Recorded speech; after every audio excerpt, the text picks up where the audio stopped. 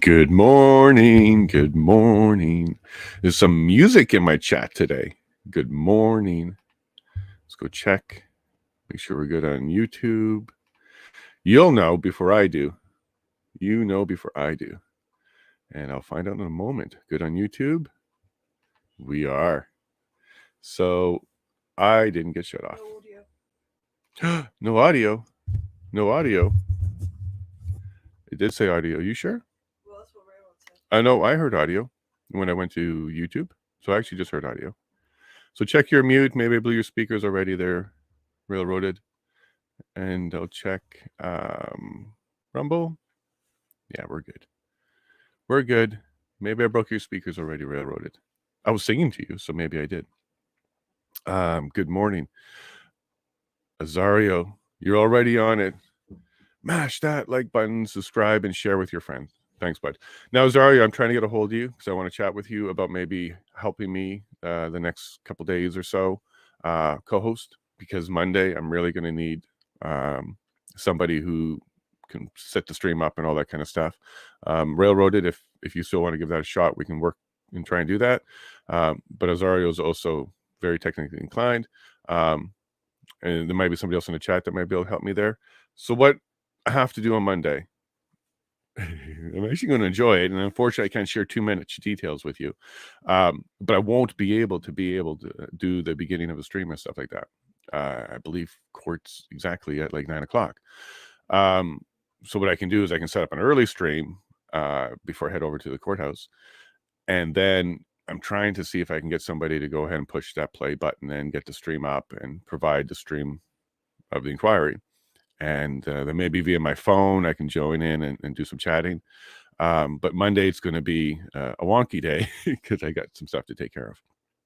And then after that, we're going to be, I believe, right back to normal, where I'll be able to do the full stream myself, but I'll be on the road for it. So Azario, if you're out there, if you hear this and you want to give a hand, I can give you access to the studio. You'll be able to quickly figure out how to, share screens and do that. I'm sure it will be a piece of cake. And then you can help out with that part of the stream. Railroaded, we can also try and do some more training on that, because it's great to have multiple options for that. So that no one person's obligated. But yeah, if you're around Railroaded, maybe we'll look at that again.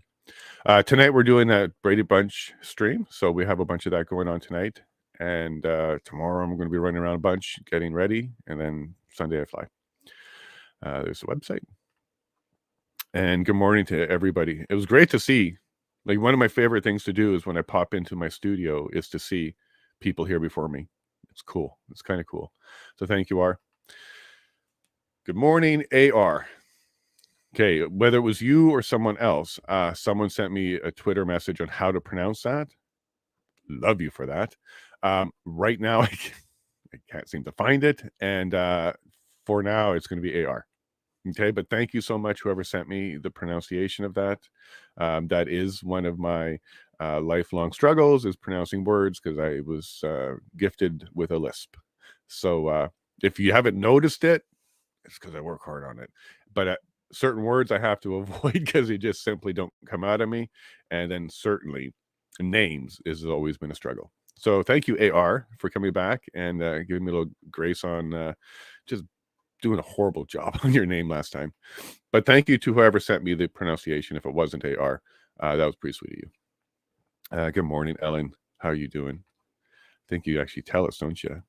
And Azario, yeah, if you get the message, hit me up. I'm looking to see if I can get you to do that streaming.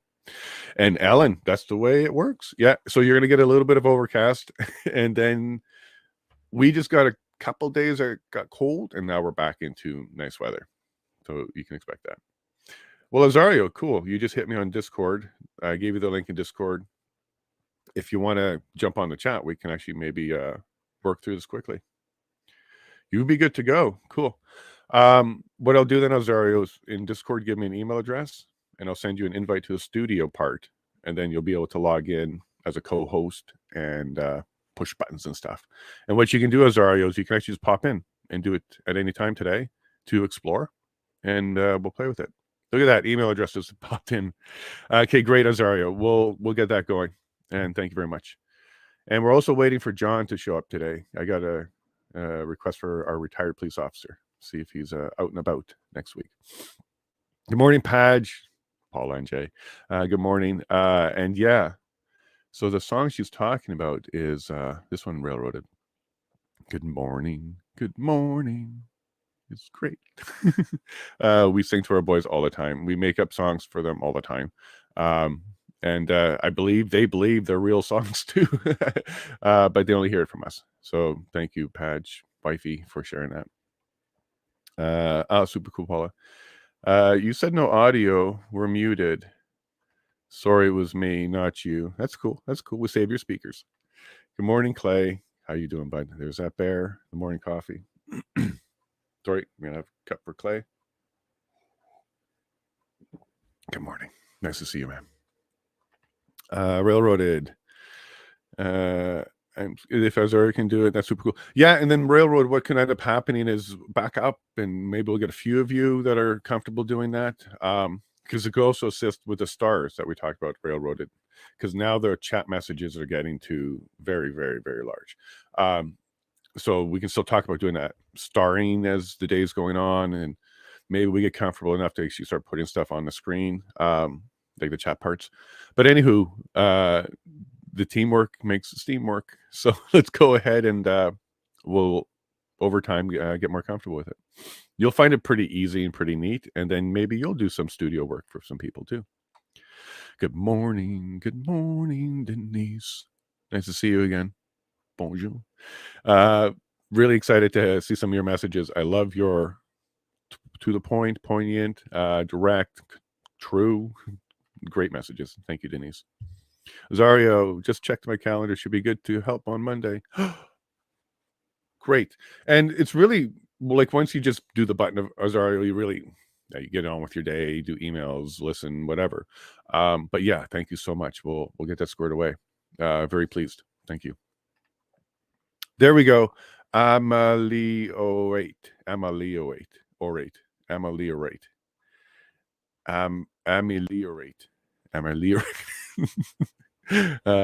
I still probably can't do it. Thank you so much for trying. Ameliorate. Maybe I'm there. Ameliorate. There you go. Ameliorate. Ameliorate. I think it's close enough to we'll stick with AR. I'm not super comfortable. Ellen, Clay, Denise, and Ameliorate. Good morning. How's the weather? Well, we know that Ellen's good because we sent her the sunny skies are railroaded. But yeah, how's everybody else doing? No worries. Yeah, it's an effort. I'm trying. Thank you, you rock. And yeah, speaking of Azario, here you are, bud. Good morning. And then Ellen, LOL, AR. I like the mealy. I like the mealy because it's like worms, man. -4 and berry. There you go, Denise. Sorry about that. Ameliorate. Is that closer? Ameliorate. Hey, Azario, you're on the screen if your mute is good. Ellen did it better. Yeah, I wasn't expecting to jump into chat right away, but you know. Oh, no good. No, we're just kind of winging it. Yeah, and if you need some time, go ahead. I do have a day job, so yeah. No, and I don't want to interfere with that or out it or anything like that. Yeah, so I got your email address now. So what I'll do is I'll send you the invite to the studio thing. It's called StreamYard. Yeah. And you'll log in, you'll have a display panel that says, scheduled stuff. You'll go into studio. And it's really you're just going to be sharing a screen and making sure it's full screen and that kind of thing. Okay. Yeah, that's awesome that you're saying yes to that because I was wondering how am I going to juggle that? The start time for court is the same as this. But yeah, that's amazing. How do you want to kind of connect on that? Do you want me to just give you the invite and you can poke around today? Yeah, let me poke around with it. I mean, it looks pretty straightforward from the presentation section that's here. So yeah, I'm used to doing WebEx and Zoom and Google and everything. So pretty straightforward. Well, let me do that now because we actually have 20 minutes until the stream starts. Would you want to try and do the stream for today? Just the video part, and then I also, of course, do all the chatting. Yeah. How much bandwidth does it take? I haven't looked. It's an HD stream, so 720. So not a 1080. So maybe about a meg and a half, meg 1.2, probably around there. Yeah, are you are you worried about saturating your link today? Is that why? I got 10 megs to play with up, so that should be fine. Well, this may be a good test to find out if you got the room then. Yep. Yep. Okay, cool. So let me get that link off to you. Railroaded, that means you'll be losing your access for now until I upgrade, but Railroad is cool about that. All right. And thanks, everybody. You're watching Tech Support in Action. Cool. So I want to keep the chat going because people are listening. Let me actually get back to you, Ozar, on the first break. Okay. And then what we can do is through Discord, we'll chat and we'll do it at that point. Okay. Yeah, sounds good to me. Okay. Thanks, bud. So what I'll do is I'll jump off and I'll get onto the big news of Danielle Smith firing the entire Alberta Health Services Board. Yes. No, I'm not in Alberta. That's awesome. Thanks. Yeah. Well, not yet. Maybe not yet, but Yeah. cool. Okay, bud. We'll connect on Discord. Okay. Catch you later. Cheers, man. Thank you. Isn't that amazing? How does this Canada universe stuff work? Railroaded. We've got an amazing group in our chat. Amazing people that keep coming around. Even the Ameliorate is here. Ameliorate. Great to see you all. So I'm very stoked. Thank you, Azario. That's very, very kind of you. And I do understand the bandwidth restraints during the day, and work comes first, of course. But I think it will work. It will work for you. We may not be taking up too much for you, but thank you. We'll try that. Ding ding. So I got it. Ameliorate. Ameliorate. Okay. It might stick. Yay. Brainbow Books. Who's playing today? Hey, yeah. Good point, Brainbow. They added a witness overnight. Okay, overnight they added a witness, and they didn't add another person in the list, like a spot in the list. They added a witness to an existing witness that was going to be solo. So now there's a panel. So there's a panel first thing this morning. Originally, it was just Jacqueline.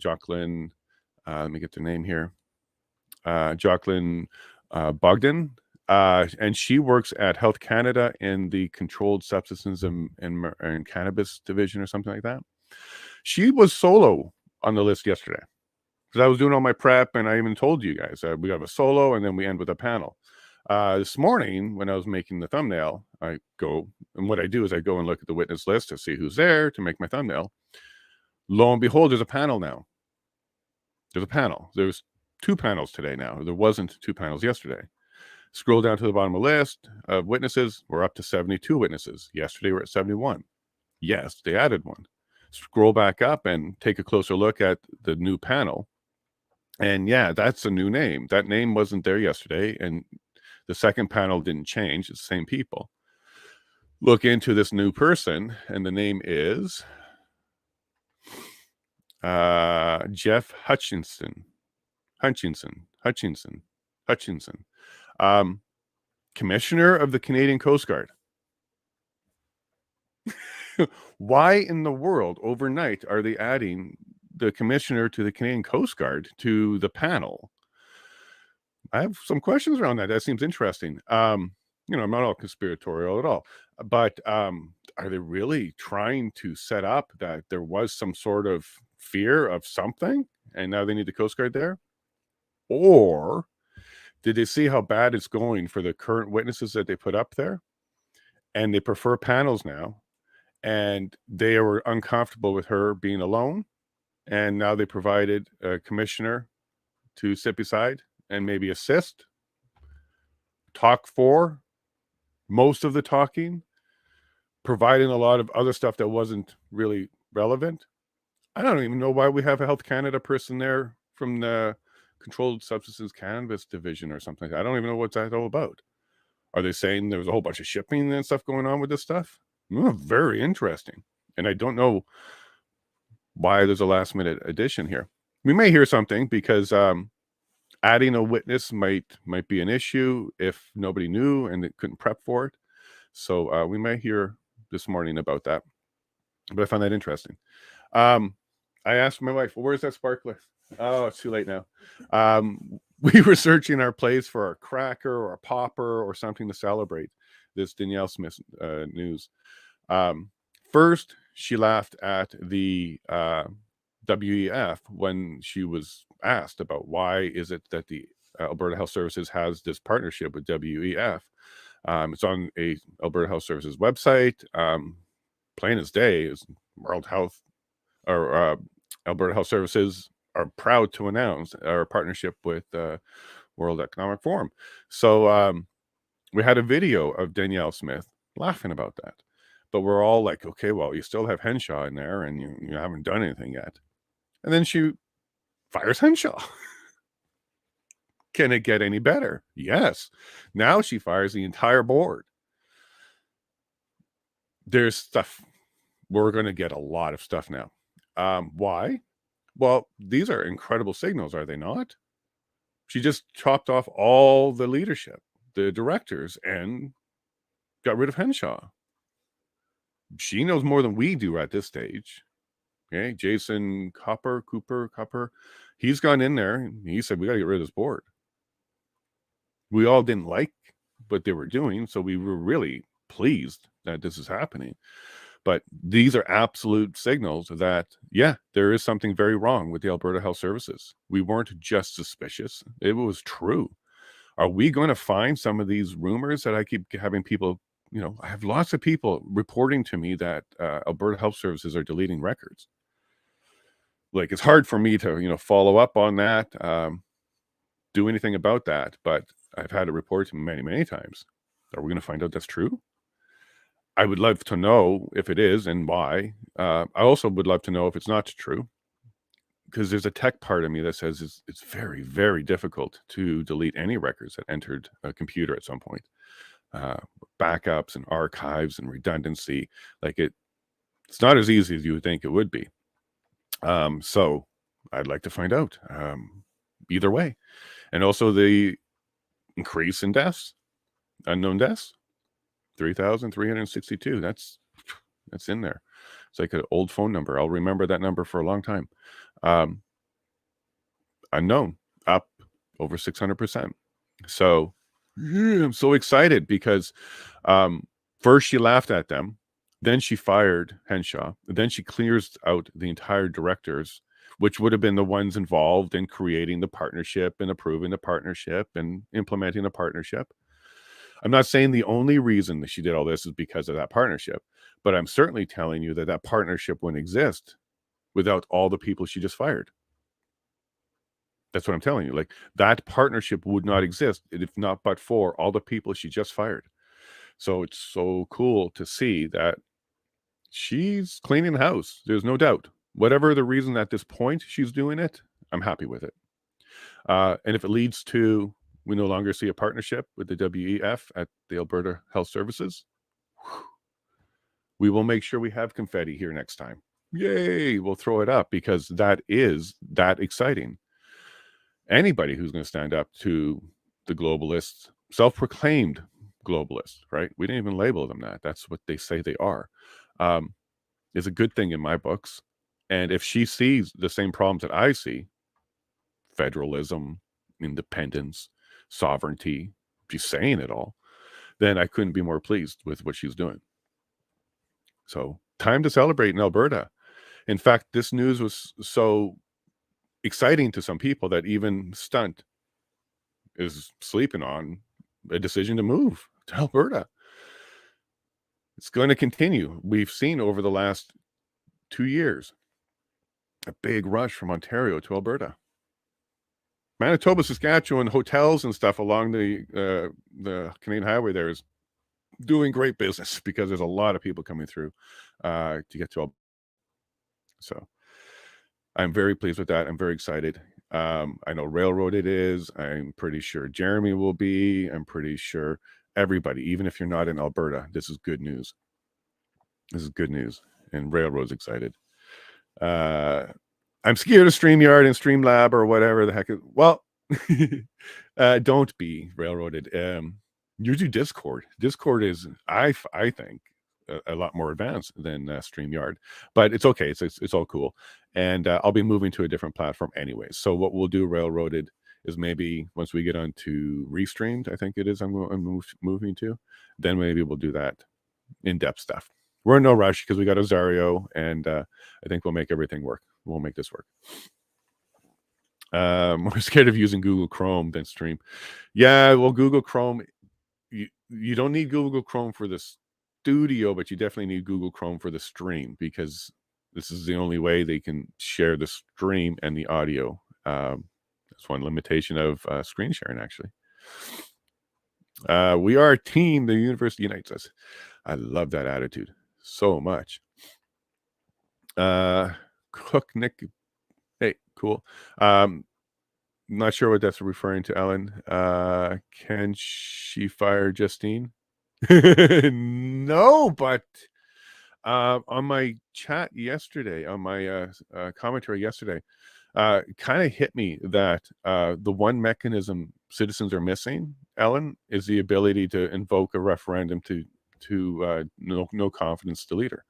I believe California has that. Like, if you get enough signatures on a petition, you can initiate a recall, right?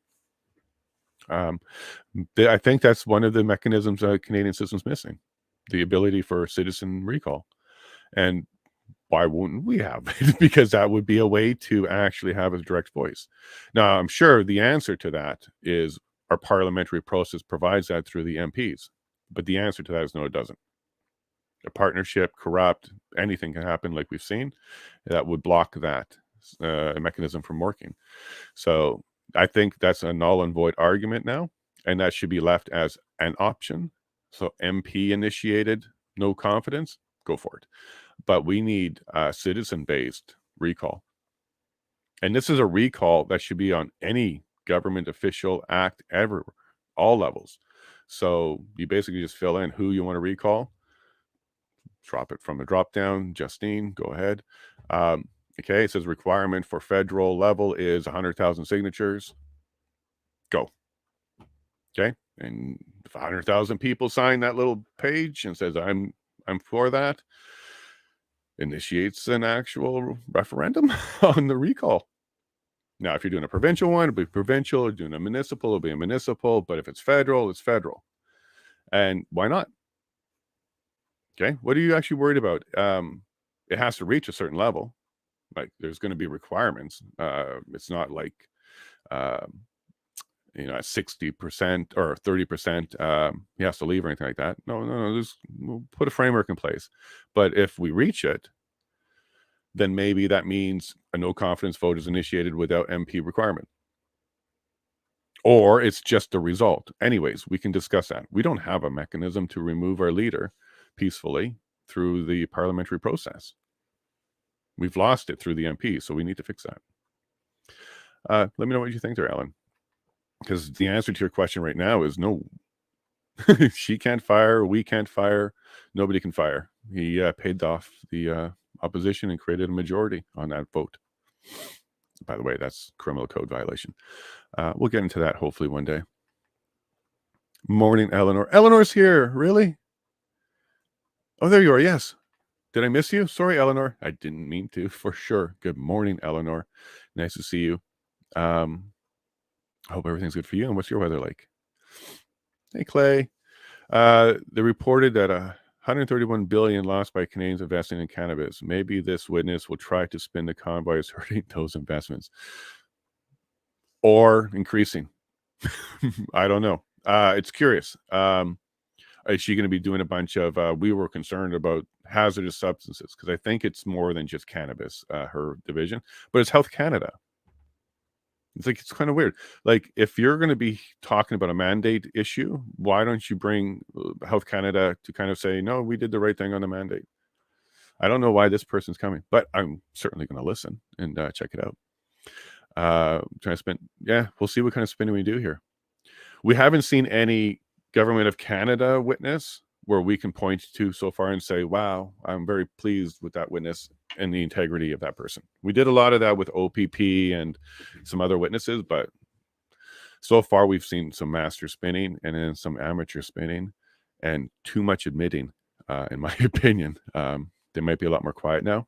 And it could also be why we have this second addition to the panel today, to spread the load or maybe to dominate the conversation or something. But the Coast Guard and Health Canada Cannabis Department is joining us today. Is she firing him, take control of the province and pushing the feds as far as she can go? In that route, railroaded, and I think this is certainly excellent steps in that direction. My tweet about this, or might have been my insider message. Yeah, my insider message was, this is just a first step. Alberta now needs to show the rest of Canada what a free province looks like. Cleaning house is a darn good start. Morning, y'all. Hey, stunt buddy. Good morning. Have you looked at a Tango Zero Charlie postal code change? Tango Zero Charlie would be the Yellowhead region. I hope you had a good night there, bud. And that auction's coming up. So you got some, hey, first world problems. Stunt. When you think about it, the fact that this is something you got to work through, God bless you. It's a good thing to have. Maybe you can send a bit of that our way along with the weather. Albertans. Ellen, it's coming. It's coming. And Ellen, are you in Ontario? Because if so, it is headed your way. It is. Morning stunt. Denise, I have pressed the like button 3 times. YouTube playing games. Yay. Like, is that one of those proud but it's too bad things? And Twitter's really been acting up the last few days now.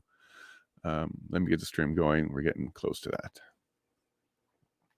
Sorry about that, Denise, but thanks for reporting. Also, make sure you're still subscribed and liked and all that stuff. While you're doing the like now, you have a problem with that, but make sure the subscribe is still going. Okay, there we go, folks. We got the stream going. And what we might do, Azario, is we have Chris doing a presentation for the lunch break. So I might take down the stream, and then behind the scenes, you'll pop in and play around and add the stream from your end. But we might sneak that through the lunch hour. Hey, good morning, Dave. Welcome back. Hi, all. Anyone on today telling any truth? Yeah, so we went through this. We got a weird witness added. The commissioner for the Canadian Coast Guard was added overnight. He just sailed in on his boat and just kind of showed up in Ottawa. So he's part of a panel now. So we're going to have a 2-person panel this morning when we're expecting one. And the person, Dave, that we're expecting, she works for Health Canada. And it looks like the Controlled Substances Division, cannabis. Haha, doubtful. Doubtful what stunt, but it's all good. Whatever sounds good, we can give it a go then. Okay, so our Zario lunch, we'll figure that out. We'll have Chris. We'll kind of put him a bit on the spot and say, hey, next 10 minutes are yours. Go for it, buddy. Make sure I can go there with my low tech stuff. Denise, I'm sorry that YouTube's playing up with you. Burr, my wood stove hasn't received a stoking since midnight. Yeah, we're going to start our wood stove too. Get that going for the winter now. Son, please get some wood in there. Yeah, stay warm, buddy. Take care of those limbs of yours. Heal. Go stoke, Ellen says. I'm lucky. My husband does the outdoor wood boiler before heading to work. Oh, that's cool that you have an outdoor wood boiler. That's really cool. We looked into that. That's very cool, Ellen. Morning Stein from Clay. Morning, Ellen. Clay is just handing out all the love this morning. Morning, Dave. Morning, everyone. Hey, Rayo, we didn't do the good morning, Yellowhead or Honk Army. And yeah, we'll be having the Yellowhead Yacht Club tonight. I think we'll call it that. We'll work on that during the first break. Get that stream ready to go. Morning, everyone. Yeah, Eleanor, that's the best part of this chat now. So many people here that you actually have to give the catch-all. And good morning, Phyllis. Nice to see you. Just in time. Looks like we're ready to go here. Maybe a little bit early. But there's our favorite commission counselor. He's about to sit down. He really rocked them yesterday. And you can see on the left, in the front here, that's Commission Council's table. Over on the right, in the front, is Government of Canada. And then behind Government of Canada is various lawyers. Paul Chump's group used to be right there, but it looks like some other people. Brendan's usually to the right of them. And then over here, we have the, that looks like the Ottawa Police. David, yeah, and a few other people. Hey, Dave. Hey, Phyllis, good morning. Or Phil, sorry. Good morning, Phil. Good morning, Phil. Welcome back. Rosario. The government, or GCG, was impacted by the lack of drug trafficking in February. Some of the protesters must have been smuggled. Oh, the Canadian Coast Guard. Canadian Guard Coast. Anyways, I think that's what you were referring to. Yeah, it will be interesting to see what's going on here. Two weird witnesses for the actual narrative. Not sure why they're so relevant and they're here, but here comes our commissioner. Mask off with pride. Enjoy.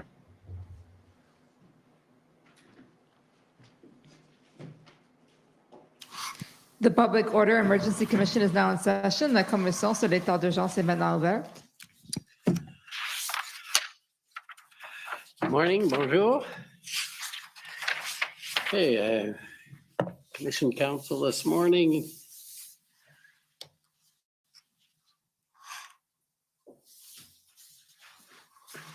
Good morning, Mr. Commissioner. Shantona Chaudhary, Commission Council. I'd like to call Ms. Jacqueline Bogden and Mr. Jeffery Hutchinson to the stand.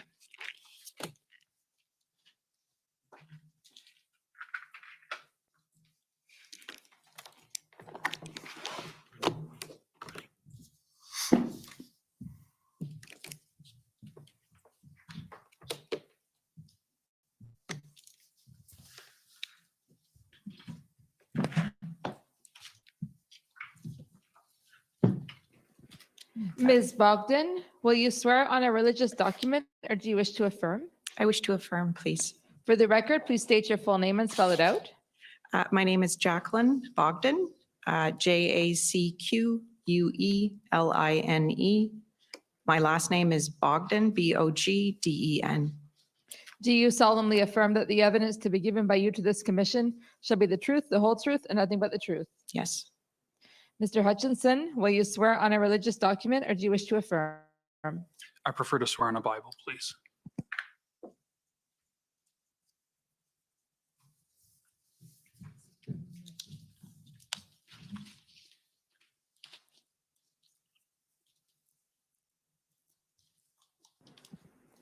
For the record, please state your full name and spell it out. Jeffery Hutchinson. Pardon me, I'll get closer to the microphone. Jeffery Hutchinson, Jeffery. Surname Hutchinson. Do you swear that the evidence to be given by you to this commission shall be the truth, the whole truth, and nothing but the truth, so help you God? I so swear. Thank you.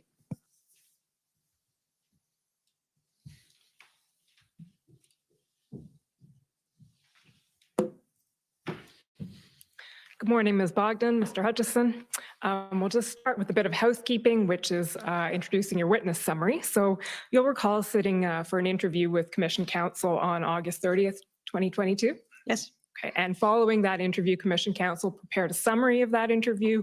You've reviewed that summary? Yes. And you can confirm that it's accurate to the best of your knowledge and belief? Yes. Okay. So for the record, that's WTS 6072. No need to call it up right now, Mr. Clerk.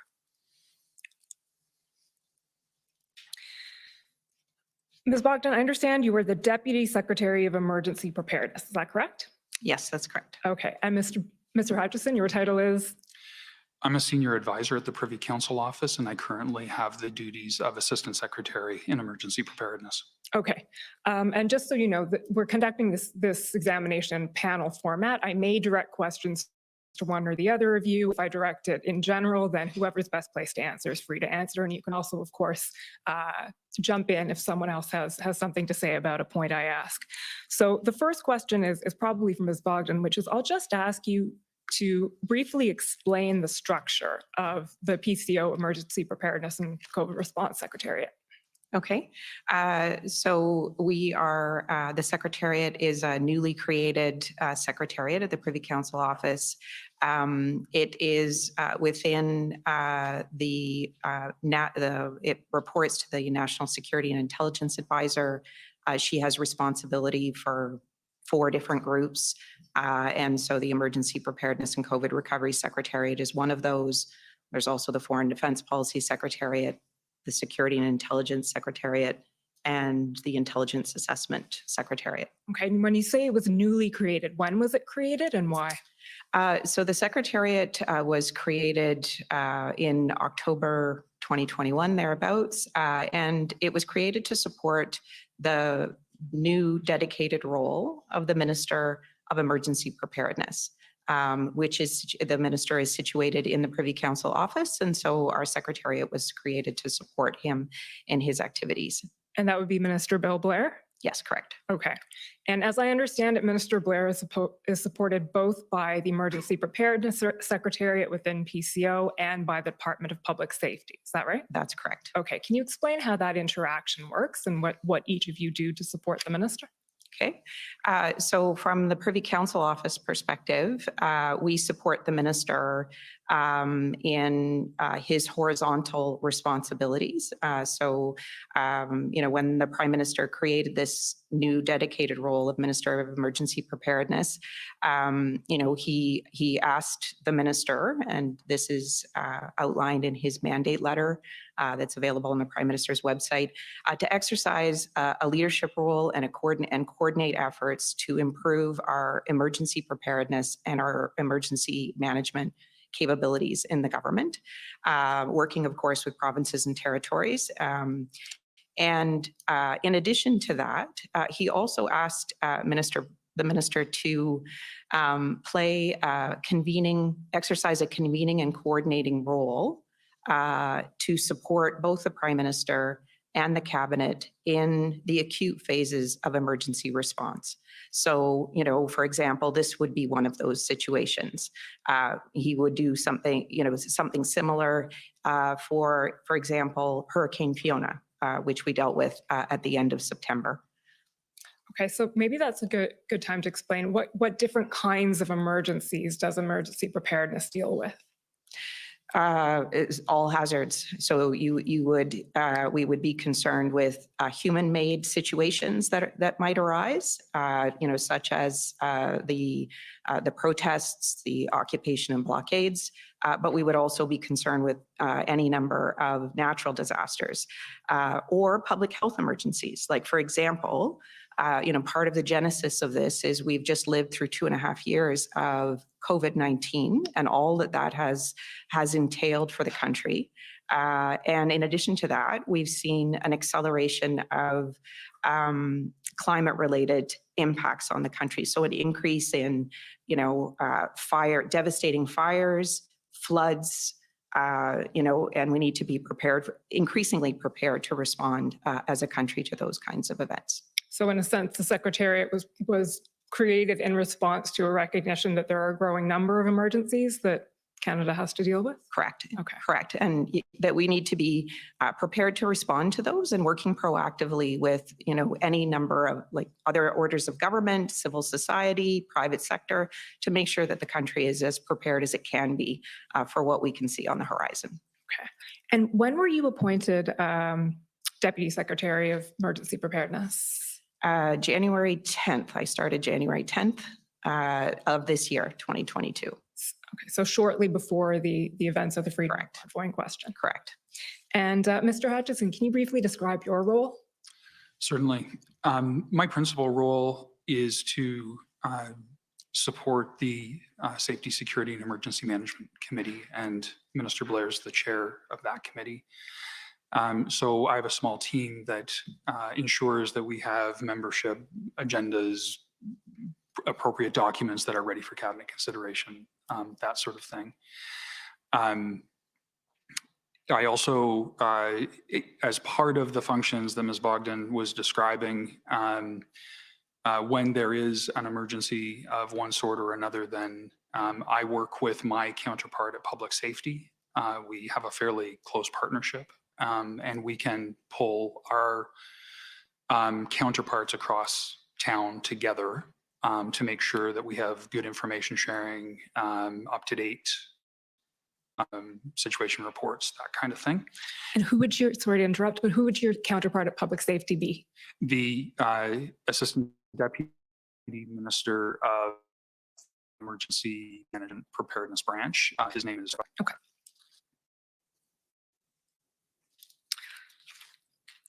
Okay, the next thing I'll ask you to do is briefly explain the role of emergency preparedness in responding to requests for assistance. So can you tell us what a request for assistance is? Request for federal assistance, RFA is the acronym, and the process by which it's reviewed. That question's for me. Sorry. There's a framework whereby provinces can make a request for federal assistance in certain circumstances where they just need help in managing an emergency. And you see that in different situations. So after Hurricane Fiona, for example, you saw the military deployed for sandbagging and logistics and things like that. That's generally done under an RFA. Our role in that tends to be kind of at the level of coordination. It's actually our partners at public safety that really manage the core of that process. So a request comes in normally with some advance warning. There's often discussion with the province beforehand as to what's being sought, why, whether all available resources have been considered and utilized in the province. We're usually aware that it's come in. As it comes in, we know it goes to public safety. There are discussions between public safety and the minister's office in terms of determining the outcome. And then in the normal course, a response in the form of a letter would normally go to the province and resources are deployed or not in accordance with the decision. Okay, thank you. That's helpful. One of the many things we're doing in this commission is attempting to sort out who does what within the federal government, and it's not always an easy answer. That's helpful. Okay. We're now going to move to the meat, essentially, of what we're going to talk about today, which is your role in convening and coordinating the federal government's response to the Freedom Convoy. And I'll just let you know, in the time that we have, given in an attempt to sort of use our time productively, given that we heard from the NSIA yesterday and we'll be hearing from the clerk and the deputy clerk this afternoon, we're going to be concentrating on the first couple of weeks. So sort of right up until the first IRG. We'll go a little bit beyond that, but that's where I anticipate we're going to be focusing our efforts this morning. Okay. I'll open it up to you to tell us essentially what role you played in coordinating the federal government response. Okay, so I guess the first part of our role, obviously PCO plays, as it does in many different situations, helps to coordinate the federal government response to any given situation. And the same would be true in this case. So what we're trying to do in coordinating that response, we'll convene departments and agencies together. We're trying to develop a common understanding, common kind of up-to-date understanding of the situation and assess that situation. We're determining, what are the actions that the federal government needs to take in response to the situation or might need to take. And the objective there is really to make sure that, we're ready to do whatever's needed. The efforts are coordinated, and ideally that the course of action is effective. So what we would have been doing in this particular case, like the Emergency Preparedness Secretariat, you would have heard, for example, from others who testified earlier this week that there was a governance structure set up at the deputy minister level. There was governance that was set up at the ADM level to facilitate that sharing of information. What we would be doing is then in the, let's say the week preceding the arrival of the demonstrations in Ottawa, helping ensure that that information that is being collected is flowing to, for example, staff of the Office of the Minister of Emergency Preparedness, staff in the Prime Minister's office, so that they have visibility over this, something that is on the horizon that is happening. What information do we know? What do we not know? What action are we taking? And they have confidence that, the federal government across departments and agencies is doing what it should do in response to this kind of situation. Okay, so when we spoke in your interview, you identified as January 30th as sort of the day that it became clear to you that the convoy wasn't going anywhere fast and there would have to be some coordination. I won't say response at that point necessarily, but some coordination of what the federal government was going to do about this at this point. So can you walk us through that first week of the protests and how that unfolded? Okay, so maybe if you'll permit me, so in that week, I think our efforts really began in seriousness in the week in advance of the arrival of the demonstrations, right? So the briefing that I was mentioning for, the Office of the Minister of Emergency Preparedness, the Prime Minister's office, we were also, as we got closer to the weekend, thinking about making sure that ministers also had a collective and common understanding of, what we knew about the weekend. And so we would have started having joint briefings of ministers the Thursday before the arrival of the convoy. And again, we're just making sure that they have a common understanding of the situation. The other thing that we're doing is we're thinking a little bit about making sure that we're prepared in the event that things don't go as planned that weekend, right? This is a scenario that has been billed as a peaceful protest, a slow roll that will go through the nation's capital, and there's a series of activities on the Hill and in the park, a prayer service, and that those things will happen as intended. But in the back of our mind, we are also thinking about, what if things don't go as planned? There's a lot about this situation that we don't know. It isn't like Canada Day, where law enforcement has, it happens on the same day every year. There are weeks to prepare. We don't have perfect information about the situation as it's developing. We don't have fidelity, for example, on how many trucks, how many individuals. So we're thinking about that. And when you have large groups of people get together, you always need to be foreseeing the possibility that intentionally or otherwise, it could lead to violence and loss of life. And so we're thinking about how do we make sure that the government would be ready and we could bring ministers together if something unfortunate happened over the weekend. And it wasn't a theoretical possibility. Like some of the statements that were being made in the lead up to that weekend, references to the January 6th attack on Capitol Hill. I think the Federal Public Service was well aware of the actual threat of lone actors that could take advantage of the situation. So that's kind of what's going through our mind. On one hand, making sure that everybody understands what's happening. We hope everything is going to go as planned, but we also need to be prepared if things don't transpire as they're presented.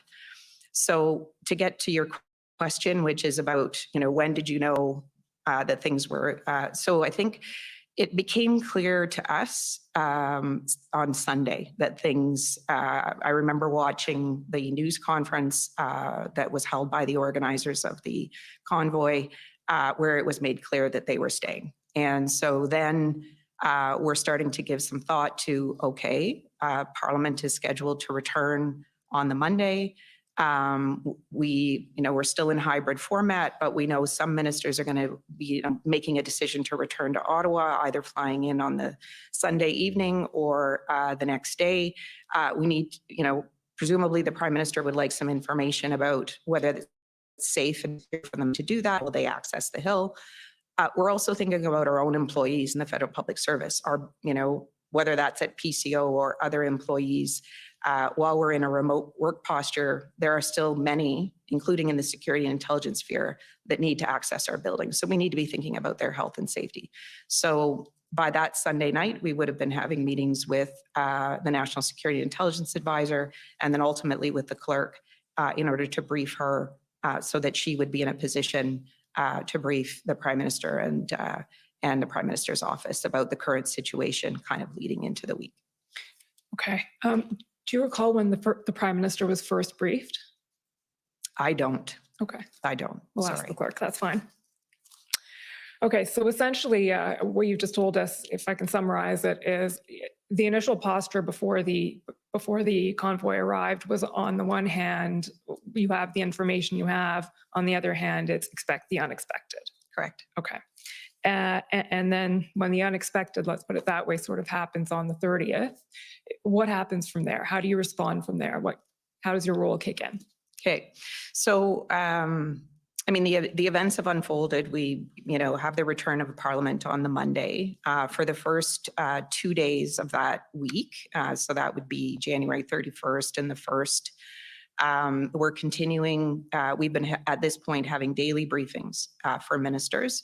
And those briefings consist of just so that listeners and the commissioner understand what we would do with these briefings every day. We would have the commissioner of the RCMP, we would have the director of the Canadian Security and Intelligence Service, and at a certain point, or we would have had the deputy minister of public safety and a few others providing real-time live updates of the situation as it's developing. And at this point, we have a situation not just in Ottawa, we also have a situation in Coutts, which is developing. And so, we have 2 different situations to be alive to. So we're keeping ministers apprised. By midweek, we have these 2 situations, midweek, which would be February 31st, 1st, 2nd. Second, probably? Yeah. But I'll just stop you there Okay. with one question. Which ministers would it have? Which ministers? At this point, we would have Minister Blair, Minister Mendicino, Minister LeBlanc, who is the Minister of Intergovernmental Affairs, Minister Algabra, who is the Minister of Transportation. I believe those 4 ministers at this point in time. Okay.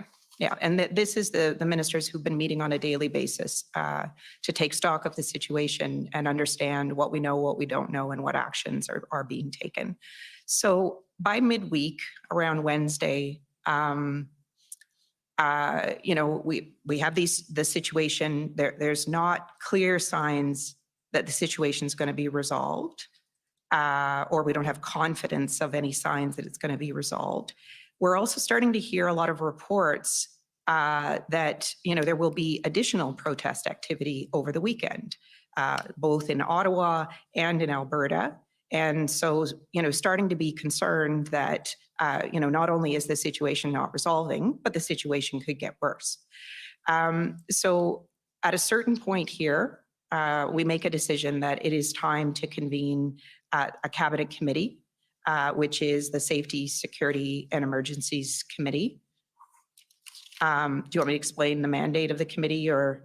I will. I'm just Okay. going to ask the clerk to pull up Okay. the minutes from that first SSE meeting, which is ssm.nsc.can 50292.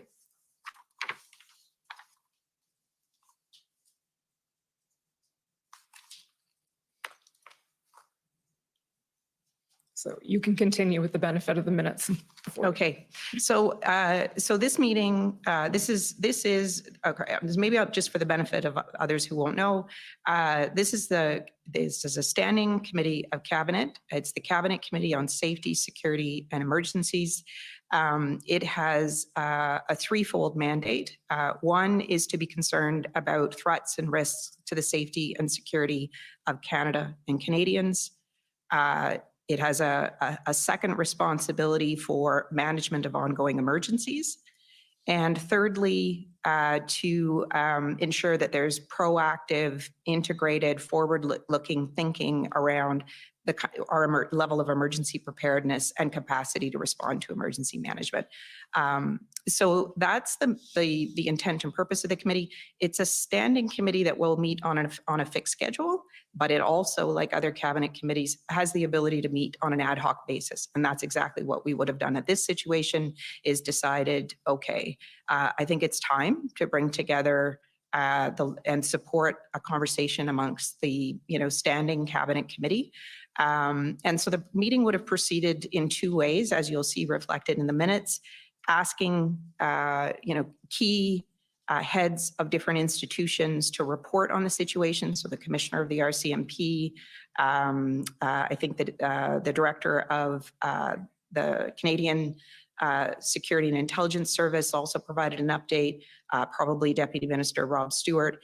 And the idea there, just like the ministerial briefings, is to give everybody a common understanding of this situation, how it's evolving, what we know, what we don't know. And then the second part of the discussion is to start to talk about a little bit more about what more the federal government might want to do to try to support the resolution of this situation. So you will see, I think in the minutes, there is a placemat that, puts together a quick snapshot of some different range of options that the government could consider. And it wasn't perfect, but it was there to kind of stimulate conversation on the range of options within federal jurisdiction of things that ministers and departments might be able to think about. Okay, Mr. Clerk, can you just scroll down to page 8, I believe? Is this the placemat you were talking about? Yeah. Okay, so can you just walk us through, obviously not all of it, but the general ideas that are expressed? And yeah, sure. So, like I said, you're thinking about all of the things that are in area of federal responsibility. So you're thinking about what authorities do you have, what influence do you have, what resources do you have, what are the kinds of things that you could do. So you see on the left-hand side of this document, the convening and engagement the convening and engagement sort of influence that the government could bring to bear. So, for example, is there more that we should be doing with provinces and provinces and territories that we're not already doing? And that could be, ministers at this point had already been doing some engagement. Should there be more? Should we be thinking about a call between the Prime Minister and premiers or anything? Just thinking about all of those things. Engagement, with the City of Ottawa directly. Should we be doing more? And, what form should that take? Making sure that we're determining whether additional assistance should be provided to the Ottawa Police Service, right? In terms of sort of increasing their ability to respond to this situation. so that I think falls under policing agreements. What agreements are in place between the OPP and the OPS? What agreements are in place with RCMP and OPS? So would it be correct to say that that reflects the federal government sort of attempting to sort out, or the committee rather, sorting out what the jurisdictional issues are there? I don't know if it's attempting to sort out the jurisdiction, because I think jurisdiction is clear. Okay. In my mind, like what we're trying to do there is to ask ourselves, what support does the city need? What support does, the Ottawa Police Service need? And how can we be helpful? And it might be people, it might be equipment, it might be bollards. We didn't do that kind of thing at that point, but later in the, you're sort of thinking about those kinds of things. So to put it a slightly different way, what can we do within our jurisdiction? Totally, okay. Totally. To help bring this to a resolution. Okay. Is there anything else you'd like to say about this particular document, or should we move to the next? No, I think that's good. It just essentially sets out, like, there's any number of ways, right, that we can bring influence to the situation, provide direct support, being creative about it. But this was a start of a more formal conversation that we need to be thinking about supporting the resolution of what's happening. Okay. And then, so how does that lead into the next meeting of the SSC, which I believe was February 6th? Yeah. As we expected that weekend, there was an increase in protest activity. We not only saw an increase in protest activity in Ottawa and in Coutts, you saw the situation expand into BC, Manitoba now, in central Canada. We're seeing similar slow roll protests in Toronto and in Quebec City. Fortunately, those two jurisdictions learned a little bit about the experience in Ottawa and were able to manage those situations differently. And it didn't result in, what we were seeing happen in Ottawa. So we see, an increase in protest activity over that weekend.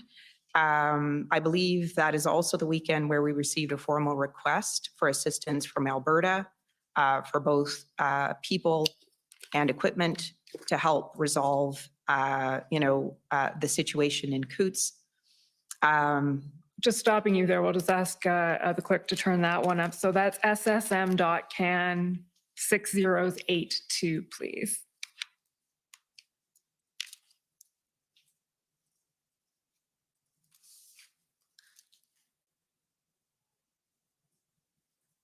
This is the request from Alberta that you were. Correct. Okay, so can you just walk us through that from your perspective and what was done with that request? Sure. So this is the request that was received from Alberta, and I think you need to scroll down to actually get to the essence of the request. Yeah.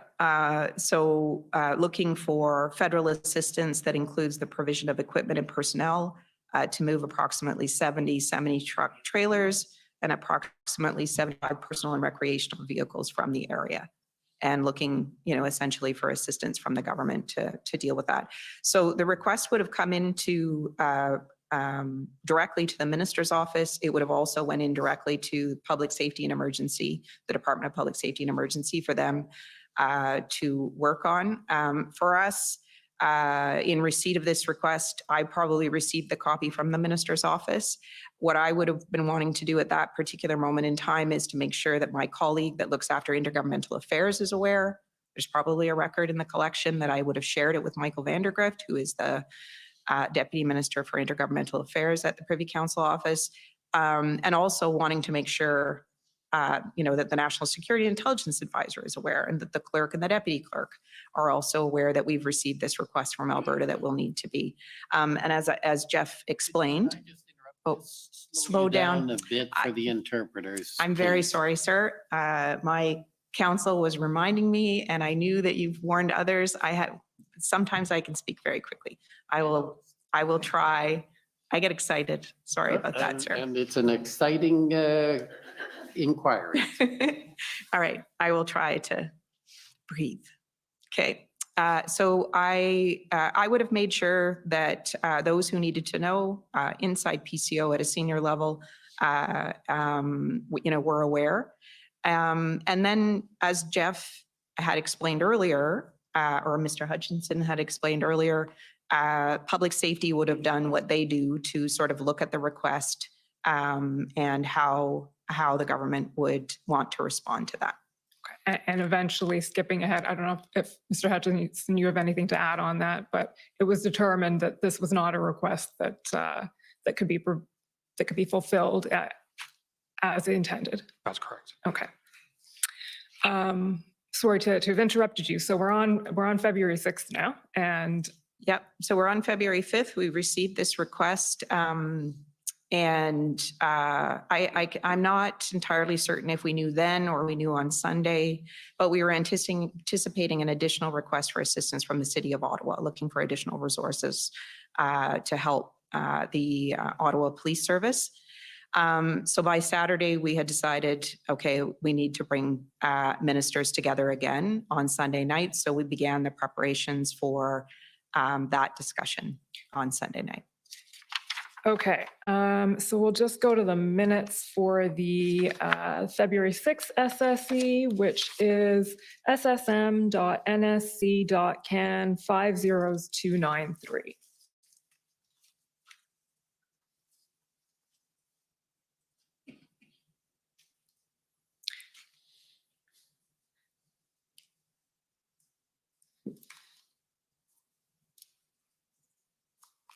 That's funny. Sorry? It says Postal Station B, but it wasn't. It was a virtual meeting. Oh, well, very good memory. Okay, so yes, can you situate us for this meeting, how it took place and what was discussed? So, this meeting was, similar to the meeting that we had on Tuesday night, in that it sort of was transacted in two ways. One was to update ministers on the situation as we knew it at that point in the afternoon, and those briefings would have been delivered as they were on the Thursday night, by the Commissioner of the RCMP, the Director of CSIS, and others, to make sure that ministers had an up-to-date situational awareness. And then there would have been a follow-up discussion about, we've seen an escalation of protest activity over the weekend. We're going into week two now of this, and what additional things, picking up from the conversation on Thursday and over the weekend, because remember, we're still briefing, the core ministers over the weekend. They were very seized with this over the weekend. What more should we consider doing heading into the week? So, as an example, one of the ideas that was talked about was, should we seek to bring together the representatives of the Ontario government with the government of Canada and Ottawa, which is what became known as the tripartite discussion or tripartite table. And so that was, one of the, that is, one example of something that would have, tangible action that would have flowed from that meeting. I would have been asked the next day to organize that meeting and get that started. Okay, so this is February 6th. So this is the day that the City of Ottawa declares a state of emergency. Correct. And was that part of the discussion at this meeting, if you recall, or was? If we knew it at that time, I can't remember the timing. I'm sorry, I didn't go back and double check the timing. This meeting was at 2:00 in the afternoon. So I don't remember that the minutes reflect that, but if we knew that at the time, it would have been something that would have been And in any discussed. event, as you said, a decision was taken that it was time to convene a trilateral. Yeah, that would have been one of the things. Yeah. Okay, so can you take us through that a little bit? You said you were tasked with setting up the next day. Sure. So I would have, sought to organize that the next day. I think the meeting would have been, maybe at 5:00 that day. So we were seeking to invite the Ontario Solicitor General and her Deputy Solicitor General, who is the head, it's Mario Di Tommaso, who you've heard testimony here at the hearings, and then the Mayor of the City of Ottawa, as well as Minister of Public Safety Mendicino and the Minister of Emergency Preparedness, Bill Blair. And you would have had a few individuals from the senior public service. So, for example, I was there. Rob Stewart, the Deputy Minister of Public Safety, would have been there. And the conversation was really, the idea here was, can we get the three orders of government together? There's a situation in Ottawa that there is no line of sight on resolution. How can we help? What more can we do to help? Okay, and so that was convened same day then, February 7th, Correct. 5 p.m. And as we know, Minister Jones did not attend that meeting. Correct. Okay. There was not representation from Ontario. Was Mr. Di Tommaso? Nope. No. Okay, so the first one was Sans Ontario. Can you tell us in general terms sort of what was discussed and what came out of that first meeting? I mean, it was a good conversation just to update on from each party. I'm sure there would have been a recollection, for example, that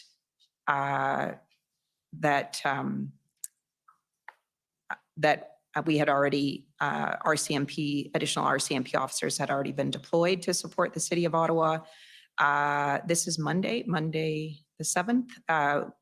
I'm sure the mayor would have indicated to the ministers that there was a request forthcoming for about 1,800 additional personnel. And he would be looking for support, and he would be looking for support and response sooner rather than later.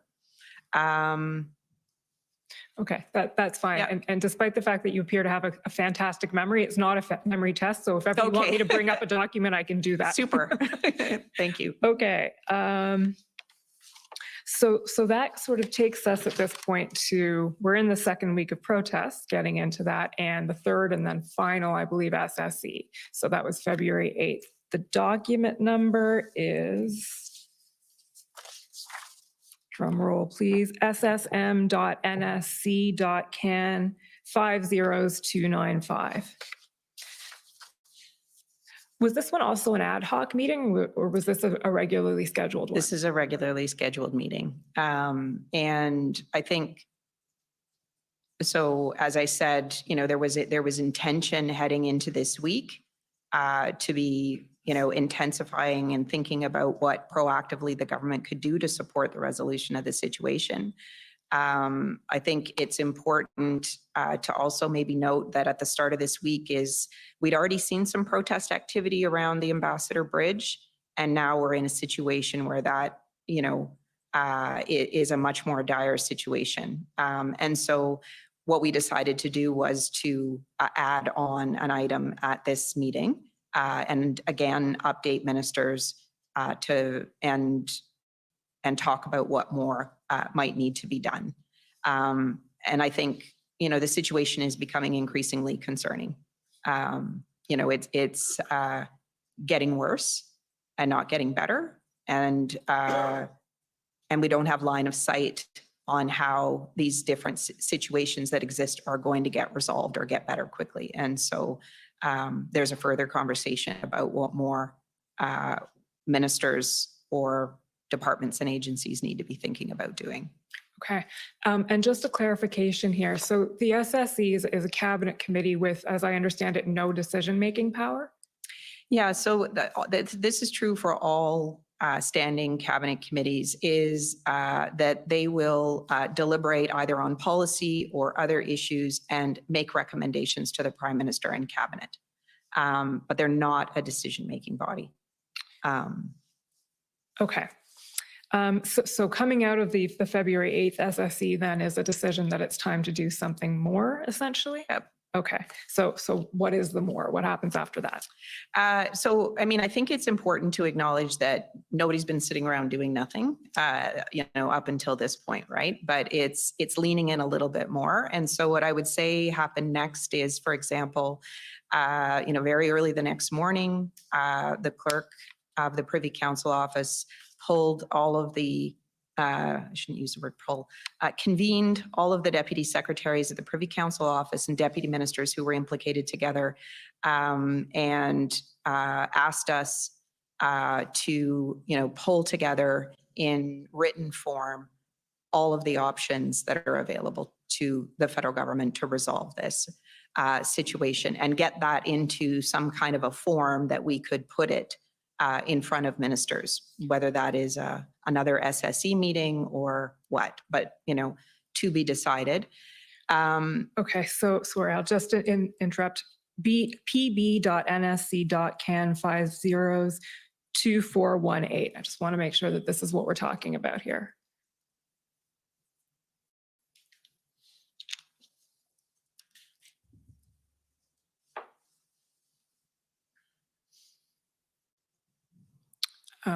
Okay, so this is an email from Mike McDonald. If you just scroll down a little bit, there's an email from you to Geneviève Binet, who is also at PCO, Mike McDonald, whom we know is the Assistant Secretary, Mr. Hutchinson is copied.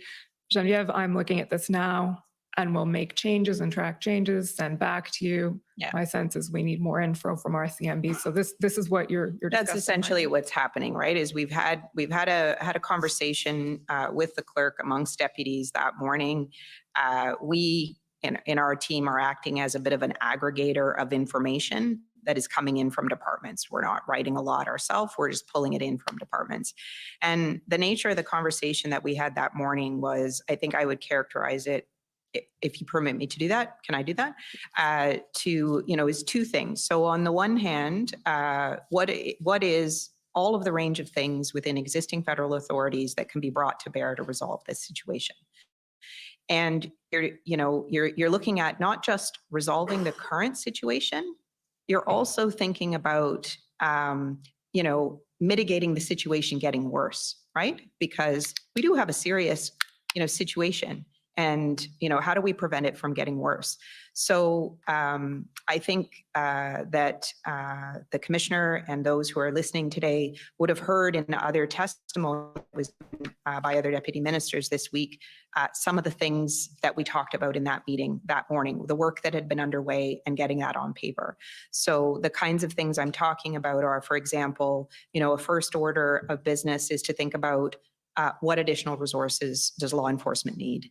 Whether that is people or it's equipment or, whatever it is that they need in order, money, what is it, in order to be able to enforce the laws and address the situations that we're seeing. Another example is engagement.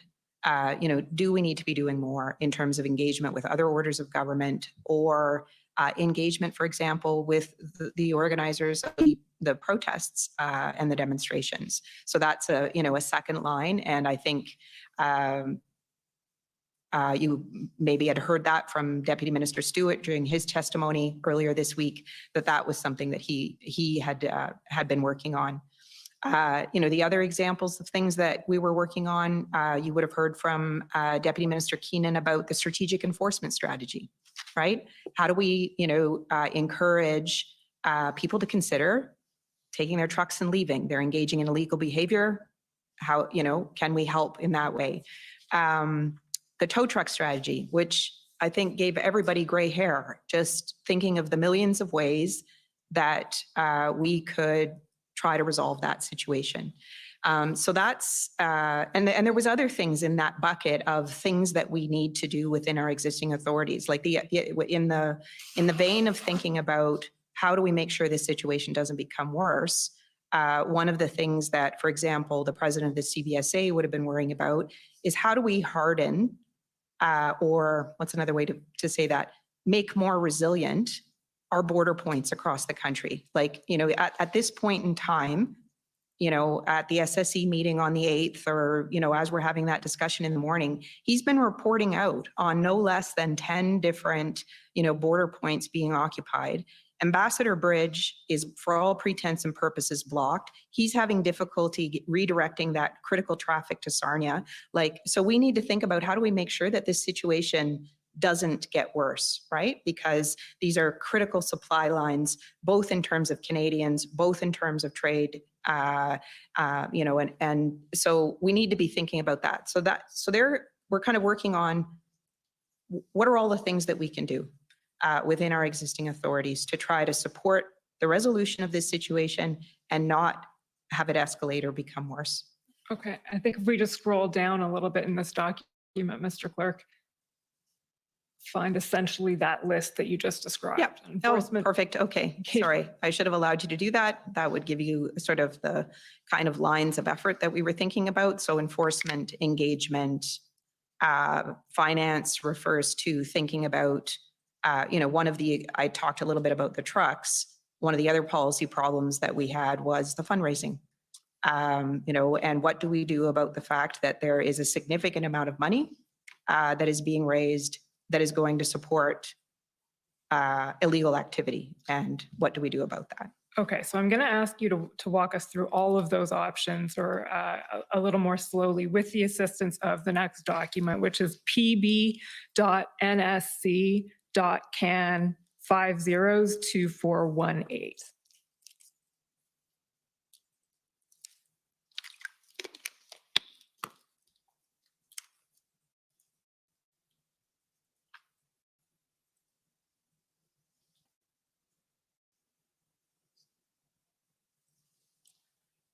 Oh, sorry, 2419.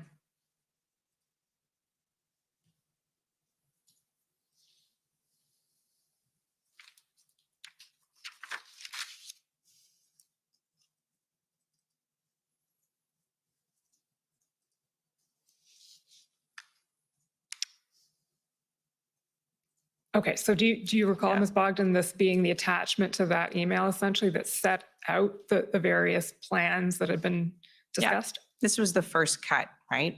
That's right. Taking information that's being provided from different organizations.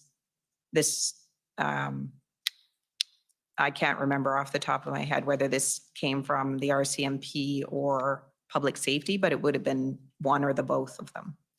Okay, so this is essentially, it's assessing the request, because at this point, the request for additional resources, I think it was 1,800, had been made. Is that right? Yeah, by this point, we are Wednesday. Yep. And so Yeah. the assessment of there we go, it's spelled out there. 1,000 regular, 600 public order, 100 investigative, 100 civilian. Yeah. And about it is the broad request at both levels of government is without specifics and is almost impossible to meet until details are worked out. Given other operational demands faced by our CMP, OPP, and other police services, there's a requirement to understand the specific resources needed and the objectives the OPS is trying to achieve prior to providing those resources. Correct. So this is the information that you would have been receiving from Commissioner Lucky and the RCMP? Yep, presumably. Yep. Okay. Yeah, and this is a request that is going to both levels of government, right? And I think both both the RCMP and the OPP would be asking themselves the same questions, right? Like, what's the order of magnitude of the people that you need? And what is the plan that you're putting those people against, right? Because I remember that quite distinctly at a number of occasions. The commissioner making that clear is that it isn't just about the number of people, it's what are the duties, like what is the capabilities that you need, what will you be asking them to do, and you need fidelity on that plan, both for their safety and to make sure that you have enough individuals to be able to prosecute on that. And I remember when this came in, right, it was a big ask, and it was a big ask for a lot of different kinds of needs and services, like including everything from media relations help and things like that. Like, we were asking ourselves, okay, could we do a call out, find individuals within the federal public service to lend them? Like, is there a way we can help? Like, that was really the way everybody was thinking at this point in time, is like, all hands on deck. How do we help get this done, kind of thing. Okay, so I think that some of those concerns are reflected. If we just scroll down the document a bit, and then we get to strategic enforcement options, scroll down to the next page, and you can take us through what's being expressed here.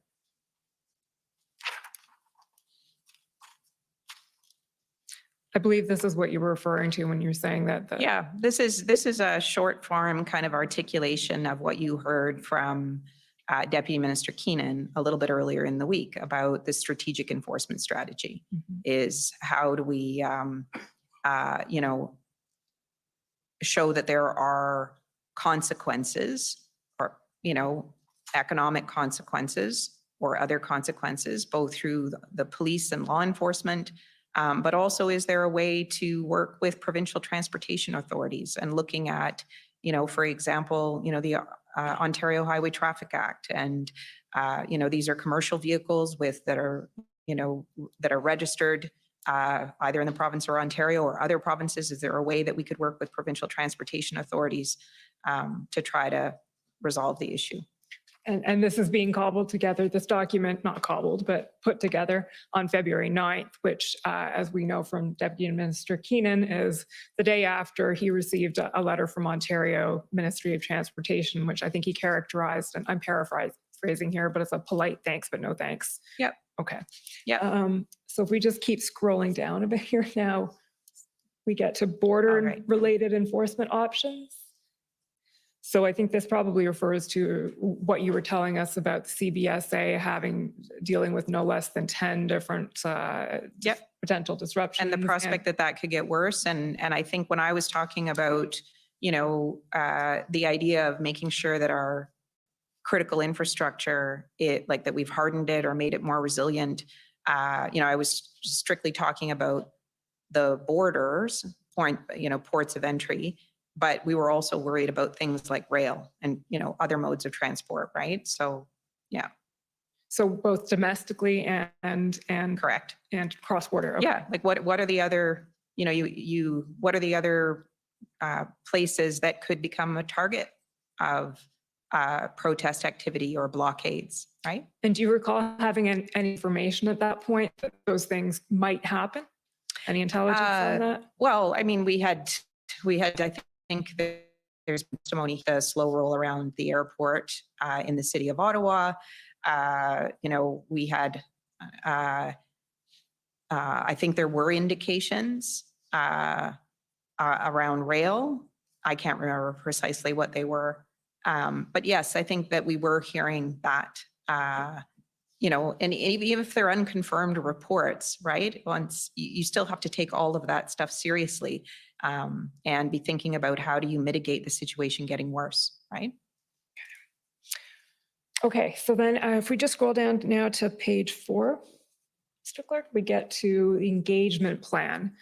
So we'll be getting into this in a little more detail a bit later, but can you walk us through a little what the idea is here with civil engagement?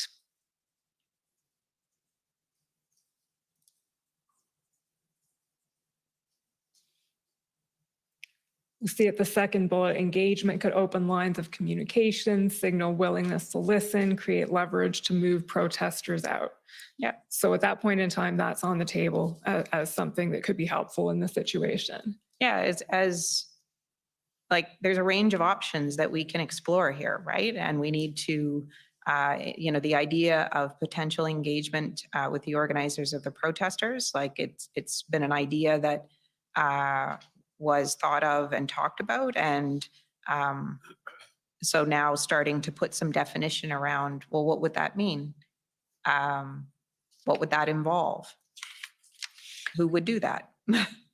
Okay, and now just scrolling down a little bit, there's one point I want to ask you about, and I don't know if this is information that you were aware of or came from you, but it says here, DM of Public Safety and NSIA are meeting with senior levels of the City of Ottawa daily. Yeah. Talks about potential expansion of engagement to include the Federation of Canadian Municipalities or other mayors, and then says the chief, and I assume that's Chief Slowly from the context here, continues to communicate publicly his view that OPS lacks resources to effectively manage the situation. This may be somewhat true, but may also be a strategic tactic and may need to be managed. Do you have any knowledge of where that information came from? No, I mean, no, I don't. The DM, the sort of bullet before about the Deputy Minister of Public Safety and NSIA are meeting with senior levels, that's factually true. Where the idea of engagement could be expanded to include the FCM, I don't know where that idea came from, whether that was from us or it came from another department. I really can't recall. But I know the idea that's behind it, right, is that we're thinking about it's not just addressing the situation as it exists today, it's preventing the situation worsening. So thinking about, you know, what we had seen with Toronto and Quebec City, right? Having learned the lessons of how to create the conditions for peaceful protest, but not allow it to turn into an occupation or a blockade. And so the idea behind that is, how do we share those lessons learned? You know, these situations are not a normal occurrence. And so, yeah, I think that's kind of the idea behind that. That's maybe speculating a little bit, but yeah, that's fine. Okay, scrolling down, it next discusses international engagement. So what's been going on between CBSA and US Customs, and then the Public Safety and the Department of Homeland Security. We're in touch and meeting following that. And then the next page discusses Ontario engagement. And at that point, I think February 8th is when the second tripartite happens as well. That's correct. Okay. Yep. And as we know, there was no representation from Ontario at the political level at that one. Correct. Okay. Or the public service level. Okay. Mr. D. Tomaso was not there either. Did not participate in that either. Okay. And then we have summarized here, and we'll get into this more next week when the ministers testify, but Minister Mendicino and Minister LeBlanc starting to reach out to Premier Ford specifically. Yep. And then we have DMIGA, so that would be Intergovernmental Affairs from PCO, Correct. Mr. Vandergrift. Correct. Speaking to his counterpart in Ontario on February 9th. So Yep. presumably this reflects some attempt on the part of the federal government to get that engagement going at a... Yeah, that's what I had mentioned earlier, is that engagement can take many forms, right? And so how can we influence and work closely with other partners to bring this to a resolution? Okay. So the next page then, please, and we'll won't spend too much time on this today because we spent a lot of time on it yesterday, but financial levers being considered, which at that point were the PCMLTFA. Yeah. I'm comforted by the fact that Mr. Sabia doesn't like that acronym either, and we can just keep going. And the second option is the Bank Act. Yeah. Okay. And then the last thing that's discussed in this document, page 9, is what's described as the federal narrative. So can you tell us a little bit, what is that? What is the federal narrative here? Um, And what's the purpose of putting this on paper? And I think it's just to help. is it a communication strategy? Is it a... Yeah, it's part of a communication strategy. I mean, in these kinds of situations, it's important to have clarity and consistency on your communications about the initiative. And I think at this point, where are we? We're the 9th. We do, like, the federal government wants to make sure that Canadians understand that on the one hand, we understand their frustration with COVID and the world that we have all had to live with up until that point. And I didn't read the narrative again before my testimony, but so it's on the one hand. You can take a minute to read it now if you want, or... Yeah, and then it talking about what is okay, so I'm not that far off. The first is sort of empathy and understanding with the frustration that everyone is feeling with the current situation. And then starting to talk a little bit about what it is that we're doing to support the jurisdictions to resolve the situation, to protect us. Oh, okay, this is the work that we've done with provinces and territories to respond to COVID. Okay, if we could keep going down, what we're now seeing is unfortunately a very real demonstration of this frustration and exhaustion. So, expressing understanding, but also making clear that illegal actions are not clear, are not the answer, right? Yeah. And so this kind of notes are kind of put together to help ministers and others, have a common, consistent message about how do we want to talk about this situation. Canadians expect to hear from their government. They want to know what they think. And I think this is an early draft of that. I think there would have been additional drafts, but. Okay, so this document then, we can take that down now. Thank you, Mr. Clerk.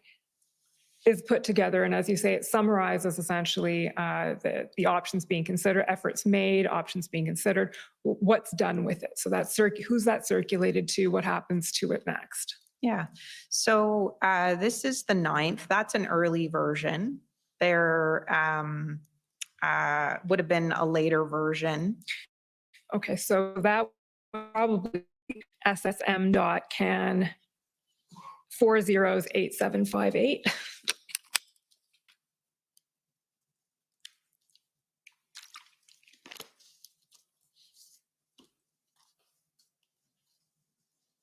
Yeah. This is the February 10th version? Yeah, and we had that this is the February 10th version because it's 3:00 in the morning by this point. That's why it's February 10th. But so, the 9th, we had that early conversation with the clerk. People have been working really hard. They're feeding us information and we're trying to package it into some kind of form that kind of makes sense, right? Or that could help whether it's the, senior leadership in the PCO have, briefings or discussions either with the Prime Minister or the Prime Minister's office, but just, the clerk had asked us to get these ideas together on paper, pull it in from departments and get it on paper. Yeah, and knowing that, the part of our job in the public service is to put together options and advice for ministers to consider what to do. Okay, Mr. Clerk, can you just pull up now ssm.can408757.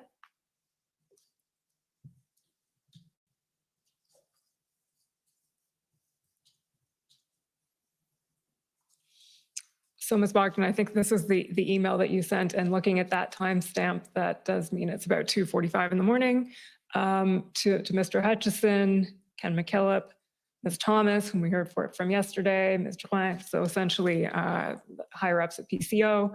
And do you want to walk us through your thinking in this email, what you're conveying about what your efforts have been in putting this together? Okay. So at the top of the email, here I'm just, the document that you had projected earlier was an earlier version, right? Like a first cut. And here I'm just saying to them, so we've done the best we can to not just take the input from the departments, but try to put it together in a way that that might be thoughtful. I think, with the emphasis on enforcement, both in Ottawa and Windsor, and I've kind of put it into, plan A is provide resources, whatever's needed to help resolve. And, if that's not successful, what else do we need to be thinking about? And that's always the world we're in, is what can we do within existing resources? And when that doesn't work, or the situation escalates or deteriorates, however you want to characterize it, you need to be thinking about what is plan B. What other, you can call it plan B or you could call it track 2, but you need to be thinking about what other options that you might need to be thinking about. And again, I'll just say this is part of what we need to do in government, is to be thinking ahead, to make sure that we're ready if the government looks to us and says, what are our options? How can we proceed? We've actually done the homework and we've pulled that information together. We don't wait until we're asked. Okay, so I think you've foreshadowed what I was going to ask, which is plan A here and plan B is what eventually then becomes known as track 1 and track 2 in the IRG tracker? Yeah. Okay, track 1 being, as you said, what can we do with existing authorities, and plan B or track 2 being what other authorities might be of assistance, whether that is the Emergencies Act or some other type of new legislation or amendment or something. Okay. Yeah. Just a couple more questions on this.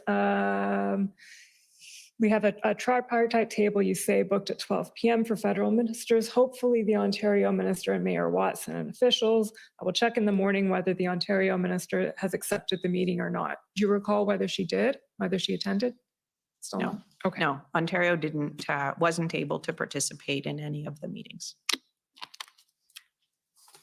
Okay, so this email goes out, and where do things go from there? So the next morning, I believe that the clerk had a conversation with the Prime Minister, and there was a decision taken to convene the incident response group. So that is another cabinet committee. This is its express purpose and is to be called in a crisis or national emergency of some kind. And it includes the Prime Minister, and it will include the sort of most implicated ministers who need to be there to help provide information and advice. So a decision was taken that morning to bring together the incident response group. And the only other thing I would say about that is that cabinet committee is a decision-making body, so it can make decisions. Yeah. Okay, and is that because the Prime Minister, as a matter of procedure, it is a decision-making body because the Prime Minister is there? Okay. Yes. Well, I think we'll be hearing a lot more about the IRGs from the clerk and the deputy clerk this afternoon, so we won't go too much further into that. One thing that I'm hoping you can help us with, and that's actually addressed more to Mr. Hutchinson probably, it's actually to both of you, but is we referred to it before, but the engagement proposal that Mr. Stewart ended up preparing. So, Mr. Clerk, if I can ask you to pull up ssm.can 408759.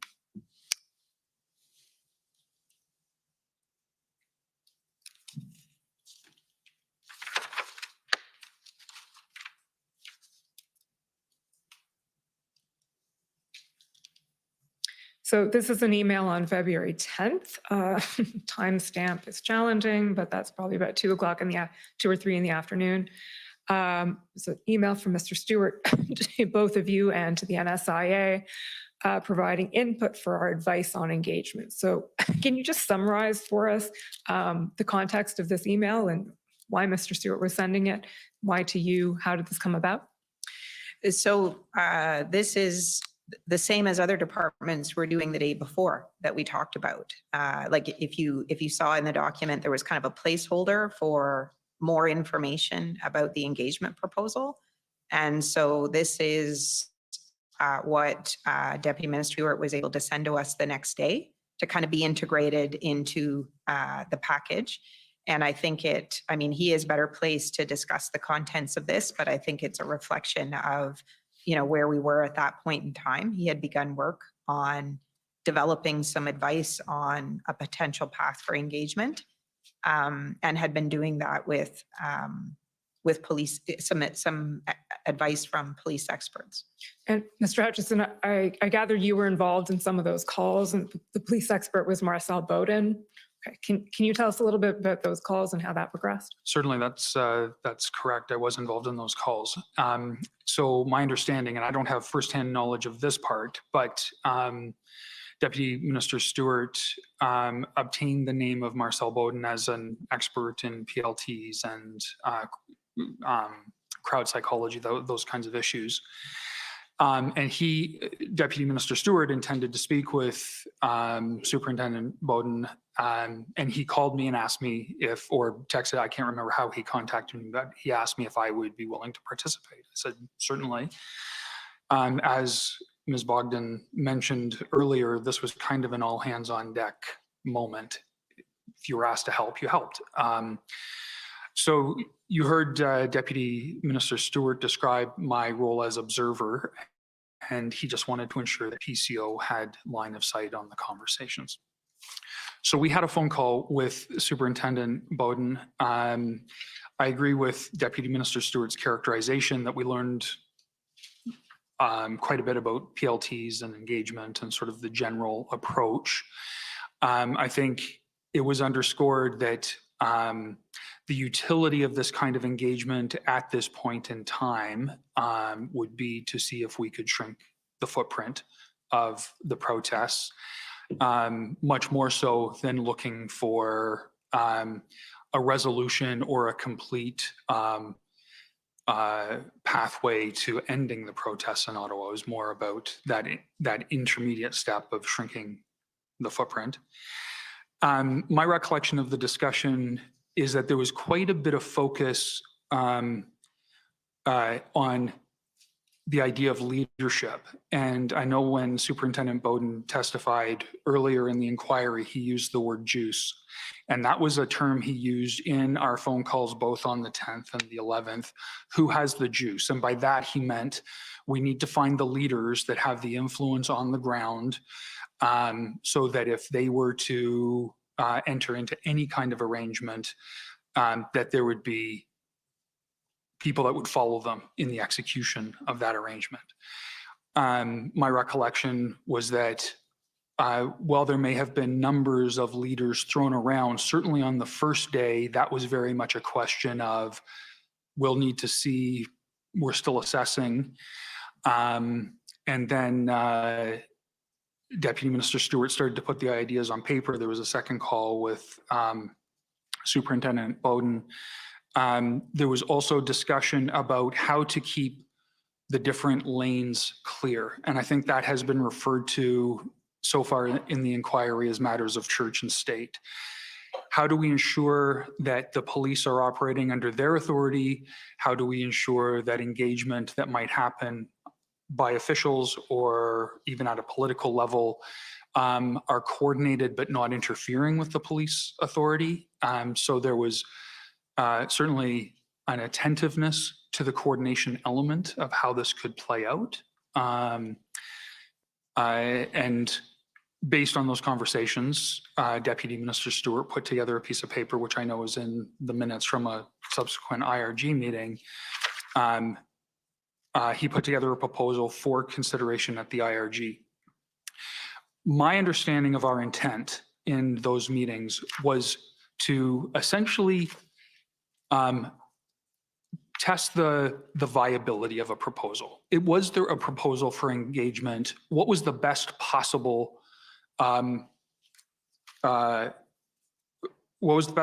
proposal, I guess, that we could put forward that might have a chance of being accepted? That, you know, so it was about doing the legwork on putting together a proposal and then putting that up to decision makers to consider. Okay. And thank you. That's helpful to be walked through that. And as we know, that proposal was eventually brought, to the IRG on February 12th, and it was decided there not to pursue the engagement strategy.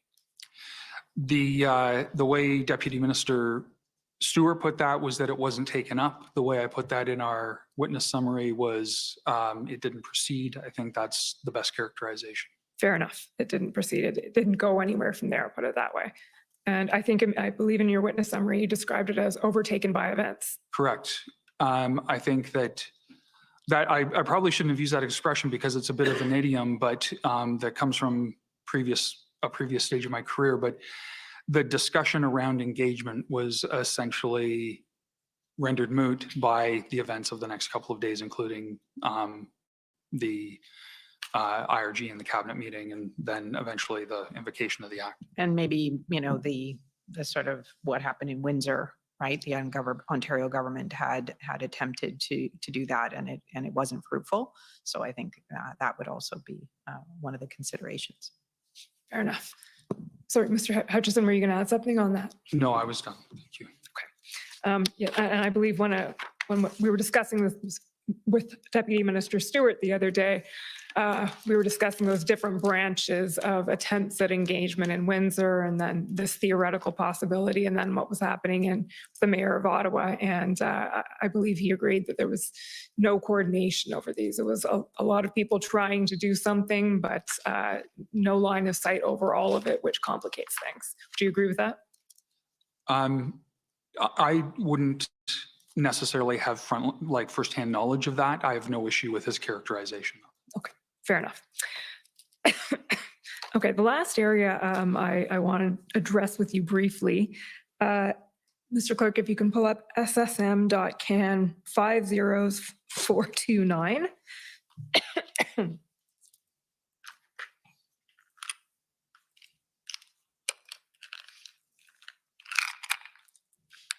So we're skipping way ahead here.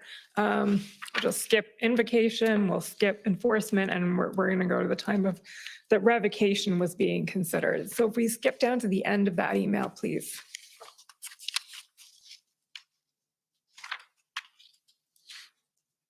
Well, actually, page 3, I think, is probably where it starts.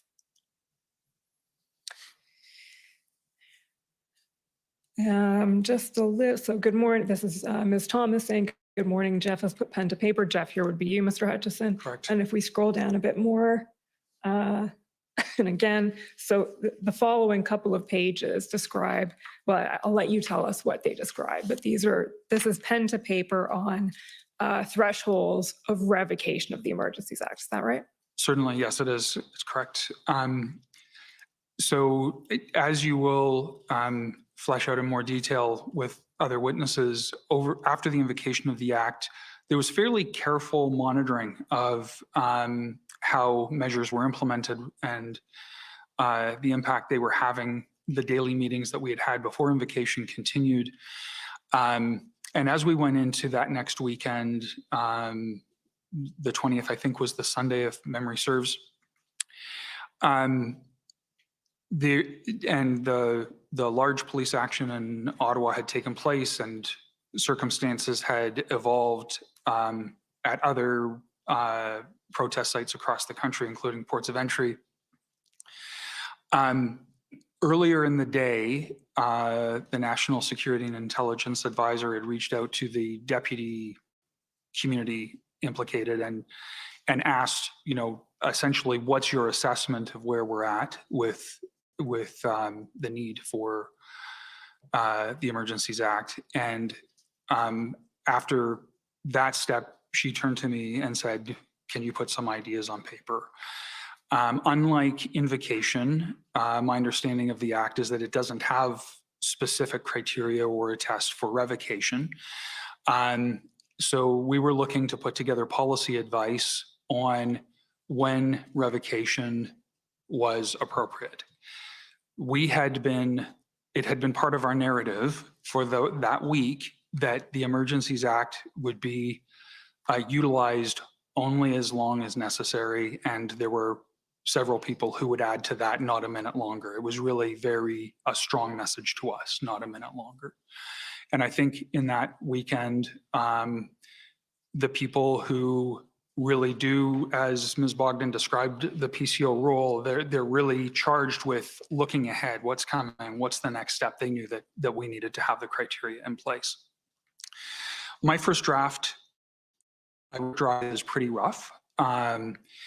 You can see some of my thinking there, which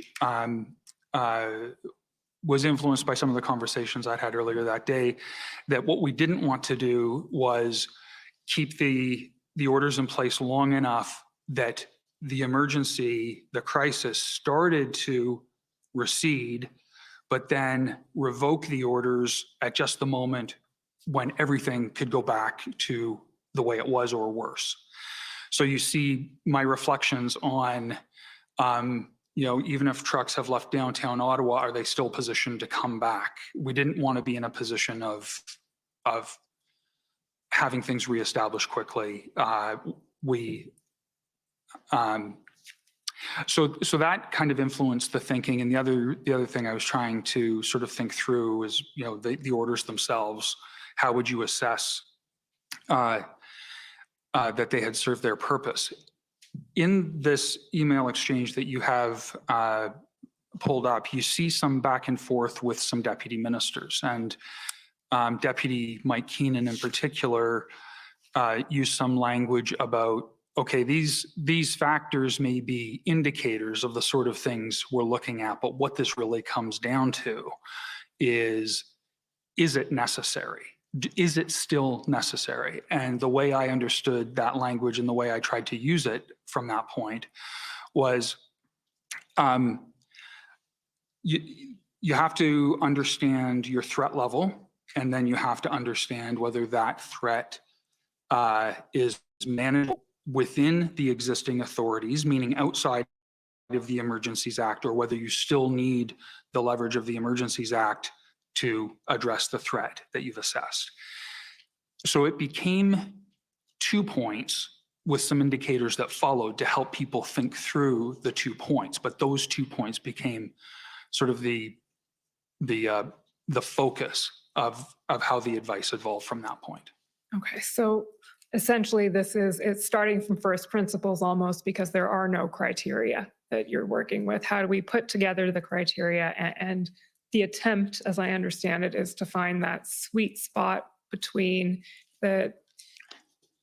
being confident that it's not too early and the emergencies won't recur, and revoking at the earliest minute possible. Yeah, I guess that's a fair characterization. Okay. Subject to that, those are my questions for you, but before I sit down, is there anything that we haven't discussed today that you would like to raise? No? This may be a record. I think we're about 5 minutes early. This may be the only examination that has ended early. Thank you very much. I think there may have been one other, but and it may have been you, but I think it's a good sign. So we can turn to the convoy organizers, please. Sir, the Democracy Fund's going to go first. I just need to get some things set up, if that's okay. Okay. Democracy Fund first.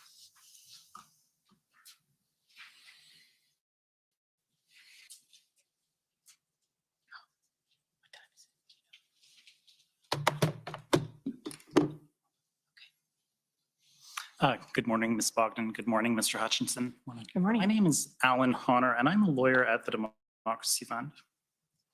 Just have a few questions for you. And I apologize, I arrived a little bit late today and I had to listen to some of your evidence in my car. And so I just want to confirm, at the SSE meetings, the RCMP commissioner and the CSIS director would provide situational updates to ministers such as Minister Blair and Minister Mendicino. They would have been there, yes. They are members of that committee, yeah. Yes, and both of you would have been there as well. Correct. And the president of the CVSA was in attendance, and so was the NSIA. For each of the meetings, to be absolutely certain, it would be good just to check the minutes because that's part of what has been disclosed, I think. But they were sometimes present. Yeah, you can say that for sure. And later when the Prime Minister convened the IRG meetings, you were both in attendance. Correct. Okay. And Commission Council didn't concentrate on this area for the sake of time, but I understand you both attended cabinet meetings as well. Not full cabinet, no. You attended the cabinet meeting on February the 13th, though, did you not? Oh, yes, sorry. When you, sorry. Yes, that is correct. Yes, sorry. I was thinking about the normal, regularly scheduled cabinet meetings as opposed to the one we had on. That's fine. And Mr. Hutchinson, you were there as well, I understand. I believe so. And that was the last cabinet meeting before the invocation of the Emergencies Act. Can we please pull up ssm.nsc.can 50-242_REL.0001. So on that day, the day of that last cabinet meeting before the invocation of the Emergencies Act, NSIA Jody Thomas gave a situational update. And what we're looking at right now appears to be remarks that were prepared for her to deliver to cabinet that day. Does that sound right to you? That's what it looks like, yeah. Okay. And I won't ask you about everything she said at cabinet because I understand some of that is subject to national security confidentiality, but I want to take you through parts of this document and then just ask you about them. So if we can scroll down just a little bit. So stop there, please. So first of all, we see this notation about Ottawa, and we have a note that the City of Ottawa announced an agreement with protest leader Tamara Leach that could lead to approximately 70% of trucks and cars leaving residential areas in the downtown over the next 24 hours. And it goes on. And then if we look down just a little bit more, if we can scroll down to Windsor, that's great. Before I go on with Ottawa, at this point, NSIA Jody Thomas did not announce, I understand, the fact that the OPP and the OPS and the RCMP had an operational plan that they were about to put into place, right? You don't recall that, do you?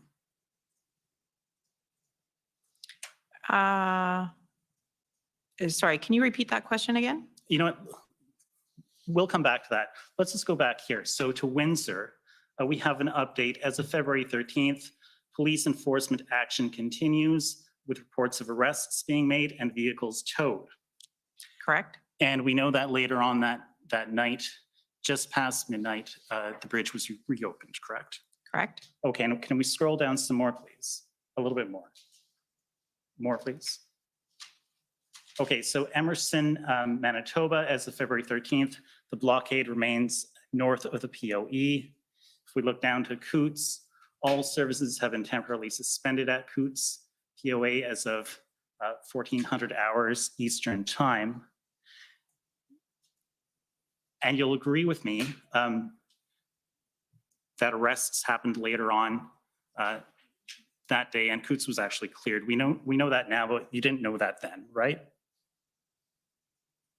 We didn't know that then, that evening. Right. Yes, Okay. that's correct. So we have Coots still going on, we have Emerson going on, and can you scroll down a bit more?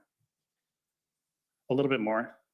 So Sarnia, as of February 13th, the Blue Water Bridge remains open in both directions. Fort Erie, Ontario, as of 13th of February, Fort Erie POE is open for commercial and traveler traffic. And if we look down below, Toronto, no major impacts reported from protest activity. And can we scroll down a little bit more, please? Now we see Winnipeg, no major impacts. Fredericton, no major impacts. Cornwall, Ontario, as of 13th February, the Cornwall POE remains open. You see that? Yeah. Okay. Saskatchewan, no major impacts.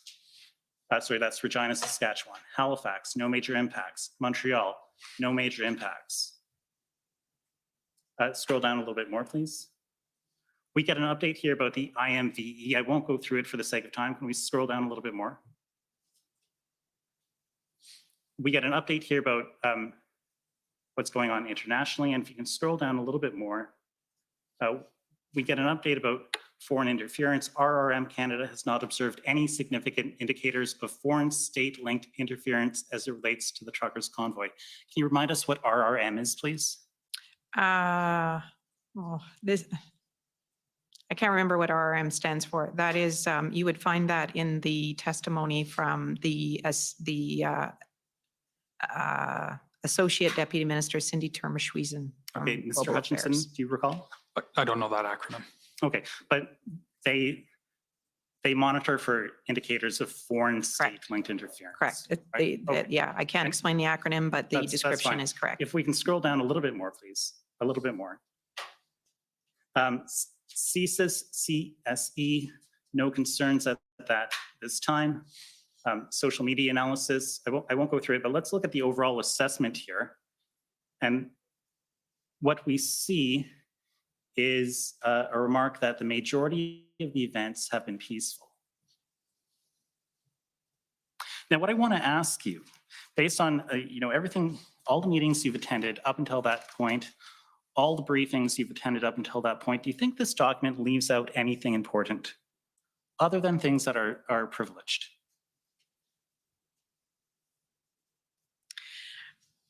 Does it leave out anything important? Anything important that the government would want to know when deciding whether or not to invoke the Emergencies Act? Does this sort of show a totality of the circumstances across the country?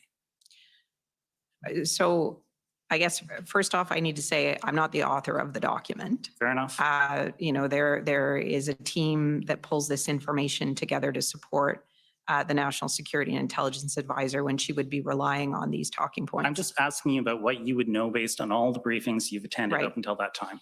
So not being able to go through each kind of individual situation, like I think I remember where I was on that Sunday night and what I was worried about and the situation that we were seeing. So you referred early in the document to the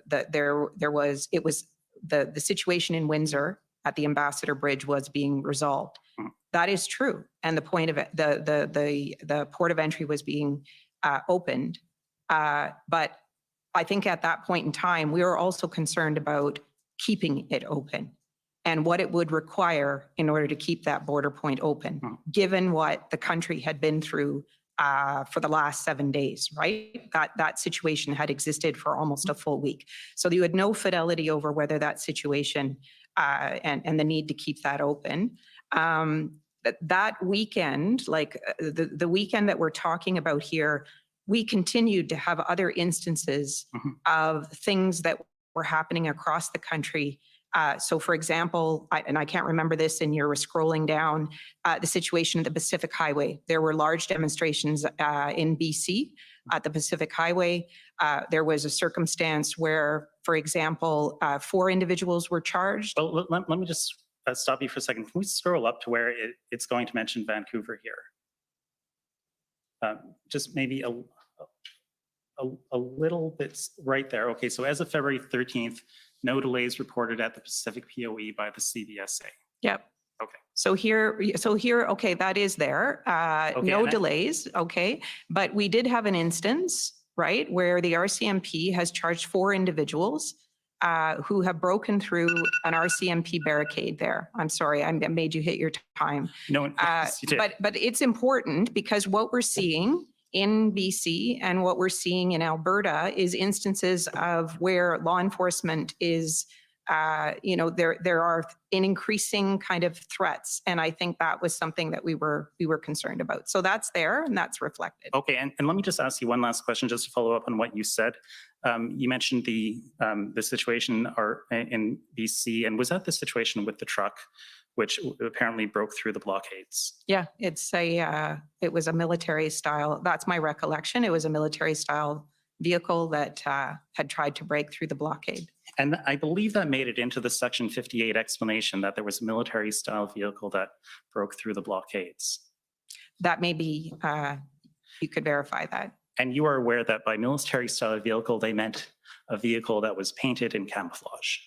Yeah, that may be. Thank you very much. Those are my questions. Okay. Thank you. And next, the convoy organizers, please.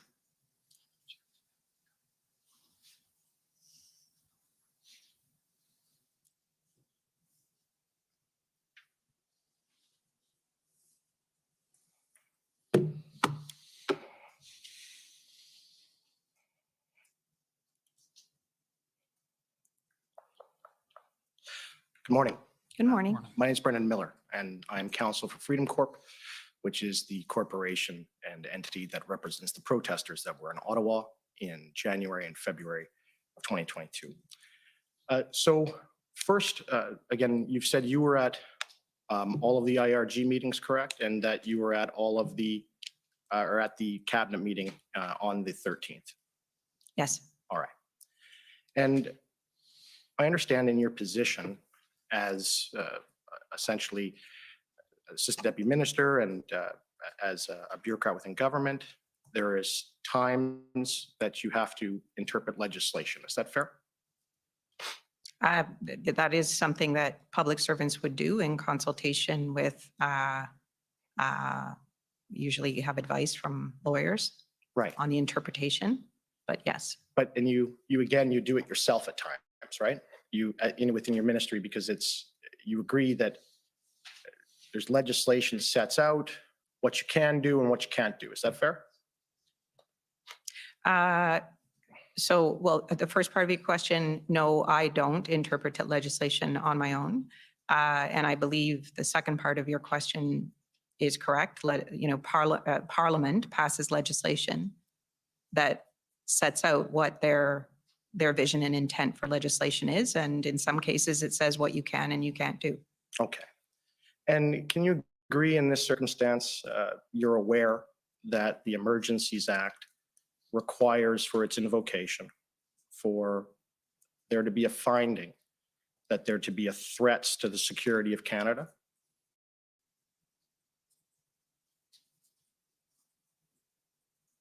I'm aware of that, yes. Okay. And can you agree with me that a threat to the security of Canada in the Emergencies Act, from your understanding, has the same meaning as it does in Section 2 of the CSIS Act? I'm going to decline to answer this question. I'm sorry. I don't feel that in my current responsibilities and my knowledge and understanding that I can answer that question for you. Okay.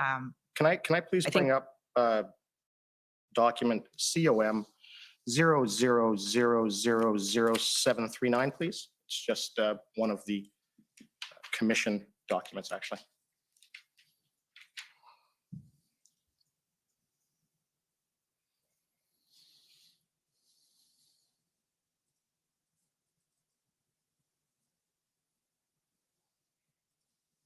Okay, can we scroll down, please? Scroll down. Scroll down. And scroll down. There we go. Thank you. Okay, this is one of the commission documents, and I just want to know if this is your understanding and was your understanding at the time, okay? This is something that the commissioners wrote. And it says threats to the security of Canada has the same meaning assigned by Section 2 of the Canadian Security Intelligence Act. Do you have any reason to disagree with that?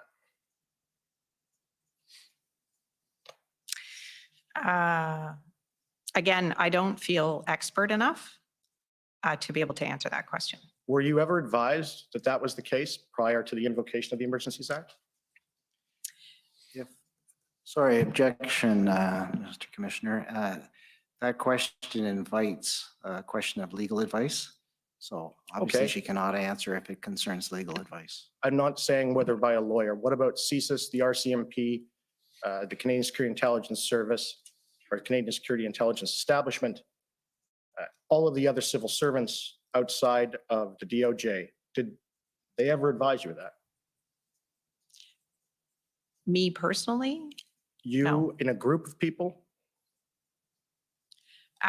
there would have been discussions about this, but I think those questions, about were, put to the National Security and Intelligence Advisor yesterday, and I would defer to whatever answers she provided to the commission yesterday on these questions. Okay. I don't feel in a position that I can answer those questions very specifically. Right. And Based on the role and the responsibilities that I had in supporting the Privy Council office and at the time of the events that transpired. so can I ask this question? Outside of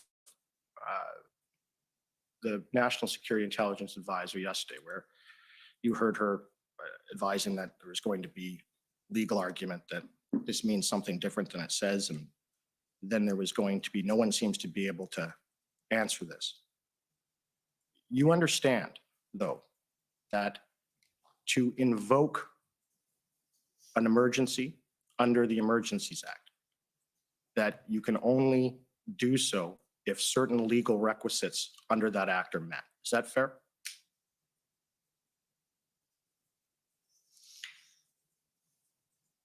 I think I'm going to decline to answer this question. Thank you. Okay. And can you agree that many ministers have stated in public that law enforcement advised them that the threshold to invoke the act was met? Have you heard them say that? I don't know that I can answer that either. Okay. We have not heard, we've heard all of law enforcement so far testify.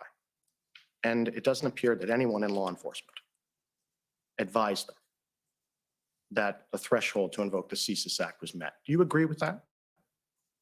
I have no idea. I'm sorry, I'm not in a position to answer that question either. Okay. And just for my last point, Coots, right? The arrests that were made at Coots, those were done solely by the local, contracted by the province, Alberta RCMP. They weren't done at a national level. Is that fair? That's my understanding, that it was the RCMP. Right. And those arrests at Coots and the operations that they were carrying out in arresting those individuals for conspiracy to commit murder and et cetera, you didn't know about that, and Cabinet didn't know about that until after the act was invoked. Isn't that true? I can't speak to what others would have known, and what who would have known what before the operation was executed. I myself, in the conversations that I was witness to, was aware that there were threats of violence to persons and a worry about the safety of officers, and that was all we knew. And I have to say, in the conversations that I was party to, the commissioner of the RCMP was very careful about operational security. So it's fair to say that the things that you were party to, you didn't know about the undercover operation in Coots or the individuals there, what they were up to. No, I was aware that there was a threat of violence, that there was thought to be firearms involved. Right. And there were threats to the safety of the officers there. Right. And they were proceeding cautiously. And that's the extent of what I would have known about that Okay. situation. But no one advised you that it was such a threat as to be serious violence or terrorism or violent extremism that would meet the threshold in the CSIS Act. Is that fair? So I think I've already clarified what I knew. I can't speak to what others knew about the situation. So I think I need to leave it there. Just. Thank you. Those are my questions. And sir, I think I have quite a bit of time left. I would like to cede that time to the province of Alberta. Okay. Again, assuming that's doable, I will call on well, maybe we'll take the morning break. Maybe the appropriate time, and we can come back in 15 minutes. The commission is in recess for 15 minutes. La commission est levée pour 15 minutes. If anything you'll be walking away with from all of this inquiry testimony is all the different ways you can obfuscate and not answer direct questions and all the different tricks. You're seeing a toolbox full of loud noises from my door right now. Hold on a second. Dave? No. Sorry about that, folks. Yeah. Next, check your phone next time, please. Yeah. Sorry about that, folks. We're hearing all the different ways to say no answer. Now she's just right down to the bottom of the toolbox. She's right in the very bottom and pulling out the I'm not going to answer that question. That's where we're at now with this, which is, I still think, great answers. Like, sure, they're not answers, but I think that non-answer itself represents a lot. The commissioner is also taking notes. This is the Privy Council. So this is why I was so confused this morning about who these people are and why they're there. Because it looks like they've cherry-picked from the government to make a Privy Council. And there we go. That's what we got here. But yeah, she just starts to refuse, right? I'm not expert enough, Dave. I think that's one of your comments we got. But yeah, there we go. And we were wasting no time getting to some bad witnesses. Hold on a second. I'm going to try and preempt any problems with our generator and power by turning it off because right now. Okay, you're still there. Stream's still there. Links are still there. Power's still there. All right, we should be good. So, and his beard. Look, I respect that. To create a beard like that, like I've been trying a little bit. It got bushy. It got hard. I respect that. So this is a real serious person. Bye, Padge. Highly recommend the boiler. Cool, Ellen. So we were talking early in the morning about using a boiler and keeping it warm and keeping it hot. And Portage and Maine. So that's a brand. It's also a great intersection. A cold one. So maybe that's what's with that brand. Also tonight, join us for the Yellowhead Yacht Club. John came up with the name, and I think Stunt and others confirmed what it means. Yeah, of course, we don't have any water. We have the North Saskatchewan River. But what it is going to be that Brady Bunch thing, but we're going to kind of, run with this name in order to, reach people, have a bit of a something you can remember. And I do need to reach Yed. So hopefully that people join us there. We'll be chatting. People will be on the panel. We have a good group. So, and it's a very diverse group. So we get opinions from all over the place. And we're also open-minded and enjoy it. So if you're into that, come and join us, 5 o'clock. Now, it might start late, depending on what's going on at the choir here, but it's looking like we're moving pretty quick, even extra time. So maybe we'll be done early enough where I can sneak away, have a bit of food, and then come back for the 5 p.m. Eastern, 7 p.m. my time live stream. And it'll be a lot of fun. And yeah, we'll see where it goes, and we'll make that a regular thing. And Stunt, I'm ready to sell him frozen fish sticks. Yeah, he looks like he's been on boats for a long time, and that beard is functional when you're out on the water in the cold and stuff. It got a purpose. It will certainly keep him warm.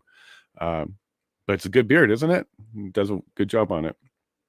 These people are at war in their Canada. With our Canada, we were peaceful.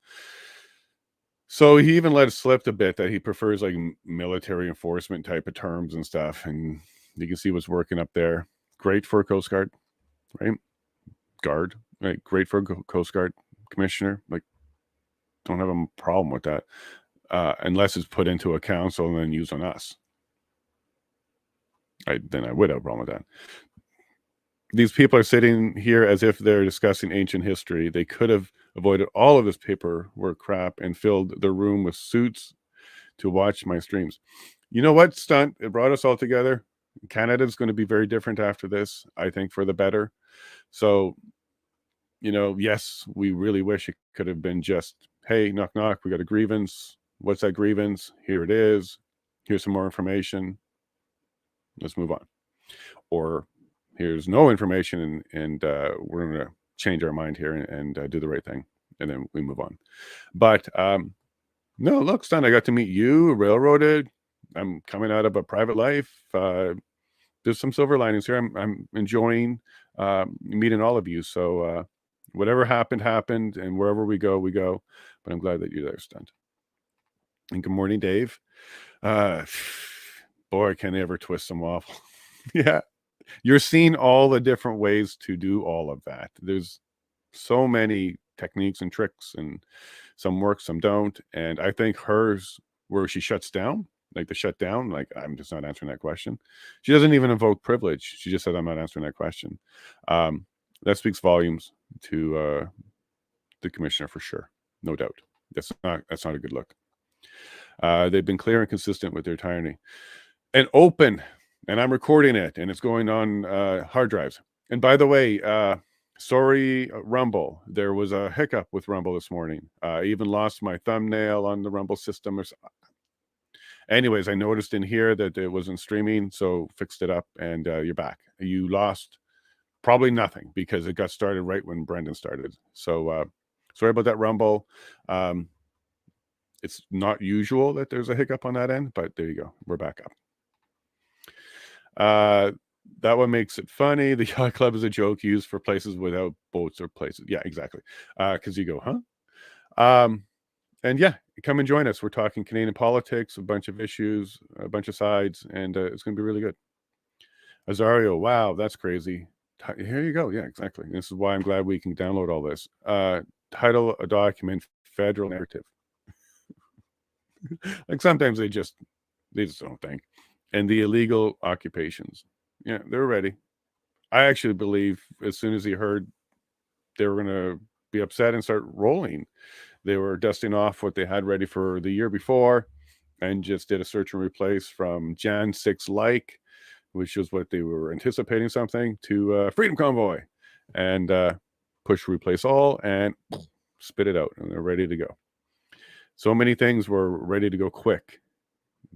It's a new Privy Council. The National Security Advisor is brand new, right on the job, and right in his ear. Hey, stunt.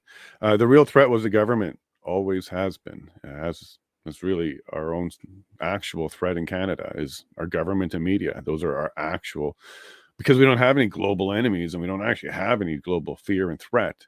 The ones we actually do have are our government and the media. Like, we all fear the media because they can come after you and destroy your life with falsehoods. And we fear our government because they can also do the same thing, really disrupt things. And, you know, we've been seeing progressively more painful tools in their hands to do things to us. Not a single person on here would enjoy a bank account being shut down for even a week.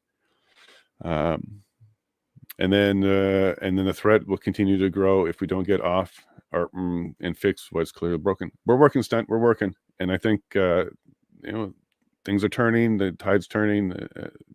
We're picking up steam. There's more and more people like us getting together.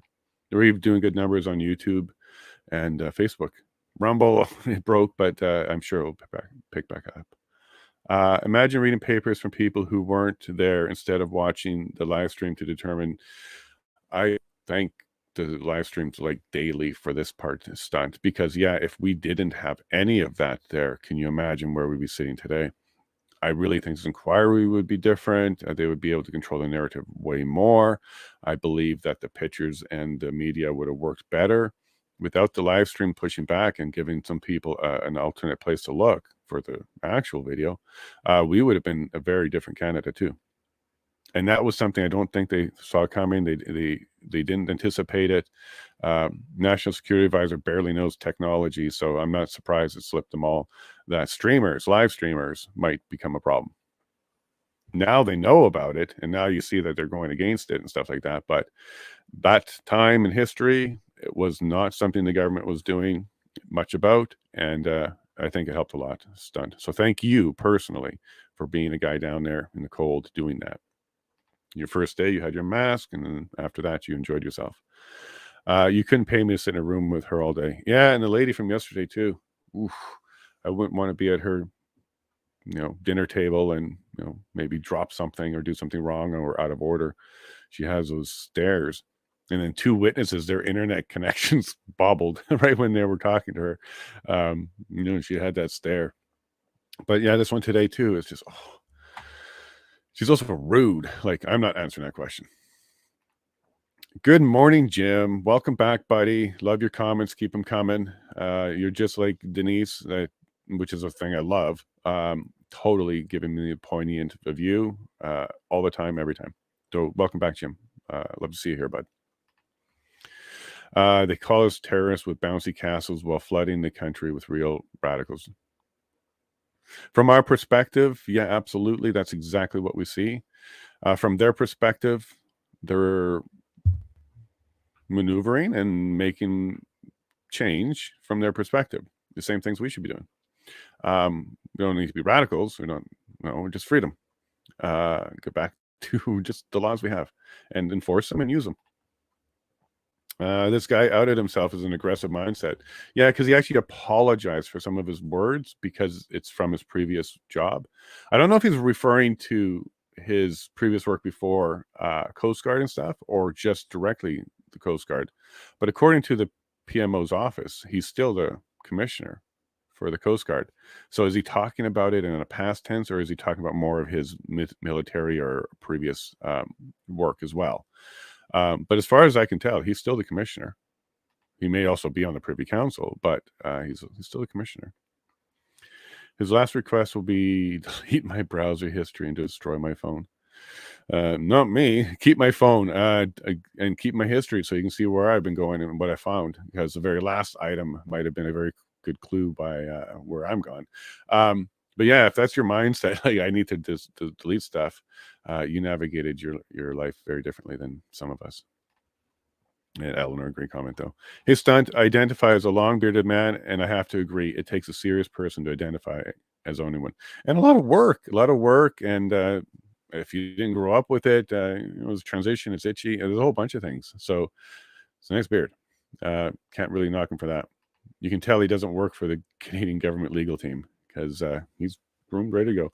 Everybody else has got no time. they're just going and probably pulling out some of that hair still. And peace, I don't know. Anyone that can grow a beard like that is a serious person, and at his ability to chatter and create fear is scary. So as we heard from him, much like several witnesses we've had now, this ability to talk about the possibility and paint a picture and trigger fear in people, it's there. It's there. I was listening to him as I'm responding to just a couple emails, and sure enough, yeah, I'm like, ooh, like if he had his way and he teamed up with that national security advisor, the Department of Finance, a couple of them, oh man, I don't want these people up there.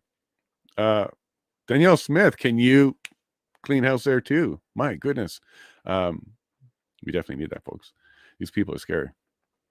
It is a great beard, though. Yeah, Goose. Yeah, we have to admit that, right, bud? It is a great beard.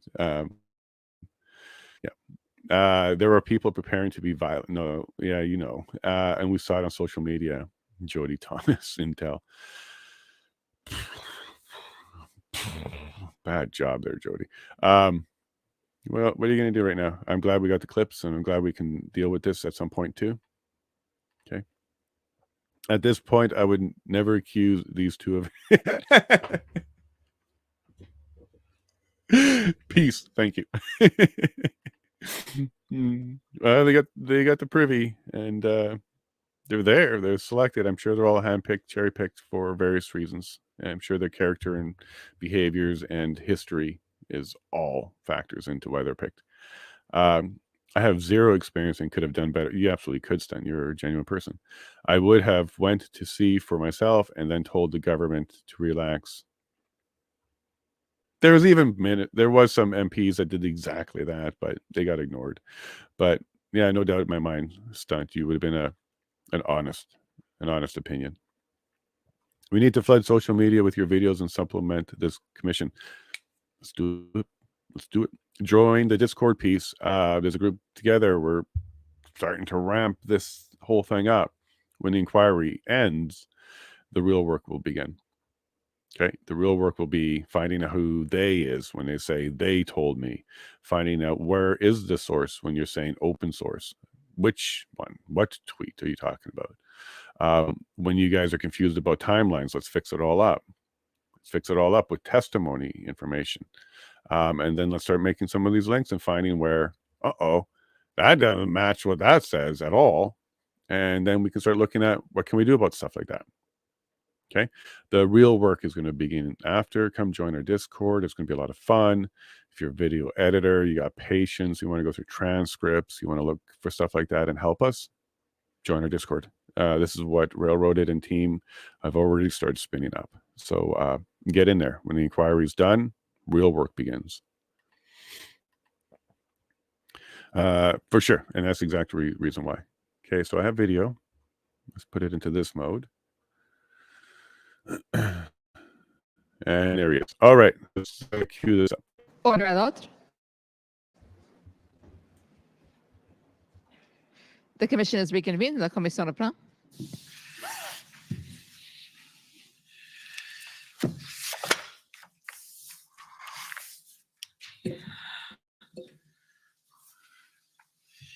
Okay, so if we could move to the next, which is the City of Ottawa, please. The city has no questions for this witness. All of the areas were covered by Commission Counsel. Thank you. Alyssa Tompkins, though, for the record. Sorry. Okay, thank you. Next, the Ottawa Police Service, please.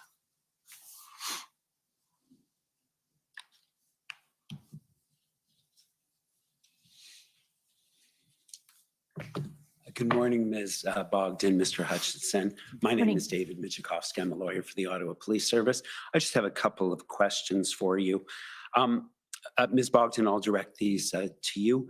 You were taken to a document on February 9th dealing with the assessment of the request from the City of Ottawa to the governments of Ontario and Quebec for the 1800 resources. Do you recall that?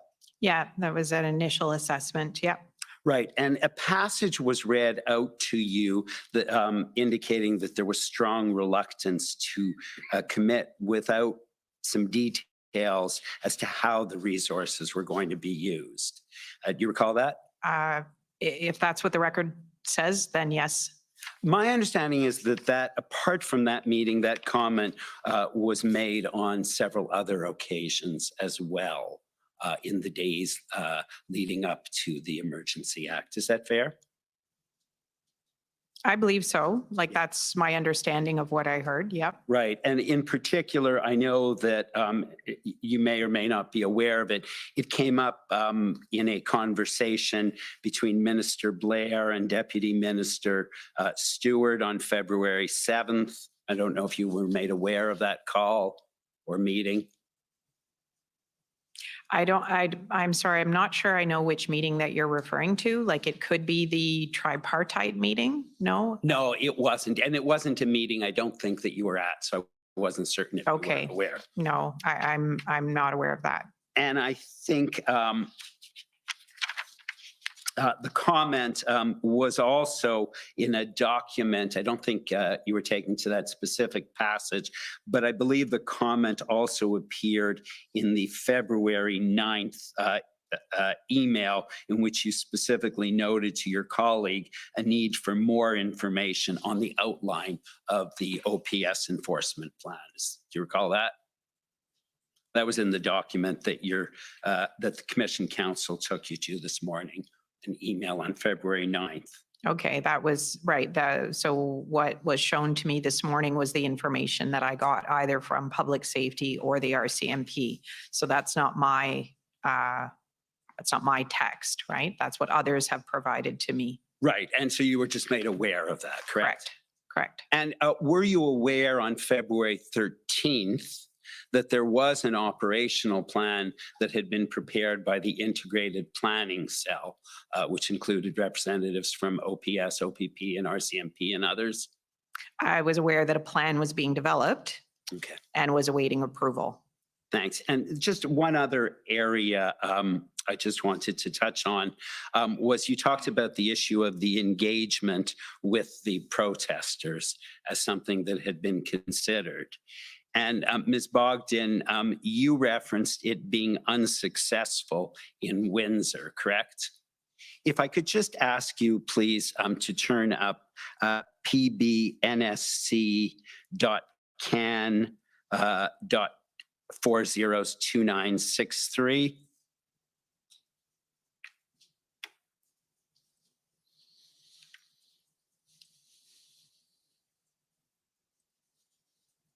And if you just look at the first bullet in that email, Ontario sent a letter to the OPP commissioner last night, which was physically shared with protesters.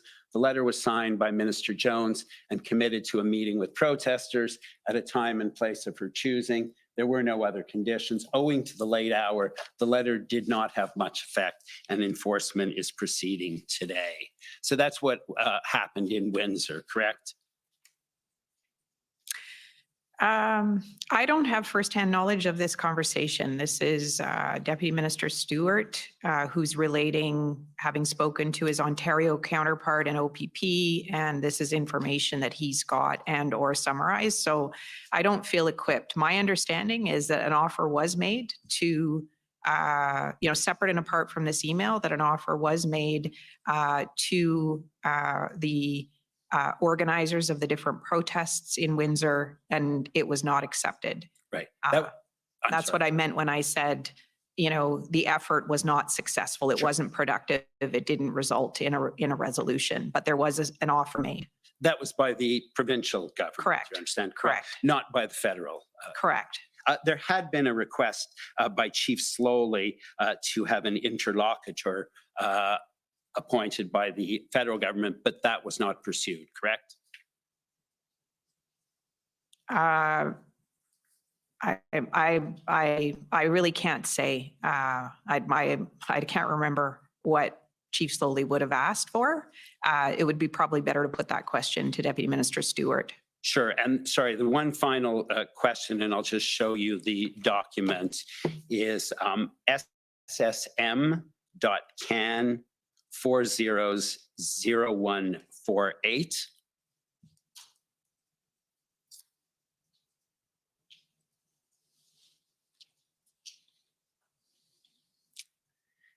Is and so it starts on January 14th. It's a timeline.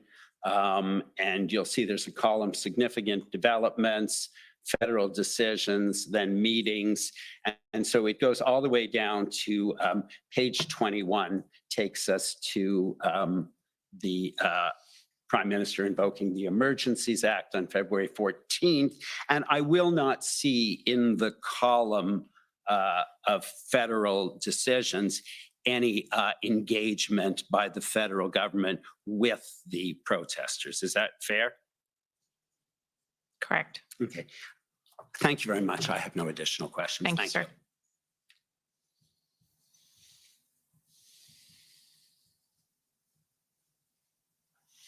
Okay, the next is the OPP, please. Good morning, Commissioner. I have no questions. It's Janine Cabersi for the OPP. Thanks. Okay, next is Counsel for former Chief Slowly. Thank you, Mr. Commissioner. Nicholas DeStefano for former Chief Slowly. We have no questions. Okay, next is the City of Windsor.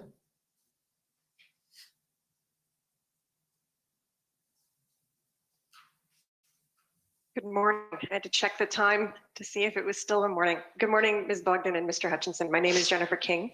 I'm legal counsel to the City of Windsor. I may take a little bit more than 5 minutes, but I understand that Windsor Police Service has provided their time to the city, and it might not take the full 10 minutes, but we'll see. So I thank my friend and Commissioner, is that, are you content with that? No problem. Okay. Yes, Tom McRae for Windsor Police Service. We will have no questions, and we ask that all our time go to Ms. King for the City of Windsor. Thank you. Thank you. All right. So, Mr. Hutchinson, at page 12 of your witness summary, you stated that even when the blockade was cleared in Windsor, police were required to hold it open or something to that effect. Do you recall that? Yes, that sounds right. Okay. And were you aware at the time that there were police plans to harden the route to the bridge, and those plans were in place on February the 13th at the same time as the bridge was being cleared? I don't recall that specifically. Okay. And you've discussed today that there's a risk that the protesters would reassert a presence on the roadways. Yes, this was a pattern that we had observed across the country, that when a demonstration started, we could never take it off the list. You might have a demonstration in downtown Toronto on one day, and then you might have nothing for a few days, and then you might have it again. We monitored a lot of locations, and we also noted from time to time the need for police resources to not only clear but hold. Now, that's information that I received, obviously second or third hand. That was my understanding. That in fact, I tried never to use the words resolved or cleared because it didn't seem to describe the situation very accurately. Right. So I'd ask Mr. Clerk to please pull up WIN 50932. Mr. Hutchinson, you are aware that the injunction respecting the Ambassador Bridge that was granted by the Chief Justice of the Superior Court on February the 11th was continued on February 18th. I'll take your word for it. Okay. I'll note that there is a note of this in IRG meeting minutes from February the 18th. I won't bring it up, but I'll just note that for you if that assists your recollection. Okay, so these are the Chief Justice's reasons. And Mr. Clerk, if you could go to page 8, please. Paragraph 40. And you'll see here that the Chief Justice heard evidence and made findings with respect to the efforts to hold the bridge open and the risk that the blockade would be reestablished. And I do wanted to take some time to take a look at the Chief Justice's findings here. So the Chief Justice found that the city has established a strong prima facie case on a balance of probabilities, that the protesters have breached multiple municipal bylaws, and that there is a risk they will continue to do so based on the following uncontroverted evidence. And you'll see, I won't read it all out, but you will see that there's a number of subpoints here, but the Chief Justice found that the protesters continued to breach multiple municipal bylaws, as was evidenced by multiple tickets issued for bylaw infractions. He found that there's evidence that the protesters expressed intent to continue their blockade despite the February 11th order. He found that there was evidence that the protesters planned to continue to protest on roadways approaching the bridge, and cites some evidence that the police provided, the Windsor Police provided, who were monitoring social media, including messages of "it's not over," "we are not done," and "civil war time."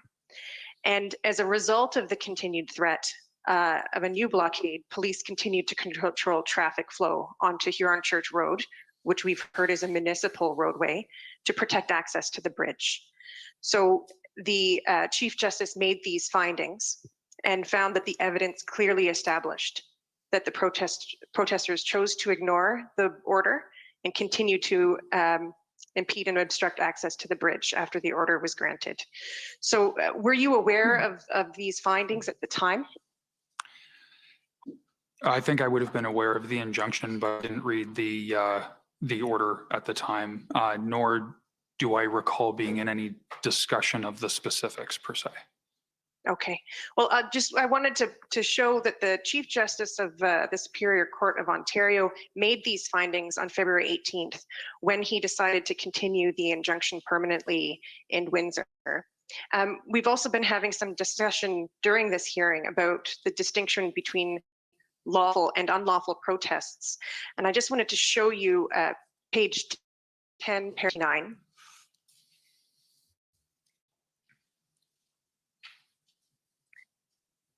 And you'll see here the Chief Justice refers to the rule of law and states that the rule of law requires that everyone obey the law. Significant, organized, deliberate, and persistent defiance of the law and court orders is a serious threat to the rule of law, which is one of the foundations of a functioning democracy. The protesters are obliged, as is every Canadian citizen, to follow the law and not breach municipal bylaws or court orders that prohibit unlawful conduct. So, I wanted to, I'm not sure if you have any comments on that, or if you were asked any questions about the distinction between lawful and unlawful protests. But again, the Chief Justice did make findings that the protests were unlawful in Windsor. Nothing that you've raised contradicts the information that I was privy to at the time. Thank you. So I do have some questions at the end of your witness summary. You do make some recommendations, or you point out gaps in the legislation and recommend that critical infrastructure protection legislation will require collaboration across federal, provincial, municipal, and private sectors. Do you recall that? Yes, I do. Okay. Do you have anything further that you could add to that? I know we've talked about perhaps some gaps in the legislation. We've been asking some questions about the need for emergency management and planning. Is that something that you would also recommend? Some changes or updates to emergency planning? So in the PCO Secretariat, we get involved, as Ms. Bogden said, in all types of different hazards and discussions about all types of different hazards. And our perception of emergency legislation is as much about what are the tools to help and what enables help, as that's kind of our focus more than anything else. I was pretty struck during the summer when the UK could declare a national emergency over heat and take steps to protect their citizens under national legislation. And to my knowledge, and I'm learning on the job, as Deputy Stewart referred to the other day, to my knowledge, we don't have that kind of a framework. We have a little bit more of a patchwork. Now, you can say that that's due to confederation versus a unitary order of government, system of government. But I do think that there's room. And I think that I would take it one step further and say that if we could strengthen the tools and the frameworks around protecting critical infrastructure, we could actually, by doing that, we'd be protecting the space for legal and safe demonstration in our democracy, because the rules would be clear and the protection of what impacts people the most would be well protected. Thank you for that. I think, as representing the City of Windsor, I think we've seen, and if you'll agree with me, that these protests in January and February have also emphasized the need for collaboration with the local authorities and the first responders who are responding to these on the ground. And as you're aware, municipalities respond to the vast majority of emergencies in Canada. Would you agree with me that it's important to have the local level engaged in this planning and any discussion around updating legislation and frameworks around emergency planning?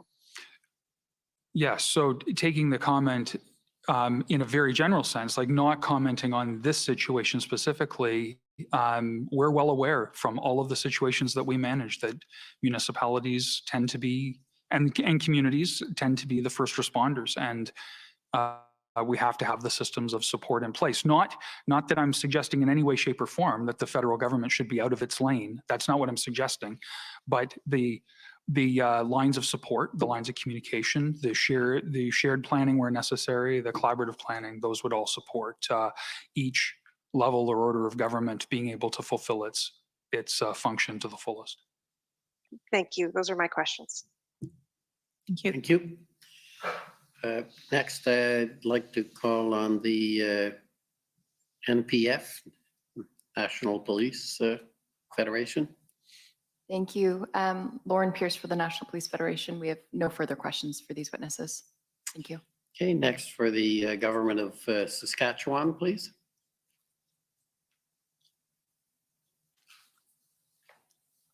Good morning. Morning. I'm Mitch McAdam, one of the lawyers for the government of Saskatchewan, and I have a few questions for you this morning, Ms. Bogden.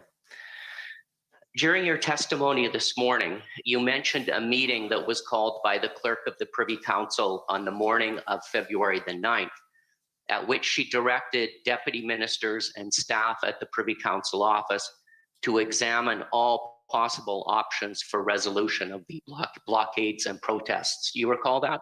Yes.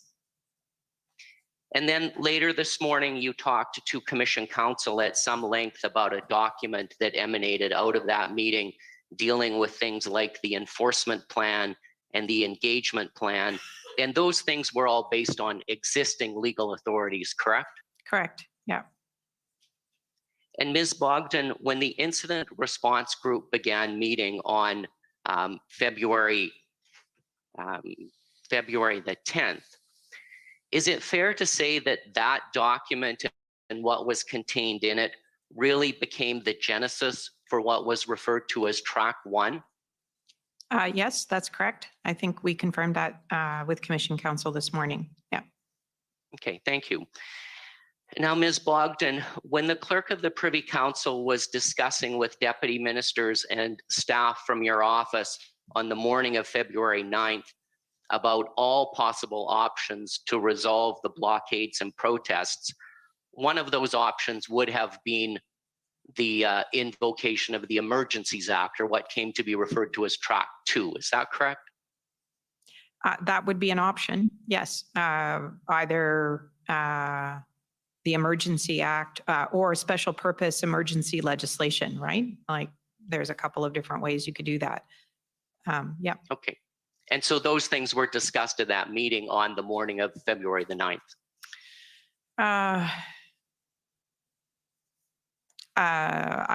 Yeah, to a certain extent, yeah. Okay. And then they were certainly on the table when the incident response group met on February 10th. Isn't that correct?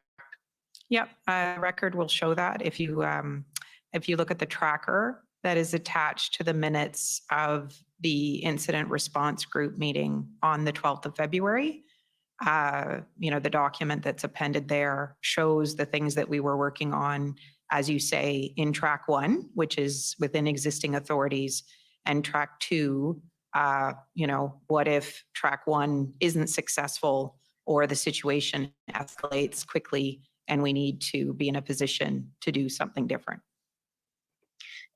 I won't call it up, but I believe that the minutes of the incident response group meeting from February 10th also refer to a discussion of those track 2 items. Isn't that correct? Yeah, so but I guess what I was trying to, you're absolutely right. The minutes do refer to that. They refer to a discussion of, the action that could be taken within existing authority, and then what might be the process of invoking the Emergency Act. That was the second part of the conversation. Okay, thank you. And Ms. Bogden, you said this morning something along the lines of a good civil servant does their homework in advance. Did I have it correct? Yeah, probably something like that. Yeah. Okay. So do I take it that officials within the Privy Council office would have been at least looking at the Emergencies Act as a potential option, or scoping out the potential for using the Emergencies Act by that first week of February? Not the first week of February, no. We were not there yet, no. Okay, so when we look at the minutes of the SSE committee meeting on February 3rd, and it talked about creative options, was that referring to the Emergencies Act, or was that referring to something else? That's referring to something else. Do you recall when Commission Council put up the document that was circulated for the SSE meeting on February 3rd? It's like a placemat, and there's a whole range of options. In the right column, it was creative options. So things like le grand débat and things like that. That's what that refers to. Okay, so when would the Privy Council office have started to do its homework on the Emergencies Act? When would you or somebody in your office have first started to look at it as a potential option?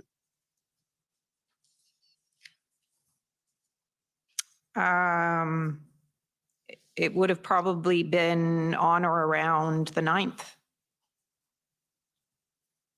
Okay, so it would have been only a day before the first meeting of the incident response group when it was being discussed there. Yep, I think And that's no right. no work was done on the Emergencies Act before that. So I can't say that definitively. You know, work would have been being done by a lot of different people on an anticipatory basis that, you know, making sure, as I said, that we've done our homework and we would be in a position to answer questions, right? Like if the government turned to the public servants and said, what's involved with invocation of the act? You need to be able to answer all kinds of first order questions, right? Everything from the threshold that's to be met to what's the parliamentary process, you know, what kinds of considerations do you want to be thinking about? So I can't say definitively who was working on what. I wasn't directing that work. So I'm not being evasive. I'm just trying to understand it was all hands on deck at that point, and I can't speak to every part of the public service. Do you know if that work was being done within the Privy Council, or was it in within the Privy Council office, or was it in a different department?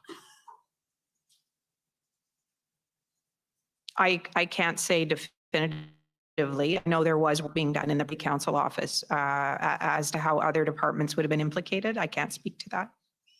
Okay, thank you very much. Those are all of my questions. Okay, thank you. Okay, thank you. Next, if I can call on the Government of Alberta, please. Good morning. My name is Stephanie Bose, and I'm counsel for the province of Alberta. Just a couple of quick questions about the RFA process.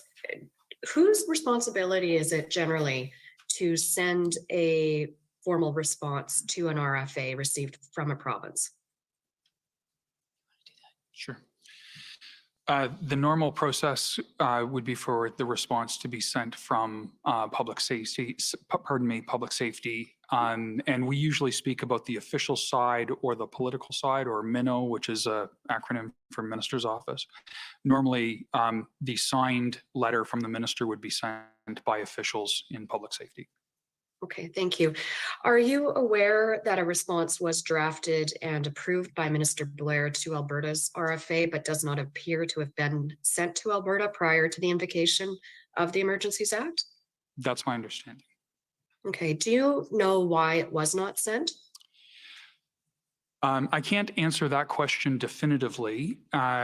What I can tell you is that I have been personally involved in trying to determine where the letter ended up, and I have all indications to me at this point are that it didn't get sent simply due to human error. There was a belief on the public service side that this was being done exceptionally from the minister's office, but the minister's office had no reason to believe it wasn't being done through the usual process on the public service side. So there were people who had the letter, signed letter, but to my knowledge, I can't find any record of it having been sent. All right. Thank you very much. Those are my only questions today. Okay, thank you. I guess nobody's taken up the offer. This is okay. So we're finishing a lot sooner so far. Government of Canada, please.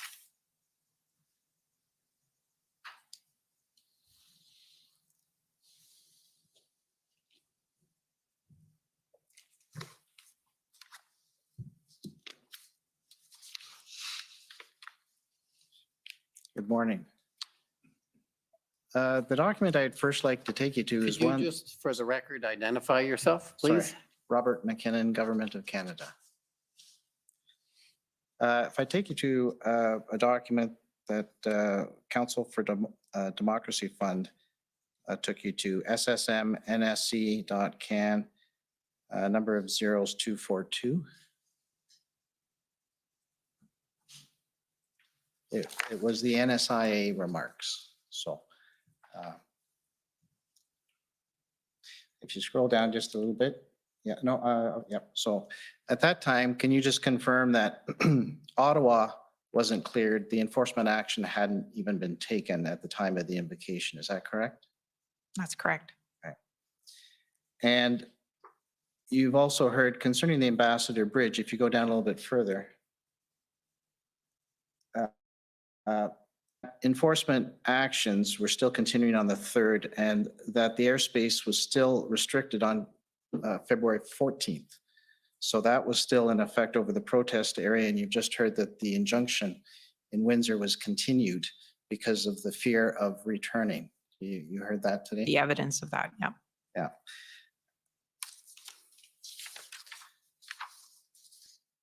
So in your mind, or those with whom you're consulting, was there a fear that the protesters would return to the Windsor site? Yeah, that was definitely alive to that possibility that you would continue to need resources to keep that open. If you keep scrolling down under page 5, or top of page 5, that's it. Yeah. So it also mentions policing issues of note. In the remarks, RCMP is assisting in various impacted areas across the country and is focused on areas where enforcement or the risk of escalation is most acute. Do you see that? Yes, that's So correct. So is it true to say that by no means had the escalation events subsided to a calm? Correct. How would you describe, either of you,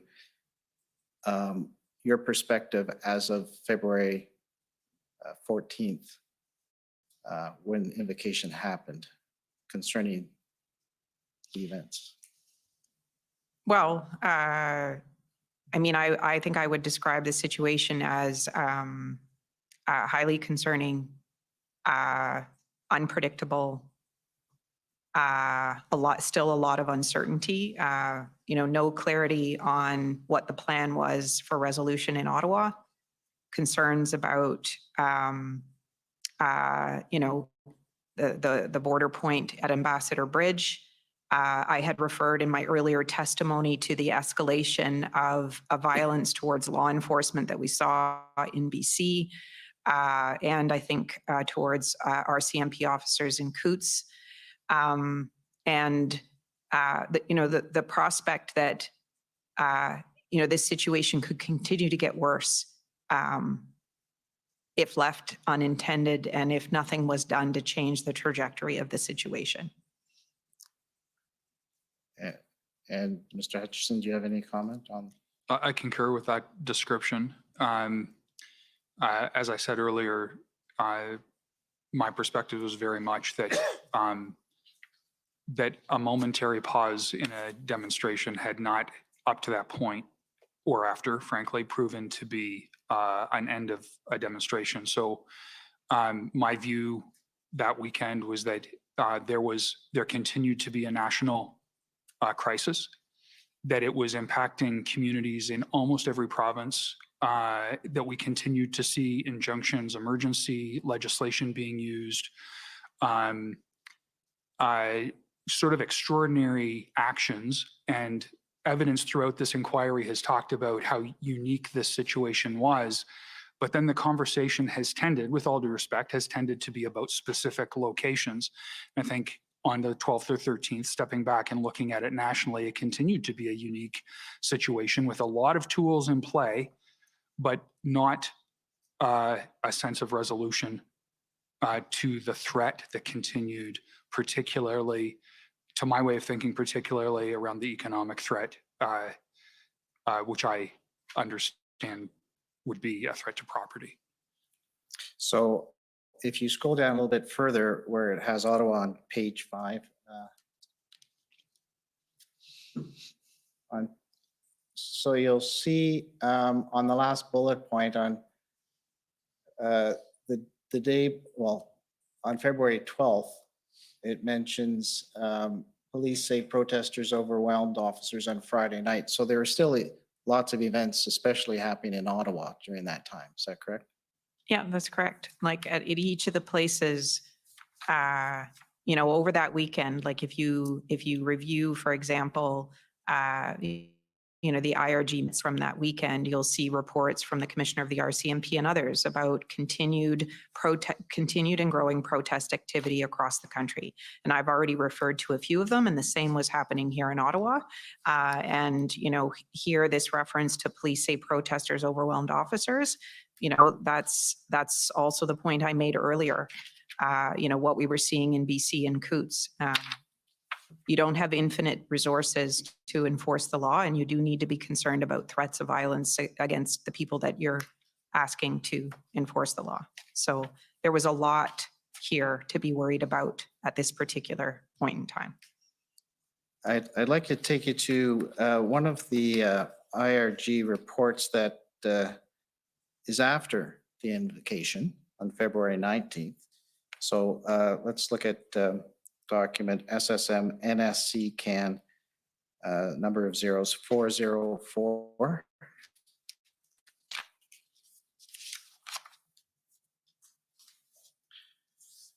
So this is a day after enforcement action had begun in Ottawa. This is February 19th. And if you could go to page 5.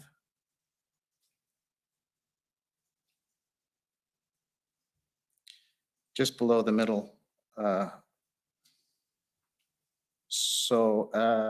Yes, so the last line says there are indications of additional convoys en route to Ottawa, including from Saint-Jérôme and Peterborough, and checkpoints are being monitored, as are areas outside the city, such as Emblem and Arnprior, where some protesters who are leaving are beginning to congregate.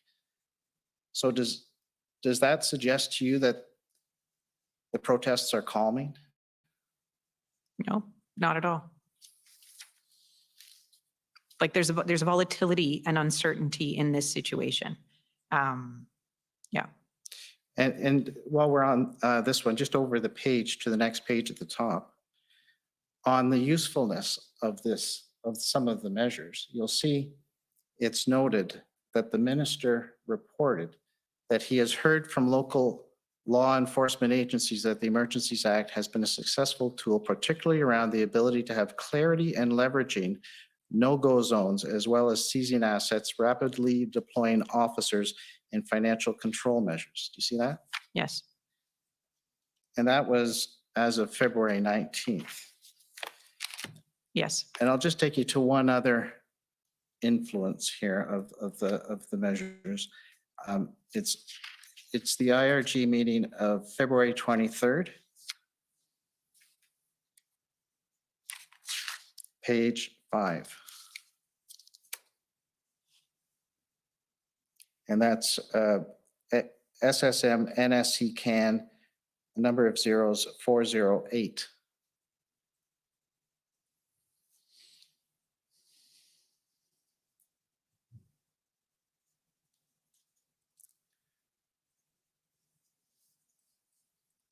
Oh, okay, there you go. So it's about the middle paragraph, across the country. Yes. So across the country yesterday evening, and this is February 23rd, the day it's revoked, Winnipeg Police issued a notice to protesters gathered near the provincial legislature, advising them that I had 24 hours to leave and providing a pamphlet outlining potential consequences of not doing so.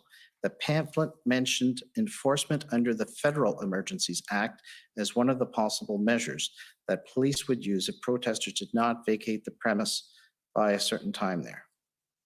You see that? Yep. This is yep. Using it as a deterrence and yep. Okay. So I'll take you back to another document, well, that has been referred to concerning the engagement strategy, just to make sure we understand the evolution of it. So SSM.can. Number of zeros 8757.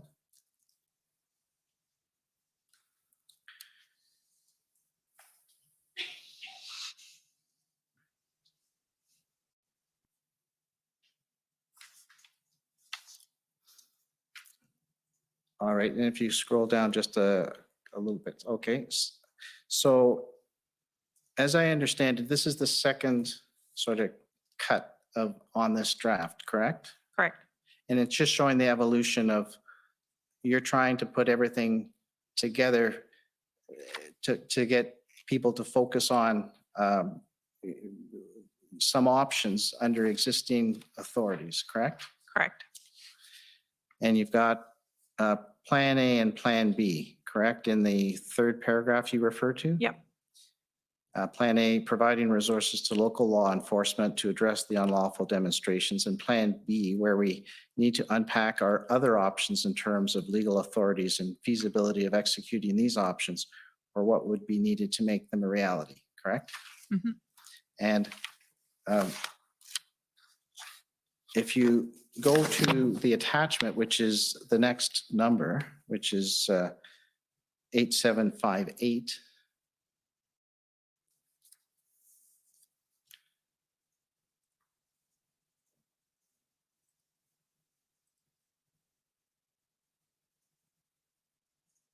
So if you scroll down a little bit, then you have Plan A and Plan B for different cities, and you'll see, was it your intention here to put as much before the ministers and officials for consideration as possible, because this is an evolving situation and you're thinking ahead. Is that right? Yeah, I think that's right. As I was explaining when we were just talking about this with Commission Council, first and foremost, at this moment in time, and as we have been for a number of days now, right, really focused on how do we bring to bear a range of options within existing authorities in order to help bring this matter to a peaceful and timely kind of resolution. But at the same time, you also have to be prepared that Plan A or Track 1 isn't going to be successful. Or not just that, I think you also need to be ready for the possibility, and it was not a theoretical risk, that the situation could escalate quickly or deteriorate, and that the government would need to be prepared to intervene and respond in some way. It's important. And if you look at Plan A and Plan B here, you'll see a second option. Could the government make use of the Emergencies Act, correct? Yep. So this was all putting together everything you could think of that would be useful for those who have to make a decision, make the right decision. Yeah, it's a culmination of conversations over the days leading up, the 9th, a few additional meetings over the course of the 9th, and just trying to put this together in a way that would help support a conversation. Yeah. And this evolved into what's been referred to as Track 1 and Track 2. Yep. That is appended to the IRG minutes of February 12th. Correct. Which was discussed, at the first incident response group. What you find in the minutes of the meeting of the 12th is actually a reflection of what was discussed on the 10th, which is, yeah. So just so I can make sure, I'm not going to go over your testimony from before, but just to confirm that your role in your position is to ask the questions, what if, and figure out scenarios looking ahead. Is that correct? Yeah, is to encourage that. It's a collective responsibility, right? That PCO would have, and actually departments would have in this instance, is to make sure, as I said, that we're ready to advise the government in a range of different scenarios that might materialize. Like remembering where we are, we're in an unprecedented situation that is vacillating day by day, hour by hour with new information, imperfect information. And so we need to be ready. And you said that from early on, even before the convoy reached Ottawa, you were asking these questions. Is that correct? Absolutely. It's part of emergency preparedness is that, you know, you have to maximize the time you have before it turns from being a situation into actually an emergency. And like, you know, that kind of philosophy is very acute when you're looking at saving lives in terms of, you know, we have a hurricane that's coming, like the first 24, 48 hours really matter. So in emergency preparedness, you're trying to maximize the time you have to get ready and think about a couple potential outcomes that might happen and make sure that we've done our analysis and that we're ready to support the government. And is it your responsibility and others at PCO to make sure to convene the right committees or groups in order to deal with these situations? Correct. Correct. And so you mentioned that you've first started with these questions that you asked after the first weekend, and you got together with, there were certain ministers, you mentioned 4? Yes. Right? Ministers to discuss on a daily basis, is that right? We were organizing situational updates on the situation, so they had the latest information, because of course ministers are having discussion with colleagues. They need the latest information and talking actions that are being taken. And then that moved into another phase of the SSE meetings, is that right? Correct, where we're convening a larger group of ministers. And it moved there because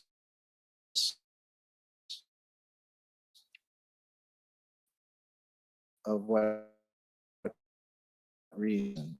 Like in my security and emergencies, we're midway through the next week after the weekend in Ottawa. We have a situation, a blockade in Coutts and an occupation in Ottawa, and we have no fidelity over how this situation is going to get resolved. So you know, there's a need to support ministers in coming together and having a conversation about that and what, you know, are the range of things that the government might want to do or to think about to help bring the situation to a resolution. All right, so it went from late January from looking ahead with scenarios to meetings with 4 ministers to February 3rd to the 8th with SSE meetings. Correct. And then what was the reason to move from the SSE meetings to the IRG meetings on the 10th, 12th, and 13th? Well, I think there we are in the middle of the second week. If I like the 9th, the 10th, we're in the middle of the second week. You know, the situation has gotten worse. There's uncertainty about how it will be resolved, and need to begin engaging and providing advice to the Prime Minister and others about the range of options that the government could consider at that point in time. I'll just take you to one last document, and that's the IRG meeting of February 12th, and your tracker is attached to that. So that's ssmnsc.can, a number of 0214.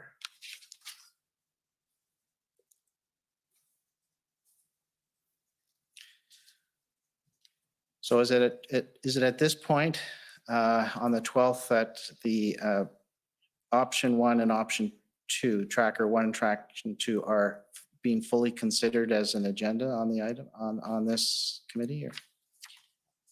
So I think it's actually in the meeting on the 10th, if I may. Yeah, but does it continue on the 12th? Correct. And it describes in these minutes on the first page, if you scroll down to page 5. Open, if you go down a little bit further, yes. It talks about the situations that exist here with tactics being used to take children to the site to prevent police activity, as well as schools walking out to join the protest. Yeah. It mentions a concern about some extremists within the group and the concern about lone wolf attacks. Yeah. Do you see all that? Yes. And is that accurate? Yes. And then if you go down close to the bottom of that one, it mentions the escalation in activity in Ottawa and the role of social media and in that its role in the communication and organizers of protesters across the country.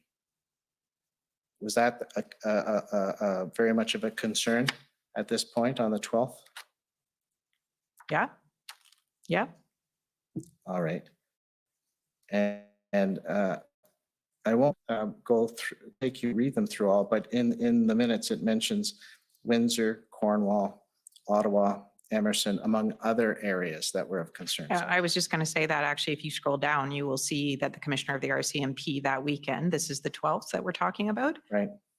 You know, she's describing in that meeting, you know, new and different either situations that have gotten worse or additional situations like Cornwall. I think, is there a reference to North Bay and the situations that we're seeing over that weekend? Yeah. And there's also a reference on page 9 to an update on the potential engagement with the leaders of the blockades, right? And there was consideration given to a potential engagement strategy at one point that was never pursued, right? Correct. And do you know the kind of questions that were asked in order to, you know, decide that issue or not decide that issue? What, are there any questions that weren't answered concerning whether to engage with the protesters or not? I don't know that I can answer that. Okay.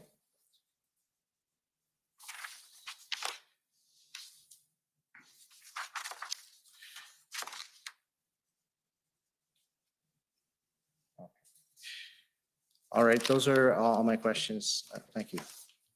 Thank you. Okay, any re-examination? No re-examination.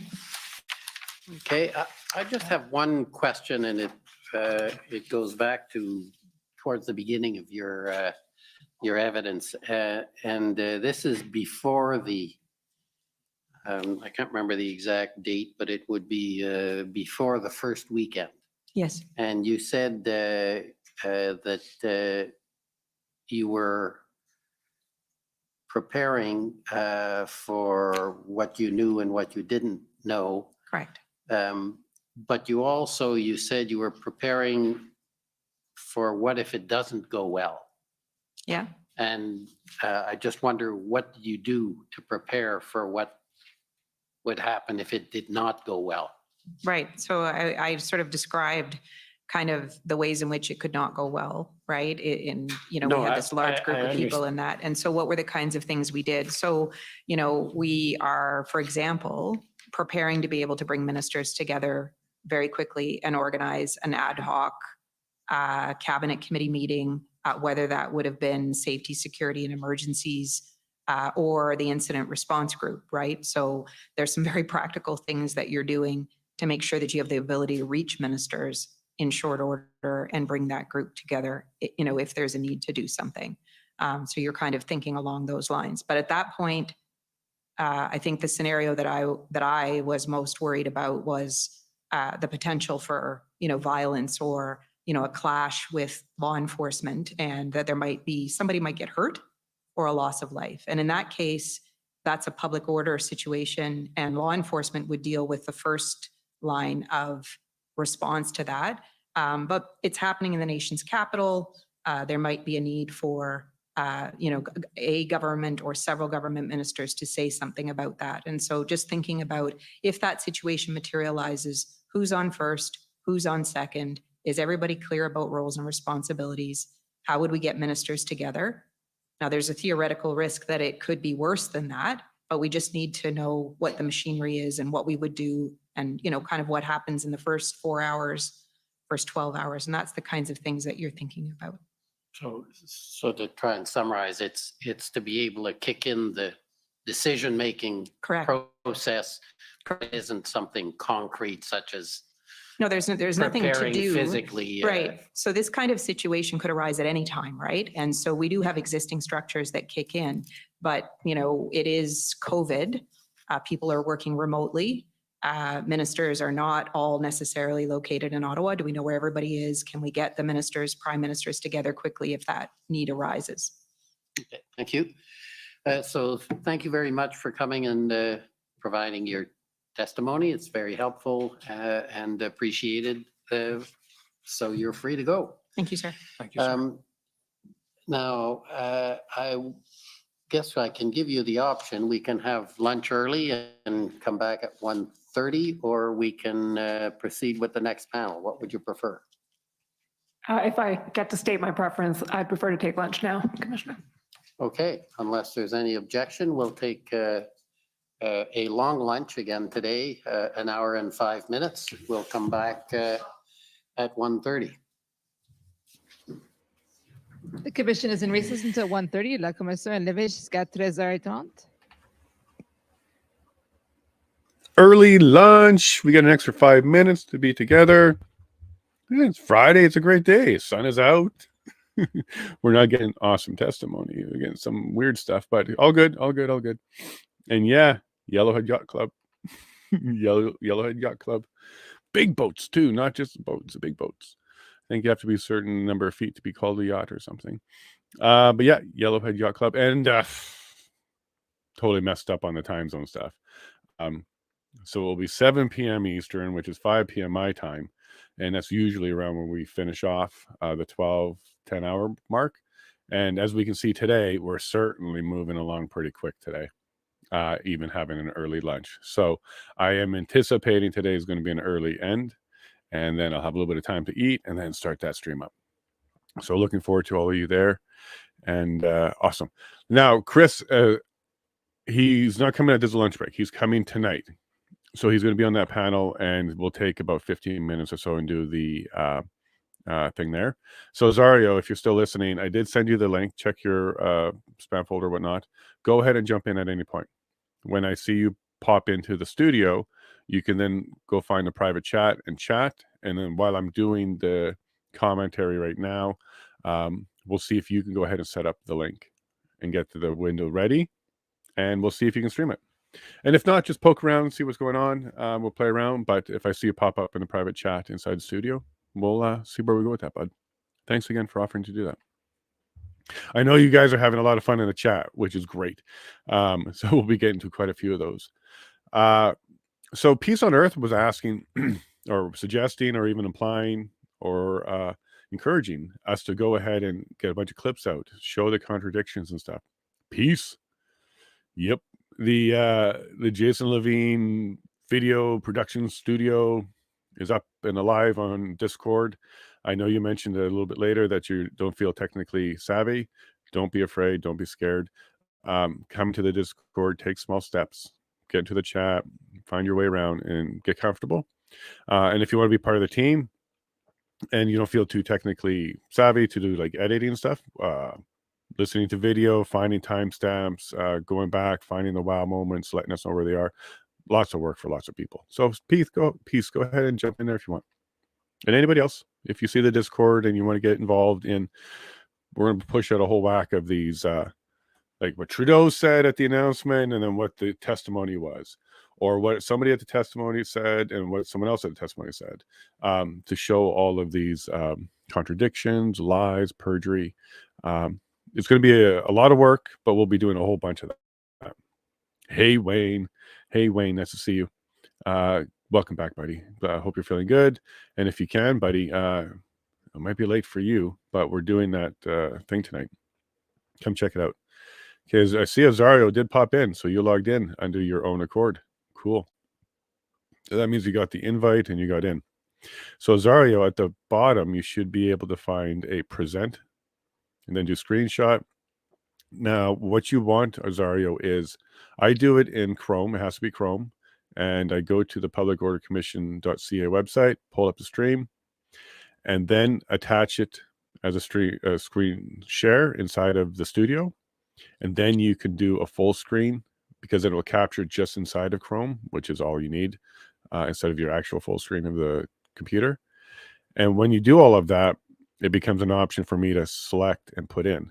So if you can get all that going, I'll see it pop up in my bottom, Azario, and it might even pop up on the screen for a second. Don't worry about that. We'll handle that. And away we go. It looks like he's already onto it. So he might be able to be pulling up the public hearing on his side, and then we'll be streaming it. Oh, look at that. See, as I'm talking, this is exactly what I was explaining. He went to the browser. That looks like Chrome. He's going to do a full screen in there because that will then be able to be full screen inside of the studio. So you just full screen the actual, there you go. Perfect. Exactly. There. Now I could actually close down my copy of that and use Azario's. But what I'll do is I'll keep my copy as a backup now, bud. So, well, you can keep it on full screen. You can do that again. And then what I'll do, Azario, is I'll put your stream on after the lunch break, and we'll see how that goes. And if for whatever reason it hiccups or whatnot, I have my secondary as a backup. And Azario, while you're in there, you now see at the bottom, there's a few windows, like there's me talking, there's you with no picture, and you see two displays at the bottom.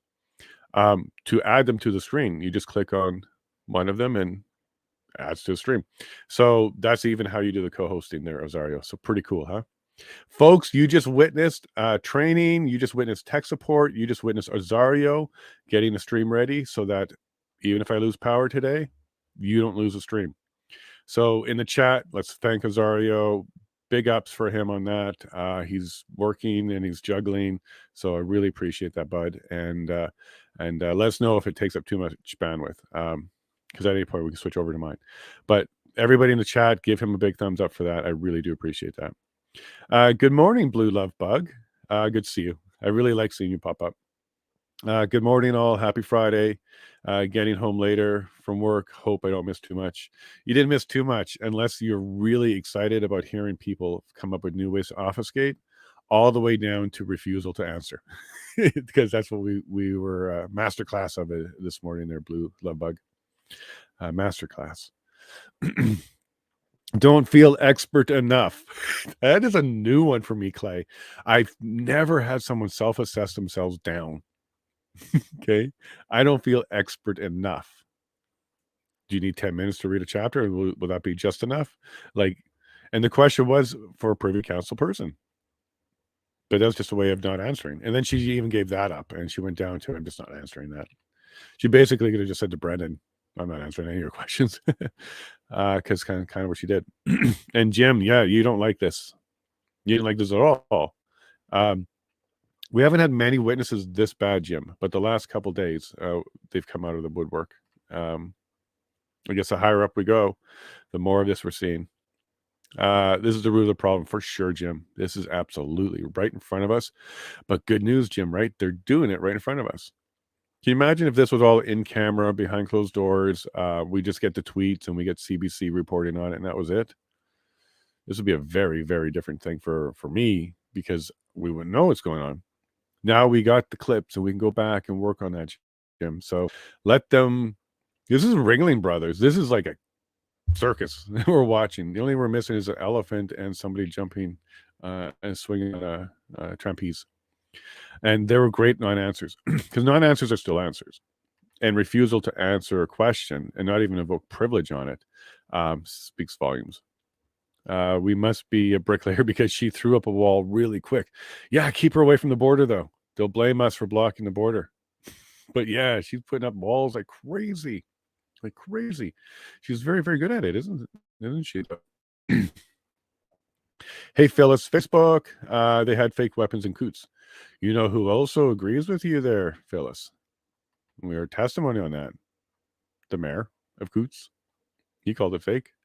He called the entire situation around the guns fake. This is what he called, and he's the mayor.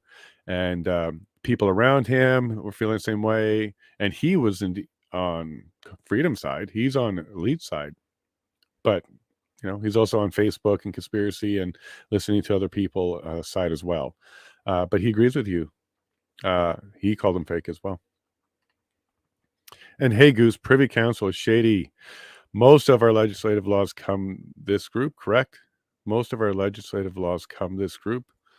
You mean like come from? No, our laws come from the legislature. They make recommendations and get things going, but no laws don't come from this group. In fact, this group doesn't seem to respect or enjoy or even think they need laws. This group is just doing what the heck they want. So maybe that's why you're getting the impression that they're the lawmakers, because they seem to be doing whatever they want. But they're not. They're not. But they certainly are aware of laws, and they know that they exist. They don't seem to be following them. Non-answers is very telling. Yeah, exactly, Jim. Yeah. Yeah. Where were you last night? Nowhere. Interesting. Where is this nowhere? Hey, Terry, good morning, buddy. Welcome from Beaton. Nice for you to represent, and welcome back, buddy. You're always an awesome guest. And Terry, if you can make it tonight, it'd be great to see you again. Killer Tuna, going for trail hike with my critter. Oh, you're going to go for a walk, Charlie? Welcome, Charlie. Should we not have experts in Privy Council? Such a loaded question. When they self-proclaim themselves as not expert enough on something, I don't even think they think they're experts. But you would think we would have some of the top of the top. But I do got to say, Terry, the public system, like working in government, it doesn't attract, like it's not very attractive to people who are very, very good at what they do. The private sector is usually very attractive. Okay. A whole bunch of reasons why it's private. You don't have to be public figure and stuff, but you can do your trade and do quite well. So we don't really get the cream of the crop all the time in, paid government roles. There's a lot of good people. So I don't want to give you the impression that they don't get good people. They certainly do get good people. But if you're faced with the life choice, most people go to private. They go to private because public it sucks sometimes. Like especially if you're running, like it's not easy to go run because if you're in a party, half the people already hate you. Right? No matter what you do, you could make it sunny skies forever, and then the people that like snow are mad at you. No matter what you do, half the people hate you. And when you're independent, you don't have a side that likes you yet, so everybody hates you. Everybody could love you too, but everybody hates you. So can you imagine, Terry, your job where you walk in and because Canada, the people are the people that really you're working for. But could you imagine if half the people didn't like you? And some people are trying to, get rid of your career and set you up for stuff, and you don't know really who to trust. And that'd be a really weird world to live in, work in. This is why it doesn't attract the best of the best of the best. What we can do is to get the best of the best in the business into government is to have citizen councils, expert council of citizens, not government, and they need to go to them for information. A whole bunch of stuff around science and health and policy. Like there needs to be a whole layer of citizen input, citizen driven, citizen recommended, a whole level of that. Advisory boards, a whole level of that. Disconnect from the altogether. They can be voluntary, get honor rooms, little tiny payments for their time. But I guarantee you the best of Canada would volunteer and do that, like you are with the National Citizens Inquiry. I think that's one way to get a lot more true expertise in. It needs to be from the people.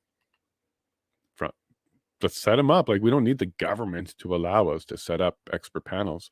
And maybe after this inquiry, we'll have an expert health panel come out of it. Okay. I would expect Privy Council to know everything. Pretty much railroaded, right? Pretty much. But aren't we learning? The older we get, the more we see that there's a bunch of immature, scared people running around our government. I'm not saying all of them at all, but there's certainly some. There's certainly some who they're admitting to it right now. Blue, my son is working on a beer like that, and I say it's hard. Blue, it's not easy. It's hard. We give him kudos for that. But now, to some of you, he's giving a beard a bad name. I don't blame you. Jason, freedom has always been radical, hence the USA. Not always, but it certainly turned It certainly turned. And I'm going to say 40s, 50s, like after World War II with the Cold War, space race, there's a change there where being strong, independent was no longer what was wanted. After Kennedy, maybe the Kennedy era might have been the big change for that. Okay, so not always, but at one point we certainly switched gears, which also means we can probably shift back. Okay, so if we did a shift up, we can shift back. Enjoying the show, please take a second to honk that like button and help the channel grow. The algorithm won't feed itself. Yeah, and like witnesses when the government of Canada is up, got to be fed. Okay, so help me feed the algorithm. Go give me that like, give me a little bit of love, throw comments in chat. And yeah, what also helps is putting comments in the video itself. So, hey, timestamp number, whatever, go check that out. Like, feel free, like even if you're in the live chat, to go put a YouTube comment in. That also pushes the algorithm. All of that helps. All of that helps. Pretty funny how we're doing that dancing game, but why we're doing it is to reach an audience and get this message out. Hey, Weechi, good day, good day. It's happening greatly. Yeah, I think today was going quick, and we're gonna have lots of clips out of this one too. And yeah, here you go. Join the Discord if you want to be part of the research team. And as we, start spitting the stuff out, of course, we're going to do things like, throw your name in at the credits and stuff like that. Like, let's all do this as a team. Let's get this out there and encourage other people to do the exact same thing. And yeah, Peace, don't worry about your computer skills. You already know how to chat. You already know how to get the videos. You got more skills than you are giving yourself credit for. Go ahead and try that Discord thing. Take small steps, and you'll get around. So much helpful people in there. So it's going to be tough for you to get stuck. They're going to help you. You want to hear something funny? Sure. That man with the most epic of manly beards takes part in Canada's Gender Summit. That's right. I forgot our leaders were confused by gender. They're not. They're just kowtowing. They're not confused at all. He knows what sex is. He knows all that. He's not confused. He's just playing that game. But having related to that, let's play in fantasy world and everything, no surprise hearing his testimony. It definitely plays in the what if world. What if world. When you look after your people, they look after the business. When you take care of your people, put their health, safety, well-being at the center of everything you do, you will watch them make the business far better business. Okay, we talked about this yesterday, Stunt, because they were putting business above people. They were putting corporations and businesses above people.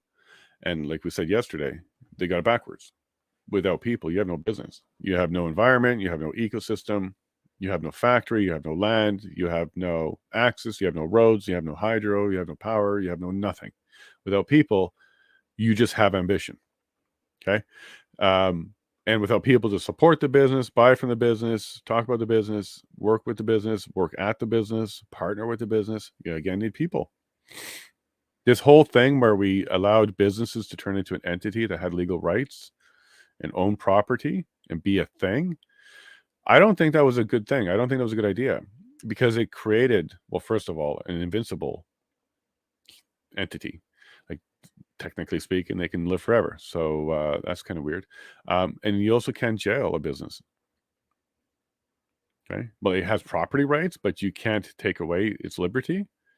This is a little weird that we went ahead and did that. I understand for some contract related stuff and to be able to buy property and transfer it.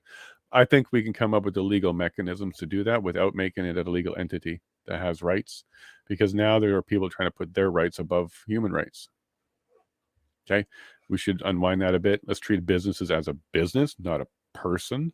And you can sue a business, and you can have ownership at a business, and the business can own property. That's fine. But if it breaks the law, it's diluted. It's dissolved. It loses its liberty. I'm tired of these silly little fines being the cost of the game for these people when it comes to breaking law. I absolutely think the market would respond just fine if we actually had a way to shut down a business, dissolve it, even put some of the people in jail if the business itself is criminal. We shouldn't be tolerating that. Why does a fine fix the criminality of a business, but jail time for a human? Why can't you just pay a fine then and not do jail time? That's exactly what you established there, folks. So we got to undo that. I don't mind them having property. I don't mind them being sued. I don't mind that stuff, but they don't have rights. And now they're trying to get more rights. It's the only place the government's pushing the rights. It's rights for business.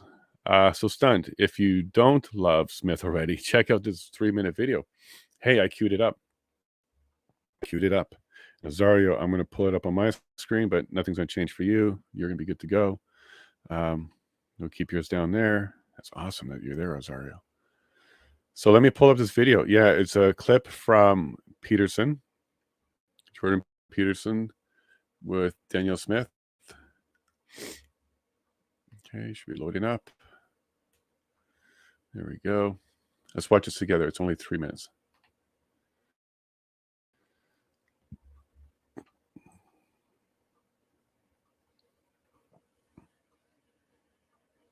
And gas to ship to our allies in Europe, let's say, even when they're freezing in the dark. Completely. And this is the fundamental problem we have in Canada, is that the power of trade and commerce was given to our federal level of government with the idea that provinces might be scrapping over jurisdiction and might be wanting to block each other's products. And so the federal government was given that power so that they could streamline the process to make sure that we could get our products to market. They're using it in an aggressive way. They're using it to block access for our products to get to market. So my view of it is this, that we were prepared to work collaboratively with the federal government taking the lead, and now we're going to take the lead. And what that's like, and I just recently wrote a letter to Scott Moe, the Premier of Saskatchewan, and Heather Stephenson, the Premier of Manitoba, because if we could get an economic trade route along our northern territories between our 3 provinces, we can get access to a port that will allow us to export our products internationally. And so I propose that we meet in Churchill, which is the foundation for a port that might be able to begin that process. But that's not the only one. I mean, we could, and I'll tell you the difference on this, because the issue that we have right now is we've been making our proponents of a pipeline fight every little battle on their own. So they propose the route. Then they have to negotiate with every single landowner. They have to negotiate with every single municipality. They have to negotiate with the different levels of government. They have to negotiate with the federal government. Then they have to go through court, and there's First Nations. And then on top of that, you can have a court process that throws the whole thing out. So if we reverse that process and said, you know what, we're going to do the work in advance. Alberta, Saskatchewan, Manitoba, we're going to get together and we're going to identify the corridor. We're going to work with our First Nations and Métis to make them equal partners in ownership. We're going to address the environmental issues of caribou habitat and other endangered species. We're going to make sure that we're avoiding the areas that are archaeologically or ceremonially significant for our First Nations communities. And once this corridor is built, then we'll invite the opponent to come in, because then we will have done our work of clearing away all those hurdles and be able to reduce those billions of dollars in regulatory costs. And that's a scrap that I'm willing to have with the federal government. This is their work, and they have failed to do this. We've been asking for them to do this since the 1930s. We've got a fantastic relationship with our First Nations communities, of which 100 of them are oil and gas producers themselves. They want to get their product to market too.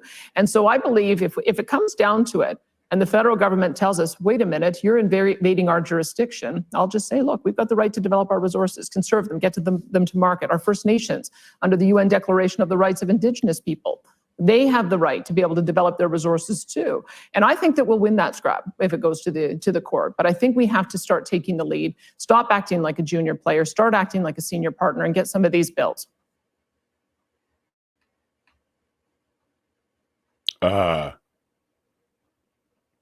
She talks the talk. She's going to walk the walk all the way to Churchill. She talks the talk. Hey, railroaded. This is what I like to hear. And here's what I like about her position here. She understands that the provinces already have all these rights. We just haven't been enforcing them. We haven't been using them. I don't even want to say enforcing them. We haven't been using our rights. We've been allowing someone else to tell us what we can and can't do, even when it's not their position. So I really like how she's doing that. Make the government come to us and complain. Bring us into federal court and lose. Let's do that. Let's do that. And I really like the idea of going ahead with another port where we can enter the global market. The port works both ways. We'll send product out and receive products in. Develop that Northwest Passage a lot more. the northern route from Canada. We can go to both sides. It's all great ideas. All great ideas. Why not? Why not? I like it. But I also like her position now. Her position is, well, we're not asking, we're doing. And if you got a problem with that, let us know. You know our number. But here's what we're doing. So yeah, go Alberta. I'm very happy with that. Thanks Railroaded for bringing that up. And if you haven't seen the entire interview with Jordan Peterson, check it out.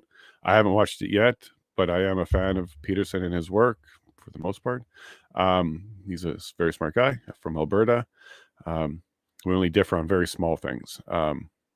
Really about his choice of his career, where he can actually give back more to Canada if he became politically active. But in either case, he's still doing good things like showing Danielle Smith and giving us his mind. So those are all awesome. I'm going to make a petition to demand this guy shave his beard. He's a dark stain on all good beards. Sorry, Goose. Sorry, Goose. Yeah, I feel your pain. Maybe we'll have a way to petition stuff for the government. These clowns feel their paper means so much. Try another mandate and see how well that works for you. Yeah, we even heard that from Department of Finance. You know, changing law and working with the law takes so much time. It's just easier to do an order. Wonder how we can scale back some of that power to just make an order. Judicial review minimum, something, or you just simply can't do it. Something. Okay, and again, I got the time wrong. 7 p.m. Eastern, 5 o'clock my time. It would have been weird having a stream go for like an hour or so while we're still on the other stream. So sorry about the time zone. But yeah, there you go. I'm fallible just like the rest of them. The UTC is throwing some of them off on the evidence. I did my time zone wrong. They went the other way for some reason. Stunt. The convoy was the best thing to ever happen to me. Second to your daughter, I'm sure. It's impossible to beat it with anything less than a bigger convoy. Mandates, bring it on. I left to hog, and I'll go buy a truck tomorrow. Hey, dude, all you got to do is when they announce a mandate, add a hyphen between the N and the D for mandate, and let's all go hang out as men and date. Now, because man can mean anything anymore, everybody's welcome. So we'll go out on man dates. Okay, that's what they're demanding us do. Okay, we'll go on some man dates. Hey, Bright. Morning, buddy. Welcome. Now we know you're on the West Coast. Welcome.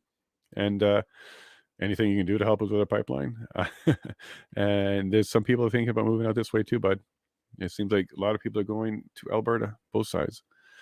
Yeah, she's certainly full of a lot of things there, Dave. She's rude. I find her to be rude. And I'm certain that, you know, when she talks sometimes, you know, people are a little maybe even intimidated by her. There's a reason why we're hearing from her and him. Like first it was just supposed to be her, and then they added him. They seem to be a bit of a team there, right? Stunt dummy dude, we can bring the whole thing down with simple non-compliance. We haven't even begun to be ungovernable. Who says that truck needs registration? Spiritually on this one, Goose, I'm with you. This is independent. Okay, this is independent for sure. Like, there's a whole bunch of things that I think is just super silly that we just cooperate and comply with because we don't really want to rock the boat and push back. Well, Yellowhead Yacht Club will rock the yacht. Okay, we're not afraid about rocking anything. We all know how to swim, so we'll deal with whatever comes our way. But yeah, no, we're done on a few things in our family. Woke labels, we're done. Masks, we're done. Fearing our government, we're done. We'll tackle whatever comes up. Okay, and that's a good trend. I think people doing that is a good trend there, Goose. I also noticed you didn't say breaking the laws. Like, I really appreciate the fact that you recognize there's a big difference between our laws that we established and we agreed on and we put in place versus orders and mandates and things that are coming out of just people's minds. I'm glad you made a distinction there. There was a fear. There's always a fear. Can you quantify that? Can you actually just tell us what is it you're fearing? There was a fear. I thought that was so telling. Fear of what? Spiders? Like, What are you afraid of? Like, you're afraid of anything and everything. Shouldn't be on a privy council because they're going to get a lot of information that you may find scary. And it appears that's exactly what happened. We are in so much trouble if a real crisis ever occurs. On its face, Terry, if you look at this testimony, I would agree with you. But in reality, no, not a chance. Who's not at the table, Terry? The armed forces. Why are they at the table? Well, it would have been illegal for them to do anything. It's a peaceful protest. But if there was a real crisis, what would be really going on? They'd be taking care of us. For sure. Not a problem. I'm not even worried. I don't sleep scared at night at all that we don't even have a rogue state in the world that would really mount anything against us. It's really only my government that I fear and the media. That's it. That's all I really fear. So on its surface, Terry, I agree with you. What they're painting, this little picture that they're making, you'll be like, wow, that's insane. That's so fragile. The reality is, it is insane. It's not fragile like that. That picture is insane. I strongly believe if ever tested, Canada would not kneel the way they said they did. That's because it's just their narrative. They want to paint a weak Canada so they can get global assistance and stuff. Not at all. We are very strong. And maybe one day the CAF will remind us because they have to. Okay. They have lots of functions. They got lots of rules. They got lots of things. They've got lots of reasons to engage, what an enemy is. They have their layouts too. And they would be triggered without government if certain conditions are met. So I'm not worried. I'm not worried at all there, Terry. I think we're in great hands. Can anyone see the back of his head? It has to be a bun, a man bun. Possibly. Possibly. What does overwhelmed police look like? Got a video of one? They just drop that like it's a fact. And they also drop that like it happened all over the place. And they drop that like it was such a major concern. I am genuinely interested in seeing what does overwhelmed police look like. We don't have any video. They didn't show us. Oh, here's where the police retreated back behind the fence, and then they were all worried and they had to call in backup. And look at here's a radio call. Radio 1, send the troops. Like, what does overwhelmed police look like? Because what it looks like to me right now is, well, they just decided that they were overwhelmed. Like, where's the actual real physical overwhelmment? Maybe I'm just asking for too much evidence, but I would absolutely expect that police cams, police body cams, police liaisons, public, a whole bunch of people would have captured an overwhelmed police. We know what it looks like in Chaz. So if you want to go to Seattle and see what that looks like, we know what that looks like. But what does that look like here in Canada? Any of them, any border. Start with Cornwall, please. Let's start with Cornwall. Show me where they were overwhelmed and what did it look like? The fact is, it's just a statement they're making over and over and over again, just like unlawful, over and over and over again. And people are just taking it like that was a fact. I'm not wired that way. So when I heard overwhelmed police, I'm like, okay, well, my brain said, well, what does that look like? We didn't see that. We didn't see horses running away, trotting away because there's a bunch of people chasing them. Like, never happened, folks. That's the truth. And they didn't even have to overwhelm the protesters. Protesters weren't putting up a big fight. So this is just some weird talk here. Hey, Jim Bud, to me, it's very clear these people were upset Canadians were protesting them, and this action had nothing to do with public safety. Ministry of Truth, Jim. That's what you're the minister of now. Jim is the minister of the Department of Truth. That's exactly true. And look at this. Seconded by Terry. Okay, second by Terry. We've got a third from Ellen. It's official, Jim. You're a minister. Minister of Truth. Keep it up. Because bang on, you nailed it. This is absolutely about pushing down their political opponents. These are international crimes. You're not allowed to do this. This is what we squawk about Russia all the time where we hear that there's some sort of opponent who was injured or worse. And we're like, you can't do that. Well, you can't do that. Here we're doing it now. I bet you everybody that they told us were like evil masterminds are sitting there going, ooh, Ooh, that's pretty bold, Canada. Like, we wouldn't talk about our people that way. Our neighbors, sure, but not our people. Political force. That's great. I need to work that into a t-shirt design somehow. Do it, stunt. There's a whole whack of statements that we can probably pull out of here, and do like the best of album and make it like a tour shirt where you're showing off each person and their best statements. And yeah, this is your government. That's what the teacher will say. This is your government. Haha, Commissioner trying to decipher her testimony. Good luck, bud. Yeah, he tried. And it went so quick, I don't even think it was ready. But he tried. And she talks a lot and says nothing at all, because all that mights never happen. All those mights never happen. Fantasy storytelling. She is very good at that. I also had a weird question. I had myself. Sorry, Jim, I'm just going to use you for a second to clear the screen. So just talk briefly about Poland. Missiles, whatever happened, shot down, whatever. The headline was along the lines of Russia sends missiles, Poland, 2 dead, NATO, big problem. And that's all right. Like, if that happened, that would be absolutely very, very true. Big problem. And then next headlines soon after were U.S. believes Ukraine did it. Okay. Let's just pause for a second here.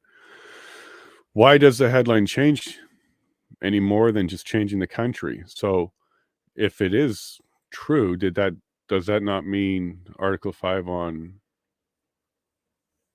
Ukraine? Because that's a NATO protected, Article 5 protected country, Poland. Does it matter that it didn't come from Russia? Because isn't it supposed to just only matter on where it came from? There's now an enemy.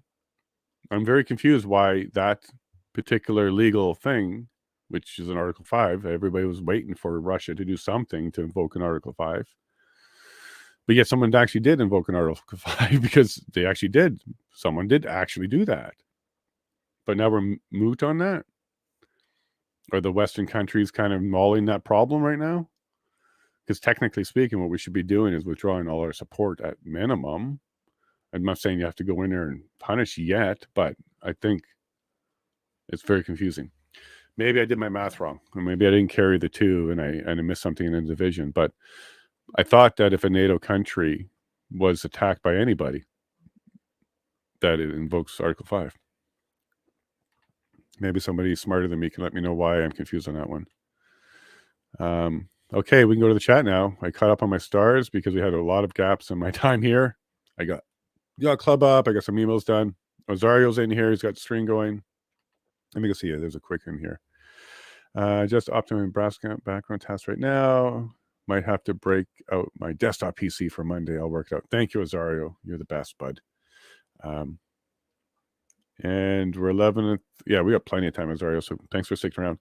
And actually, Osario, I'm going to test putting yours on the screen. There we go. Full screen.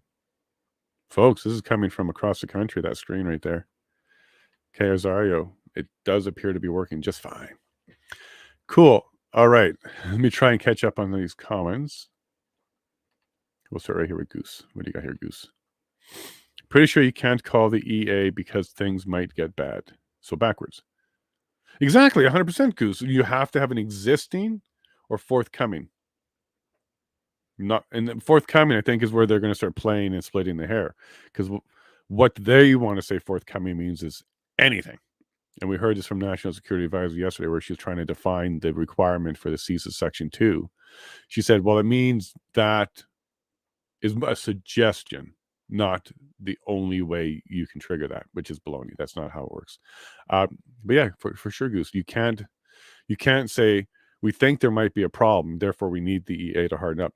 That's what our intelligence and other stuff is for. This is why we have this stuff in place. RCMP, a whole bunch of stuff, Five Eyes, a whole bunch of stuff. This is what this is all for, is to work on potential issues and watch them as they materialize from potential to probable to possible to all the way to credible. Right to actionable. Okay, there's a system that you need to go through. These people just want to turn that knob all the way down to super sensitive, and respond harshly on everything. And that's what's given them the framework to make it political opinion.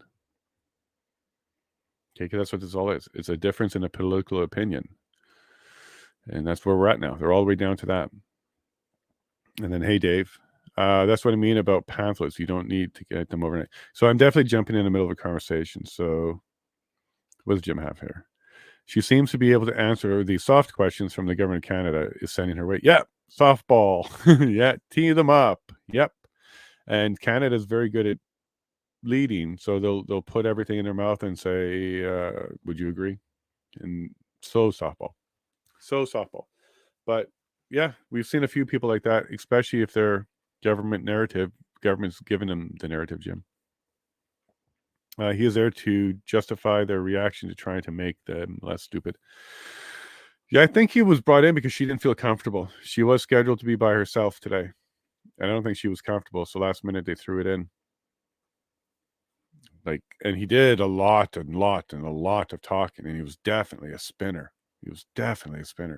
So I can see why they pitch hit him. Pitch hit means you kind of bring him in last minute substitute. They did that. Hey, Jay, I wonder how many people are reading the banner and saying, WTF, Yellowhead Yacht Club. I'm from Alberta and didn't even know how to spell yacht. Perfect. That's how marketing works. People will look into it now. They're like, what is that then? That sounds very weird. Perfect. That's exactly why I think John came up with that. It was a very good name, but it makes you think. Gives you that eyebrow raise, and then you look into it. But what it is just a place to go chat. We'll see how this grows. Curious if we get the transcript of the proceedings to Eleanor. They're already available. Yeah, we have the transcripts. We get them every day. I think that's kind of how they're working. Let me show you, just so you don't even have to wonder. You can go get them yourself. But Eleanor, we do get them. All right, let me go find that screen for you. Public order, bingo bango. There we go. Okay, so you come to the main website, and you're going to go to the webcast. I believe it's there. Just 1 second. The page catches up. Oh, green. Once we add it. There we go. So here we go. So live webcast. This is where I find them. And then underneath the video, scroll down. There's a witness list. There we go. Webcast and transcript from past episodes. So yesterday, 17th. And there's your transcript. So no, they're pretty good at doing this right now. Let me bring the transcript into the right window for you. I'll put this in chat. So this is a transcript for. So I am definitely downloading all of these. I'm glad that they're in PDF. They're listing off council names and everything. We really could have used this to be very good on the names and stuff, but we're not professionals. We're learning. But yeah, this is very long. There you go. This is stuff that we're used to in court, transcripts. And because they're PDF, they're searchable. Okay, they're searchable. So this is going to make things a lot easier. And I have a lot of software that knows how to read PDFs, so we can do a lot of searching and things like that. But yeah, no, there we go there. We do get the transcripts.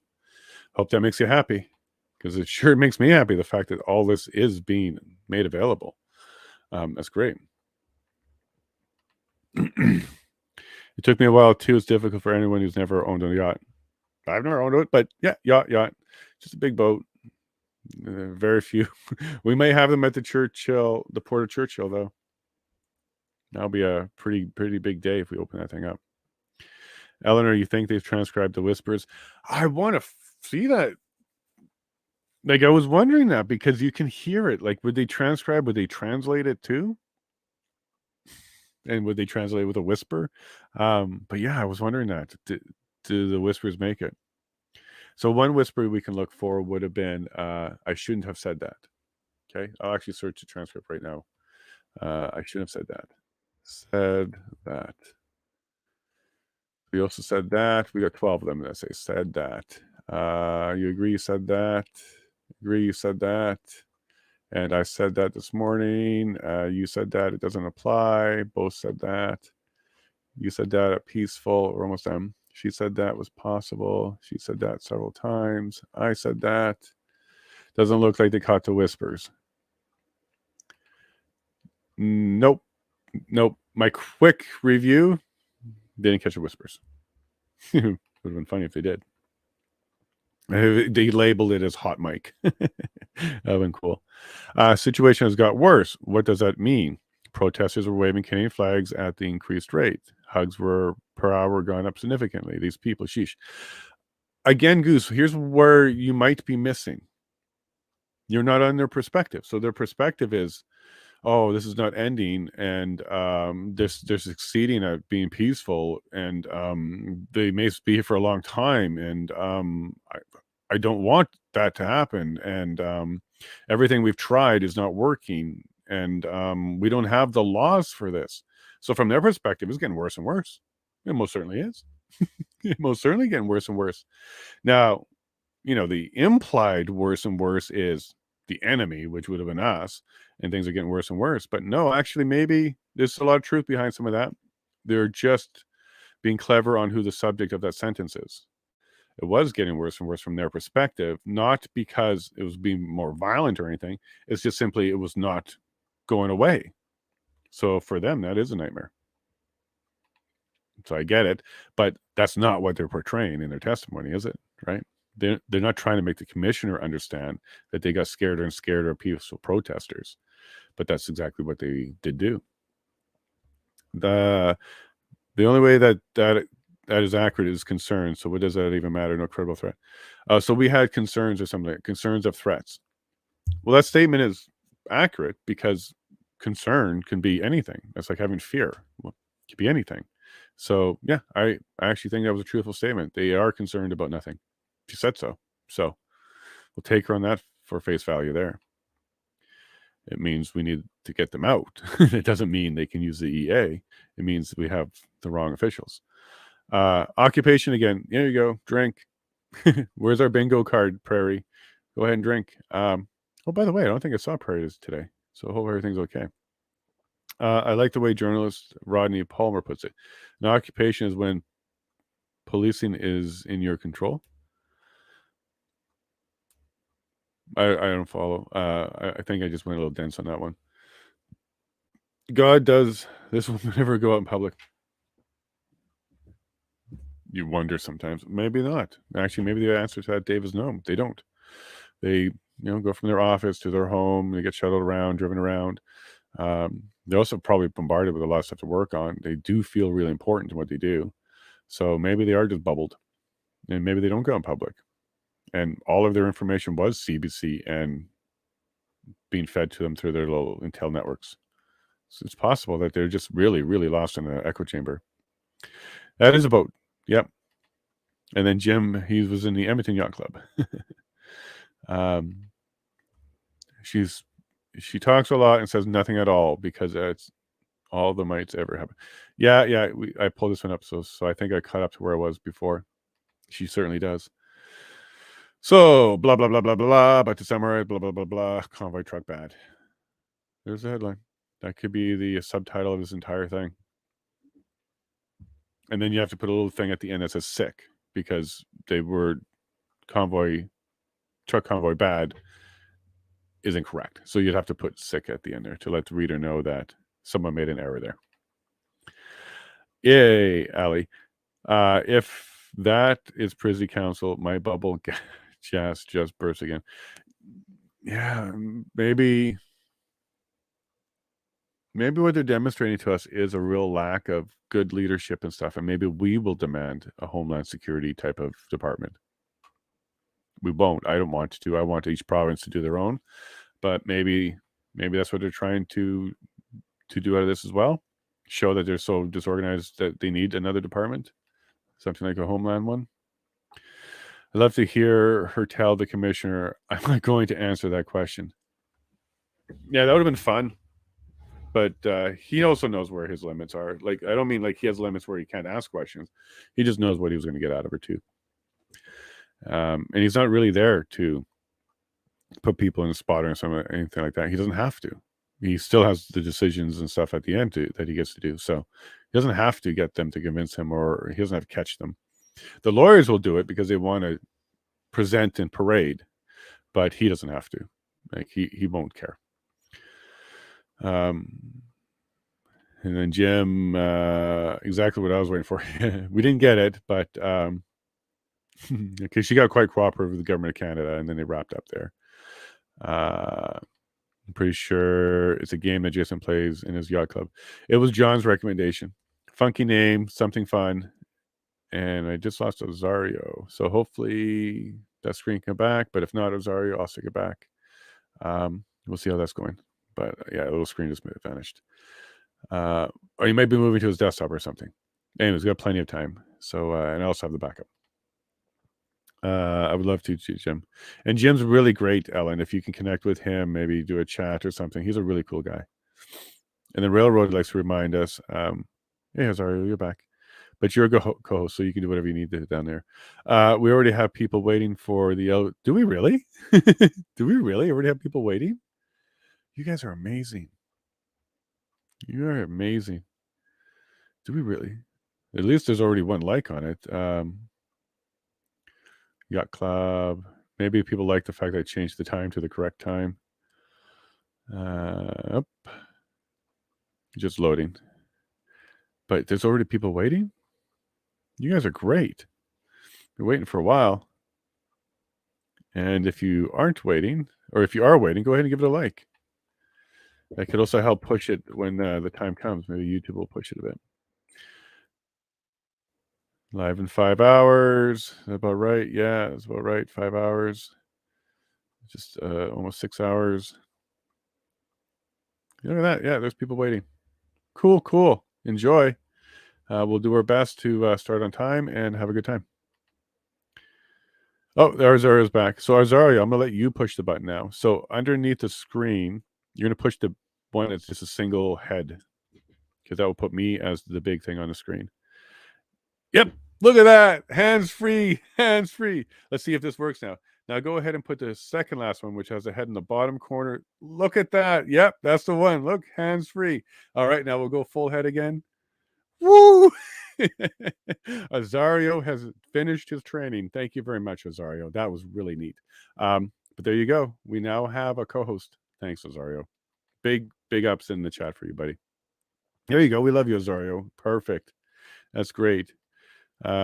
Speed training. Let's go. That's awesome. Thank you very much, Azario. I feel cool about that because we're one step closer to making sure Monday is available for everybody. So thank you. Good stuff. And then live training on the spot. Yay, team. Azario, this is great. Look at the support we're getting from everybody. Pretty good at reviewing poutines. Yeah. Hey, yeah. I haven't had a good poutine in a while, stunned. So we'll make that like the lunch stop or something. A good poutine while I'm there.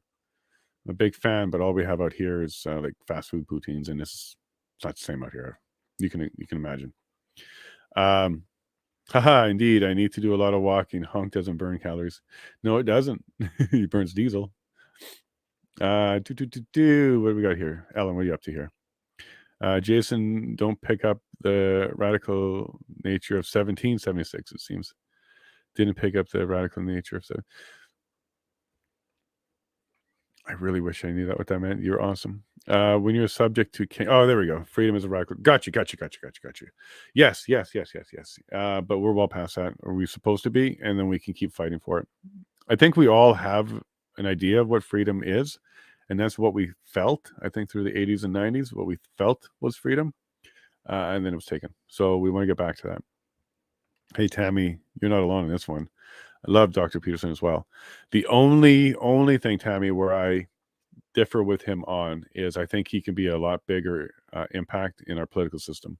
I would love to see him become an MP or do something on a provincial level. We need more brains like his in the House. Can you imagine him standing up during a debate and talking? Like, I even think even a speaker from the opposite side would sit back and have a listen, because he's very good at that.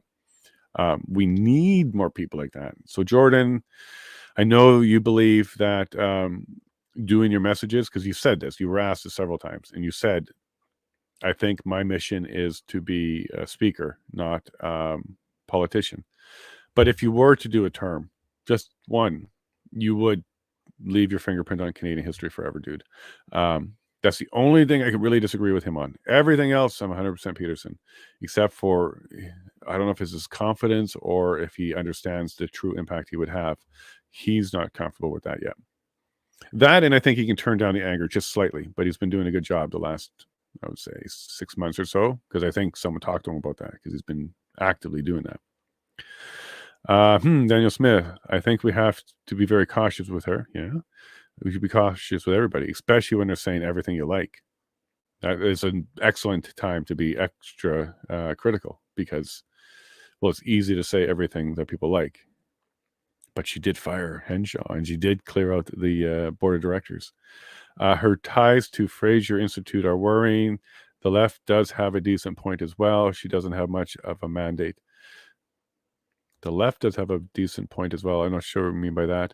And not sure what her connections to Fraser Institute are. But yeah, everybody that even gets into leadership, you always have to be cautious with, because, well, there's a whole bunch of things that motivate leaders. And some of them, they're not virtuous. And she had some mistakes in the past and atoned, and, you know, but we'll watch. We'll watch. I'm an actions type of guy, not a words type of guy. I think words are cheap. Good premier so far, for sure, Phyllis, and I'm behind her. I'll help her in the next election. I'll get out there and canvass for her. I would like to see her get a full term. Sorry, I know people like her for good reason. Cool. Just my spidey senses tingling with this one. Maybe I'm too black-pilled, huh? No, and keep those going, Goose, because frankly, this could be what people actually, and this is why I'm going to be very careful, because people say this about me too. It seems too good to be true, like saying the right things, and is that for real? Well, I know from my side of this microphone, I'm for real. And if she is the same type of thing where she is for real, she's just saying a whole bunch of the things that other people didn't want to say or should have said, I still want to be cautious with her, as people should be cautious with me. Let's make sure we're all the real deal here. Review, watch the actions.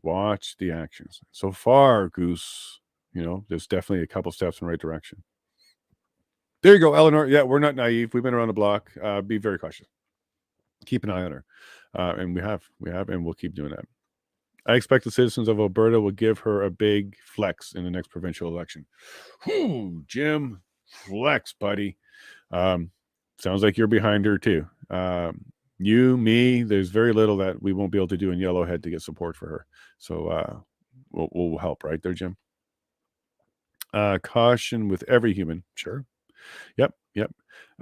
Is she the lesser of two evils? From where I'm sitting, she's the best shot we've got and the best show we had in a long time. Yes, and yes, I agree with the sentiment. I also agree that it was all talk until she started firing people. So I'm very excited Railroaded. And sometimes it just takes one radically different leader to stand up strong. And I think the biggest thing here, Railroaded, that's different from the other leaders in her position at this point, is she's not asking for permission. She's not interested in negotiating a withdrawal of federalism. She's just straight up going to exercise our rights. That's what I think is quite different than some of the other ones. The other ones kept talking about New Deal, renegotiate, work with. She's just simply saying, well, we don't need to. We just simply don't need to do that. We already have the framework from the Constitution, so we'll just go ahead with that. That's why I think it might be a big difference here. That was Eleanor's link again. Eleanor give Eleanor mod status, please. Yeah, oh, sure, for sure. I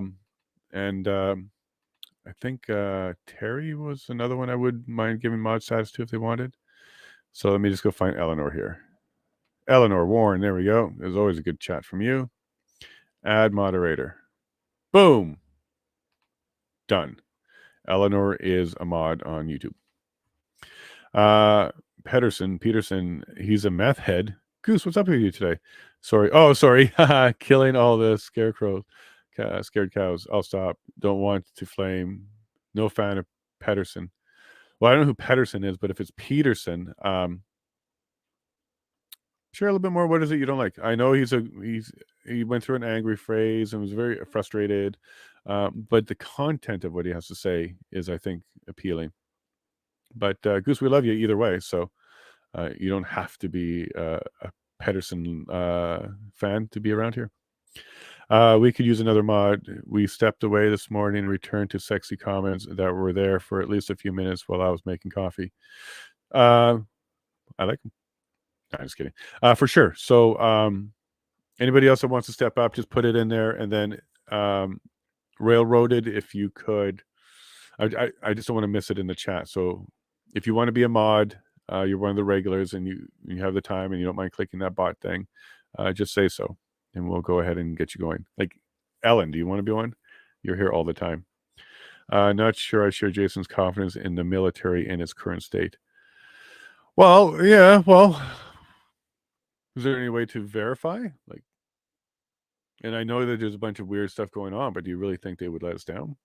I think Charlie would tell us that they're in a ready state. Talking about the James Top stuff, the Legion stuff. I think push comes to shove. I would feel confident that they got activated. But it doesn't guarantee us a victory, right? Like, doesn't guarantee us anything. But I certainly would trust them way sooner than the current leadership we're looking at here. These guys scare me. They're so incompetent and scared that it scares me. I think it's a bad combination. Hey, Jim, you just stepped away. I just stepped out of the... But I accept. What do you accept? What do you accept? Sorry, Jim. I absolutely could have missed several pictures or several chats there. I'm sorry, brother, but the military has already let us down, and I have no faith in them too. It's common thread here. I'm seeing that here. They should have protected us from the tyrants, and they chose to do nothing. Nothing was not enough. Okay, so I'm going to push a little bit on this one stunt. There is a mechanism in place for the Canadian Armed Forces that if they do think that there's tyranny going on, they do have a way to step up, and they do have a test for it. It wasn't reached. It wasn't reached, but they're coming close too. Okay. They're coming close to it, but the government of Canada, the elected one, the one that was put in there under the charter or constitution, they are removable by the military, but that would have to be extreme. Like there's like an EA version in the military, and we're not there yet. I know it really sucks, and I know we don't like some of the stuff, and I also don't. I know they're breaking laws, and I know that they're booting us and stuff like that. But believe it or not, there is more they can do, and if they do that, then military would, well, supposed to step in. We're not there, so I don't know. I don't know if they would do it or not, and I really hope we never get to that point, because that's not the governmental transition that we really, really want. That's very messy. Okay, every single time it's happened in history, every single time, no matter what country and what point in time, there's a period of suffering for everybody, and then a period of rebuild, and then a period of prosper if you're lucky, and then a period of peace. There's no guarantee for any of that. This is kind of like a divorce decision. Like it really should be the last choice. And as much as we don't like our government, they haven't hit the hard limit yet. And if let's say CAF decided to pull that trigger, I think we'd be just as annoyed that they pulled it too soon, just like the government did with the EAA. So I'm one of those that two wrongs don't make a right. And if that ever was to happen, that wouldn't be a good day for anybody in Canada. Not for anybody in Canada. That would be a very serious violation of a whole bunch of things against us, and then we'd have a recovery period, and it wouldn't be fun, and we would suffer. We would suffer. Like even on the global stage, some countries may not support our decision. We've seen this throughout history. So even though that is like our CAF EA, we're not there. I know it sucks, but we're not there. It really can be a lot worse. And what I mean by that is they got to start locking up political opponents, murder, like some things like that, tracking down a bunch of people, camping them, getting them all. Like, I'm not saying we're not headed that way, but there's more. There's more that they can do before ultimate protections would be triggered. I hope we never, ever, ever have to find that out. That's my hope. So, Stunt and Eleanor and others, well, maybe we're both never going to find out if we're right or wrong on how prepared our armed forces are. And to me, that would be a win, that we never find that out. Hey, Morgan, there's a new picture. I haven't seen you before. From what I've heard, it seems Ukraine accidentally fired the missiles into Poland. Okay, Morgan. Okay. Really? They also denied. Okay. They didn't put their hand up and said we did an ooh-ooh. They were quite pleased to see that Russia name being thrown around attached to it. Okay, Morgan. I would highly recommend that you also look between the lines and check out some more, because if they did accidentally do it, why wasn't that the second message we heard? Poland hit, accidental from Ukraine.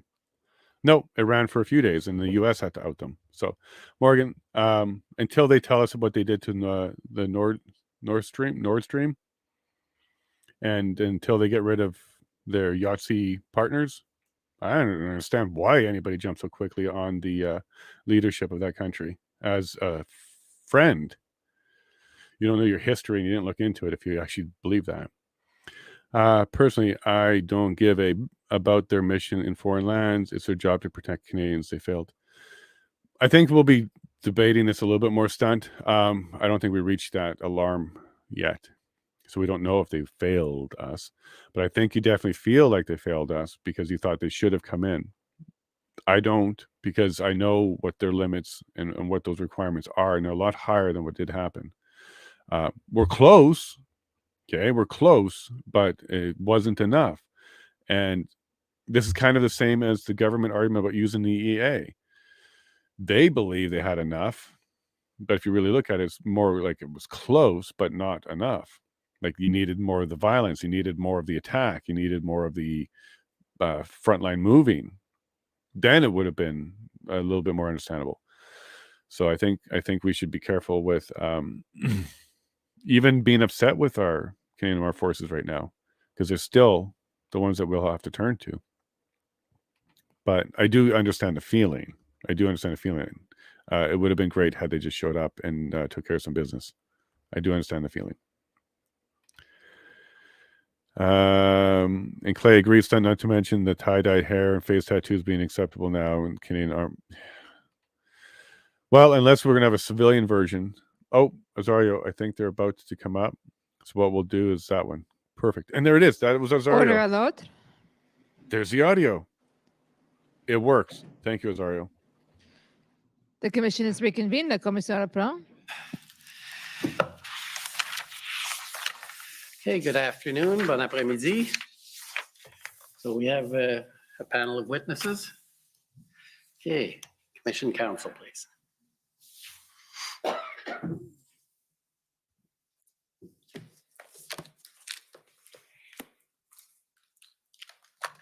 Thank you, Mr. Commissioner. For the record, Shantona Chaudhary for the commission, and the witnesses this afternoon are Ms. Janice Charette and Ms. Nathalie Trouin. Ms. Charette, will you swear on a religious document or do you wish to affirm? A religious document, please. We have the Bible, the Quran, or the Torah available? The Bible, please.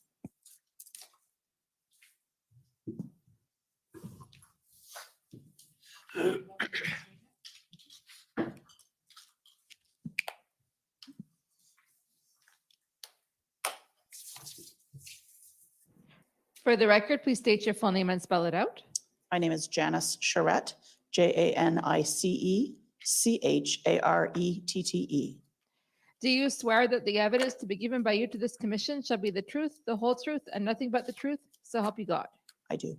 Thank you. Ms. Drouin, will you swear on a religious document or do you wish to affirm? Je vais faire une affirmation solennelle, s'il vous plaît. Par affirmation? Yes, an oath, an oath. For the purposes of the public record, will you give us your name? Nathalie Durin, Nathalie Drouin.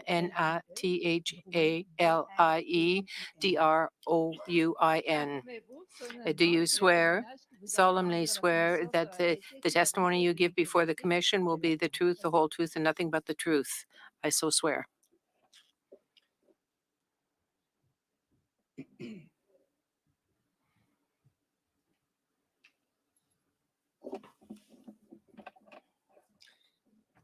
Good afternoon, Ms. Charette, Ms. Drouin. Thank you for being here.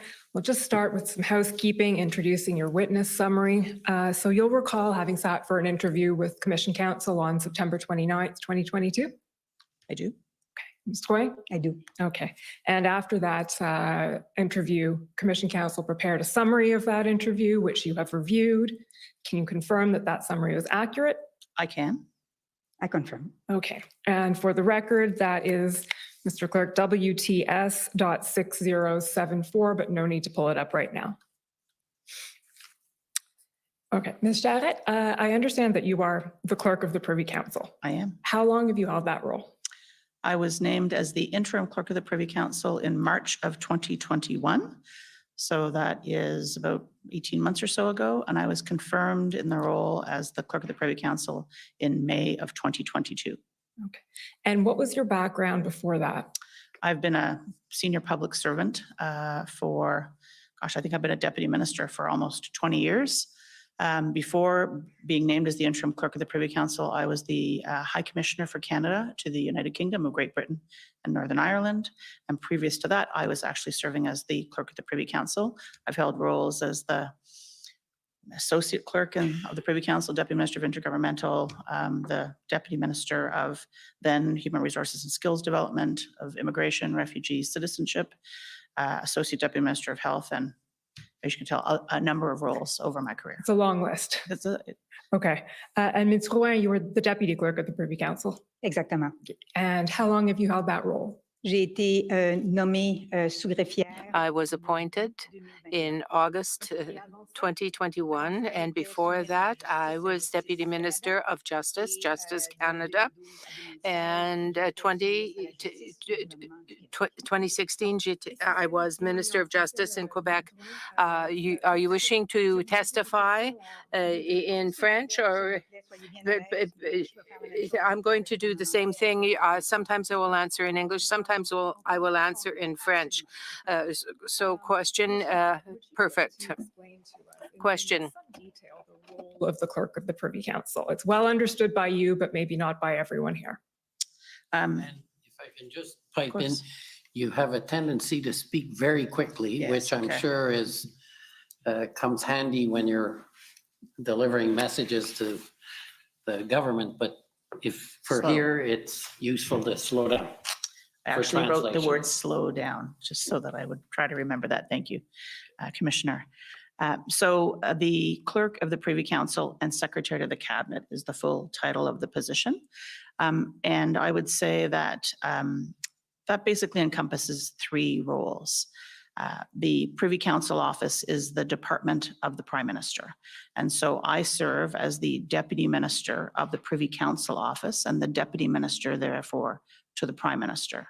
I am the most senior public service advisor to the Prime Minister and to his office. I'm responsible for the overall management of the Privy Council office and the discharge of all of our functions and responsibilities, and making sure that, so it's kind of the administration side, but I'm also the advisor on all matters that would be before the Prime Minister for his consideration and decision. Second part of the role is the secretary to the cabinet. And in that respect, I'm responsible for helping to organize cabinet meetings, make sure that the agendas are set, the attendance is set, the information is available for ministers to deliberate on, that the meetings are supported with things like translation, all of the kind of staff support. that the decisions of the cabinet are faithfully recorded and therefore communicated out as necessary, and kind of responsible for overseeing the implementation then of those decisions. So anything to do with how cabinet operates its decision-making structure, I'm responsible for, obviously working with the team in the Privy Council office, both in the advisory function and the Secretary of the Cabinet function. And then finally, in our system, the head of the clerk of the Privy Council has a third role, which is the head of the public service. And I think if you look at the institutional summary for the Privy Council office, we've tried to describe that in the Canadian version of the Westminster system, the public service is a professional, nonpartisan public service. And I'm responsible as the head of the public service for, amongst other things, providing an annual report to the Prime Minister on the state of the public service.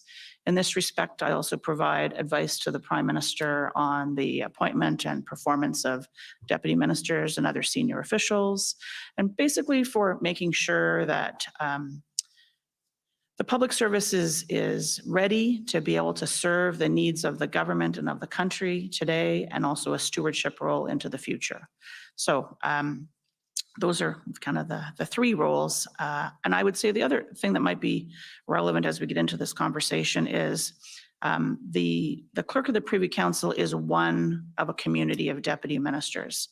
I think in the expression would be primus inter pares. You are one amongst others, and I very much work with the community of deputies in order to be able to discharge those functions. First among equals? That's it. Good.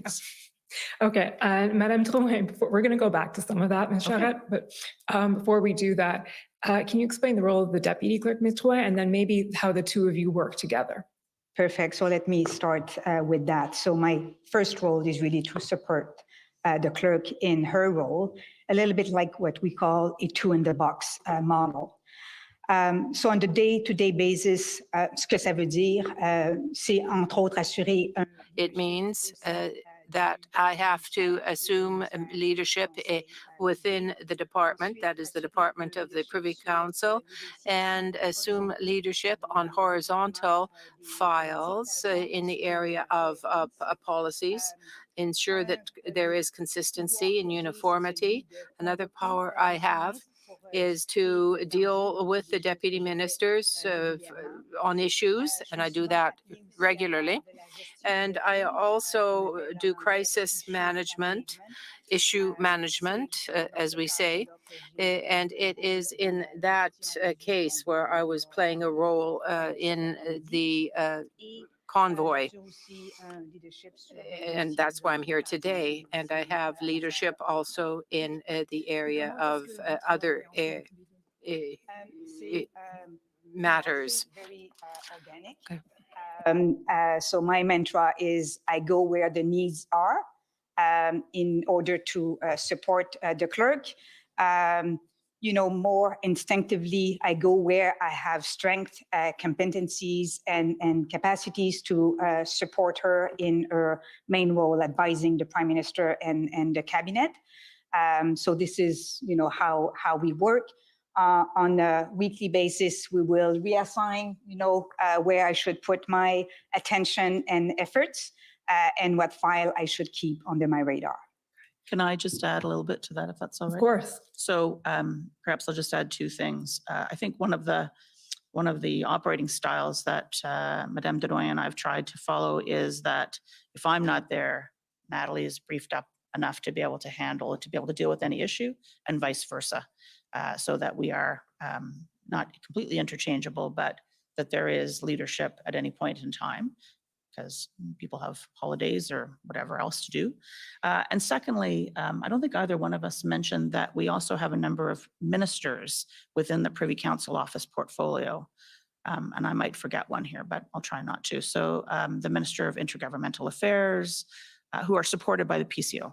And that's Minister LeBlanc? Minister LeBlanc, that's right. The Government House Leader, that's Minister Holland. The Quebec Lieutenant, which is an intergovernmental type of function, that's Minister Rodriguez. The Minister of Emergency Preparedness, that's Minister Blair, and I have now forgotten. in the DPM. And of course, and the Deputy Prime Minister, that's right. In her role as the Deputy Prime Minister, she also gets support, of course, from the Department of Finance. But in her role as the DPM, we do provide her some support as well. Okay, so as the senior advisor, as you said, within the public service to the Prime Minister, can you explain a little bit the interaction between PCO and PMO, and just explain how those lines of communication work, how the Prime Minister is briefed, how you communicate with him, those general things? Sure. I think the term that Madame Drouin used of organic maybe applies here. There are many, many routes in terms of the flow of information and advice between myself and team in the Privy Council office and the Prime Minister's office and the team that support him there. When it comes to the Prime Minister himself, it gets more structured, and I'll come back to that in a moment. There would be daily conversations going on between PMO and PCO staff, whether it's around information exchange, trying to think about how to manage an issue, surface a problem we're trying to solve, exchange information. Any number of things in the course of a day would take place. In terms of the advice to the Prime Minister, when it comes to the exchange of information with the Prime Minister, in some cases you will see, I think even in evidence of documents that have been submitted to the Commission, that if it's for the purposes of just sheer information, you would see a briefing note perhaps prepared by one of the Deputy Secretaries to the Cabinet. But if it contains advice, it contains a recommendation, if we write to the Prime Minister for the purpose of decision, that would come through me. In some cases, some of those briefing notes may also go through Madame Drouin. And if I'm not around, Madame Drouin can sign off on briefing notes, decision notes for my over my signature. So would it be correct to say that all formal advice to the Prime Minister from the Privy Council office goes through one of you? I think that would be fair to say, yes. As well, we have a number of opportunities to provide oral information, oral briefings to the Prime Minister as well. I have a regular bilateral meeting with him every week, which is joined by the Chief of Staff to the Prime Minister. That is Katie Telford. And sometimes other members of the Prime Minister's staff will join us. And that's a session where sometimes the Prime Minister has items, I might have items, the Prime Minister's office may have items, but it's kind of a regular once a week touch base, traffic management, advisory, decision, kind of whatever is on the issue of a plate of the day. Every second week, the Deputy Prime Minister will be joining into that meeting as well. So that's a regular structure.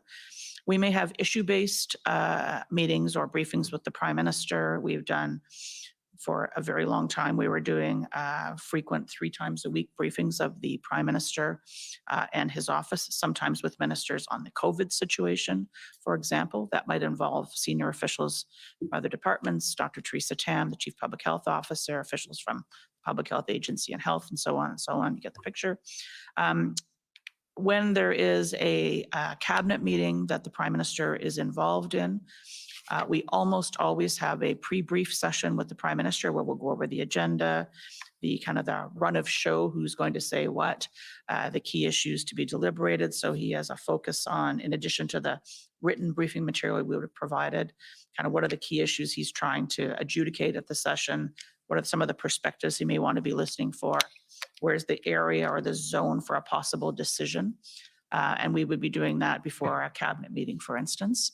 And certainly, I think, which will be relevant to the work of the Commission before an incident response group. Thank you. That's helpful.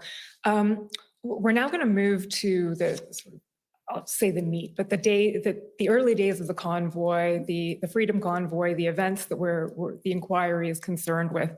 But just picking up on the last point you made in terms of the communication lines and briefings, could you set the stage for us in terms of what was going on in government at the time at a very practical level as well as a sort of ideas level? So were things happening virtually? Where were people working? Where were you? Where was the Prime Minister?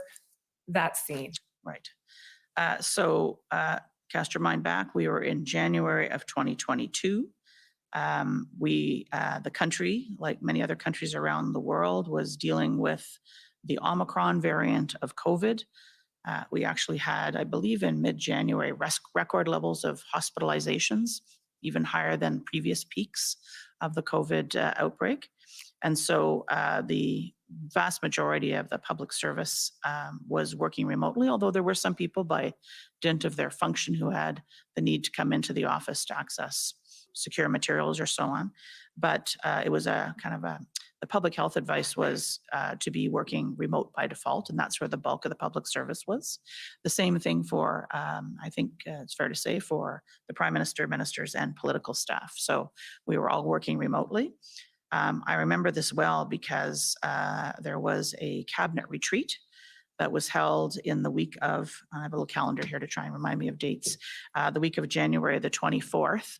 That would have been the first cabinet retreat that had taken place since the government was formed after the 2021 election.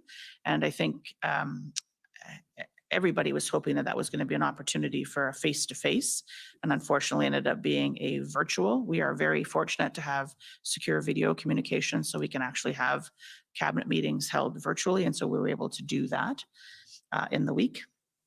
There was a lot of other issues that were before the government. I think you would have heard from other witnesses as well that we were monitoring the potential for an emerging situation in Ukraine.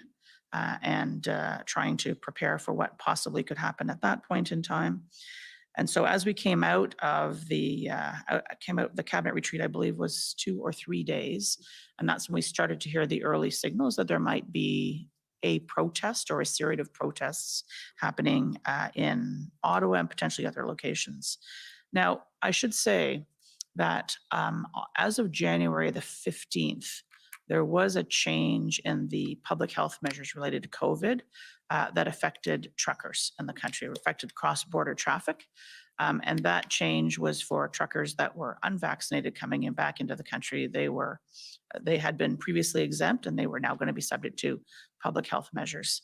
And so we were monitoring very closely both the implementation of that measure as well as talking to the Trucking Association and monitoring, because it was clear that at that point in time, despite the very serious record levels of COVID we were facing, that Canadians were kind of getting a bit fed up at that point in time with the restrictions and the measures and what they were having to deal with. So that was very much on our minds. We were getting ready for the return of the House of Commons. They had been on a parliamentary break coming out of the holiday season, and the House was due to resume on the 31st of January. So as we went into what I think others have described as weekend one, the weekend starting Friday, the 28th of January, we were monitoring and waiting for the protest that we had understood was going to be arriving. That's kind of the context at the very beginning, if that's helpful. I'm happy to add to that. That's helpful. That's perfect. So that takes us to my next question, which is, when did you first brief the Prime Minister on what was happening with the convoy? The first briefing I had with the Prime Minister was an oral briefing on the 30th of January. I think you've heard testimony from other Privy Council office colleagues that there were PCO, PMO briefings that had been going on in the week before that. There had been daily ministerial briefings going on, starting, I think, on the Thursday before that. So on the Sunday, the 30th, there was a telephone call or an oral briefing with the Prime Minister, including members of his staff, other members of the Privy Council office, to basically kind of give him a situation report. At that point in time, it was Sunday, I believe it was evening, and it was pretty clear that the protesters weren't leaving. So we had a situation in Ottawa, and our thoughts were turning immediately to the House return the next day, and whether there was any issues we had to be thinking our way through in terms of the safe conduct of parliamentarians actually accessing the Parliament buildings. As you may recall, Wellington Street was a bit of a challenging area. As the head of the public service and responsible for a department, I also had to think about what instructions we were giving to public servants, some of whom were still required to be going into the office, about while we were closing buildings or leaving those open. So that was really the first briefing with the Prime Minister, kind of a situation report, what was happening, giving him information. We were able to tell him that there had been ministerial briefings, that there was lots of outreach going on by deputy ministers across, we call it the town, across Ottawa, across departments and agencies. And so that was, I wouldn't say that we sought any decisions from him at that point in time, other than to have a conversation about, were we well connected, for example, were the right people talking to parliamentary officials, to the Sergeant at Arms, the Parliamentary Protective Service, were they connected up to law enforcement and security agencies to make sure that, Parliament, the epicenter of our democracy, could function well starting the next day. We've spent a lot of, I don't know if you had a chance to see the testimony of Ms. Bogden this morning and Mr. Hutchinson and/or the NSIA yesterday. We've heard from many of your deputy minister colleagues, and we've spent a lot of time on the lead up to the convoy and the early days. So I think with you this afternoon, we're going to be focusing mostly now on the beginning of sort of February 9th on, let's put it that way. So I'm going to... Can I just take you back? Yes, you can. I thought that might happen. When you referred to other deputy minister colleagues, I know that yesterday as well, you heard from colleagues from the Department of Finance. And so another big preoccupation as we were kind of starting up our work at the end of January was we were in the beginnings of budget preparation for budget 2022. So the Prime Minister, the Deputy Prime Minister, myself, the Deputy Minister of Finance, and our teams, both the political teams and the public service teams, were thinking our way through what was going to be the economic strategy for the country at a time when, we had hoped to be through the worst of the economic impacts of COVID, and frankly, we weren't, as a result of the fact that we were kind of facing another wave. So that was also kind of a contextual factor that I think might be helpful and relevant as we get later on into the discussion. Yeah, that's fair enough. I think that will probably arise. So I'll just set paraphrasing very briefly, the kinds of evidence that we've heard from your colleagues over the first week or two, let's put it that way, after the convoy arrived. So the convoy arrived, it was not expected to stay as long as it did. It did stay. At that point, the federal government was meeting to try and understand what was going on. There were regular DMOCs happening. And I'll just ask then, actually, were either of you in attendance at the DMOCs that were happening? Starting on the 9th, yes. Starting on the 9th there, okay, which is why we're soon going to be skipping to the 9th. I don't know that I attended every DMOC. I attended some of them. So Deputy Minister Operational Committee for the acronyms. I know you've been through them all now. You're an expert, actually, I've heard.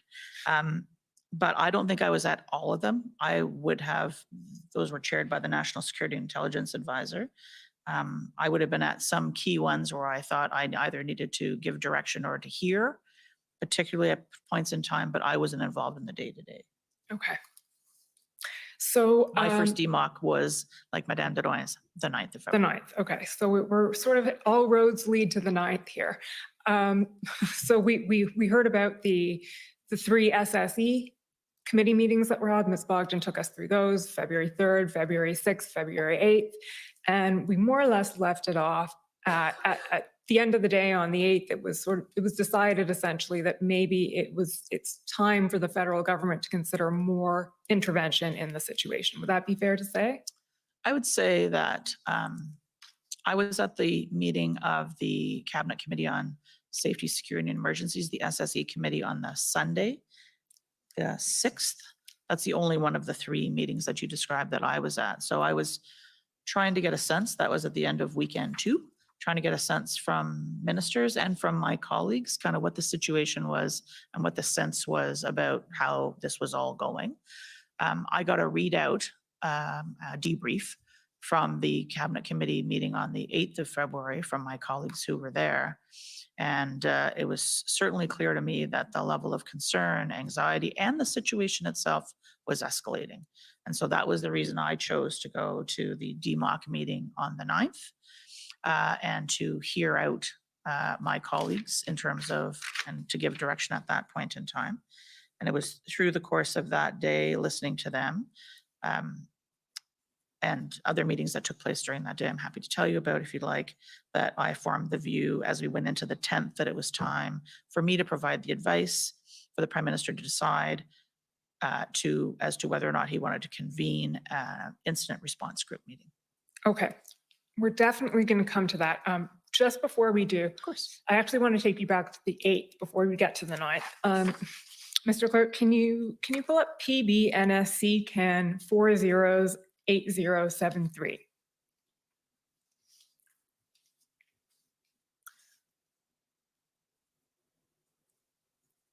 This is a document you may not have seen before, so I'll just explain to you what it is. These are the notes of Deputy Commissioner Mike Duhame. And if we scroll down, Mr. Clerk, to page 41,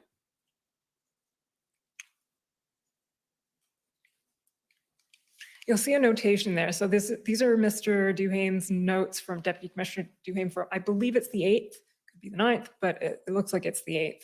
And you'll see 8 a.m. there, 7 a.m. in office, 8 a.m. call with clerk.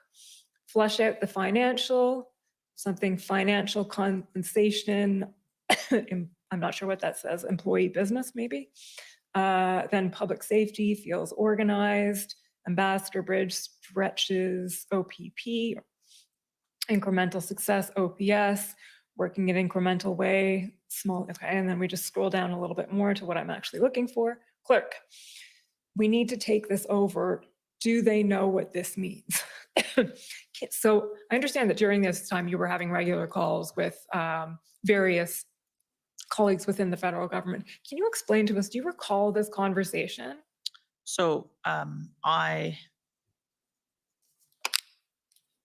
don't know whether Michel Duhame himself was at the DMOC meeting. I was not speaking to RCMP colleagues or a broad selection of colleagues working in the national security and intelligence public safety space on the 8th. That really started on the morning of the 9th for me after I heard the readout. So I think maybe the date, if I'm not wrong. Maybe it's the although, as I 9th? said, I think it might be the 9th. Okay. I certainly was at a meeting at 9 o'clock in the morning, 8 o'clock in the morning on the 9th, which was a DMOC. So it's not unreasonable to think that the commissioner of the RCMP, either she was there and brought Mr. Duhame with her, or he was attending for her. Either one of those two things is possible. So these are probably Mr. Duhame's notes from the DMOC call. I never had a one-on-one call with the Mr. Duhame. Okay. So it would have makes been sense. in the context of a broader meeting. And it looks like from what you have read that if PS is in fact the public safety, that was others there as well. Let's talk about what the meeting was about. So having heard the readout from the SSE meeting on the 8th, I should add as well, there was a debate in the House of Commons on the 7th of February, if I'm not wrong, on the convoy situation. Parliamentarians, members of Parliament can trigger a debate if they wish, and I gather the Speaker assented to that, and so there was a debate. So there was rising levels of concern, that was obvious, and we heard this from the SSE committee as well, and so I went to the DMOC meeting, which was taking place at 8 o'clock in the morning on the 9th, and my purpose there was really to do a couple of things. I was there to make sure that I was hearing firsthand from deputy ministers and agency heads who have responsibilities in this area, who had been meeting with the National Security Intelligence Advisor through the days previous to that on their assessment of the situation. And I wanted to provide my direction to them as the senior public servants that in my view, this was a very serious situation, that we had rising levels of questions from federal ministers who were asking, how is this going to end? What can we do? And so my commentary at the meeting, I think I was at 2 DMOCs on this day, as a matter of fact. Certainly at the first meeting in the morning, my objective, my intention was to try to say to my deputy minister colleagues, we have to leave no stone unturned. We have to make sure that we are looking at every power, duty, every authority we have, every resource we have to make sure we are bringing the full power of the federal government and its resources to try to help those who are frontline responsible to manage this situation. I'm not an expert in any of these domains. I would be conveying like, we've got to get on this and we've got to use like this. I think you heard the expression this morning, you know, this is an all hands on deck. I don't know why we use naval references, but all hands on deck situation. And I would have been saying all hands on deck, no idea too crazy. Let's look at absolutely everything. Let's look at every law we have, every resource we have. And including in that, what would it mean? You know, how does law enforcement actually, like, how do the structures work? Who's responsible for what? You know, if it gets beyond the capability of one particular, like a local police force, like the Ottawa Police Service or the RCMP acting in its local capacity, say in Coots, you know, what happens then? Where does it go from there? Who takes over from that? How does that all work? How does the jurisdiction work? Where do the responsibilities work? So this was not my direction to the extent that there was any direction was to let's get on this work. We need to get this work done. I think you heard a lot from Ms. Bogden this morning about then what she was doing the whole day long to try and collect up this information. But that would have been my intention. I didn't tell people what to do. I was asking, we've got to get this work done. Okay, so if I understand correctly, when you say what Mr. Duhame writes down here is we need to take this over. Do they know what this means? You're talking in a general sense about it's time for some federal intervention in this. Let's talk about what that might look like or what the options are. I'm not sure I had reached the conclusion it was time for some federal action. It was certainly the case. It was time to consider, to be ready to respond. I think the other thing is, if you cast your mind back to kind of the public environment at that point in time, this was all happening in Ottawa, a lot of it on Wellington Street. You're looking at the coverage in the media, you were seeing the Parliament buildings behind it. So there was a lot of questions being asked of federal ministers. What are you doing? What are you doing? What are you doing? And so certainly we had the sense coming out of the meeting on the 8th, they were impatient to know what they could do. And that was my direction to the town at this meeting is go and figure this out. What can we do? Be as creative as you can. Really think outside the box. Okay, and we saw this morning, Mr. Clerk, you can take those notes down. Thank you. We saw this morning that Ms. Bogden put together a sort of a list of the pretty much wrapped up a lot of the discussions that had been had over the previous 2 weeks about strategic enforcement strategies, financial options, et cetera, et cetera. That's something she sent off a draft of some point on the 9th, and then I think at 3 o'clock in the morning on the 10th. So we've looked at that, and you mentioned, I'm just going to take you back to your conclusion before, that at some point in all of this, you formed the conclusion or gave the advice to the Prime Minister that it was time to convene an incident response group. So perhaps I can say, in addition to that meeting with deputy mayors, there was another meeting with deputies later in the day. I think if you'll hear from the Prime Minister, excuse me, and ministers next week.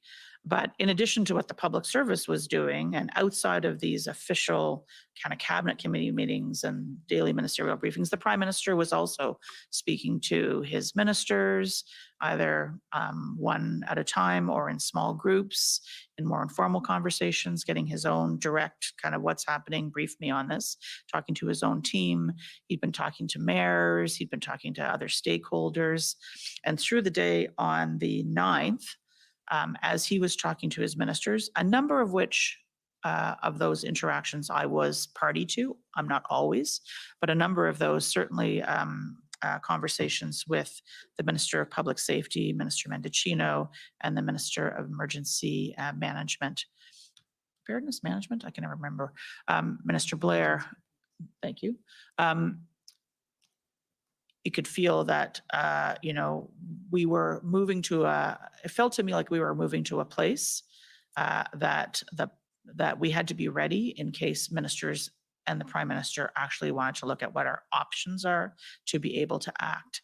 And so as the day turned over from 9 to 10, I certainly formed the view that I believed it was time for the Prime Minister to convene the incident response group. There was another informal call amongst Prime Minister and ministers that morning, and after that, I gave my advice and the Prime Minister accepted it and chose to have a meeting, an in-person meeting, which was unusual at the time because of course we were still working remotely, but given the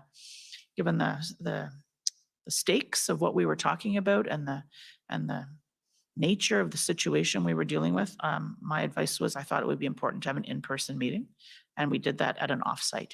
Okay, maybe I should have asked you this, or to put it this way to begin with, but to the extent you can you walk us through the chronology then of what happened on the 9th and how we got to the 10th? I guess I can try. Certainly what I saw, the parts that I would be part of, I was part of a deputies ministers meeting in the morning. I would have had various conversations, either individually or with in small groups with Privy Council office officials or other deputy ministers and senior officials through the course of the day. I may have spoken to, I can't remember exactly, the Prime Minister's office. I certainly was part of a meeting that the Prime Minister had, as I said, with Ministers Mendicino and Blair, as well as other members of the PCO and the Prime Minister's office, and I believe their staff. I don't know whether there were any other senior officials from outside of PCO in attendance. There was a second meeting of the Deputy Minister's Operational Committee on the 9th. When I came to work, or got up for work on the 10th, I was, one of the first things I had was a email from Ms. Bogden with the results of her overnight work, not a practice we like to encourage in the PCO, but very dedicated, and came up with, kind of pulled together everything that basically I had, all the product of the work that I had tasked on the 9th, and we were in the morning of the 10th. There was another informal conversation, and then there was an IRG in the afternoon. Okay. And can you tell us, so the Prime Minister accepted your advice to convene the IRG and then did so. Can you tell us about that first IRG meeting? And I'll just, sorry, was there something to, Madame Toy, si jamais vous voulez ajouter quelque chose? Did you want to add something, Madame Toy? Well, maybe I think the clerk can talk about that. I think also the Prime Minister had a call with Premier Ford on the 9th. I can't remember whether it was the 9th or the 10th. I'm sorry. That's I will defer to Madame Drouin's memory on this one. So maybe to check that. And maybe just to go back to the takeover conversation. I think the clerk talked a little bit about the fact that, you know, a lot of images from, you know, the Parliament, but it was also an international bridge. It was also port of entries. It was also the federal vaccine mandate. So all the indicators were towards, it is, you know, the federal government is owning the situation. And yet on the ground, our CMP, for example, didn't have jurisdiction on Wellington Street. We don't have jurisdiction on routes that brings you to the bridge. So it feels that we owned it publicly, but we didn't have jurisdiction to address the situation. So asking ourselves, what can we do to have jurisdiction and really to support, on top of, you know, supporting municipalities, supporting provinces, but that was also the type of questions we were asking ourselves. We knew that there had been a lot of conversations going on between our colleagues in other departments, transport, public safety, RCMP, CBSA, with their provincial territorial counterparts, in some cases with local and municipal counterparts. There had been meetings going on with the city officials in Ottawa, all around to try and understand the situation. There was this, what could we do? That was the, I mean, I think as we were going into now the third weekend, we were really feeling kind of a crescendo escalation, although the situation changed from day to day and the sites changed from day to day. Okay, that's fair. And yet we've heard a lot of evidence this week about exactly that, sort of what the conversations that have been going on between counterparts in various levels of government, et cetera. So we're pretty well caught up on that. And that then takes us to the February 10th IRG. And we've heard that from Ms. Bogden, what started off on her February 19th plan or email as Plan A and Plan B, existing authorities or new authorities of some sort, then evolved into track 1 and track 2 in the IRG tracker. So can you just take us through that a little bit? What was discussed at, to the extent it's, you can say, at the February 10th IRG, how that evolved into the IRG tracker that we then see in the February 12th IRG. And at that point, we'll ask the clerk to bring that up so you can take us through it. Okay. Would it be helpful for me to just, I don't know whether you talked about what the incident response group is with Ms. Bogden this morning. Always helpful to have a reminder. Okay, I'm happy to do that. So the incident response group is a committee of cabinet. It is usually chaired by the Prime Minister, although it can happen without the Prime Minister. These ones did not. They were all chaired by the Prime Minister. They include a collection of ministers that are necessary to deal with either a national crisis, an emergency that could happen in Canada, it could happen outside of Canada, but affect either Canadian interests or Canadians.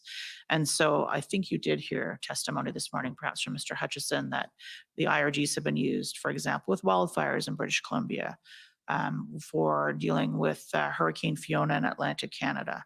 It was also used to subsequently to deal with the illegal invasion of Ukraine by Russia and dealing with Canadian interests and Canadians as a result of that. So it could be a crisis that emerges domestically that affects Canada or a Canadian crisis. It is unlike other cabinet committees, and I think you did talk about this a bit this morning with Ms. Bogden. The structure of cabinet is the decision-making structure. Cabinet committees make recommendations which are ultimately ratified by cabinet.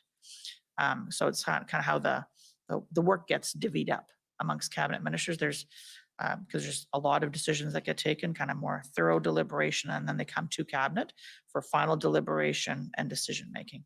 The incident response group, the IRG, is unlike those other cabinet committees because it is about the management of a crisis or an emergency. It has decision making powers with the Prime Minister and the chair. Okay, that's helpful. So it's such a long explanation. Now I've forgotten your question. So have I. No, that's helpful. Okay, so it's a decision. What kinds, actually, I just want to explore that a little bit. What kinds of decisions can the IRG take? The IRG can make decisions like, okay, we think we need to ask a minister to do something, to make a telephone call, to go on a visit. It could be we need to make sure that these resources are actually being allocated to a particular situation.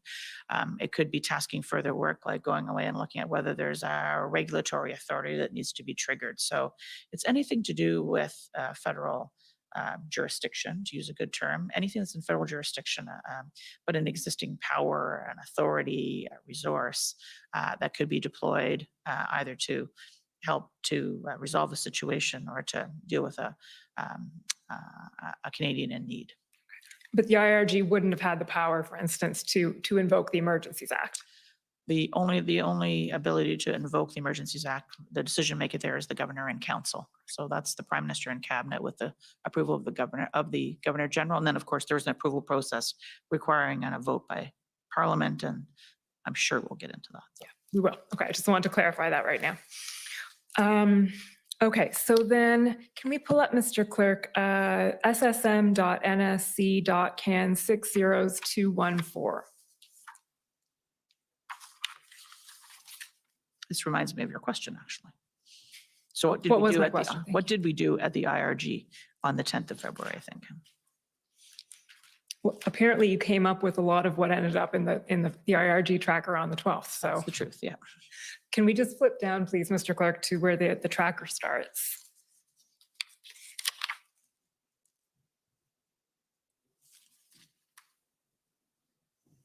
There we go.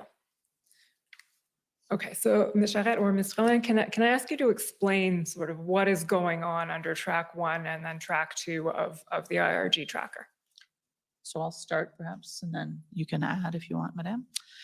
So this goes back to the kind of track 1, track 2 goes back to the conclusions of the IRG meeting on the 10th of February, where the Prime Minister heard from a variety of senior officials on what the situation was, their kind of overview of the situation, the threat and risk assessment from the NSIA, from agency heads. Then he turned to his ministers for their view of the situation, who they'd been speaking to, what was happening, what they thought needed to be done. And coming out of the meeting on the 10th, in the way the conclusions of the meeting and the tasking coming out of that meeting was, there was 2 tracks of work to be done. Track 1 was everything that could be done within existing authorities, existing jurisdiction, although it may take new resources to do those things. What's everything that we could do within the existing set of powers, duties, and functions under the law? And then track 2 was, are there new instruments that we might need? Are there new legal authorities that we might need? So this looks to me like what we would have tabled. I think this is true. This is what we would have tabled as a supporting document and input to the deliberations of the IRG as the results of the work that had been done since the meeting on the 10th. And so it goes item by item, and it describes, well, what were we doing under item 1, and a bit more description of it. Who was the lead on that? If any supporting departments, what the status of it was, if there were any documents, and if you go to number 3, you'll see that there are some supporting documents and any other notes. So we were able to, on an ongoing basis, be in a position to provide ministers with an update on all the work that was underway across all the departments, across both track 1 and track 2.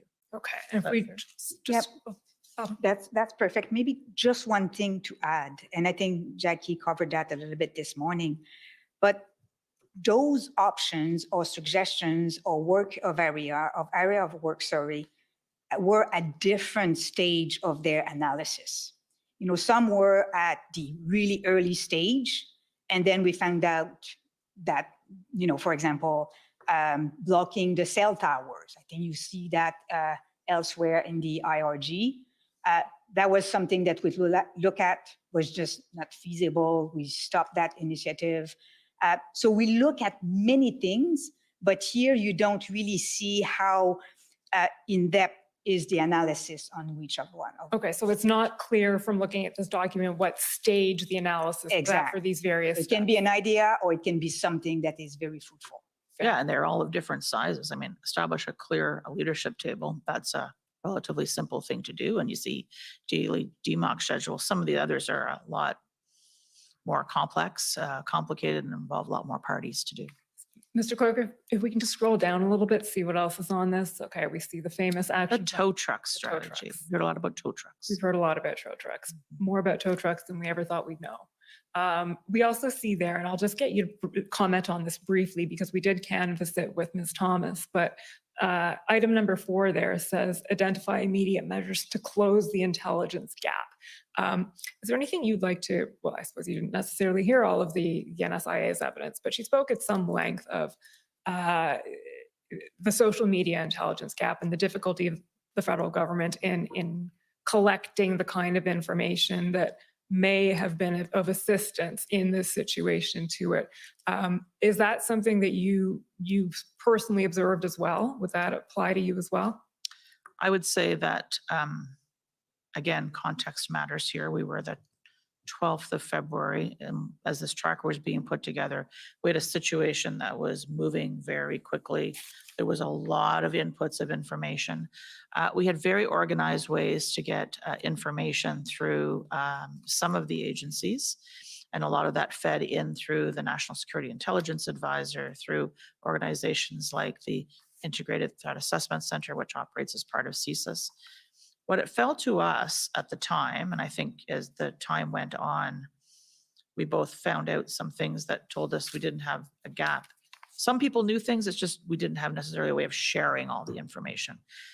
So I would say, as you read here, the intelligence gap, and it goes on to specify open source, non-criminal, non-terrorist. So we thought we knew law enforcement was collecting up intelligence, wasn't necessarily sharing it with us, nor necessarily should they have, because it was operational information. Terrorists, that would have been specific agencies that were collecting that.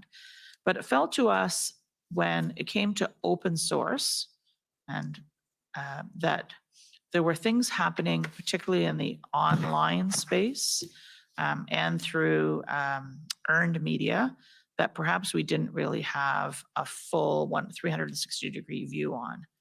And I would comment here that one of my observations is that on the public service side, we don't tend to be tend to be as skilled and as literate. I'm making a huge generalization here, but stick with me. We don't tend to be as skilled or as literate in the use of social media as the team that supports ministers and the Prime Minister on the political side. That's very much kind of in their wheelhouse, and we don't tend to do as much of that. And so even going back before convoys and back to kind of through the election and afterwards, I would find myself on occasion hearing the Prime Minister's office staff, Ms. Telford and others, talking about things that they were seeing on social media that I wasn't seeing and I wasn't necessarily hearing or picking up. Those wouldn't have been the same places I would get information. They would be the normal kind of inputs that I would receive. And so as we sat, and this is one of the interesting things about the incident response group, unlike other cabinet committees, ministers, the Prime Minister at the table, but senior officials are also at the table, able to participate in the conversation. Normally in cabinet or cabinet committees, officials are there and we're called on to speak. We don't kind of participate in the conversation. But given the situation we were faced with, everybody was kind of trying to workshop this together. What could we do? And it became clear in the conversation, which is why you see this in the tracker, that there was things happening in the open source in the social media environment that we just didn't have a very good handle on. And so that was one of the things, like, how could we close that gap? How could we figure that out better? And I think you see products later that we have attempted to actually try to figure this out. That's helpful. Now, if we can just scroll down, Mr. Clerk, to track 2, I think we can sort of put track 1 away. We've heard quite a bit about what was going on under track 1. Track 2. You'll see that the first sort of item there is assess utility of other tools that do not require invoking the Emergencies Act, e.g. the National Defence Act. Now, I appreciate that the rest of that is solicitor-client privilege redacted, but is it fair to say that there were options other than the Emergencies Act being considered in some ways? Yes, we were looking at standalone legislation. We were looking at authorities under other legislation, standalone legislation that could have been done in the financial area. I think, for example, you may have heard some of that yesterday from the Department of Finance, Mr. Sabia, and the Department of Finance colleagues, or the Emergency Act, which is really a legislation of last resort. So were there other things that could be done, other legislative steps that could have been taken?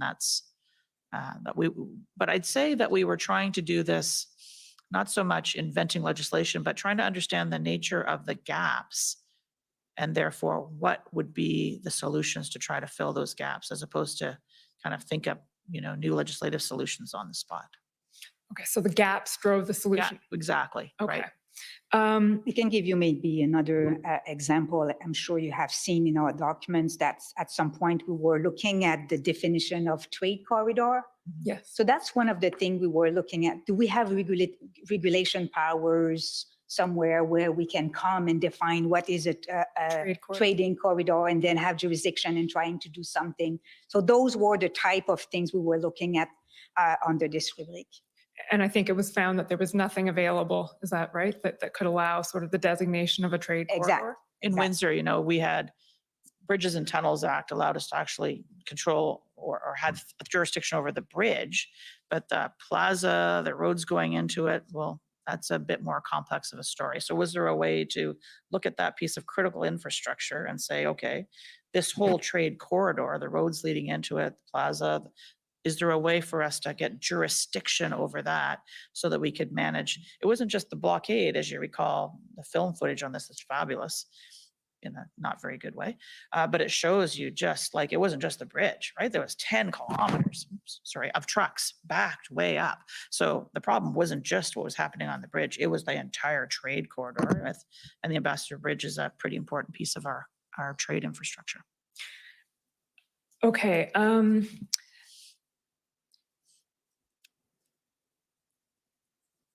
Sorry, I'm trying to figure out how to bring us to the next topic without going too far into it. at the end of the February 12th IRG. So we'll put away this document for now. That sort of brings us to what is a critical time in the chronology of all of what was transpiring, February 13th. Yep. And what I'd like you to do, if you can, is walk us through. I understand that was a very packed day. DMOC, IRG, cabinet, maybe another DMOC somewhere in there.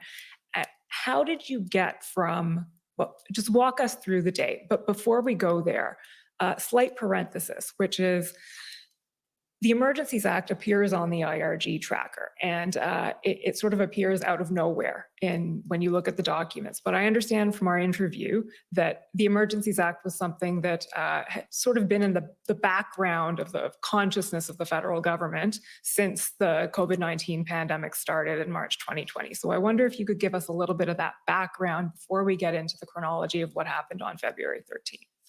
So maybe we'll do this as a tag team because Madame Drouin was there in March of 2020 and I wasn't. And then when I could kind of pick it back up in February 2022. Is that right? Okay.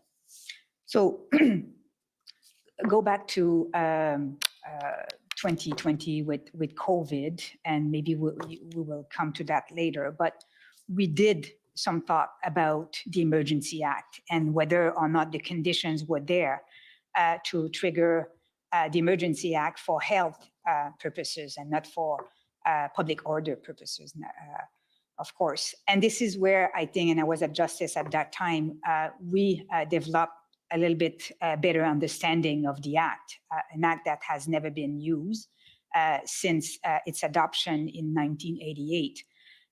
So we developed a little bit a better understanding on how it operates, what is the oversight mechanisms, the House, the Joint Committee, this inquiry, the consultation with the PT. So all the necessary steps to invoke.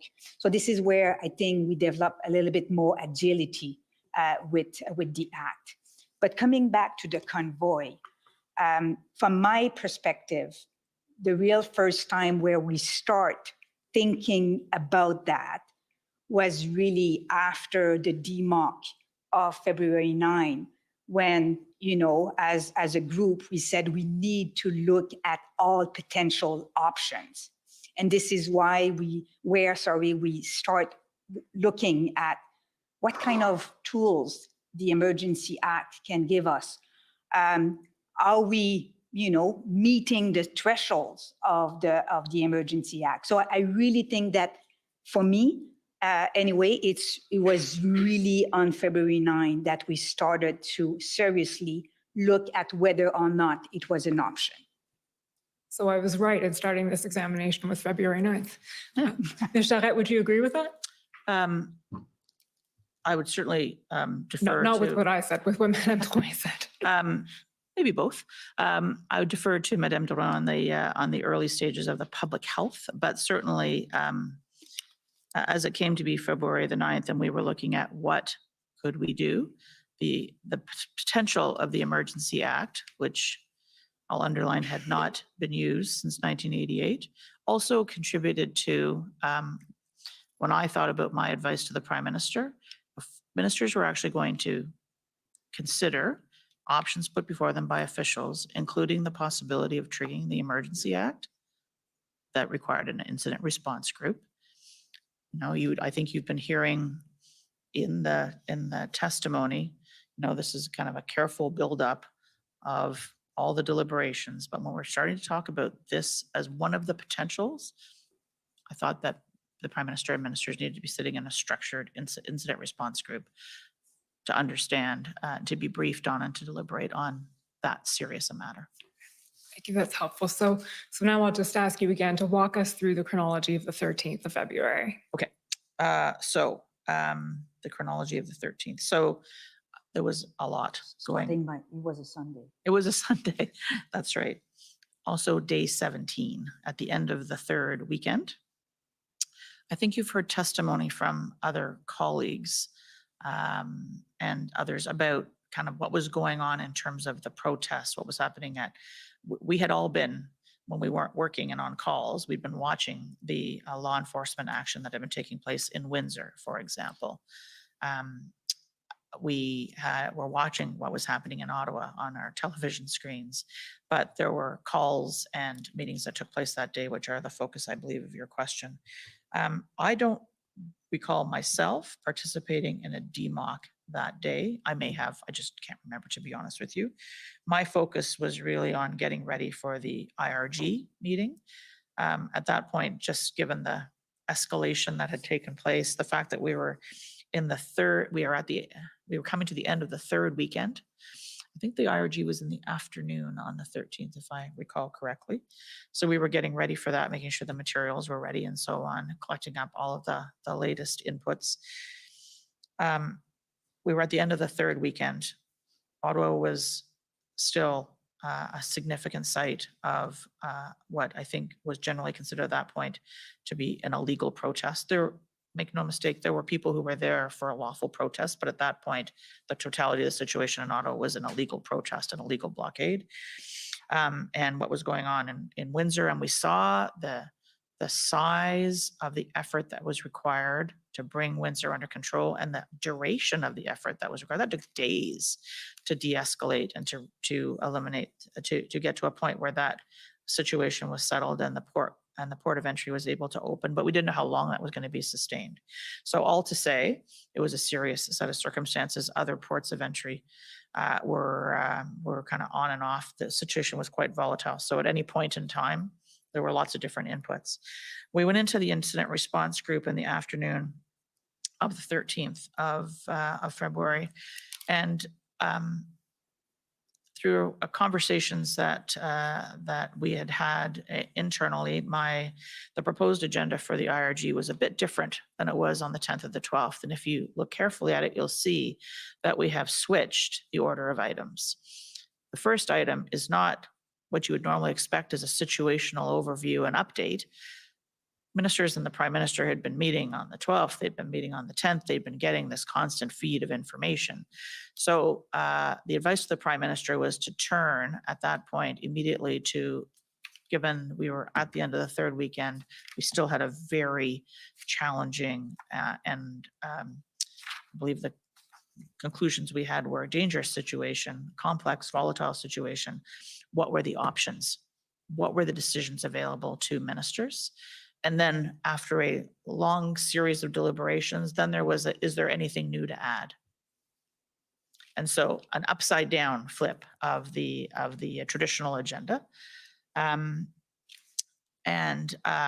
conclusion coming out of that incident response group was the Prime Minister was convening the cabinet on the evening of the 13th of February, a virtual cabinet call. Luckily, we had that secure video capacity to do that, to consult with his cabinet on the overall response. And at that point, I think I'm allowed to say, of course, including the invocation of the Emergency Act as one of the decisions, the potential decisions to be considered by cabinet. Okay, so the outcome of the IRG in the afternoon was it's time to convene cabinet to consider options, including potentially invoking the Emergencies Act. That's correct. Okay, and then that evening is when that cabinet meeting took place. That's correct.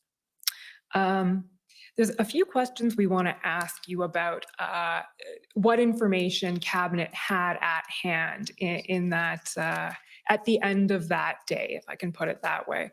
So there's some specific questions, and we'll go through them one at a time. They're items that have come up in the last 2 weeks of hearings, or the last maybe more than 2 weeks of hearings. Mr. Clerk, can you pull up OPS 3014566?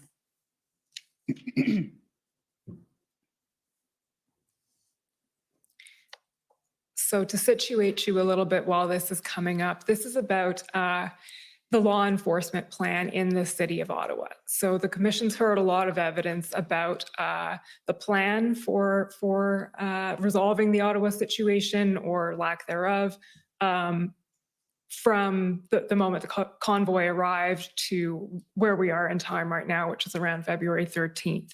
And the question we have, if you can just scroll down, Mr. Clerk, to where you see Lucky did not get Prime Minister. It's on page 2. There we go. Lucky, so that would be Commissioner Lucky, did not, and these are notes, by the way, I think on the 14th, is that correct? Okay, so this is a meeting between Commissioner Lucky, Commissioner Creek, and what it says there is Lucky did not get Prime Minister briefed on the plan. Prime Minister will be enacting the Emergencies Act, advised her legal to review what the measures are, what's the process. Can you just tell me who's written this or who's supposedly speaking at this? Like what's at the top of that? Sure. 10 o'clock meeting with Commissioners Creek and Commissioners Lucky. My guess is that these are scribe notes. From Chief Slowly or from OPS. So we got the document from the Ottawa Police OPS. Service. Thank you. So OPS meeting with the OPP commissioner and the RCMP commissioner. That's right. It looks like. Okay. Thank you. So the statement there is Lucky did not get Prime Minister briefed on the plan. Prime Minister will be enacting the Emergencies Act and then advise her legal to review what the measures are, what's the process. So the question we have for you is coming out of the 13th of February between the IRG and the Cabinet, was the Prime Minister, was Cabinet / the Prime Minister briefed on the state of the plan for law enforcement in Ottawa, and specifically that there was a plan coming together? So I wasn't at this meeting. I don't know how accurate Absolutely fair. these notes are. And I will tell you for a fact that one of the things that's written here is not accurate because at 10 o'clock in the morning on the 14th, no decision had been taken about enacting the Emergency Measures Act, which is not the name of the legislation anyways. So with that out of the way, what happened at the IRG and the Cabinet meeting in terms of the materials, the inputs to the deliberations before the Prime Minister and Cabinet, I think is the essence of your question. And so I would differentiate between how IRGs work and Cabinet. I think I said this a bit earlier. An IRG meeting, it's really kind of everybody around the table trying to provide a contribution with the Prime Minister and the Chair, kind of deciding who gets to speak what and running the meeting, as you would expect. And so that's a bit more of an opportunity for senior officials, including the RCMP Commissioner, to contribute. Whereas Cabinet is a different kind of a meeting. It's a more structured, formal meeting. The Prime Minister runs it. It's tradition that ministers speak and officials only speak if they're called on by the Prime Minister. So a couple of things about this. Commissioner Lucky was a participant in the IRG and she was an attendee, I would say, at Cabinet. She was a participant as I was a participant at the IRG and an attendee and the secretary at the Cabinet meeting.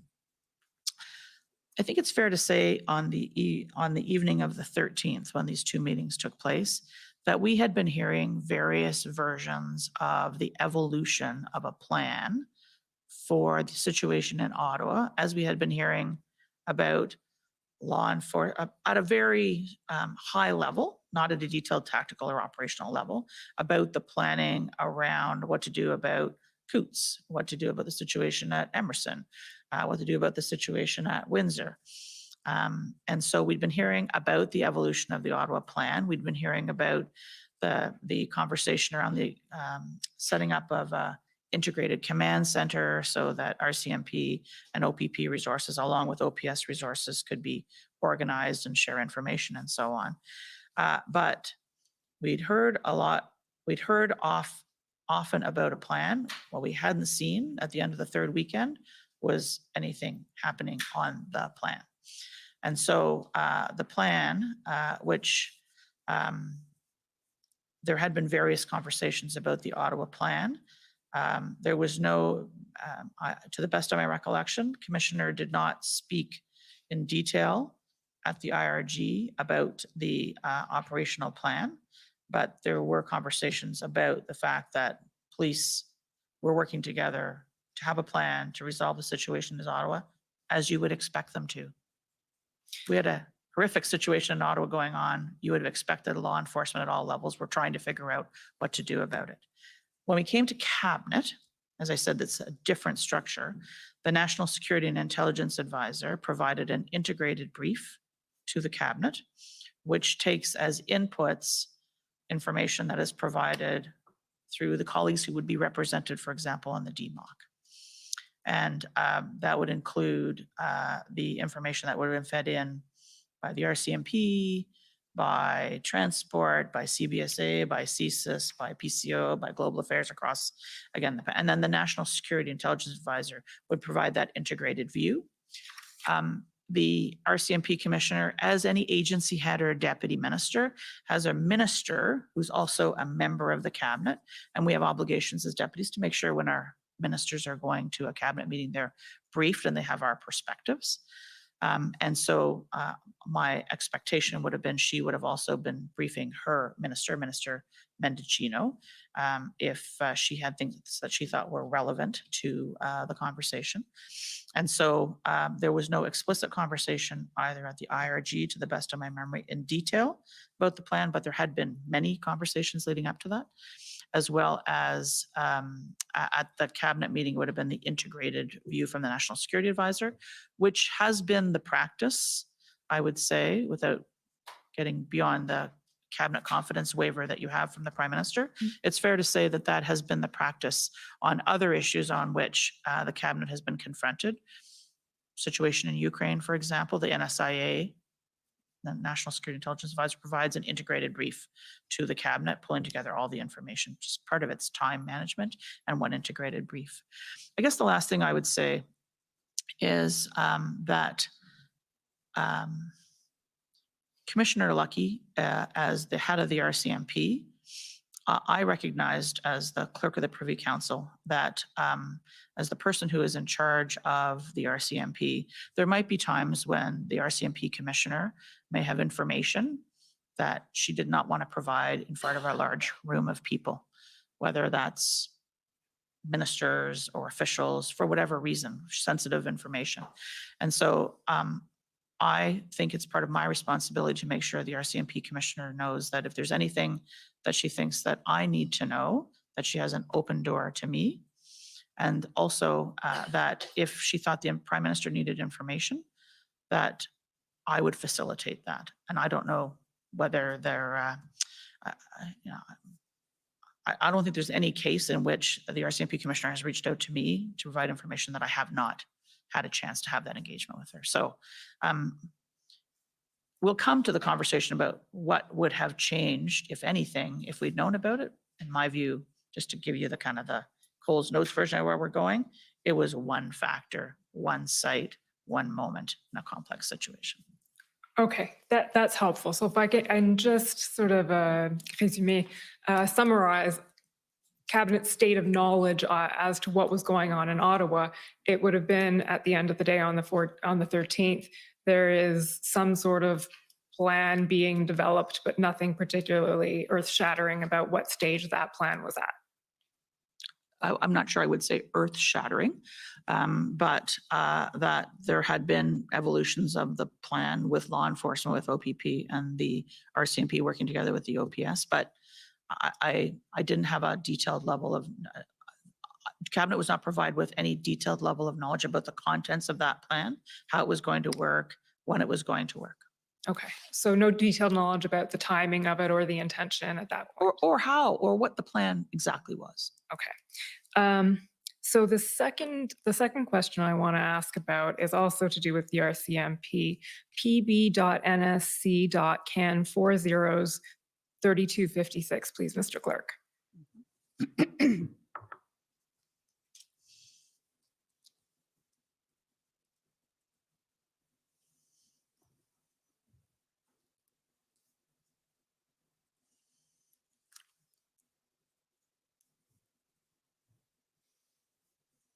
So to situate you, this is an email from Commissioner Lucky to Mike Jones, Chief of Staff of Minister of Public Safety.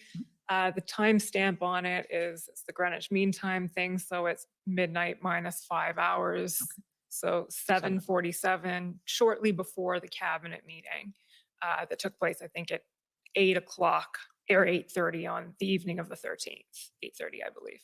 Okay, and if we just scroll down So she's putting together what's called her EM list, emergency measures list. And then if we scroll down to the very end of the email. Can you back up for just one moment, please? Yeah, of course. Sorry, just to remember, I want to remember something. Okay, thank you. Okay, we scroll down to the very end of it. Sorry, just there, Mr. Clerk. This said, I am of the view that we have not yet exhausted all available tools that are already available through the existing legislation. And then she says there are instances where charges could be laid under existing authorities. And then the Ontario Provincial Emergencies Act just enacted. I think that had been enacted on Friday. the 11th. Yeah. That's right. Will also help in providing additional deterrent tools to our existing toolbox. So my question for you is, was that something that was conveyed at either the IRG or more importantly, the cabinet meeting that evening, that the RCMP had flagged that there, in their view, in Commissioner Lucky's view, there were still available tools? I think in the conversation around the management of the situation, including the invocation of the Emergency Act, it's fair to say that Cabinet was briefed that there were tools and authorities in many organizations that had not been fully deployed, including in the RCMP. Think about the situation facing law enforcement on this third weekend. You know, they'd just been through the situation in the RCMP along with OPP and Windsor Police Service managing a significant situation in Windsor. They had this very difficult situation in front of them in Ottawa. RCMP was managing Coots. There was a lot on the plate of law enforcement. Very difficult job at the best of times, and these were not the best of times and very difficult conditions. And so that our police said that there were existing authorities. We knew that there were existing authorities that hadn't been fully used. There were trucks parked on Wellington Street. You don't get to park on Wellington Street. So there were authorities that had not been fully deployed. There, from municipal all the way through to criminal code, as the commissioner indicates here. You would expect that the police were continuing to look at every available tool that they had to be able to deal with the situation. And so I can tell you that to the best of my memory and my recollection, Cabinet were informed that yes, there were tools and authorities. Track 1, to go back to the tracker, there were track 1 that hadn't been fully deployed, but the question was whether or not they were going to be adequate to be able to deal with the totality of this situation. That, I think, was the matter before ministers. Can I add something on this? As the clerk said, yes, some tools were used unsuccessfully, unfortunately. Some haven't been tried, but the situation was still there. At the same time, I think it's in a way reassuring that a commissioner, head of the biggest law enforcement agency, is still wanting, to use her tools. You still have confidence in her teams to do something. Can you imagine if we have waited for the commissioner to say, I'm overwhelmed, it's over, I can't do that? So we wouldn't have been in a situation of threat. We would have been in a situation where the threat would have materialized. That's helpful, and that I think that will come up a little bit later on when we discuss the eventual decision that was made. So, Ms. Charette, you pointed out that at the end of the 13th, no decision had been made, you said, to invoke the Emergencies Act. That is correct. The decision was for the Prime Minister to convene First Ministers meetings to consult the provinces, the leaders of the provinces and territories on the situation, to brief them and to discuss with them the possible invocation of the Emergency Act. Okay. There are actually 2 more bits of information that I want to ask you about briefly, but I think they will go pretty quickly, and there may be others who take up these points as well. But the first one is, I don't think I need a reference for this one, but was Cabinet aware that CSIS had assessed that there was no threat to the security of Canada under Section 2 of the CSIS Act coming out of the protests? make sure I've got this straight, how I explain this. Cabinet was aware that CSIS had not assessed a threat to the security of Canada necessary to trigger their authorities under the CSIS Act. To the best of my knowledge, to this day, there was no CSIS investigation of the protest, which is what Section 2 of the CSIS Act is about. It is about triggering CSIS to use their authorities. They see a threat to national security by a person or a group that would cause them to seek a mandate to actually launch intelligence gathering activities. Okay, That was not the case. Okay, and we'll come back to that in some detail. Again, I just wanted to make sure that the fact that David Vigneault had expressed that view that you just articulated was before cabinet. The CSIS assessment and that legal assessment was before cabinet. Okay. And then maybe just to add the CSIS assessment in order to trigger powers under the CSIS Act. So their assessment for the purpose of CSIS Act, not their assessment for the purpose of the Emergency Act. Yes. Okay, that's fair. And we'll come to that. And then the last piece of information is we'd heard from some of the deputy ministers that, and CSIS, I believe, and the RCMP, that there were concerns being expressed that invoking the Emergencies Act could make things worse, not better, in the sense that it could inflame tensions. I believe one of the lines used by Deputy Minister Keenan was it could backfire. So either Deputy Minister Stewart or Deputy Minister Keenan. Had that sort of hesitancy or reluctance been put before cabinet? I can tell you absolutely that was put before cabinet. Okay. And that was discussed. In all of these matters, it was a balance. You know, when was the right time to act? What was the right thing to do? Was it too early? Was it too late? Was it too little? Was it too much? And so one of the things that cabinet had to debate was, amongst all the actions to be taken, what was the possibility that there was going to be a reaction on the part of those who were engaged in the protest activity, who were not there for legal purposes, who were not there for peaceful protest, who had other motives. So cabinet very much had to be briefed, and they were briefed by, and they had access to the information from CSIS on this.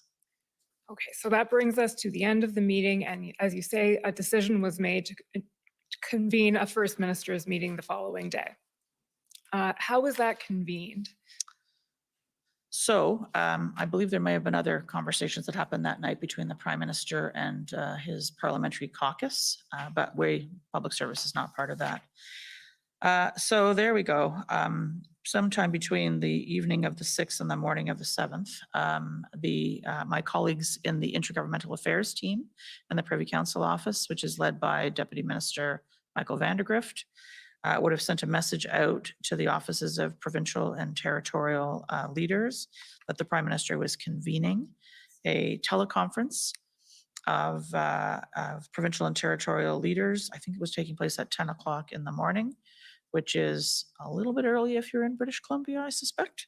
But the objective was, I'm not even sure that the subject matter was communicated. I think it was an FPT conference call. I don't actually remember whether that happened late in the night of the 13th or whether that happened in the morning of the 14th, but sometime between those things. As well, I have come to understand as a result of reading the institutional report of the Prime Minister's office, there was other conversations going on between the Prime Minister's office and the office of other premiers across the country. So it could have been that they got a heads up earlier. I don't know the answer to that, but the official communication around convening this call happened sometime between when cabinet concluded on the 13th and 10 o'clock the next morning. I don't think it was a lot of notice, it's fair to say.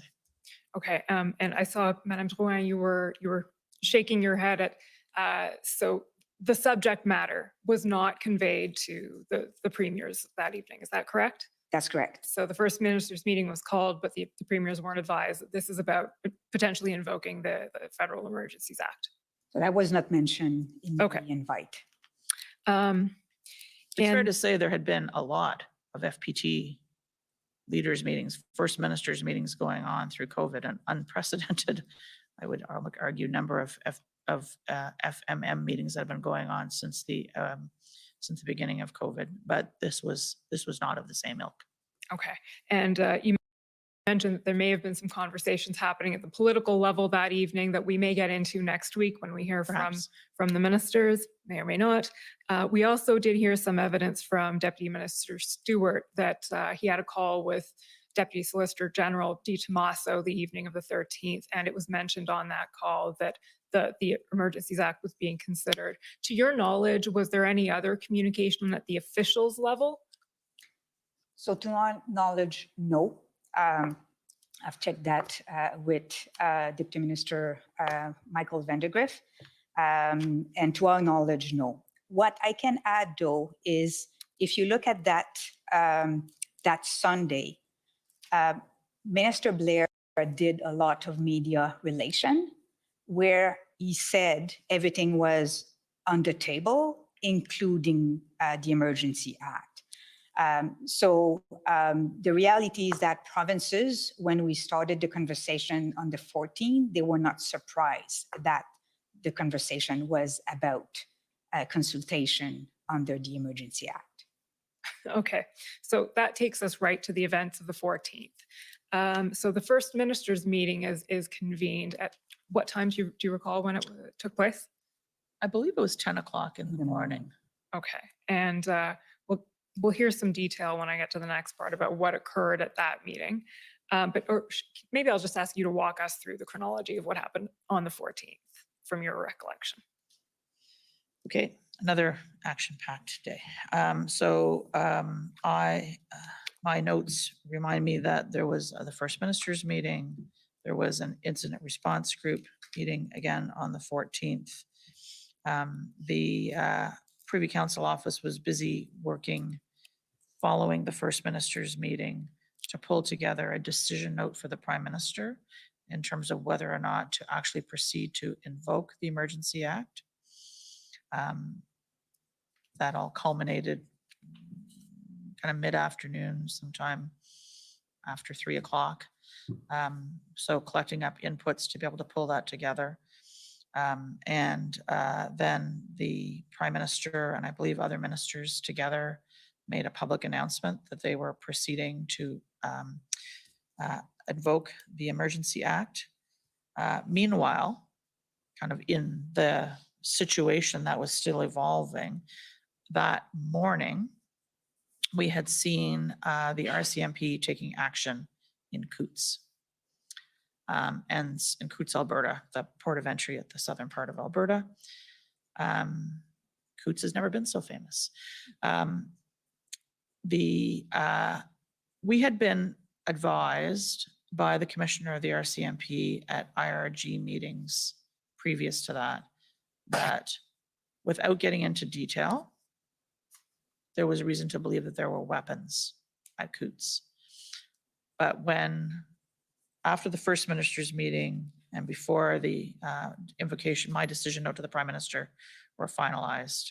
Actually, it might have been even before the IRG, before the FMM, we were seeing the results of the law enforcement activity and what was happening at Coutts, and we were seeing the size of the stash of firearms and ammunition that were found in Coutts amongst the protesters. So this was new and I would say relevant information in terms of just the nature of the threat that we were worried about in terms of the risk for serious violence. FMM, IRG, the invocation decision, I signed the note to the Prime Minister representing the culmination of the advice to the Prime Minister. That was communicated to him. He responded to me and indicated that he was approving the invocation. The news conference was held. The Prime Minister made that announcement publicly. At the same time, kind of behind the scenes, I think it's fair to say you would have seen kind of gears shifting. The public service was trying to be ready without getting ahead of the Prime Minister, the Cabinet, or the Governor and Council, because if we were going to, if the Governor and Council was going to choose to invoke the Emergency Act, there was a need to be able to move quickly. So we were moving from, like, this is a matter of days, the 10th and the 12th, we were still in track 1, track 2, option this, option that. Could we find tow truck drivers in the public service? To, you know, the evening of the 13th, we might be invoking the Governor and Council might be invoking the Emergency Act. Who's going to do what? What's it going to mean?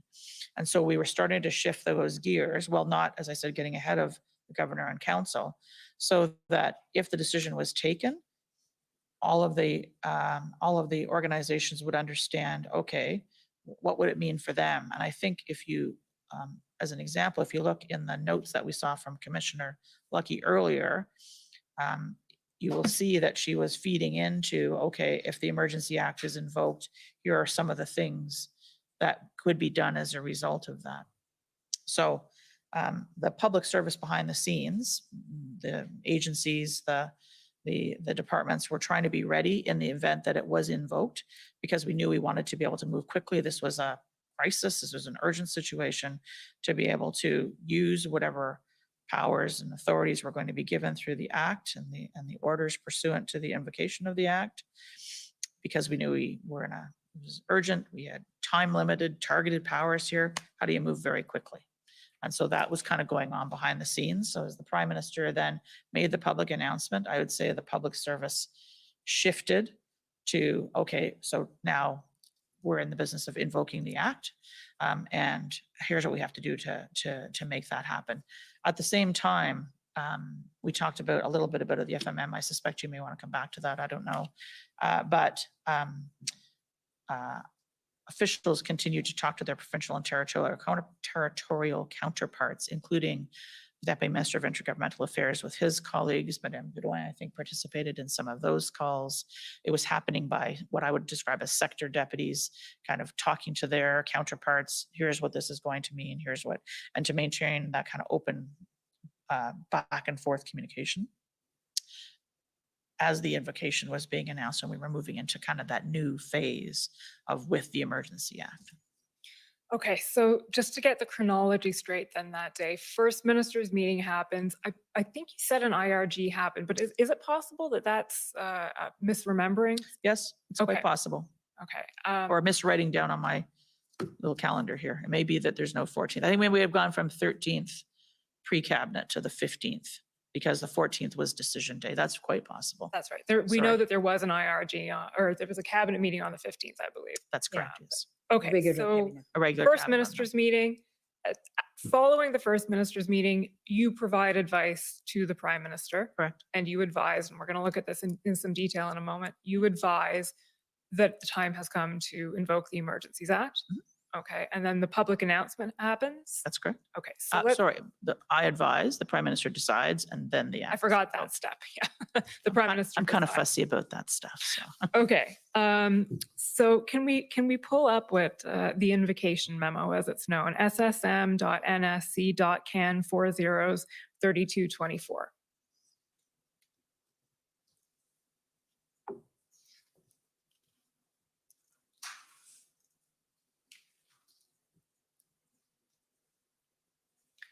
So the first question, Ms. Charette, is when was this memo prepared? I signed this memo sometime, as I said, after 3 o'clock in the afternoon of the 14th. I remember that because we had been, there was some importance to try and get this moving once it looked like that's the direction things were going to be moving in. We wanted to be able to move quickly. And the Prime Minister, he will tell you his own story about this. He was eager to make the decision and to move forward. So we were moving on. We were trying to move quickly. The actual memorandum, which goes to many pages and has tabs associated with it, was being worked on, and pieces were being pulled together even as we came out of cabinet the night of the 13th. And through the day on the 14th, and pieces being added to it. the kind of the conclusions of the FMM, for example. There's a paragraph in this decision note. This is the kind of decision note we would send to the Prime Minister.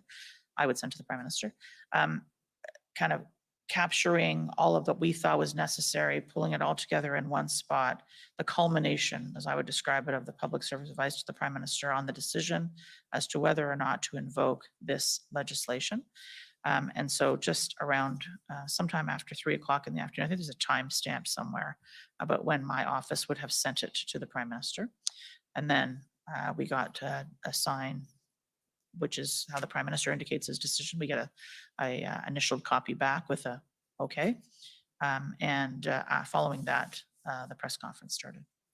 Okay. And just for a moment, Mr. Clerk, can we pull up ssm.nsc.can 403218?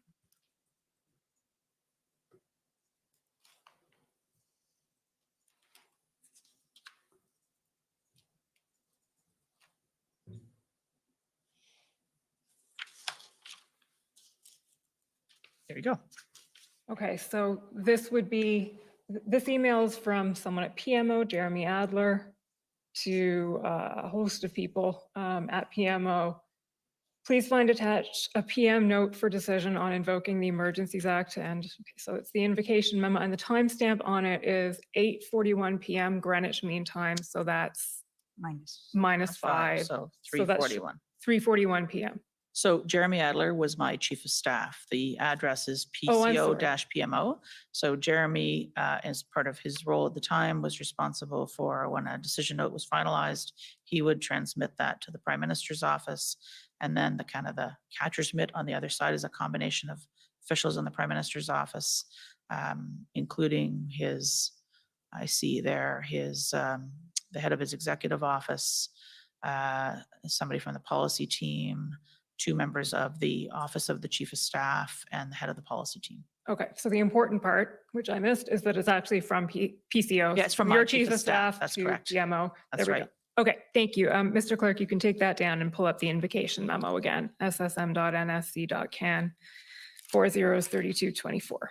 We were operating virtually at this time. Today, there would be a paper version of that note, which I would physically sign, and then my chief of staff would transmit that.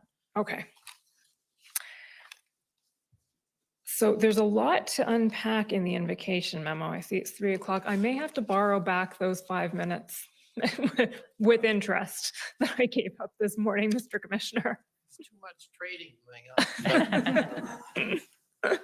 on. Let's see how far we can get. I think it's worthwhile spending the time, I think. I think so too.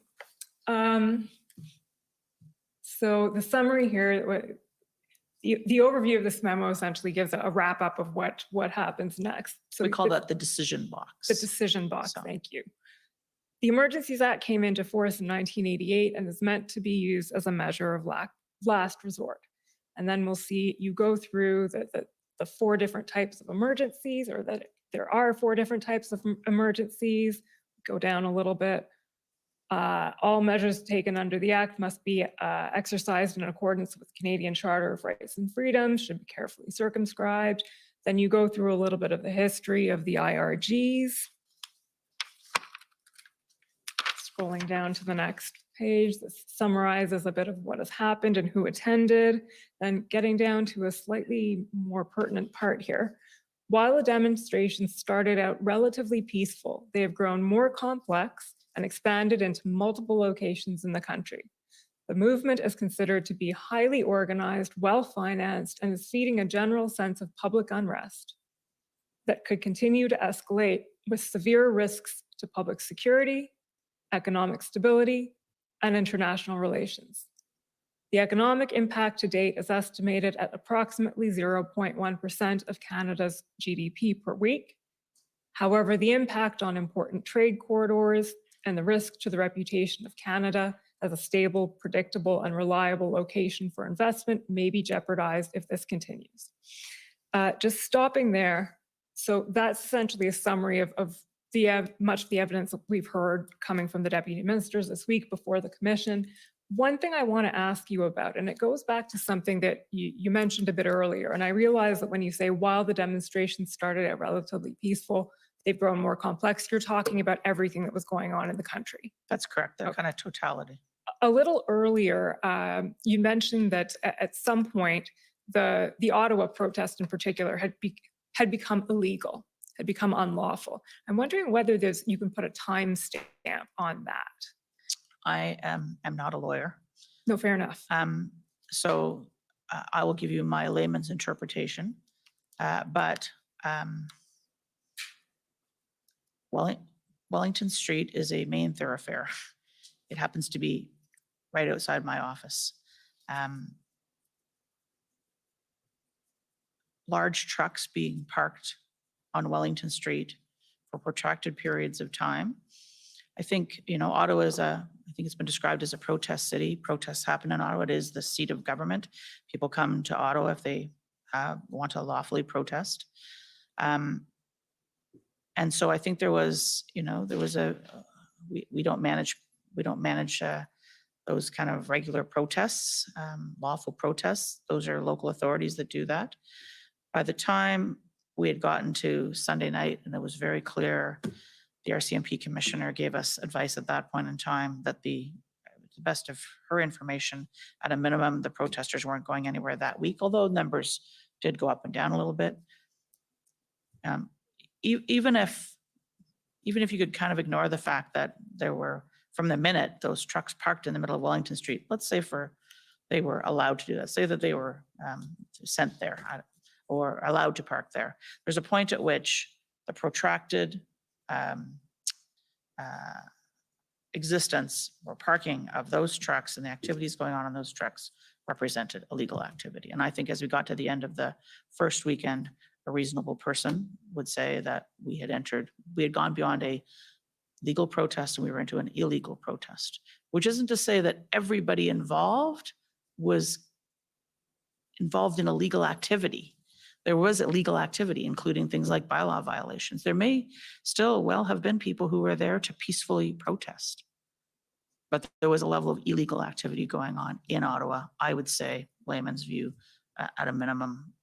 Some would say from the get-go, but I would say at the end of the first weekend, it's reasonable. My assessment would have been it had become an illegal protest, an occupation almost. That's what it felt like and was being described by the citizens of Ottawa. And we had some discussion yesterday with the NSIA about that line between lawful and unlawful protest not necessarily being particularly clear or particularly evident to everyone in these positions. And I understand there's some work being done by her or her office looking into that question. So taking us back to now the invocation memo, the next line in it, a more detailed threat assessment is being provided under separate cover. Right. Can you tell us about that threat assessment? So I think you've heard others in the Privy Council office describe us as kind of the place that brings all of the information together. And I think there was a discussion yesterday with the National Security Intelligence Advisor about I need information for Janice. So this memo was being pulled together for me to give my final advice to the Prime Minister about the decision to invoke the Act. And there were inputs coming from all different parts of PCO, reaching out to their networks. And so when we got to this point, it would have been, I think, reasonable to expect that we would have been able to include as part of the package going to the Prime Minister, here's a threat and risk assessment. That was not ready by the time that this memo was being sent. And so the line and a more detailed threat assessment is being provided under separate cover. We have looked to see whether or not we've gone back and searched all our records. Was this provided under separate cover? Did it follow?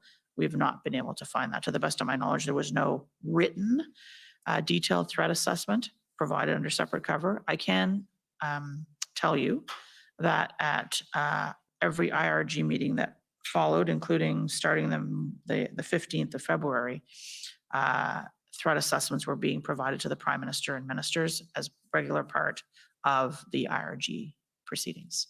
So there's no missing note to the best of my knowledge. Okay, so this is not actually a threat assessment that was ever produced. It was an aspirational threat assessment, one that was supposed to be produced but wasn't in the end. Is that? I think we hoped for it, but it would not, to the best of my knowledge, to the best of our records, we don't have a detailed threat assessment written that was provided to the Prime Minister under separate cover. Okay. Maybe just to add on this, and you saw Jody Thomas request on the 14 regarding that. The idea was not to have a new threat assessment. Right. The idea was really to collect in an integrated way everything we have heard, whether it's from GAC, whether it's from transport, CBSA, all those departments that reported what they were seeing on the ground. So the idea was, instead of having a lot of different inputs and often verbally, to try to have something in written. So that was really the purpose, not to develop a new assessment. Okay, so it was supposed to be a collation essentially of existing information. Exactly. Correct. Okay, just moving on then. Talks about invoking the legislation, taking a proportional approach with time-limited measures. These would not displace or replace their authorities. They wouldn't derogate from the provinces and territories. Rather, these measures would aim to assist in bringing an end to the illegal activities observed across the country. Okay, scrolling down now, Mr. Clerk. On February 14th, that day, you convened a First Minister's meeting to discuss with premiers and seek their views on the scenario and the measures being explored. The premiers expressed a variety of views. Those closest to the situation, e.g. the Premier of Ontario, were completely supportive of invoking the Emergencies Act and moving forward with robust measures. A large number of other premiers expressed concern about the need to act carefully to avoid inflaming the underlying sentiment they consider it to lie behind the protest. Okay, just stopping there. So we didn't go through the First Minister's meeting in any detail today for reasons of time. We will go through it in more detail next week. But coming out of that meeting, there was a lot of opposition from the premiers to the idea of invoking the Emergencies Act. The Premier of Ontario was fully supportive, as is recorded here, and I believe the other premier, you can correct me if my recollection is faulty, the Premier of Newfoundland expressed support. So I guess there's two parts I would say to this. First is there was an assurance of confidentiality in the conversation that happened at the First Minister's meeting. A number of provincial premiers and or political leaders made public statements afterwards as to their position. So to be honest with you, I can't remember who was public and who was not. So I don't want to go too far in terms of saying who said what around the table. It's fair to say the Premier of Ontario was public. Other premiers were public in terms of their opposition. That's pretty clear. But Newfoundland, Labrador, British Columbia, I think I know the answer to that, but I just don't want to betray any confidences. Maybe, did I? Yeah. I mean, it is in the consultation report, but I put the provinces and territories in three baskets. So you have the supporters, strongly or maybe lucky warm, and that's Newfoundland, that's Ontario, and that's BC. And then you have provinces that, especially the one from the Maritimes, who have expressed concerns, and the same concerns as we've heard from some of our intelligence agencies, that there is a risk that invoking the Emergency Act can inflammate the situation. And then you have provinces that were very against, and those are the Prairies and Quebec. Okay, thank you. That's helpful. So the only thing I wanted to if we can scroll back up, Mr. Clerk, I don't know if quibble with, but raise is the wording here, those closest to the situation, e.g. the Premier of Ontario, were completely supportive. So if we're talking about support from Ontario, but then from Newfoundland and potentially BC, neither Newfoundland nor BC were particularly close to the situation at all. It was really just Ontario that was supportive because they were close. Yeah, I think hindsight is 20/20. The Prime Minister had been leading the First Minister's conversation that morning. I had been participating in it, others had been participating in it. I may not have spent enough time focused on these words myself to make sure they were perfect. There was a lot going on in a short period of time. We were working virtually. And so this is on me if it's not sufficiently clear. Can we just scroll down again to the next page? It's true, though, the Premier of Ontario, when you think about it through the lens of sheer numbers, probably the biggest impact was the combination of what was happening in Windsor and Ottawa, Bluewater, Sarnia, all those ports of entry, slow rolls in and around Pearson, risk the rail. Like, that was a very big hotspot. It is also fair to say that Newfoundland and Labrador probably didn't feel the same way. You're absolutely correct. Just to add, though, that BC was facing volatile situation in Surrey, however. Yes, that's right. There was the developing the Pacific Rim blockade, Surrey. Yes, that's fair. Okay, the next, the sentence I want to point out here is, after describing the First Minister's meeting, you advise, Ms. Jarrett, this First Minister's meeting will meet the requirements for consultation with the provinces under the Emergencies Act. How did you come to that conclusion? What was that based on? So I have looking at the Emergency Act, and I had received a range of advice in terms of the conduct of the First Minister's meeting and what the threshold was. The requirement in the Emergency Act is for consultation. And there had been a consultation with the provincial and territorial leaders through this First Minister's meeting. And that, in my view, met the requirement for consultation. So it was the First Minister's meeting specifically, not any of the engagement that happened before that? This sentence does not encompass all of the activity that had been going on. And so read on its face, my advice here was the FMM met the requirement for consultation. It does not reflect the fact that there had been a lot of consultation going on between officials, between ministers, and given to understand between political officials. I'm not sure it's fair to say, though, that all of that consultation through all of this was focused on the invocation of the Emergency Act. The First Minister's meeting, when the Prime Minister spoke to the leaders of the provinces and territories and talked to them about the situation, the considerations around the invocation, that for me was the culmination of the consultation with provinces and territories on the invocation of the Act. That's exactly what I was trying to nail down. That's helpful. He also, it's fair to say, which is not, and you go on to read here, that it wasn't the end. The Prime Minister committed to sending a letter out to First Ministers, which would set out in writing more clearly the assessment of the underlying risks and the measures to be taken to respond. And he left the door open, both to himself, to his Minister of Intergovernmental Affairs, as well as to his officials or any other minister who wanted to engage, who premiers might have wanted to engage with in terms of input around the evolving situation. So that was further outreach being done, but that wouldn't affect the conclusion of whether or not the consultation requirement was met. That's right, but it does speak to, I think, recognizing that that culmination of the decision to move to the First Minister's meeting to consult on the invocation had only happened the night before. So nothing that happened before that really was about the invocation of the Act. The call was about the invocation of the Act, and therefore, if there were questions, there was not a lot of notice. The topic wasn't clear, left the door open if there were further views. So then we go to your recommendation. We see PCO recommends you approve declaring a public order emergency under the Emergencies Act.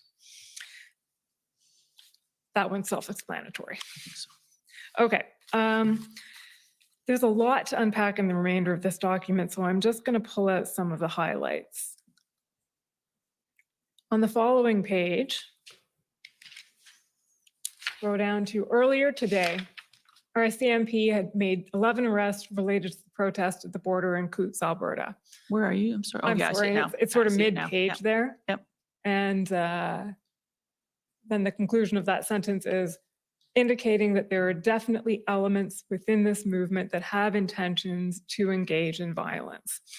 So this brings us back to something you had raised a little bit earlier, which is that the the enforcement action in Coots had happened early that morning, and it was revealed to you then that there was this cache of weapons. And I'm just wondering if you can tell us what effect, if any, that really had on your views that day. And the second part of it is what you've put in the invocation memo is that indicates there are definitely elements within this movement that have intentions to engage in violence. And I'm wondering if that, when you say this movement, are you looking at this as a sort of a homogenous movement across the country, as in there's a relationship between what's going on in Coots and what's going on in Ottawa and what's going on everywhere else? So maybe I'll try and take that in pieces. And if I miss any, come back to me. So I think I mentioned earlier that IRG meetings on the, I'm getting confused on my dates, the 10th and the 12th, the RCMP commissioner had mentioned in her situational update when she touched on activities across the country, she mentioned that there was the possibility that there were weapons at Coots. And she certainly left us with the impression, both in the IRGs, but as well in the parallel meetings that are going on with deputies, that the situation at Coots was more complex. So why couldn't we solve Coots? Why couldn't we solve Coots? It looked like it was getting fixed, then it was not getting fixed. It looked like it was getting fixed, not. And so earlier in the day, we had seen in the media, the RCMP having made these arrests, 11 people, and there being weapons in the protest. I can only speak for myself in terms of what my expectations were. The quantity of weapons and the ammunition that was discovered by the RCMP in conducting that law enforcement activity was more than I would have expected.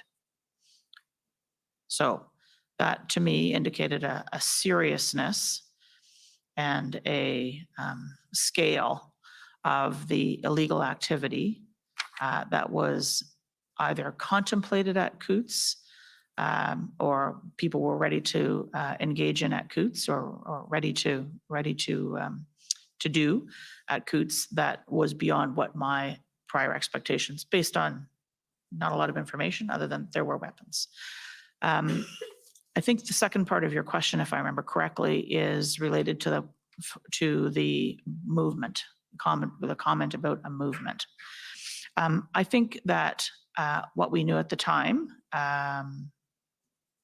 what we suspected at the time was that there was some degree of organization and coordination going on between what I would describe as kind of cells of protest activity going on across the country, but it did not look like a homogeneous, this was one central plan or anything like that. It did look like there was communication. We could see it happening even to the extent that we could follow in the social media and then some of the open source, open media commentary that was going on. It looked like there were connections between the individuals that were involved, but I wouldn't say that this movement, beyond what's described here in terms of what was happening in Coots, was one holistic, everybody in the country all joined together in one big thing.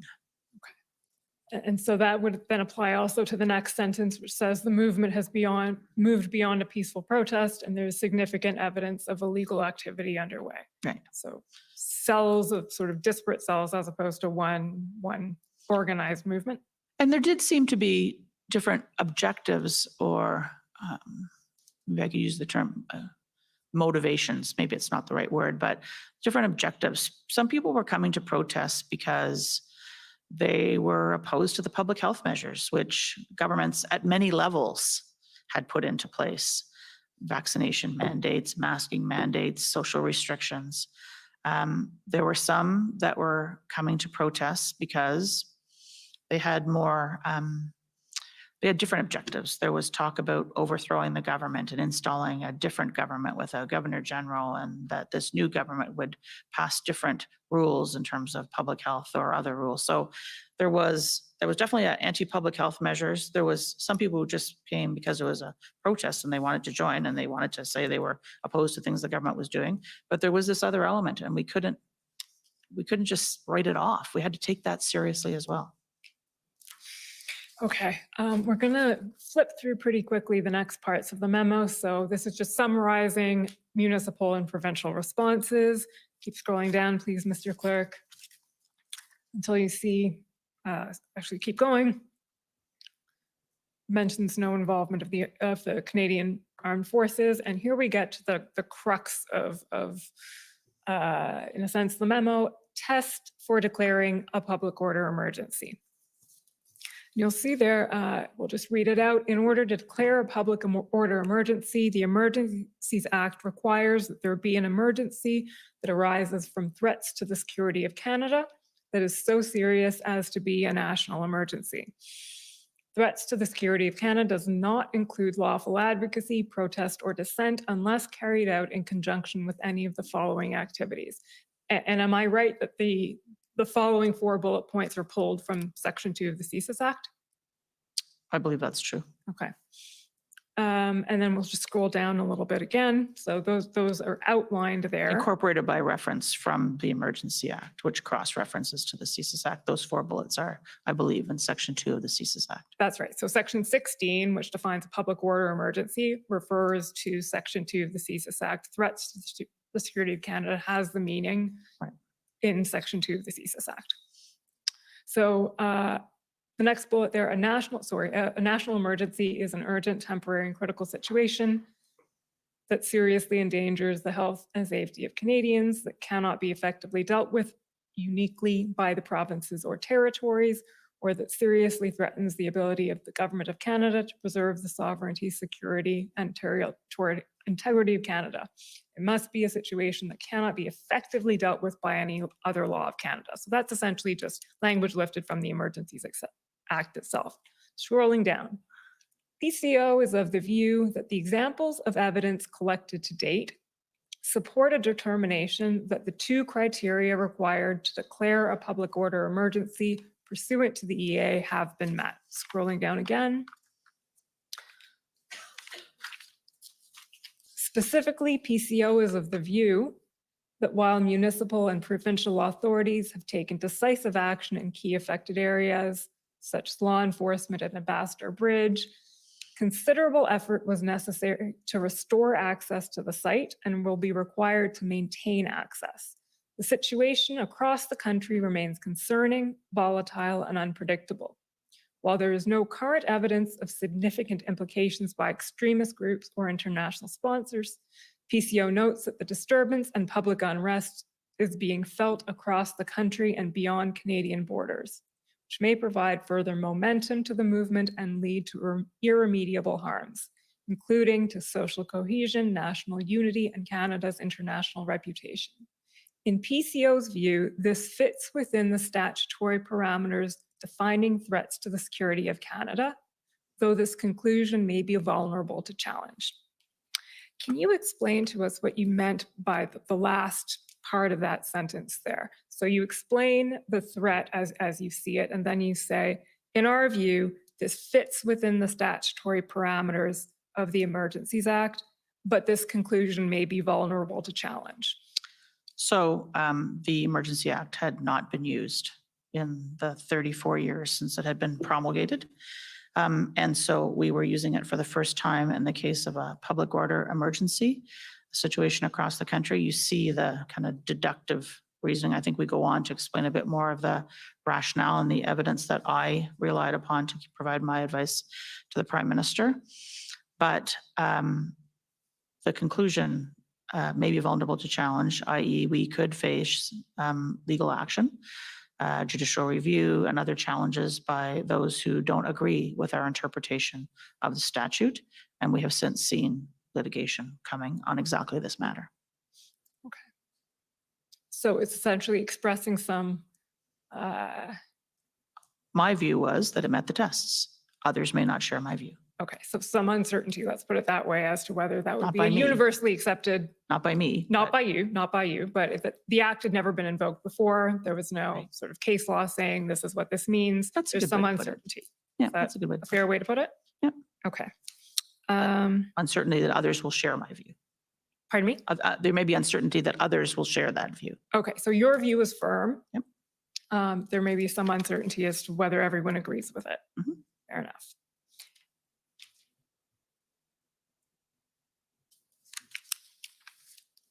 In addition, PCO is of the view, just continuing, that this is a national emergency situation that is urgent, critical, temporary, and seriously endangers the health and safety of Canadians that cannot be effectively dealt with uniquely by the provinces or territories.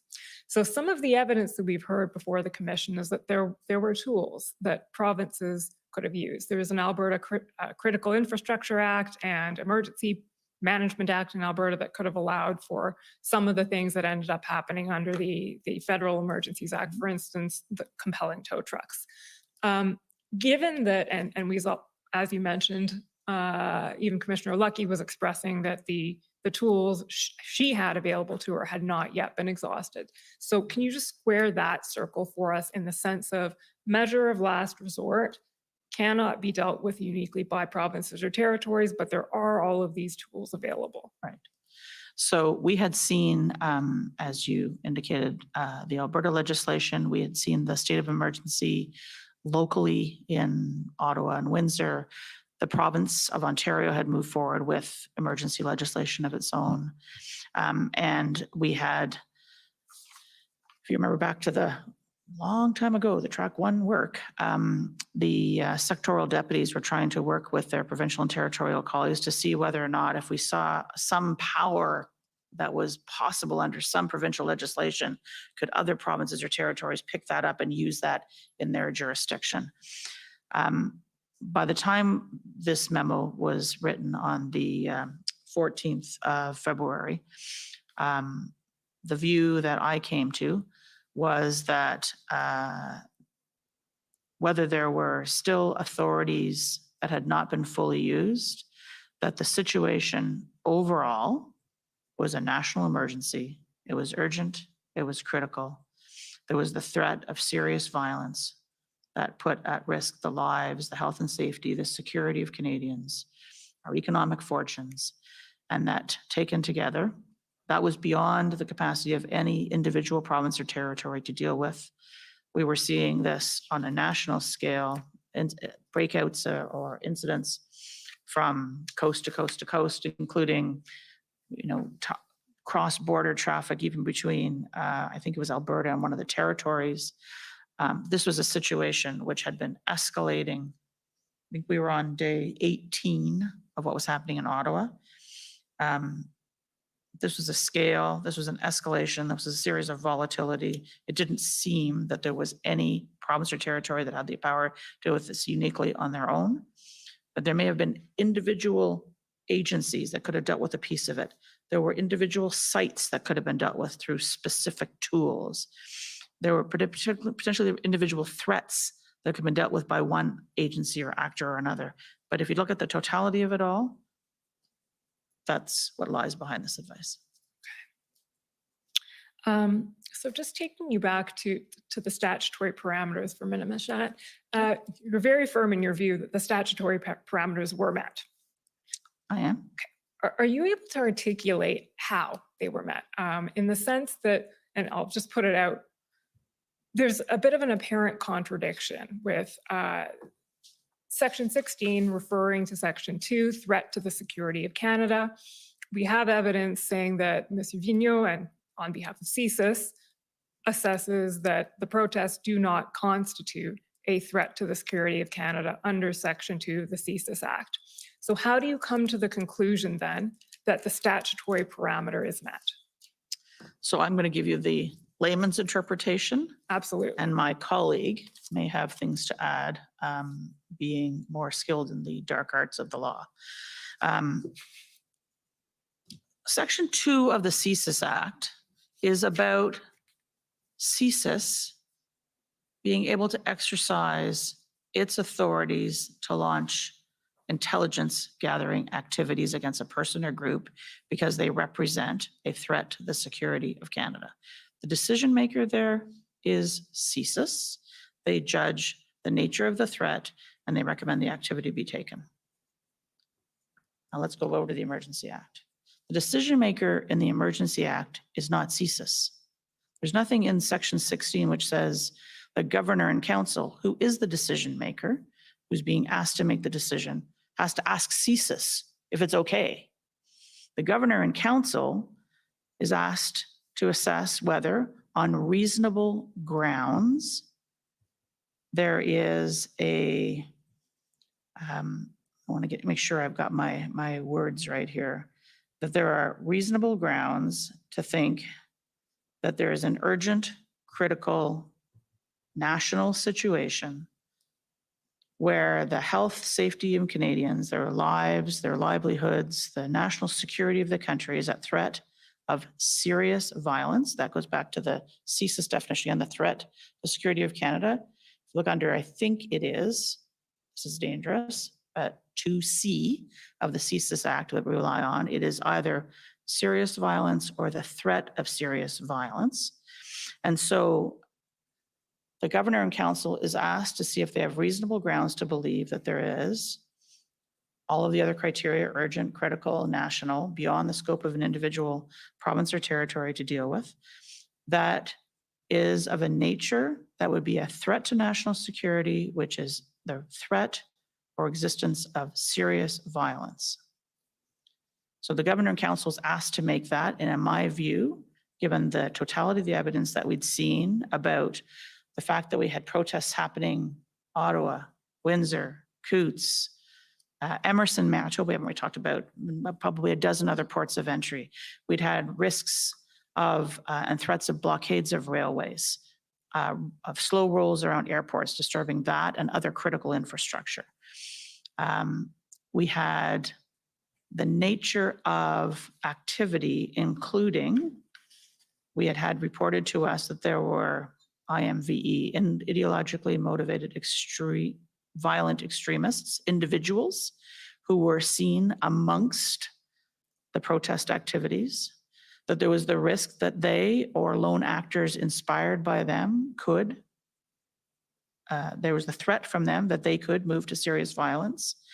We had evidence through both what was being said and in online of incredibly violent rhetoric, of hate speech, anti-Semitic, anti-gay, transphobia, and misogynistic, death threats to elected officials, to senior officials, some of which we didn't even know at the time. We found out afterwards were even worse than we had known at the time of this note being written.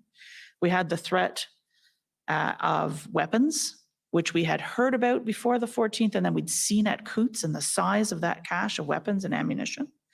We'd heard that there were kids and vulnerable people in some of the trucks that perhaps were being used to try and keep law enforcement away. All of that, and we had a sense that this wasn't a single-headed hydra. There was a sense that there was organization, there was coordination, there was a degree of coordination, I think, amongst this set of activities that was very well financed. And so not only did we have what we had, but we had the risk of, and we'd seen this kind of, it would peter out and then it would escalate and peter out and escalate. But if you look over the trend, since the beginning of the protests arriving on that beautiful day in Ottawa on the 28th of January, we had seen a trend of it getting worse and escalating and escalating. Taking together the culmination of all of that, it was my view that we met the test of the definition in the CSIS Act that was to be put before the Governor and Council to make a decision on reasonable grounds as to whether or not there was a national emergency that met the threat to the security of Canada, involving the threat of serious violence to people's lives, to their health and safety, to their security. Madame Drouin, I don't know if you have anything to add to that from the perspective of, as your colleague put it, the dark arts of the law. I think the clerk got it very well, but just to summarize, it's not because CSIS concludes that within the convoy, however, we know that within the convoy, they had individuals of interest for them, and they have also seen some IMV that they were following.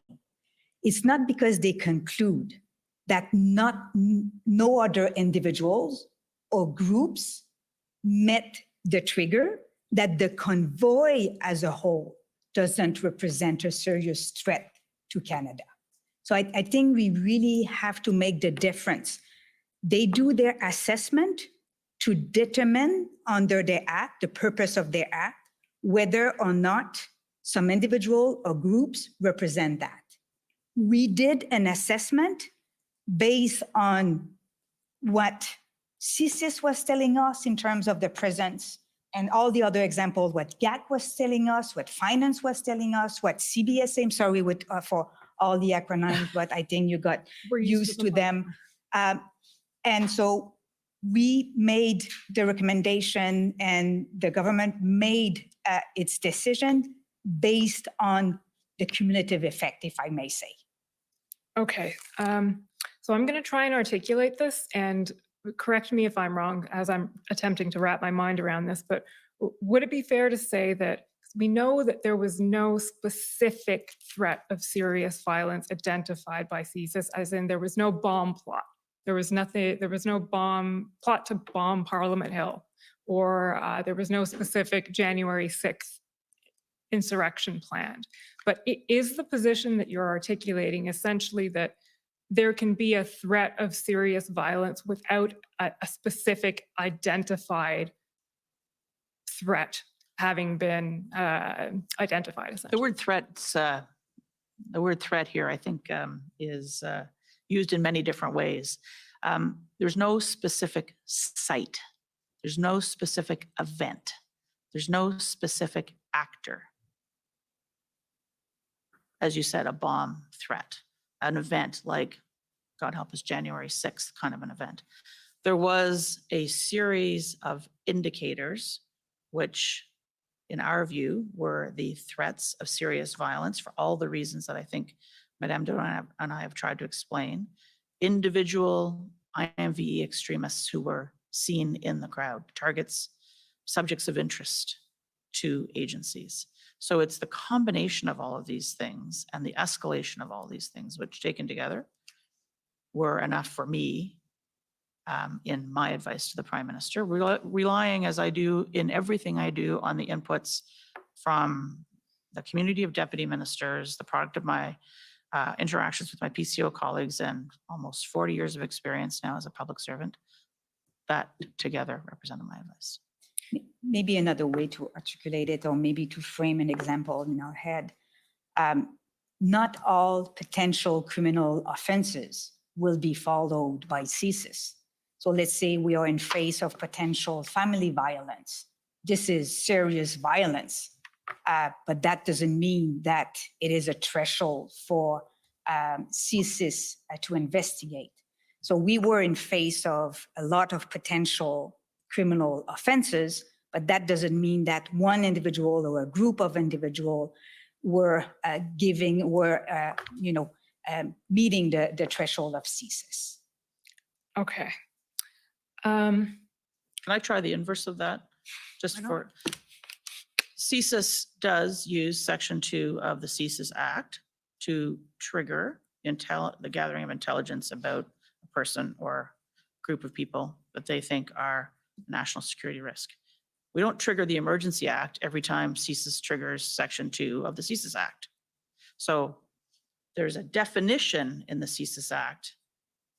It isn't necessarily the fact that CSIS is not the decision maker in the invocation of the Emergency Act. That's a separate process by the Governor and Council, which relies on the definition but has a different construct.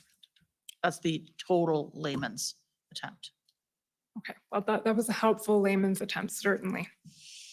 From there, I just want to bring in another piece of what was relied on in the sense to invoke the act. So we're skipping ahead now, I'm leaving the invocation memo and going to, and I'm just gonna, I don't know that we need to turn it up, but this eventually results in, once the decision is made, what we've come to know as the Section 58 report. So this is the report to Parliament explaining the justification for having invoked the Emergencies Act, made the declaration of a public order emergency. And I understand that report was prepared by PCO in conjunction with the Department of Justice and a few others. Is that right? It was a collective. It was a collective effort. Collective effort. Right. There's not a lot of time between, I think we had 7 days under the legislation to actually produce and table this document, and it was tabled 2 days after the invocation because we were trying to move as expeditiously as possible. So it was a team product. But ultimately, I think it's fair to say PCO would have been involved as the pen holder. You'll be relieved to know I'm not going to any specifics unless, Thank goodness. unless you No actually correction want of our grammar or. Yeah, no typos, not picking on typos. What I do want to raise is that a large part of that Section 58 explanation relies on something other than serious violence. It talks about the threat to Canada's economic security. And I think there are at least 3 or 4 points, and we can bring it up if you'd like to see it in front of you, but the talk about the threat to Canada's economic security that has arisen as a result of these various border blockades and everything that we've been talking about over the last couple of weeks, everything Mr. Sabia was discussing and his colleagues were discussing with us yesterday. So how does that factor in this sense? Economic security is, again, not something that is articulated within the Section 2 CSIS Act definition that is the trigger of a public order emergency. So how does that work? So to my way of thinking about this, there was what was necessary to meet the threshold. There were other considerations. The term national interest, for me, takes a step back and says, okay, so what is in the national interest of the country? So safety, security, ability to protect lives, that's core to national interest. But also what's core to national interest is economic viability, the ability to maintain an economy, to have jobs, to have businesses operating so that people have a livelihood, so they can earn an income to support themselves and their families. So the economic risk, particularly at a time, and I think I tried to set the seed for this when I was talking about the fact that we were just starting budget deliberations as this was all happening. And I think Mr. Sabia spoke of other relevant considerations related to United States potential legislation that was being deliberated at the time, which had big impacts on Canada, our competitiveness, our ability to continue to attract investment. So when I think about national interest, our economic security is absolutely part of that. And that is about the ability to maintain and operate secure borders, to see to the free movement of people, goods, and services across our borders. We do $2 billion of trade a day between Canada and the United States, the single most integrated, I think, economy in the world. And that was being put at risk, foods, medicine, fuel, supplies, at a time when supply chains were already pretty fragile as a result of almost 2 years of COVID. So we were kind of shaky, and this was putting that at risk with big border points. If you look at Ambassador Bridge, Emerson, and Coutts, just those 3, that adds up to about $500 million a day, and we do about $2 billion a day in trade between the two countries. So it's a big number. It's about a quarter of the trade that was impacted just of those 3 sites. So economic security in terms of being able to access those things, our ability to be a trusted trading partner. So we are Canada's an export dependent economy, and we are in the business of trying to attract investment to be able to open new businesses, expand businesses here. There was lots of conversations going on about trying to attract big company names to locate in Canada. That's about jobs. That's an important part of our national interest, is being able to do that. And investors don't like uncertainty. They don't like volatility. They like the rule of law. They like stability. They like predictability. And this whole situation was putting that at risk. And I guess finally, which is a little less on the economic, but I think also reflected in the Section 58 piece that was put before Parliament, is Canada's international reputation. We are a G7 country. We are committed to the rule of law. And what was being seen in some other parts of the world were protests. I think we saw them at a minimum in France, in the Netherlands, in New Zealand, if I remember my media coverage right, with trucks with Canadian flags on them. The Prime Minister was getting questions from from international leaders about just what was going on in Canada. So the culmination of all these things are about our national interest. And so in pulling together Section 58, it was about the threshold, but it was also about the other factors that went into the deliberations around the invocation of the Act. And if I could, while I'm talking about Section 58 just for a minute, I mean, because we kind of got out of the invocation memo, part of what I relied upon in my advice around the advice to invoke the Act was the nature of the Emergency Act itself, temporary, time-limited, targeted measures that would supplement provincial and territorial, not displace, that were compliant with the Charter. So it was not just about invoking the Act, was what the Act was allowing government to authorize to have happen. So it was about the nature of those measures, but also the accountability framework that is built into the Emergency Act that had not been used before, including things like tabling before Parliament, a justification on why the Act was invoked, an explanation about the consultation with provinces and territories, a requirement for a vote to be held in the House of Commons to approve, and the Senate. We know the Senate vote didn't happen because the Act was revoked, but the House of Commons approved the invocation of the Emergency Act. There is a process to establish a joint House-Senate committee. There's this process, the Commission of Inquiry around what happened and and transparency around what happened. There's a very robust accountability framework. So the test was met. Here's I had a level of comfort in terms of the nature of the measures, extraordinary as they were, as last resort they were, and an accountability framework. Just to complete the thought. So if I understand correctly, then the economic security piece is less related to the actual threshold in terms of Section 2 of the CSIS Act, and more the threshold, the aspect of the threshold or the aspect of the Emergencies Act that goes to, this is in the national interest. It is in the national interest to invoke the Emergencies Act here because Canada's economic security is being threatened. I'll say both, really. I mean, when we talk about threat to economy, like there's the way we measure economy, is one thing, but the impact is on workers, is on job, is on day-to-day lives of people. I didn't say that at the beginning about my credential, but my background is really on enforcement and white-collar crime enforcement. I can tell you that when people are facing financial issues, this is a lot of stress, and this is violent in terms of stress. So I think our point here was when we were receiving calls from unions, receiving calls from auto plants, receiving calls from trade partners, the impact on the economy was impact on people. Like we talked those days about food security, economic security is also an important component. Well, I think you heard about this from the National Security Intelligence Advisor yesterday.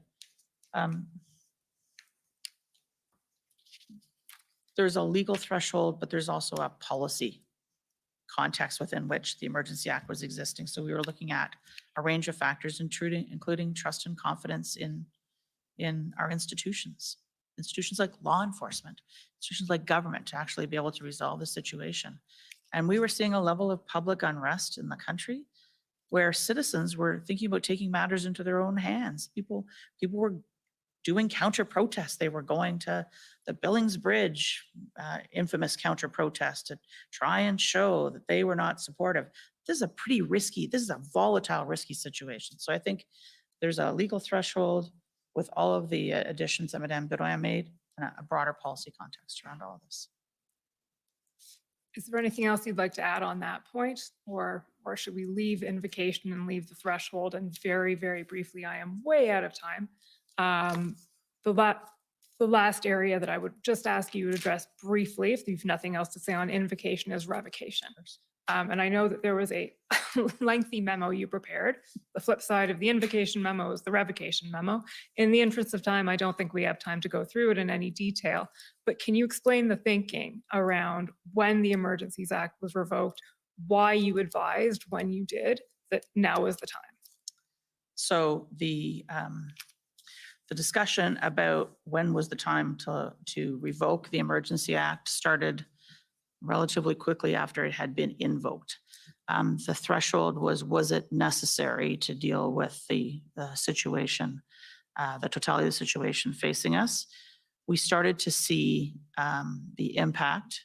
We saw Windsor holding, Coutts was holding. Now we started to see pop-ups in other parts of the country, but one of the biggest situations we were looking at was the situation in Ottawa. We were going into the fourth weekend. There were daily IRGs happening starting on the 15th. Thank you for correcting me about the 14th.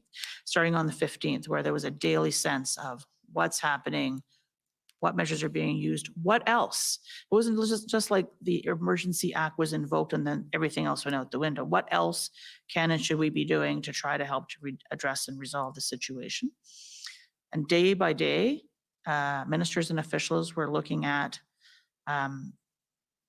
whether or not the situation, the sum total of the situation still was of a size and a criticality that we needed to continue.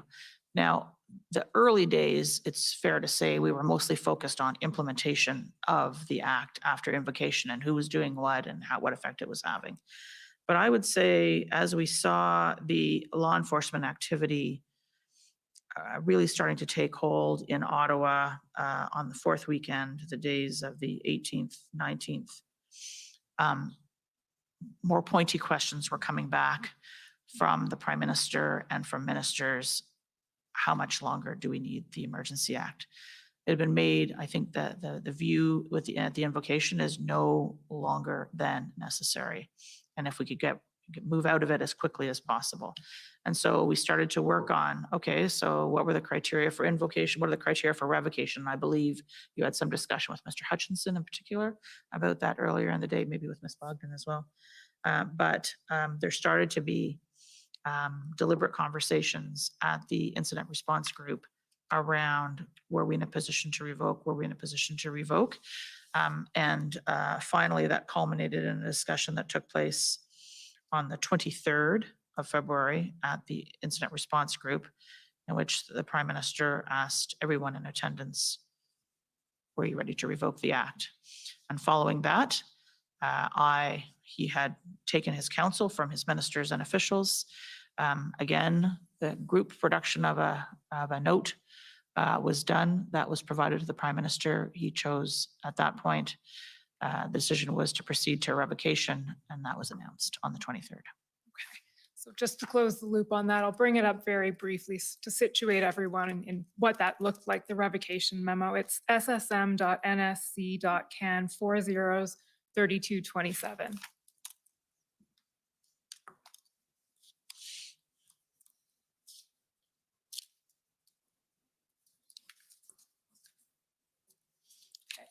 So there we go. Overall, the situation has evolved significantly since February 14th. Is no longer considered urgent and critical or a threat to the security of Canada. If we can just flip down, Mr. Clerk, until page 7. Making sure that that's right. No, I'm sorry, page 6. Okay, so there's a section here starting since the EA was invoked, the regulations resulted in, and it proceeds to list a number of factors. Or a number of occurrences, let's say. Rapid assembly. Indicators. Pardon me? Indicators. Indicators, okay. Rapid assembly of large police presence, signaling to protesters that trucks would no longer be treated as violations of parking bylaws, but would actually be treated as potentially serious penalties. Say there's been a significant decrease in the number of minors, and it goes on. And we don't have time to review them in detail, but essentially, there's a link being drawn here between these indicators that have occurred and the invocation of the act. So since the act was invoked, regulations resulted in, or in any event, these things have happened. And then if we go on to the next page, page 7, that describes the operational status. And so as we see, all the ports of entry are currently open, operating normally. Movement of truck convoys continues to be monitored. Just scrolling down a little bit there, Mr. Clerk. An operational plan is in place, has been established to maintain security in Ottawa. Then it says, to date, approximately 30 individuals have attempted to enter Canada for the purpose of participating in illegal protests and blockades. And I think we know now from, and it says there from Mr. Sofsky, 2 individuals were turned back using the Emergencies Act authorities. The remainder were turned back because they didn't meet entry requirements one way or the other, vaccination requirements that are under the Quarantine Act. It then refers to an unknown number of protesters remaining in Ottawa.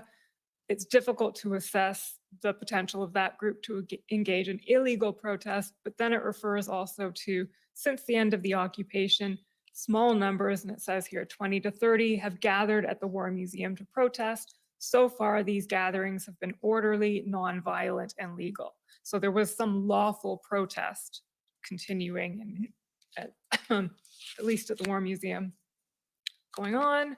Freezing of accounts has been assessed as having had a deterrent effect. And I'm losing my own place now. Okay, and then we go down a little bit more. Let's go to page 10. This all culminates in PCO comment. PCO is of the view that the public emergency order pursuant to the EA invoked on February 14th is no longer required. And so you advise the Prime Minister that the time has come then to revoke the Emergencies Act. Correct. Okay. I did. That brings us to way past the time that we were supposed to go. But I will ask before I sit down and turn this over, is there anything else any key points that haven't been raised today that you want to raise?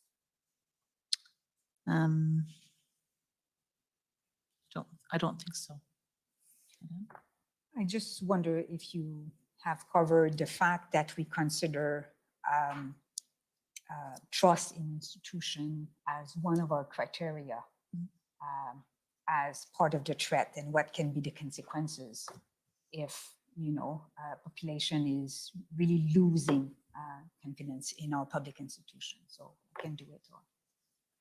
So one of the reasons why it was an important factor. So first of all, we were seeing citizens, doing some counter protests, asking the court for an injunction. So when you see the population trying to se rendre justice because they are not comfortable that law enforcement or government will do, that is for us like a beginning of a symptom that something worse can happen. We know what's going on in countries when the populations do not have confidence in our public institutions.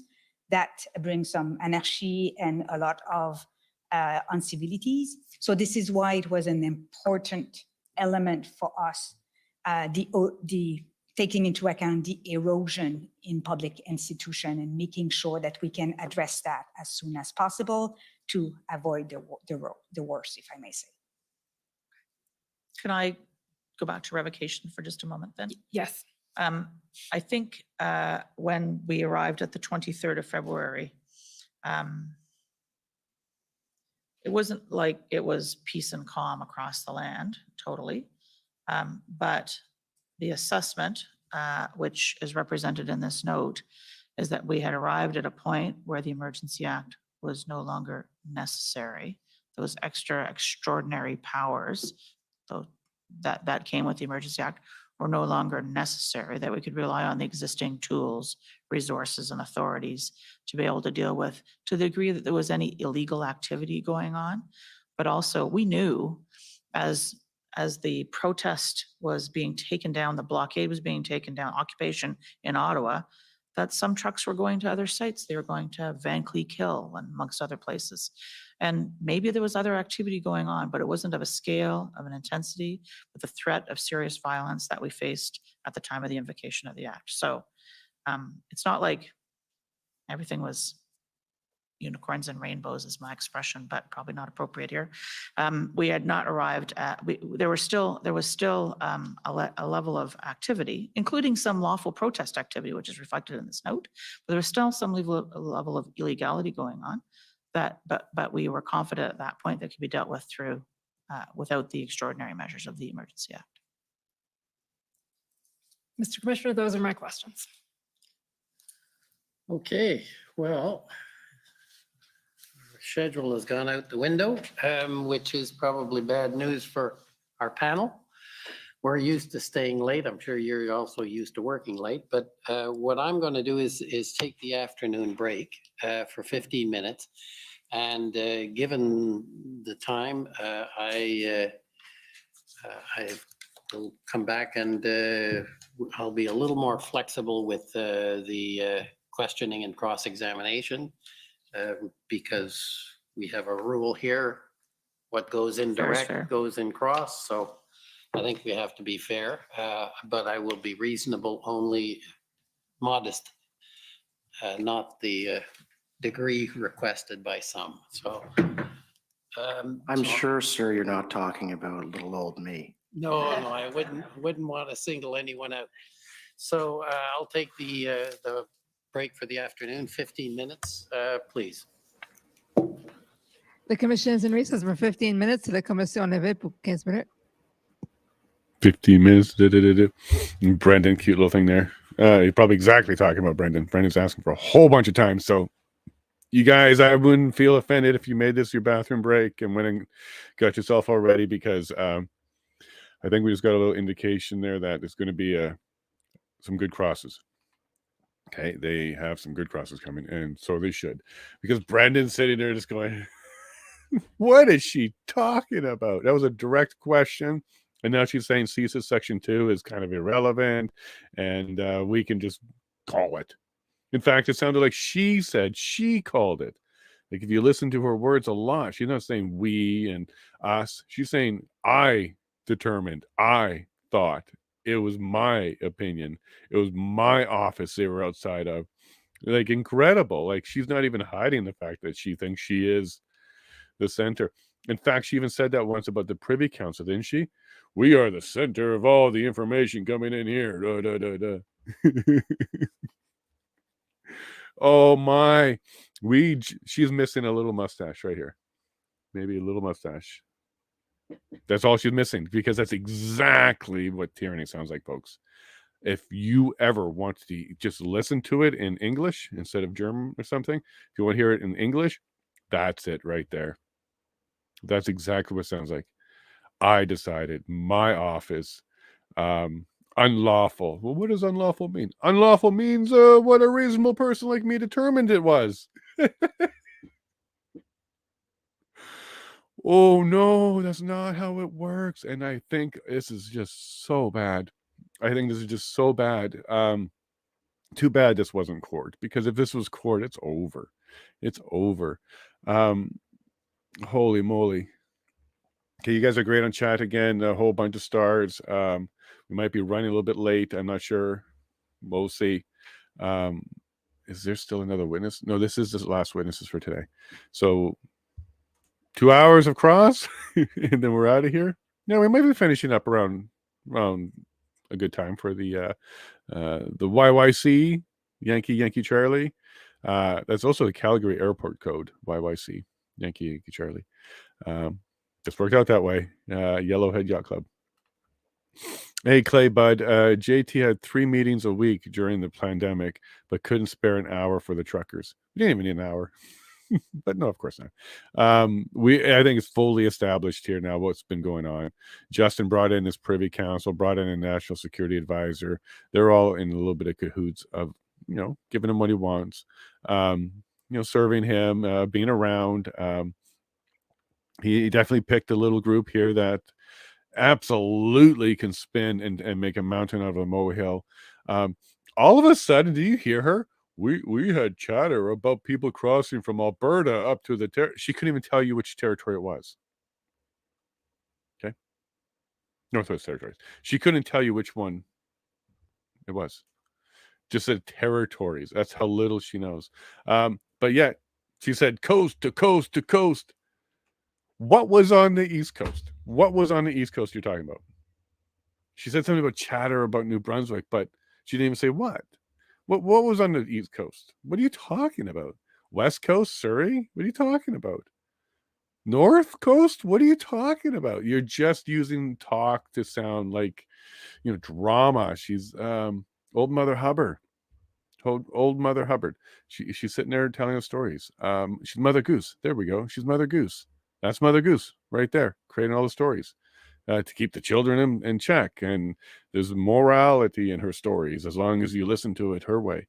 At least we're getting comedy from this, right? Because there's definitely sound bites there where there's very few Canadians who have a functioning frontal cortex and rest of the brain that would actually say, yeah, I'm cool with that. I'm cool with that.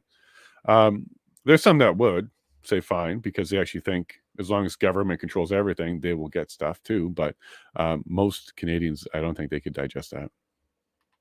It was funny to us because we're so far in the know, but other people they're gonna be shaking their head on that. There's no way that they're gonna believe that she can just determine it.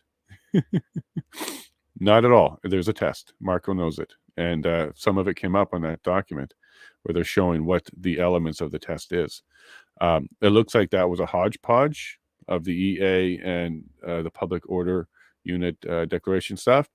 And because that's what they basically said. They said, we're taking it from a bunch of places and we said it all applies. But no, the test wouldn't have passed. There has to be identified, credible, a whole bunch of things. You kind of saw it there. Nowhere near that. She talks so much, my brain is starting to shut her out and wanting to wander off. Mine does that too. Yeah, mine does that too. Because once you're trained to listen to a witness and once you understand what you're going to get out of them, when they get into that mode, you already know what's coming. So basically it's going to be, well, I'm not getting an answer. I'm going to get a non-answer. So I don't even bother really. That's happened to me too, Blue, quite a few times, especially when Government of Canada does cross almost all of their stuff. It sounds like to me because there's no meat, there's no material, there's nothing to consume. It's just garbage. Nugget for a clip later. We'll get that one later. Garbage. So yeah, and after what are we on? Day 26 of this, it starts to get pretty easy for the brain to start filtering some of it. Hey, Bud Stunt. Every one of these idiots is here because they refuse to tell Trudeau to do the right thing. Congratulations, stupid games win stupid prizes. Are you enjoying the hot seat? It's going to get hotter. Some of these are sociopathic and psychopathic enough where they actually are enjoying the hot seat, dude. The woman on the left, by far, believes her Kool-Aid. She drinks her own Kool-Aid. She believes it. She is so proud. We saw the same thing with Minister of Finance, the middle guy. We saw the same thing with him. They're so proud of their statements. They believe that, boom, impeachable. I am good. Unimpeachable. I am good. There's nothing wrong with that statement. Because then they smile. I'm so proud of myself. But if you actually play that at proper speed and analyze it, tyranny. Nothing but tyranny. And that's why she's happy at the end, because she actually believes she's accomplished. Because that's what tyrants believe. They have accomplished the statement that the people will believe. And she also knows that she just gave a bunch of horse manure there. And she's proud of herself because she thinks she sold it. You see steak oil salesmen do this too, right? You see really shady people. They're always very happy and smiling at you because they're so proud that they just told you that and they believe you believed it. There is not a single lawyer in that room that believed anything she said, including the Commission Counsel. Not a single lawyer in there was hook, line, and sinker on that. Not even the gov't Canada lawyers. gov't Canada lawyers are like, okay, here's where we need to take her, and here's what we got to get her to say because that was bad. So it was. Or maybe look at telling Trudeau to meet with the protesters. See here, Marnie, I agree with that too. Like, I think all that Trudeau needed to do was to sit down, bring a couple of the medical people, couple policy people, but not too many. Not too many. Don't become intimidating or anything like that. And then sit down and then just explain your decision. Like, it's not even an inquiry into him. It's not even there's no cross. Just, you made a decision, put on a mandate, just explain it. And if you can't, it's not justified. It's as simple as that. Like, if you can't, in your words, even with a, Tam might be there and maybe Marco, okay, something like that, and explain to us in, not in condescending way or anything like that, but just explain it to us. There's this saying, like, those that know a subject can teach it. And if you can't teach it or explain it easily, then you don't know it yourself. And that's exactly all I would be expecting there. Just sit down and say, hey, Canada, you don't even have to sit down with the actual individuals, although that would have been a very good image. You could just have to sit down and say, hey, look, Canada, here's how I supported my decision. And this is where the mandate requirement comes from. You still would have had a lot of people that didn't agree with you, and still would have had a lot of people that disagreed with the medical science that you would have been displaying there. But at least if it looked like a good faith effort, you would have had a lot of people that gave you a little bit of credit that you're not running from the question. Okay? That's where I think the big problem happened, because he quite literally wouldn't even do a simple, here's why I made my decision. I'm not changing my decision, but here's why I made it. Simply because he didn't do that makes it all sus, as my son would say, because he likes to play that game. It's sus. Because exactly, like, can you not just explain it to us? Get David Suzuki. Where is he? Have him explain it to us. It should have been easy, because if it was legit goodwill and for our benefit, and it was completely corroborated in your mind, it should be very easy for you to articulate that to us. Hey, Azario, so much effort spent on trying to figure out so many ways to stop protests instead of the simplest, talk to them. Exactly, or explain to them. You talk to them, explain to them, meet with them, treat them like Canadians. That will be the recommendation, I think, that comes out of this, that there will have to be some government liaison established on all levels so that citizens can reach out and get a response. I personally understand how difficult and annoying that is, that doesn't exist. Oh, by the way, Attorney General got back to me. I got to go to Halton, please. We're making headway for tomorrow or for next week.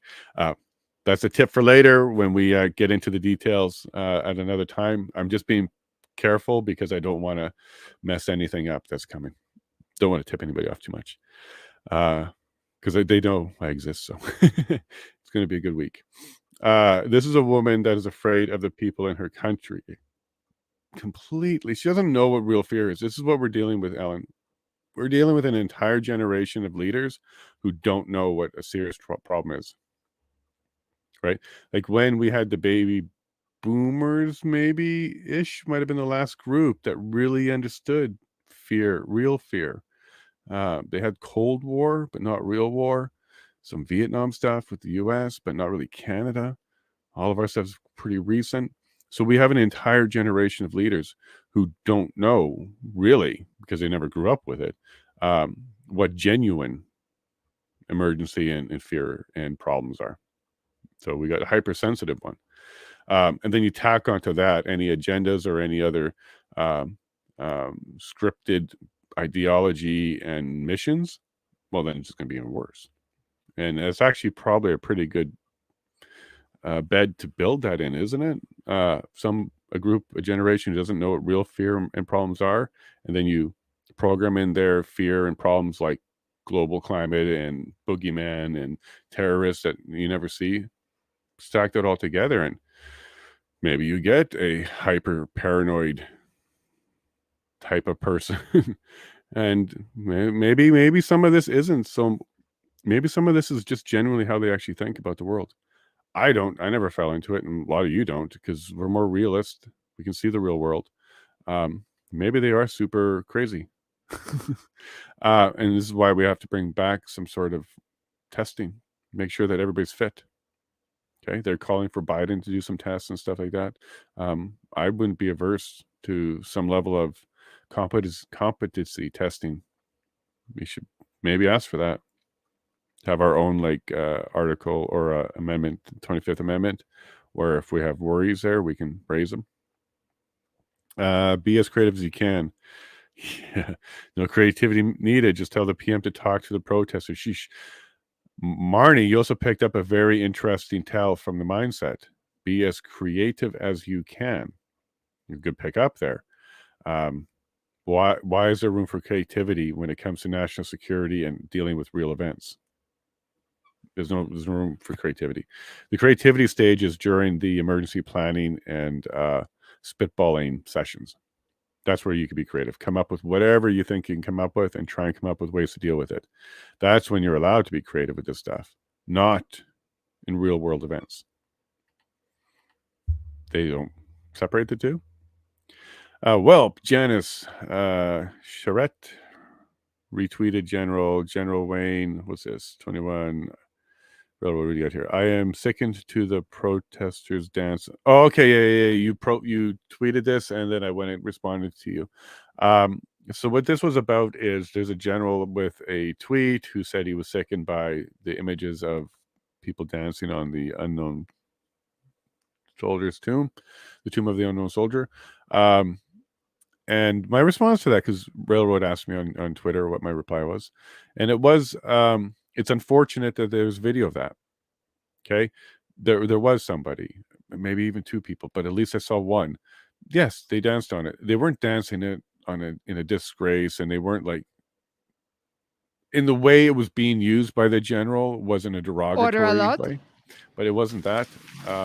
But it's too bad they did that. Anyways, we'll finish this up, Railroad. We'll be back The soon. commission is reconvened. This should be really good. Enjoy.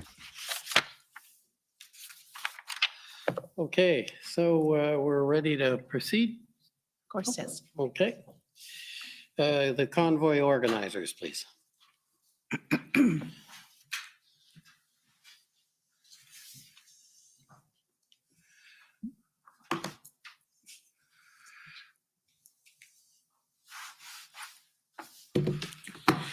Good afternoon and soon to be good evening.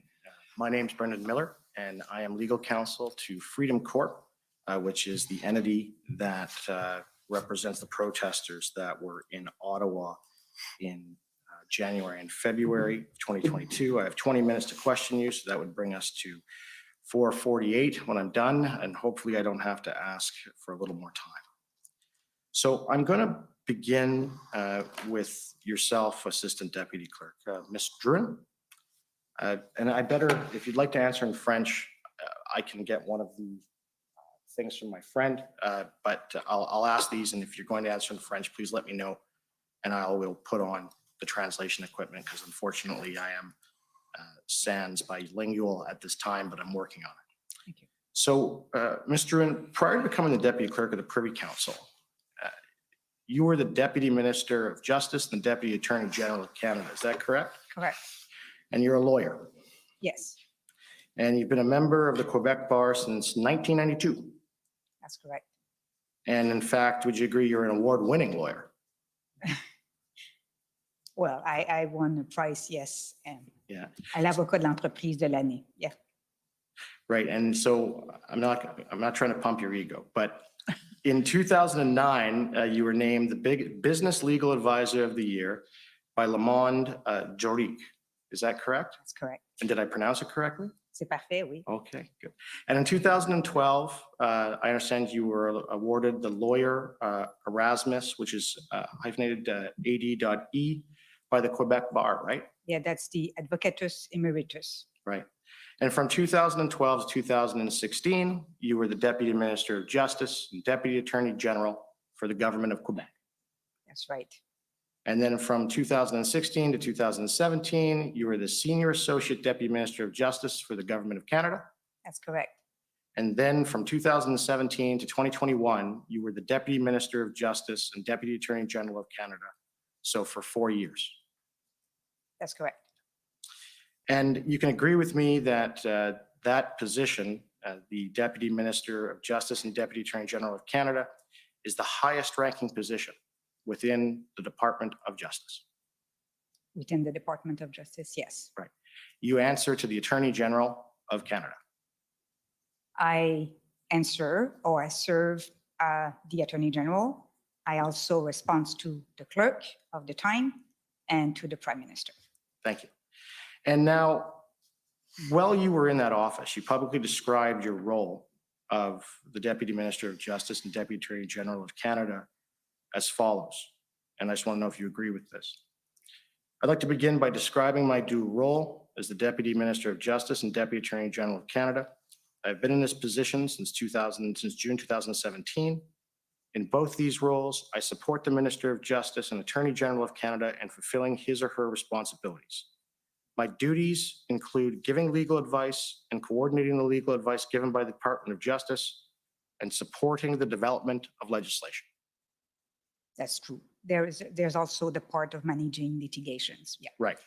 So in your role as the Deputy Minister of Justice and Deputy Attorney General of Canada, you advised on how to draft legislation for 4 years.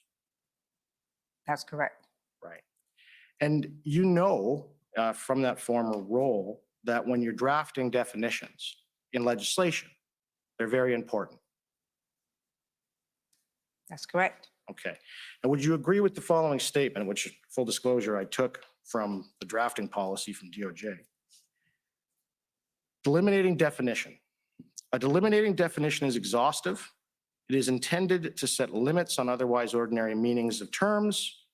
These definitions normally begin with the word means. Would you agree with that?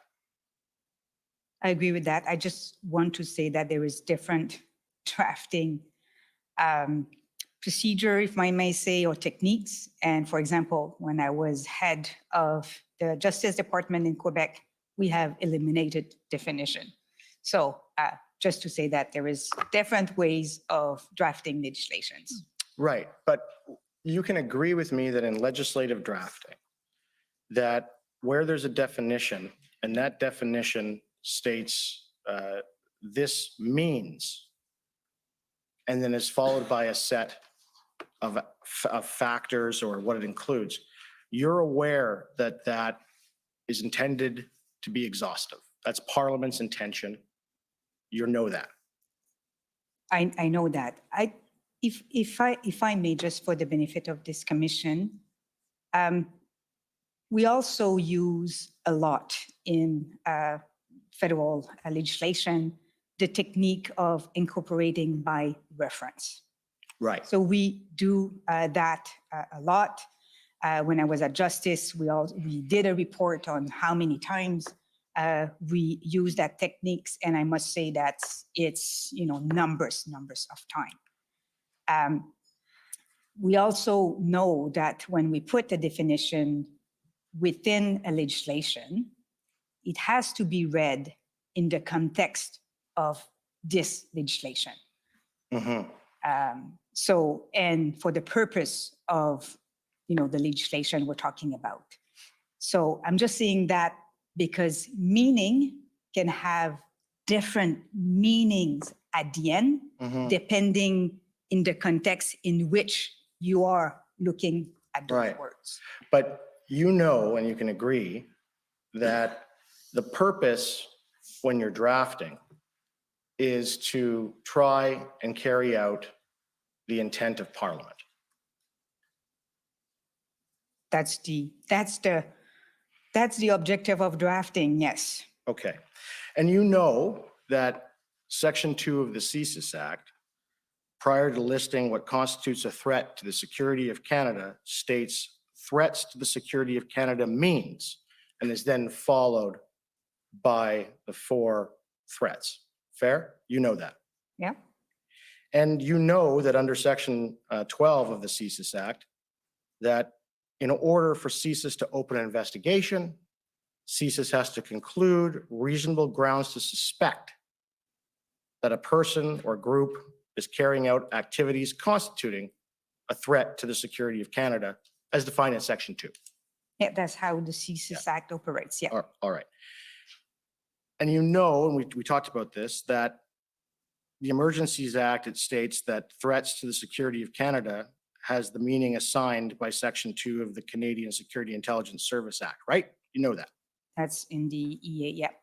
And you know that under the doctrine of consistent expression, that where there is an adoption by reference, it's to mean the same thing as the primary legislation. You know that. I think what I've said is that when we are incorporating by reference, now remember, I guess, when you did your bar, we were always talking about mutandis, mutandis. Huh? Mm-hmm. And that was, the idea was to make sure that we interpret, avec les adaptations nécessaires, the incorporation by reference. So Yes. the idea here, and as I said before, is really to interpret within the context, the purpose, also the decision maker that have to look at similar words. Okay. And to your knowledge, from what you know, what do you know about Parliament's intention for a threat to the security of Canada in the Emergencies Act to mean something different from a threat to the security of Canada as defined in the CSIS Act? I guess what I'm saying here is when the legislator adopted the Emergency Act versus when the legislator adopted CSIS Act, it was for different purposes. The purpose of doing an investigation under the CSIS Act is not the same purpose as triggering or invoking the Emergency Act for public order emergency. And I understand, but you are aware that both the CSIS Act as well as the Emergencies Act were passed within just a few years of one another in the 80s. Well, I'm pleased to be corrected. Yeah, maybe 4 years. I thought the CSIS was 1984, if I'm not correct. And If you I'm not know that, mistaken. and I take it that you know that one of the reasons that they adopted Section 2 of the CSIS Act, Parliament did, was to limit the executive branch of government from declaring public order emergencies. You're aware of that? I wouldn't use limit. I think that the Emergency Act was crafted to make sure that there's a lot of safeguards in terms of how we invoke the role of Parliament to confirm or deny the invocation of the Emergency Act, the role of the Joint Committee to supervise the implementation of the measures, and the role of an inquiry like this one. Okay. And if I can add, a very important component is making sure that doing so, I mean, invoking the Emergency Act, was compliance with the Charter, which was a new instrument Right. following, the previous act.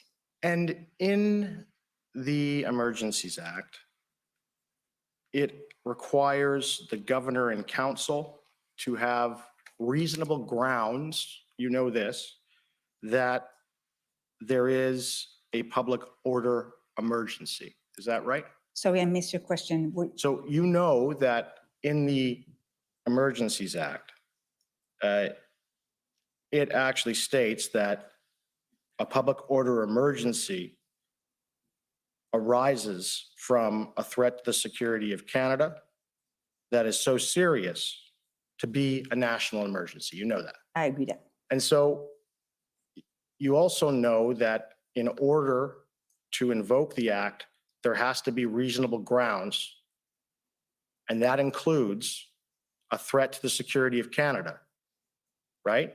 Right. And that threat to the security of Canada is as defined in Section 2 of the CSIS Act, right? Right. Okay. So let's talk about that.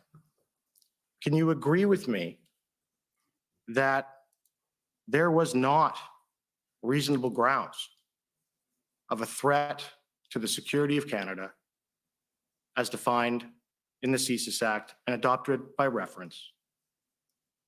I in the don't agree. Emergencies I don't agree with that. Okay, so let's go through those grounds. Okay, so I can help. I know your time is, yes, and let me. it's really, what we use is really 2C. Right, so then we can throw out any other grounds, it's fair to say, other than 2C. The main, like the real ground was 2C. All right, so I apologize, activities within or relating to Canada directed towards or in support of a threat or use of acts of serious violence against persons or property for the purpose of achieving a political, religious, and ideological objective within Canada or a foreign state. So that is the ground. And that is the single ground from your understanding of why the Emergencies Act was invoked. That's the main ground. Some can say that there's other ground, but that's the main ground we used. Okay, so let's talk about threats of acts of serious violence and acts of serious violence. Can you summarize for me the threats of acts of serious violence that the invocation was based upon? I'll do that. I think the clerk will probably add. So if you just look at what you went through this week, who you heard. So we heard from CSIS, not CSIS, but we've heard from some players, for example, that IMV were present in some of the protests. We've heard also that ex-militaries and ex-law police agents were present. We heard the presence of firearms. We heard also threat to our economy, threat to and impacts on workers. We just talked about that before. We heard impact on our trade relationship and from GAC. We've heard from CBSA that our port of entry was affected, disrupted, and other port of entries, even after the main war were clear. Okay. So we heard from transport also that some rails can be affected by blockades. Right. So we've heard from not only, you're going to hear from CSIS Monday, but, when you look at the composition of DMOC, you've heard about that many, many times over the week. Many departments are part of that DM's committee. Why? Because national security is not the result of the assessment of one agency, but the result of, as Janice said, the clerk said before, the town. I don't mean to evaluation. interrupt. I only have so much time left. Sorry about that. Yeah, so I just want to talk to you about first, you mentioned the IMVEs, right? Yep. And you can agree with me that an IMVE, it's not just somebody who's radical or whatever. There has to be an element of violence. So a couple of things here. And when you look at C, we want to talk about that. Careful about its threat or serious violence. Okay. I guess the or can be an Right. N. It's a also. threat of or Yeah. and I understand. So these IMVs that the government went on about, first, we've already established that the government wasn't aware of the individuals in Coots at the time of the invocation that were arrested by the local police department. I think what we were aware in Coots was, first of all, they were about to do enforcement. And then I think it was around the 10 or the 11th of February, we heard that they were slowing down enforcement because of the presence of risk of violence and guns. That's the only thing we knew at our level, because we're not privy to all the operational risk. So that's what we knew at Coots. But of course, Commissioner Lucky and her people, they were aware of what was going on. They just couldn't tell you. Exactly. Right. And you're now aware, I'm sure you've heard the evidence, that they in fact as of the February 9th, had 2 undercover officers embedded with these gentlemen. Are you aware of that? I was not aware at that time. You know, Right. when they do uncover operation, this is the, Yeah. we don't know those things. And these gentlemen that they were going after, they were actually local to the Coots area. You know that. I can say I didn't know at that time, no. Can you agree with me that the facts of that were that that issue was dealt with locally by police under provincial mandate via the agreement that Alberta has with the RCMP? You mean the contractual policing arrangement? Correct. It was carried out under that, right? Yep. Yeah, so it was provincially dealt with. You agree it was dealt with well? So I don't know at the end when, you know, they put an end to the blockade, who was doing what, you know, and whether, you know, I'm sure you have heard about that the police of jurisdiction can ask more resources from the center using the section 9.2 of their arrangement. So I don't know. Okay. And so let's move to Ottawa. Ottawa, IMVs in Ottawa. I understand that CSIS advised that they had no concern with IMVEs in Ottawa. And that's what's in evidence. Is that correct? Well, this is not how I portrayed that. I understood and I've heard that some IMVE and subject of interest of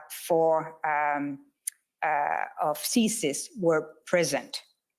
What I understand from their assessment is that they didn't conclude that they need or they have to open new investigations. Right. And so CSIS did a threat assessment of the convoy, and we saw it yesterday. And I can They did. Not of the convoy as a whole. Again, sorry. Of Ottawa. And let me bring that up. And it is the document ending it's ts.nsc.can.001.0000159_rel_0001.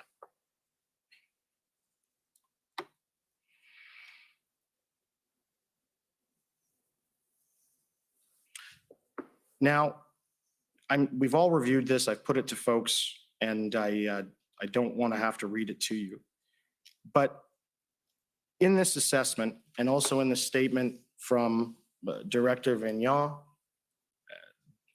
they concluded that there was no CSIS threat, reasonable suspicion of a CSIS threat in downtown Ottawa. Is that fair? They concluded, looking at who was there, that they didn't have enough to open investigations on specific individuals or groups. Right. And you know that CSIS only needs to have a suspicion, a reasonable suspicion, to open an investigation.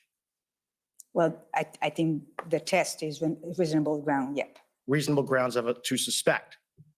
Reasonable grounds to suspect. That's what it says. You know that. Yep. And the difference between that and the grounds to invoke a national emergency is that, you know, under the Emergencies Act, it requires reasonable grounds. You know that. That a public order emergency exists.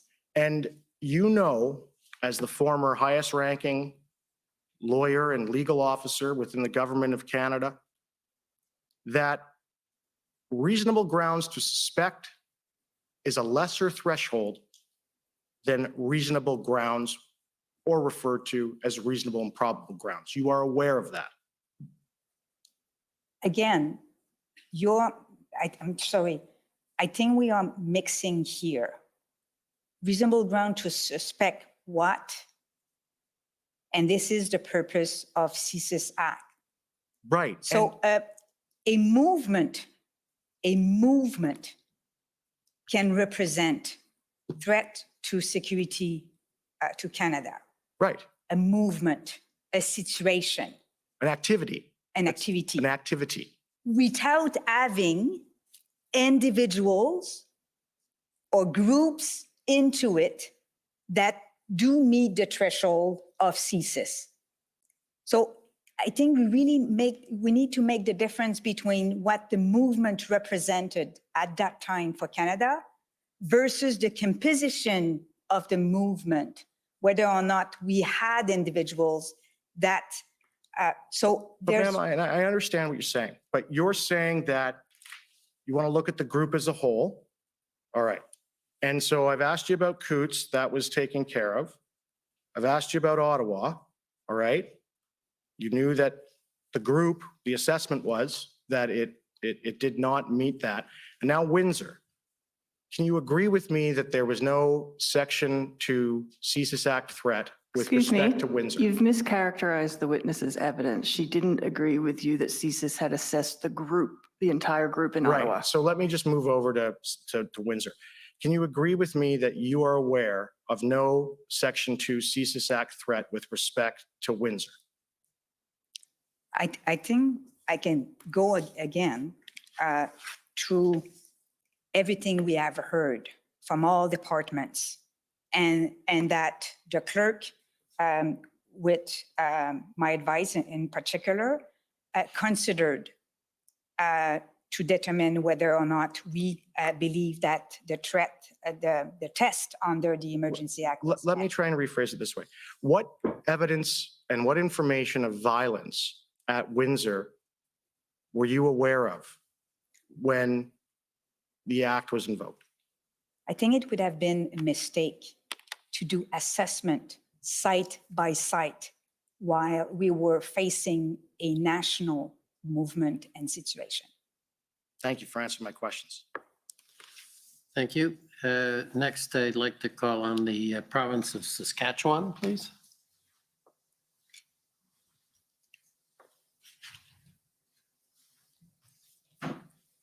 Good afternoon, Commissioner. I'm trying to get my camera operating. Thank you. Okay. We won't deduct the time. Thank you. Good afternoon. I'm Mitch McAdam. I'm one of the lawyers for the government of Saskatchewan, and I have a few questions this afternoon for you, Madam Charest. To start with, I understand that one of your responsibilities is that you are the secretary to the cabinet, right? That is correct. And that one of your responsibilities as the secretary is to control the flow of paper to cabinet? I manage the flow of paper into the cabinet. That's right. Okay, so all of the paper that goes to cabinet has to go through your office? No, that's not the case. It goes through the Privy Council office before it will be put in front of cabinet minister. Not my office, not the clerk's office necessarily, the totality of the Privy Council office. We have a cabinet papers unit that in particular deals with documentation. So it has to go through the Privy Council office? That's correct, sir. Yeah. And you're also responsible, I believe you said this morning, for recording the decisions made by cabinet? That is correct. I have a few questions for you about the cabinet meeting that happened on the evening of February 13th, where the Emergencies Act was considered. First, can you confirm for me that there were no papers or documents that were provided to cabinet ministers in connection with that meeting? That is not correct. Okay, there was paper provided to them? There was a document made available to ministers. I believe I referred to it earlier, which had to do with an input. I believe I can say this. I'm not making sure I can say this. It was a assessment from the from CSIS, which related to considerations on invoking the Emergency Act. But there was no, in the usual course of decision making by cabinet, ministers would be considering a memorandum to cabinet, which would frame a decision for them. There was no such memorandum to cabinet. Does that help? No. So yes, it does. So there was no memorandum to cabinet, and that was an unusual situation. That is not correct. The usual course. That is correct. It was an unusual cabinet, an extraordinary cabinet called on the evening of the 13th of February. Okay. And I understand you attended that cabinet meeting, correct? I did, sir. Okay. And I'm not going to ask you about what was what the deliberations were at that meeting, but you said a moment ago that one of your responsibilities was to record the decisions made by cabinet. And can you tell me exactly what the decision was made at cabinet that evening? I think you said earlier that the decision was to direct the Prime Minister to have a First Minister's meeting or to have a First Minister's meeting the following day. But I just want to make clear in my mind that I understand exactly what was decided that evening. The decision was that the Prime Minister would convene a meeting with First Ministers to consider the invocation of the Emergency Act and to brief them on the situation and consider any other measures necessary to deal with the totality of the situation facing the country. Okay, thank you. Next, I'd like to turn to the events on February the 14th. Sure. And you would agree with me that the invitation for the First Minister's meeting, I think we talked about it a little bit earlier today, or you talked about it a little bit earlier today. It went out on Sunday evening after the cabinet meeting, correct? Yeah, as I said earlier, Mr. McAdam, I wasn't totally sure. I could check and be happy to, whether it went out Sunday evening or very early Monday morning. I think we would have endeavored to try and get it out as soon as possible after cabinet. So that would have been, cabinet was at 8:30, you know, we would have been into probably 10 o'clock Ottawa time, which is still pretty early in Saskatchewan. Yeah, and I believe that you had indicated earlier today that it was a meeting called on short notice, right? Correct. And my understanding from your testimony earlier today is that the invitation didn't indicate what that meeting was all about, did it? I believe between Madame Deroy and myself, that was the information that we provided earlier. Yes, sir. And you also indicated that at that meeting, a number of the premiers voiced objections to invoking the act. What I said was a number of premiers shared their responses. I wasn't in a position to tell you because the deliberations were to be confidential, but we saw subsequently a number of premiers making public comments that they had made at the First Minister's meeting. Yes, it's fair to say, I believe Madame Deroy said, there were kind of three kind of general groups of premiers' reactions, including some that did raise objections. Okay, and I understand that that meeting lasted about an hour, is that correct? Oof. I think that's plus or minus. Yes, I think that's probably correct, sir. Okay, so it would have ended about. If I may, sir, when we developed the FMM, one of the advice that we gave to the Prime Minister was to make sure that the timeline was not the issue in terms of the duration of the meeting. So the Prime Minister let all premiers to express themselves and didn't check the clock, making sure that they will have all the time they needed to make their point. And if I could add to that, because of the fact that there was no, you know, this was called at quite the last minute, there was part of the meeting was briefing. So the Prime Minister it was suggested to him, and he certainly accepted that the meeting would go as long as the meeting wanted, depending on the wishes of premiers and territorial leaders. Clerk, can I ask you to call up document pb.nsc.can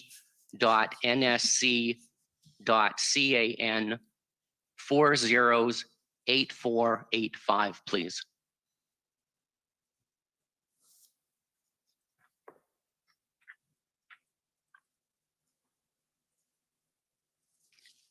And clerk, if you could scroll to the very end of that document.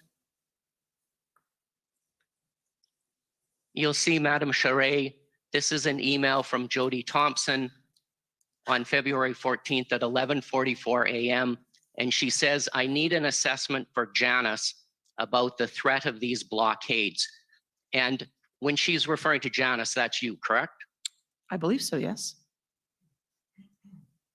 And yesterday, when she testified, Ms. Thomas indicated that this was something that was needed for the invocation package. And that's the memorandum that you prepared for the Prime Minister, right? I don't know that I caught every moment of her testimony. So whether exactly that's what she said or not, I wouldn't want to say, but I do believe that she was, like many across the Privy Council office, working to gather inputs for the invocation note. Okay, and I just want to make sure I have my time frame correct here.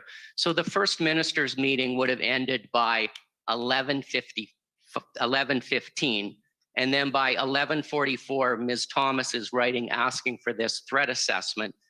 So am I right that in that half an hour, the Prime Minister would have come to you and said, let's proceed with the invocation package, and then you contacted Ms. Thomas and asked about the threat assessment? No, Mr. McAdam, that would not be an accurate description. I would say to you, sir, that part of our job in the public service, and people who work for me, is to get ready.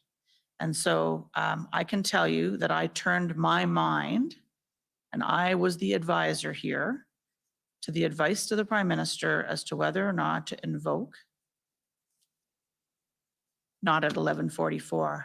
There were a number of people, including Ms. Thomas and others from the Privy Council office, who were contributing to this decision note, which came to me for my consideration. And as you saw, I signed off on my advice. I believe we talked about it earlier, sometime about 3 o'clock in the afternoon. So yes, work was underway, but I had not turned my mind to the conclusion of my advice. Okay, so had the Prime Minister, did he come to you after the First Minister's meeting and before you completed your memorandum and asked you to go ahead and prepare that memorandum? No, sir. No, so you were doing this based on your understanding of what he wanted? My understanding of what was required in the situation. That's my job. Okay, and you knew that a press conference had been called for 4:30 that afternoon, didn't you? I knew that there was a possibility of a media availability in the afternoon. Okay, and I think you indicated that you gave the document to the Prime Minister at 3:41 in the afternoon. And then I think you said this morning that he would sign that document to indicate his approval, but I don't believe that you testified about when you would have got that document back from him. It was, I can't remember the exact time, Mr. McAdam, I apologize, but it was before the media avail. So between 3:41 and 4:30. Okay, that's fair. I don't know exactly what time the media avail started. There may have been a scheduling, it may have been a notice that there was going to be an availability. But I don't know actually what time it started. I'm sure the records would indicate that they don't always run 100% on time, so. And at the media availability, it was announced that the Emergencies Act had been invoked? Was being invoked. Was being invoked. Correct. And so what does was being invoked mean? When exactly did it come into force? When the Governor and Council approved the proclamation. And so that wasn't until the next day? No, it was on the 14th, and you'll see that in the Canada Gazette. It was the 14th of February. Okay, and so was there another cabinet meeting on the 14th for cabinet to consider this? No, sir. So cabinet was never advised of the outcome of the meeting with the First Ministers? There was not a loop back to cabinet in an official cabinet meeting, but did you want to say something, sir? Yeah, I'm confused because I think you said earlier today that under the Emergencies Act, it's the Governor and Council that invokes the act. Yeah. So if the cabinet didn't meet again, how did the act get invoked? Was the power to do so delegated to the Prime Minister, or just how did that happen? Yeah, the decision in terms of invocation was left with the was left ad referendum to the decision of the Prime Minister following his consultation with the leaders of the provinces and territories, amongst other deliberations that he might undertake. Commissioner, I have a couple of questions about the memorandum that was prepared for the Prime Minister that afternoon. So I wonder if I might have your indulgence to take a few extra minutes to ask those questions. Sure, go ahead. A couple of minutes, but don't abuse. Thank you. Clerk, could you please call up document SSM NSC.CAN 4033 224, and that's the memorandum to cabinet.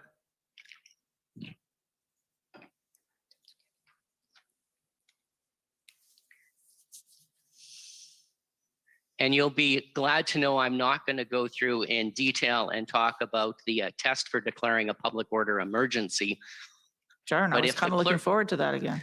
Are you conceding it? No, not at all, but I'll leave those arguments for another time. Mr. McAdam, can I just correct you? This is not a memorandum to cabinet. This is a decision note to the Prime Minister, just to be clear, sir. Thank you for the correction. Clerk, if you could go to page 8 of that document. And about partway through, just a little bit farther. That's good. And this, it says this a couple of times in the document. I'll read those words at the top. It says, in addition, PCO is of the view that this is a national emergency situation that is urgent, critical, temporary, and seriously endangers the health and safety of Canadians and cannot be effectively dealt with uniquely by the provinces or territories. And I wondered what you meant by the word uniquely in that sentence. And I know that you had indicated earlier today that there was some concern that provinces were not fully using the powers and authorities that they had. And is that what you were getting at with that word uniquely? I wouldn't say that there was a concern that provinces and territories were not using all of the authorities available to them. I think it was an observation going back earlier in the deliberations around whether or not there was still some scope to work with provinces and territories using their existing authorities to do more to deal with the protest separate side. In terms of the language here, I believe, again, my layman's interpretation is that what we're trying to get at in the invocation of the Emergency Act is that the powers in the Emergency Act are put in place to deal with a situation which is a threat of serious violence, all of those other criteria that you see there, that can't be dealt with by any province or territory acting individually, uniquely. Perhaps awkwardly worded. I can maybe add, if you allow me, that the proposed measure here, we're not trumping any provincial or territorial jurisdictions. So while we were adding measures and authorities, we were not displacing provincial jurisdictions. So they were able, as also law enforcement, to continue to exercise their respective authorities. But we came to the view that separately, they were not able to deal with the national situation. Okay, so I'm still a bit confused about the word uniquely, and I just want to clarify, were you suggesting that the provinces could effectively deal with the situation, but there's something unique about what was happening in February that justified invoking the Emergencies Act? No, I think, sorry, Mr. McAdam, I don't believe that was the intention of this language. It was meant to say that the provinces and territories could not deal with the situation on their own. And that is why the Governor and Council would invoke the Emergency Act to deal with a situation which provides extraordinary powers, which supplement those powers and authorities of provinces and territories to deal with the situation, which we, as you see here, we think met the test of a national emergency. Okay, and one final matter, Clerk, if I could get you to go back to page 4 of that document near the top.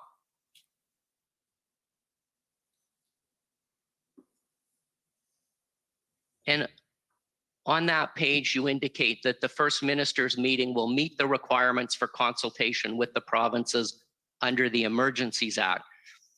So I take it wasn't your position that it was necessary to get the consent of the provinces before invoking the act, was it? I do not believe that that is the requirement in the Emergency Act. And it wasn't even necessary to get the support of the majority of the provinces, was it? That is not, I believe, the requirement in the Emergency Act. And so really, in order to fulfill that consultation requirement in the Emergencies Act, all you needed to do was meet with the provinces. It didn't really matter what their views are or what they had to say about the matter, did it?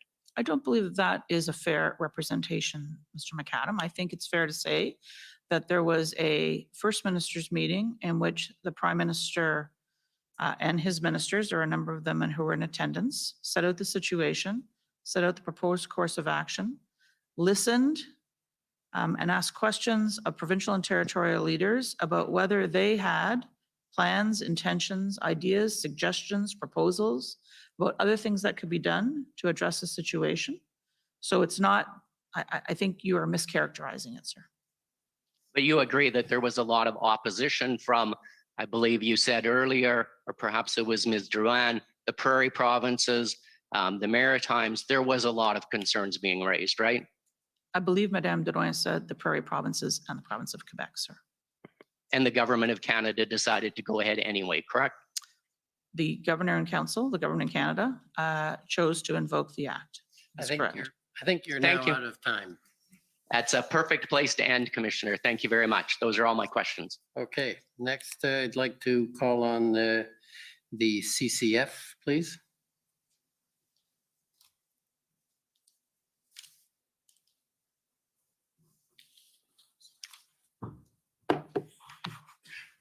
Charette, Ms. Drouin, my name is Sujit Chaudhary. I'm counsel for the CCF. I know it's been a long day, so I just have a few questions for you.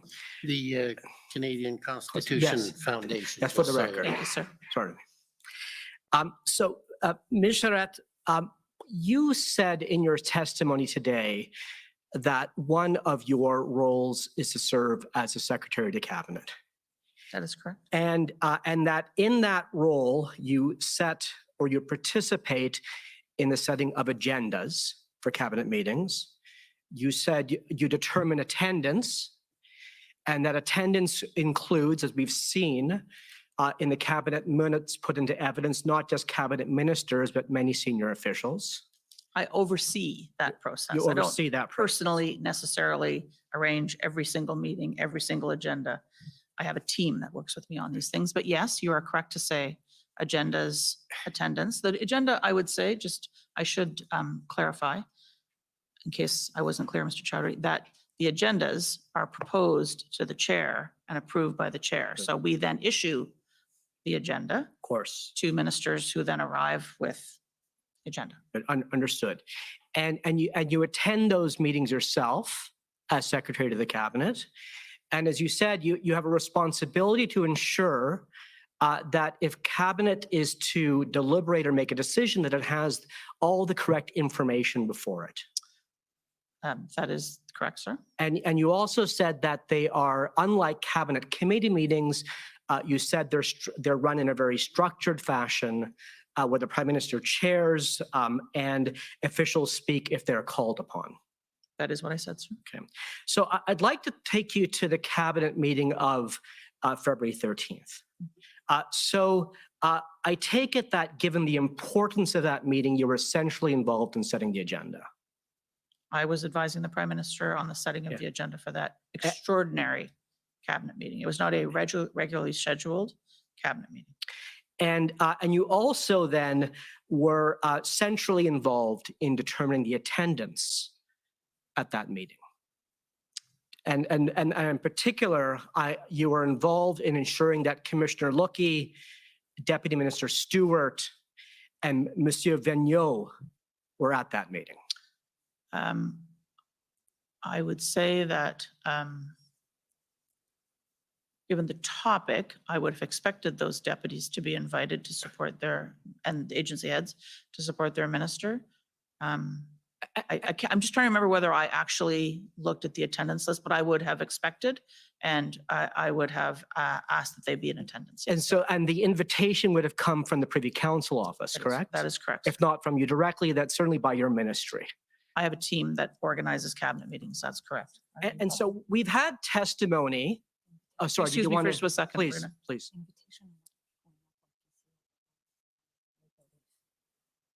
Oh, yeah. My colleague, Madame Duran, is just correcting me that because of the fact we were dealing with virtual meetings as opposed to, it's a technicality, but to be clear, important, that because we were dealing with a virtual meeting as opposed to an in-person meeting, it is possible that the invitation may have come through a different channel than our normal cabinet papers unit that sends out invitations and organizes meetings. It may have come through a virtual meeting organizer, which we euphemistically refer to as the Maple Leaf. But and is the Maple Leaf lodged institutionally in the Privy Council office? For cabinet meetings, I would think so. I believe it's between the Privy Council office and the Prime Minister's Okay, office. fair enough. But at the center. Yes, sir. At the center. Okay. And so we've had evidence put to us this week, put to the commissioner as follows. And have you read the CSIS interview panel interview summary? I have not had a chance to do. Well, with your permission and with the commissioner's position, I should say, I'd like to put up on the screen, if we could, witness WTS many zeros 60. This is the CSIS? This is the CSIS. It's Monsieur Vigneault's test evidence, and it's been referred to many times this week. In the interview summary as opposed to his in-camera evidence. Yeah, I take it there's no objection? Yep. Okay. No objection. Okay, go ahead. So if we could pull it up, please. And this is just so it's the public version. or Yes, this is the unclassified version. Unclassified version. Yes. So if we could just go to page 8. You could scroll down to recommendation to cabinet. Okay, let's stop there, please. Thank you, Mr. Clerk. So just if you could, I'm just going to read this into the record, and if you could read along with me, please. It's Monsieur Vigneault learned that the Emergencies Act referenced the threat definition set out in Section 2 of the CSIS Act once the federal government began to seriously consider invoking the EA between February 10th and 13th. He requested that the service prepare a threat assessment on the risks associated with the invocation of the Emergencies Act. He felt an obligation to clearly convey the service's position that there did not exist a threat to the security of Canada as defined in the service's legal mandate. And then further on, in the bottom paragraph, so the paragraph that begins, Monsieur Vigneault discussed. He said he discussed this threat assessment at the IRG on February 13th. And then he says the document was also available for distribution for the cabinet meeting, but he does not know if it was distributed by the PCO. So can you please answer, was this threat assessment distributed to the cabinet, yes or no? I believe I've said earlier that it was. It was. And this was the only threat assessment provided to the cabinet or to the Prime Minister prior to the decision to invoke the Emergencies Act. Can I just take you to the paragraph preceding that, Mr. Chowdhury? Yes. The threat assessment was with respect to the invocation of the Emergency Act legislation. I believe that I have given testimony already that indicates that the invocation of the Emergency Act, as in many things, is a balancing act between are you acting too early, too late, doing too much, too little, and the threat assessment prepared by the service, which was discussed at the IRG, as Mr. Vigneault indicates, and which was available to ministers, was assessing what the risk was of the invocation of the emergency legislation. And the CSIS assessment was that there was a risk that the invocation of the Emergency Act risked further inflaming IMV rhetoric and individuals holding, and you can read the rest of it, holding accelerationist or anti-government views, as we had We came to see the next day, or am I getting this right? No, I'm going to stop there. But Ms. Charette, was the services assessment that that there was no threat to national security, was that shared with the cabinet? That was not the nature of the threat assessment prepared by the service as indicated by Mr. Vigneault in this statement. Well, the threat assessment prepared by the service was that the invocation of emergency legislation risked further inflaming the rhetoric and individuals holding accelerationist or anti-government. If I may add, yes, what I said earlier is that we knew that CSIS assessment for the purpose of the application of CSIS Act was done, and that CSIS concluded that for the purpose of their act, the level of threat was not met. And was that view shared with the cabinet? Yes or no? I mean, I can say that I knew. I think it was shared in previous IRGs, but that was not news for us when we gave the advice. But I'm sorry, just a simple question. Was that assessment shared with the cabinet? Yes or no? With the full cabinet as opposed to the. Yes, at the February 13th meeting, was that assessment shared with the cabinet? Yes or no? The fact that CSIS didn't feel that there was a national security, that there was a threat. Yes. Security of Canada required to invoke the CSIS powers and authorities. Was that shared with the cabinet? Yes or no? Or do you not know? I'm just testing my memory, sir, to make sure I'm giving you the very best information. I believe that Mr. Vigneault did not speak at the cabinet.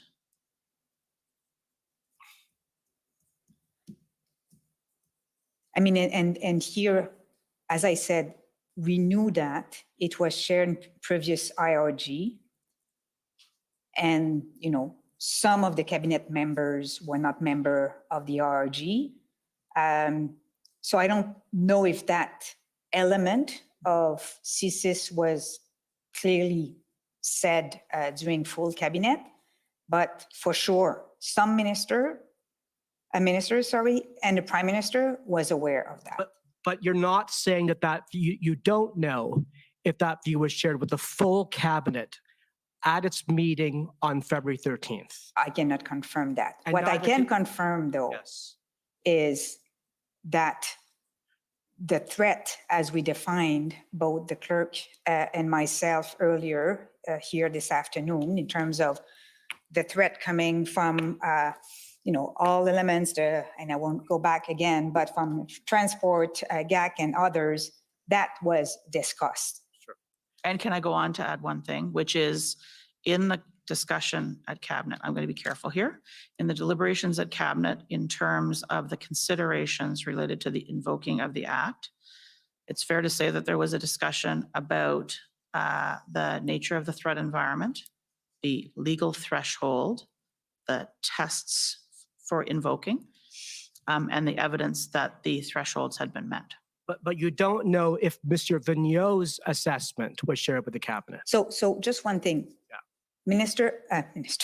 Vigneault assessment on the fact that invoking the Emergency Act can inflame the situation, that was shared. And we've heard that also from provinces. And I'm not asking you about that. Yeah. I'm asking about what he stated in the previous paragraph of his evidence. Do we know if his views? So I think we answered that we cannot confirm that. I think I share with the best of my knowledge that I'm sure that some ministers were aware of that, key ministers involved in the management of the convoy, the members of the IRG, that the Prime Minister, was aware, but I cannot confirm whether or not it was discussed. Like, you know, that CSIS reports to the Public Safety Minister. What he said, we cannot disclose, and to be honest, I really don't know. So I cannot confirm that. And so have you had a chance to review Deputy Minister Stewart's testimony from this week? Well, I've listened to part of it. Just part of it, yeah. So I'd put to you that under cross-examination this week, Deputy Minister Stewart testified on Monday that CSIS was not asked to provide this assessment to Cabinet. Do you have any reason to disagree with Deputy Minister Stewart's testimony? I believe I said, Mr. Chowdhury, that Mr. Vigneault did not speak at the cabinet meeting. Thank you. Therefore, he did not speak, he did not read that into the record himself. So I now would like to turn to the memo, Ms. Charette, that you wrote to the Prime Minister. You're going to have to make it very quick. Sure. You're way over time already, and I'm generous, but there are limits. There are limits, I know, Commissioner. So, and in the memo in which you recommended to the Prime Minister that the Emergencies Act be triggered, you were aware of Mr. Vigneault's view, but nonetheless, you determined that there was a threat to national security, correct? We can go, yeah, I'm happy to take you through my logic again if you'd like. I was aware that Mr. Vigneault felt that there was the threshold for CSIS to launch an investigation under the CSIS Act was not met. Good. And you relied on the National Security and Intelligence Advisor's view, who kind of integrated, as she put it in her testimony yesterday, information from across the federal government to arrive at her view that there was a threat to national security under the Emergencies Act.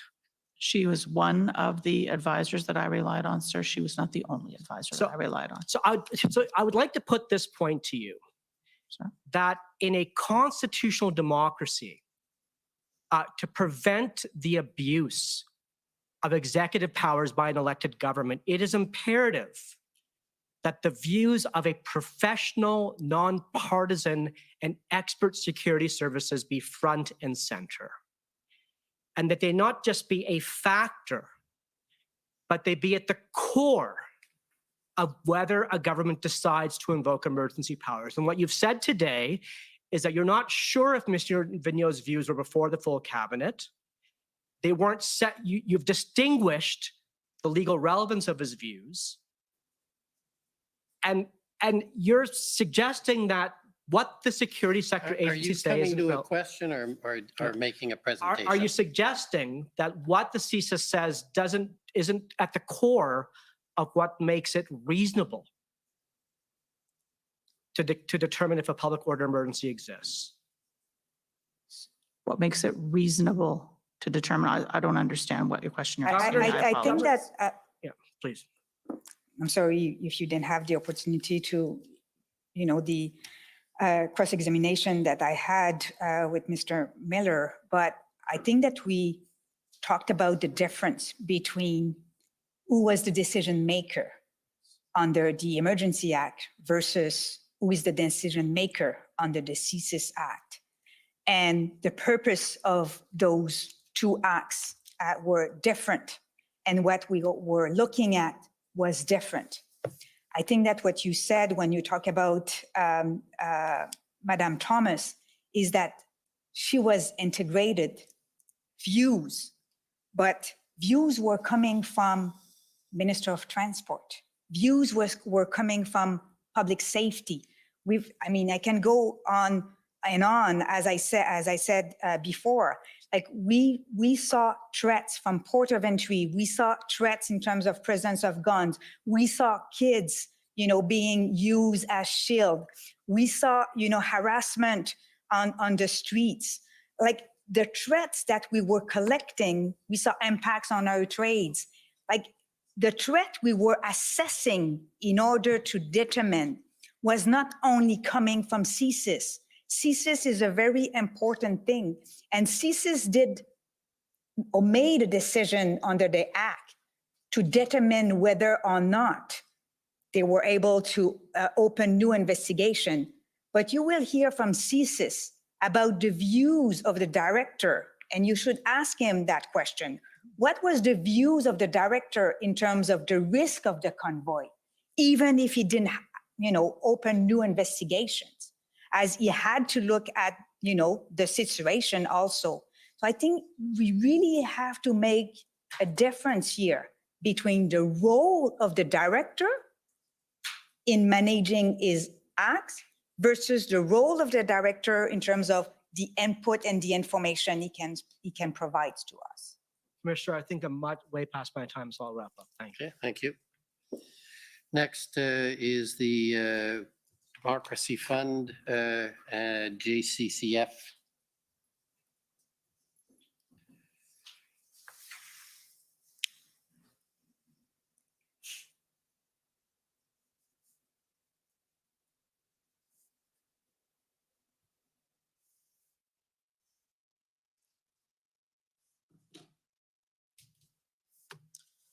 Good evening. My name is Alan Honor, and I am a lawyer at the Democracy Fund. Just going to put on my timer to make sure I don't go too long here. My friend from the CCF was just asking you about a threat assessment from CSIS. And I think prior to that, he put a statement to you from CSIS, and it is still up here. And I'll just ask the clerk to leave it up.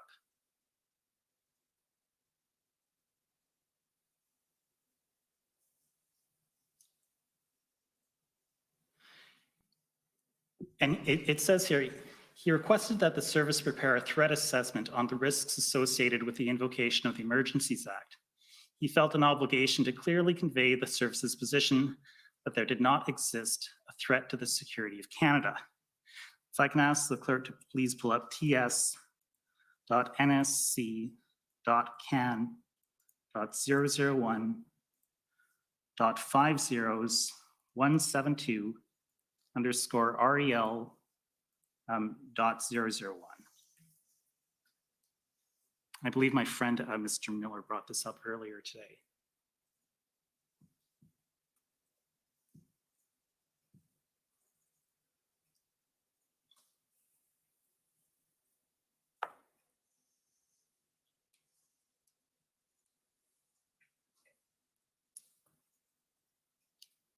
Just while we're waiting for that document, Ms. Drouin, you would agree with me. Okay, well, can we just make it a little bit bigger, please? And can we scroll down a little bit?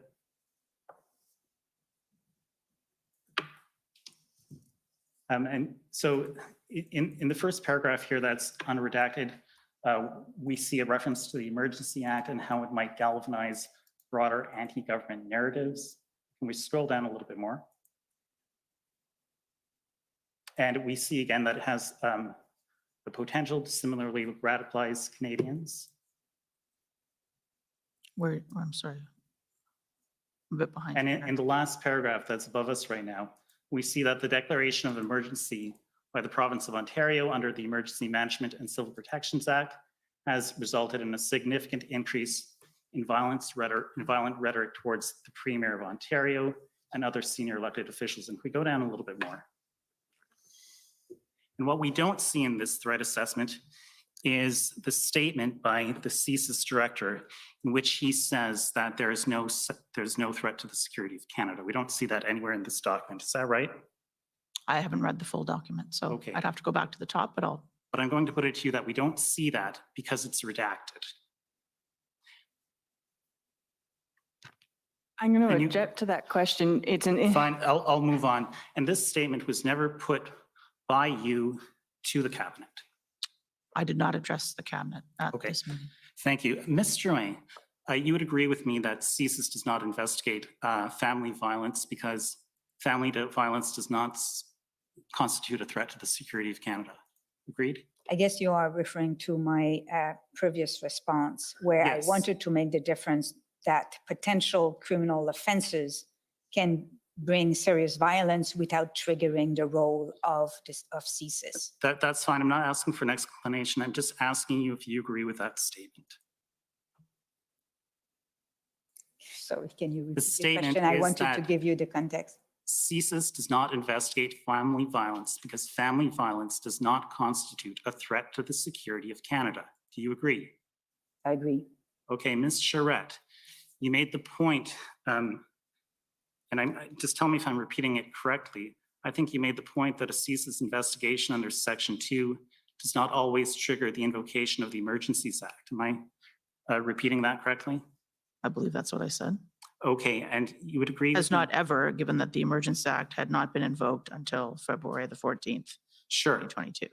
Sure, and I think you'll agree with me that there are different types of emergencies under the Emergencies Act, but let's just stick with the public order emergency.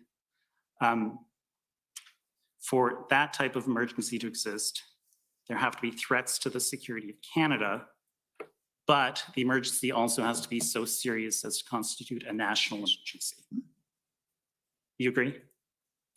Yes. And it's possible that there would be threats to the security of Canada that do not that don't rise to the level of a national emergency. Yes, I believe that's also true. And that would explain why the Governor of Council doesn't invoke the Emergencies Act every time there are threats to the security of Canada. Okay, thank you very much. In your memo to the Prime Minister, I won't pull it up, but on page 11, this is the memorandum dated February 14th. On invocation then, sir? Yeah, I think that the title is Memo to Canada, but whatever it's called. At paragraph 11, you say, when you're discussing communications, that the government could lean on like-minded messaging from external stakeholders and partners to support the need for the measures at this time. What are you referring to? Who are these partners? Who are these stakeholders? Would you, I'm sorry, I know. Yes, I asked for you absolutely. to pull it up. Thank you very much. What is it you want? The Invocation memo, page 11, I The believe. memo, Mr. I believe Connor it is referring to. ssm.nsc.can 403224. That's correct. And if we can go to page 11, please. Apologies, Mr. Connor. Just I can get the No, please don't apologize. Thank you.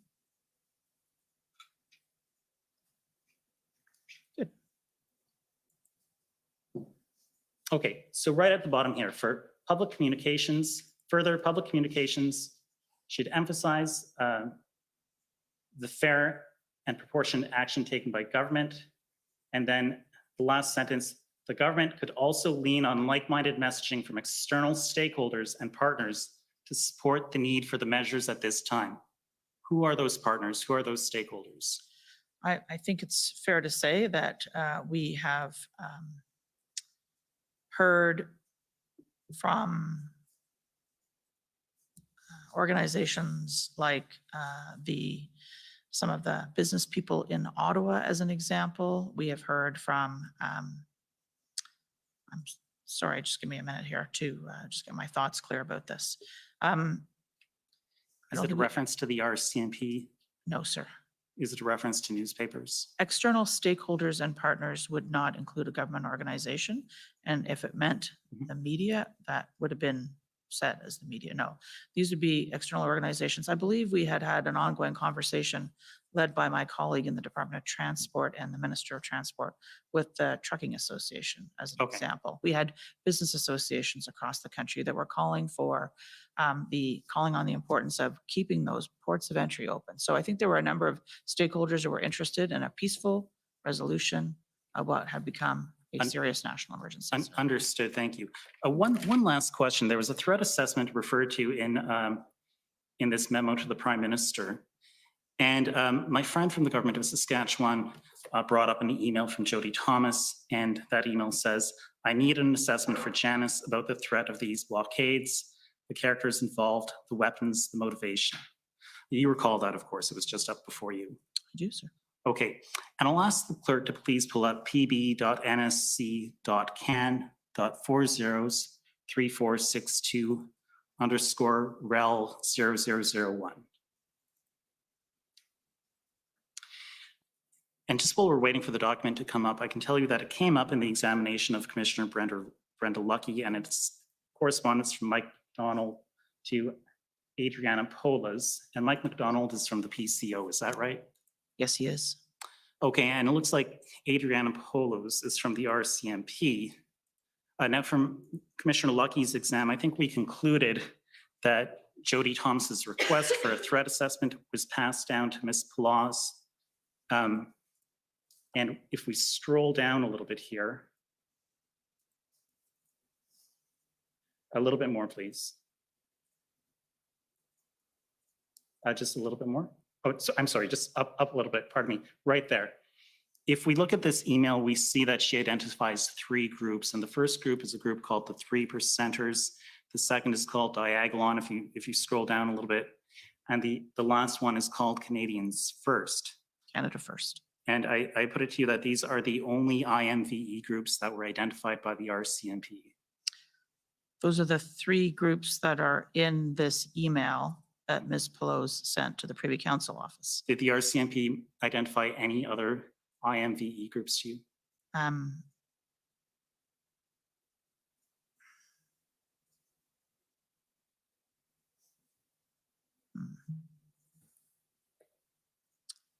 I believe yes.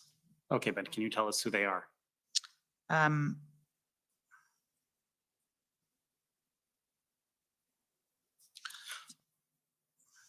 Maybe I'll do it the inverse way, which is, to be clear, as I said, this is an email between someone in the RCMP and someone in the Privy Council office. This information was not contained in the memorandum that went to the Prime Minister, the decision note. I'm not sure that I turn my mind to the details of who the IMVE extremists were, other than to be reported by the RCMP and other security agencies that there were known IMVE, I think they use the word targets, subjects of interest, involved in the protests. I'm sorry, I just didn't hear that last part. Okay. Just the last sentence, please. That I believe that I was told that there were IMVE extremists by the RCMP and other security agencies, but I'm not, the specific identification of those, I can't give you a comprehensive list. Okay, and I'm out of time here, so let me just ask you one last question here.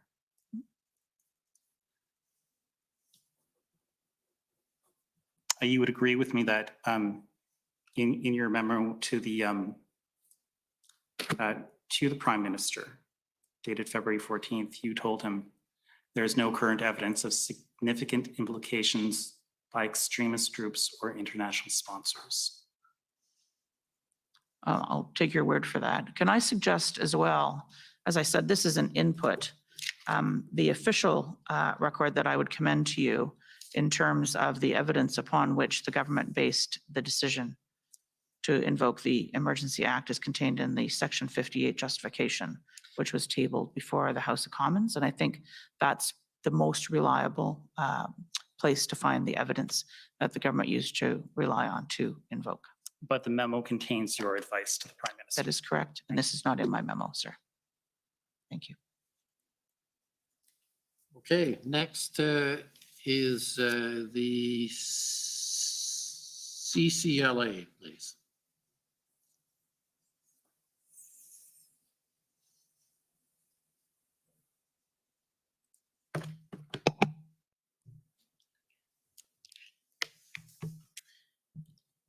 Good evening, Clerk Charette and Madame Drouin. My name is Eva Krajewska, and I'm counsel for the Canadian Civil Liberties Association. So I know we've spent a lot of time on the CSIS part of the thresholds to invoke the Emergencies Act, but with respect to Section 3 of the Emergencies Act itself, there is 2 categories, 3A or 3B. And 3A is that there is a national emergency that is urgent and critical of a temporary nature that seriously endangers the lives, health, or safety of Canadians and is of such proportions or nature as to exceed the capacity or authority of a province to deal with. And I understand that that is the part that the government relied upon to invoke the Emergencies Act, correct? Agree. And those 2 parts, capacity and authority, I read those as authority, meaning legal authority and legislative tools that were available to the government. Would that be a fair reading of that? Is that how you understood that? Yes. And capacity, to me, the word capacity connotes an issue of resources, correct? Operations, I agree. Operational capacity. And Madam Charette and Madame Drouin, from your witness statement, I understand that leading up to February 9th and February 14th, you both expressed frustration, or maybe not frustration, but frustration with the inability of the local police officers in both Ottawa and Windsor of being able to execute on their operational plans. Do you recall stating that in your witness statements? So I don't think I've used frustration. No, sorry. I will read you the part that you said. You said she, which I think refers to you, Madame Drouin, she recalled losing hope that local police forces in Ottawa and Windsor were capable of executing on their operational plans. Is that fair? I think that I don't recall talking about losing hope here. I think that what I've said at the beginning of this is we were facing a situation where all the indicators were towards federal symbols, and that we were being asked to do something, and yet we didn't have jurisdiction to do a lot of things. So we were asking ourselves, and of course we were getting worried, if I may use that word, especially on week 2 and week 3, whether or not we were going to see an outcome or a result, or that the situation will be resolved. But I don't think that we lost, I don't think that I've said that we lost hope. We were worried. We were really worried. And we came to the conclusion that maybe the actual resources, tools, and authorities that provinces were having were not being the successes we were looking for, or being used and being inefficient. Okay, and if I can take you to your witness statement, just so that you can recall, because I want to take you to another passage. This is WTS 6074. I think Commissioner Lucky, it says that Commissioner Lucky grew frustrated with the lack of action by police agencies. And then it states, if you can go to page 11, please, Mr. Registrar, thank you. This frustration was shared by Ms. Drouin and Ms. Charette, who felt that existing authorities, such as municipal bylaws, for instance, were simply not being used to clear protests. Yeah, I understand the context, yeah. Yes, but at the same time, you appreciated that there was a need to respect police independence and not that neither the public service nor the politicians could direct police officers directly, correct? Correct. Correct. And I put that to you in the context that later on, coming up to the IRG meeting of February 13th, you were taken to this earlier. I think the evidence is that by February 13th, the RCMP, the OPS, and the OPP had signed off on a plan to remove the demonstrators from Ottawa. But I think the evidence we heard from Commissioner Lucky is that she did not express that directly to the IRG on February 13th. And I think, Madame Charette, you confirmed this today, that is not something that you heard at the IRG meeting on February 13th, correct? I believe we heard there was a plan to deal with the protests in Ottawa. I would not characterize it the way you just did, which is to clear entirely. There was, as always, and I think is implicit in the paragraph that I'm trying to read very quickly, and I think we've talked about this, there were authorities, there were bylaws that now were not being fully enforced.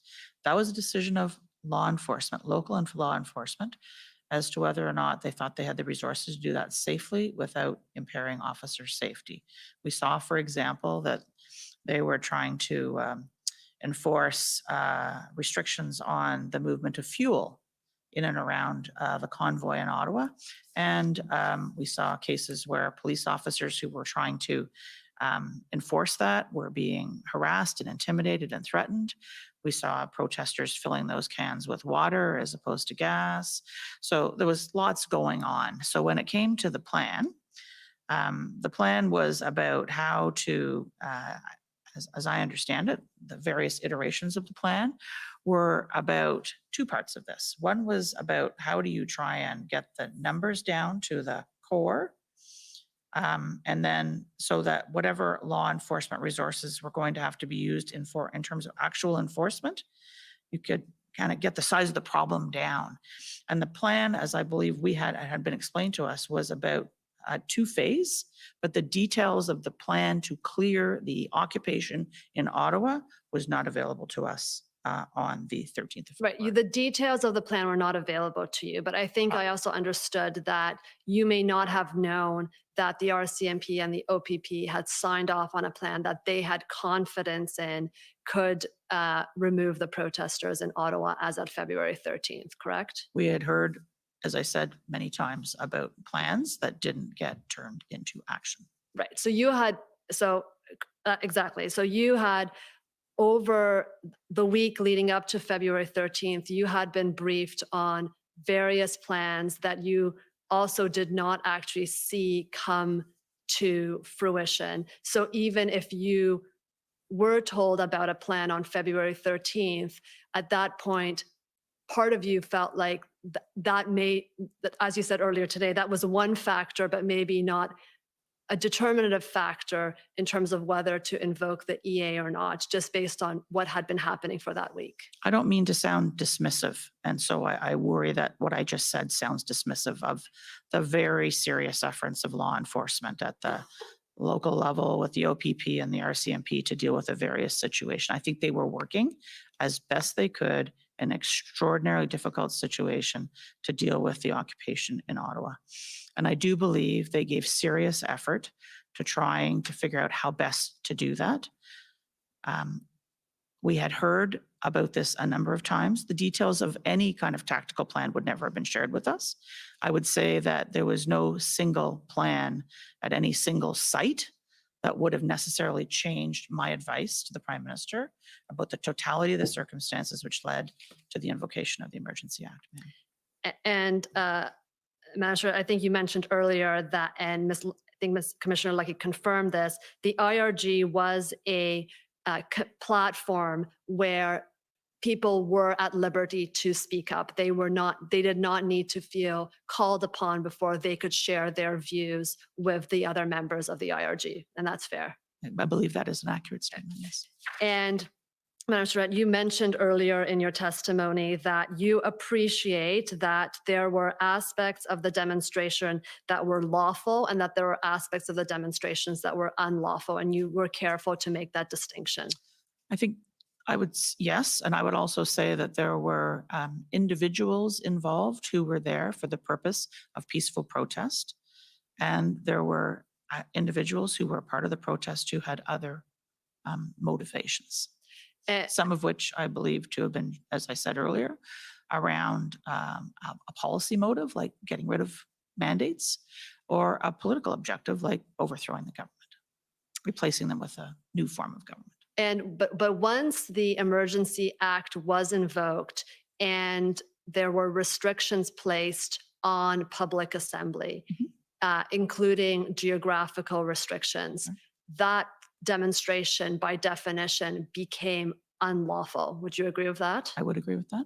And therefore the ability for those protesters or demonstrators to voice their political views against mandates or other public policy options became much more limited, or would have to have been provided in a different locale. I think that's part of the reason, and we didn't have a chance to look in detail at that communications section, but an important part of the rollout and the implementation of the Emergency Act was to make sure that those who were involved in what was becoming covered by the Emergency Act knew to go home. They had heard from ministers and the Prime Minister, they'd heard from the Premier, it was time to go home. And it was clear then that it was important to make clear to people who are participating what the consequences were of staying. And so there was not consideration given to giving them a space to continue to protest at the seat of Parliament in Ottawa. There's lots of other places to go and protest in Ottawa. During the duration of the occupation while the Emergency Act was being invoked. And we saw people who came back at the end who were protesting as the act was being revoked. But while the act was in place and in the area that was designated, this was an illegal activity and there were consequences. So they were subject to the discretionary decisions by law enforcement about how to proceed with the implementation of those powers and authorities. And can I, if I may add also, this is why when we invoke the Emergency Act and the measures we adopt under the Emergency Act have to be time limited. And this is why we invested a lot of time to monitor the situation to make sure that we don't keep the Emergency Act if it's not necessary. So that is how, we balance a little bit the impact of the Emergency Act. Right.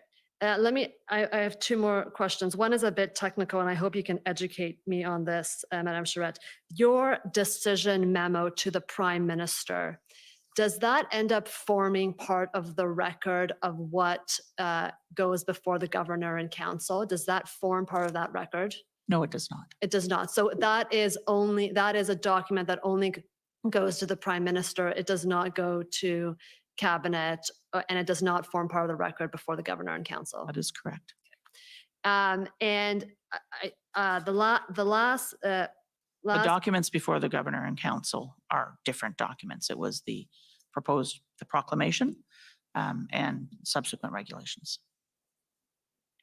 The last part is with respect to the definition of the CSIS Act, and you were taken to this. And I know that you've disagreed with Council that who is the decision maker versus CSIS versus the Governor and Council, but I think you agree that it's the definition in the CSIS Act that applies. It's not a different definition, correct?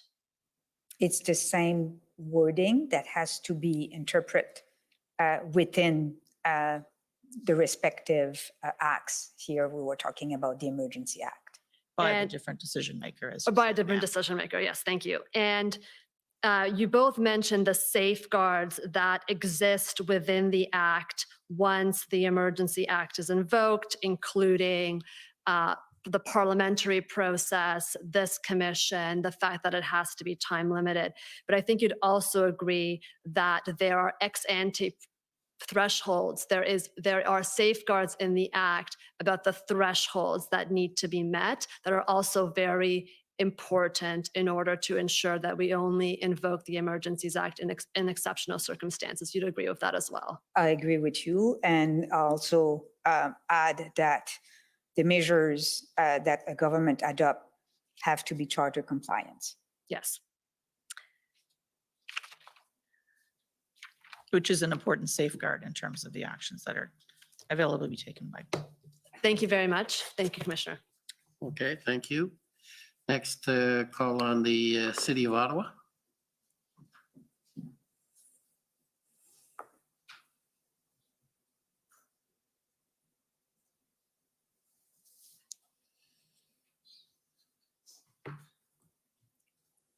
Good afternoon, almost evening. My name's Alyssa Tompkins. I'm one of the lawyers representing the City of Ottawa.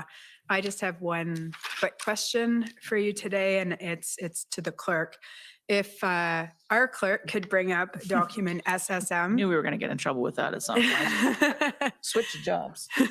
We've had a lot of commissioners until this point, so now we're getting multiple clerks. So SSM.can.00008508.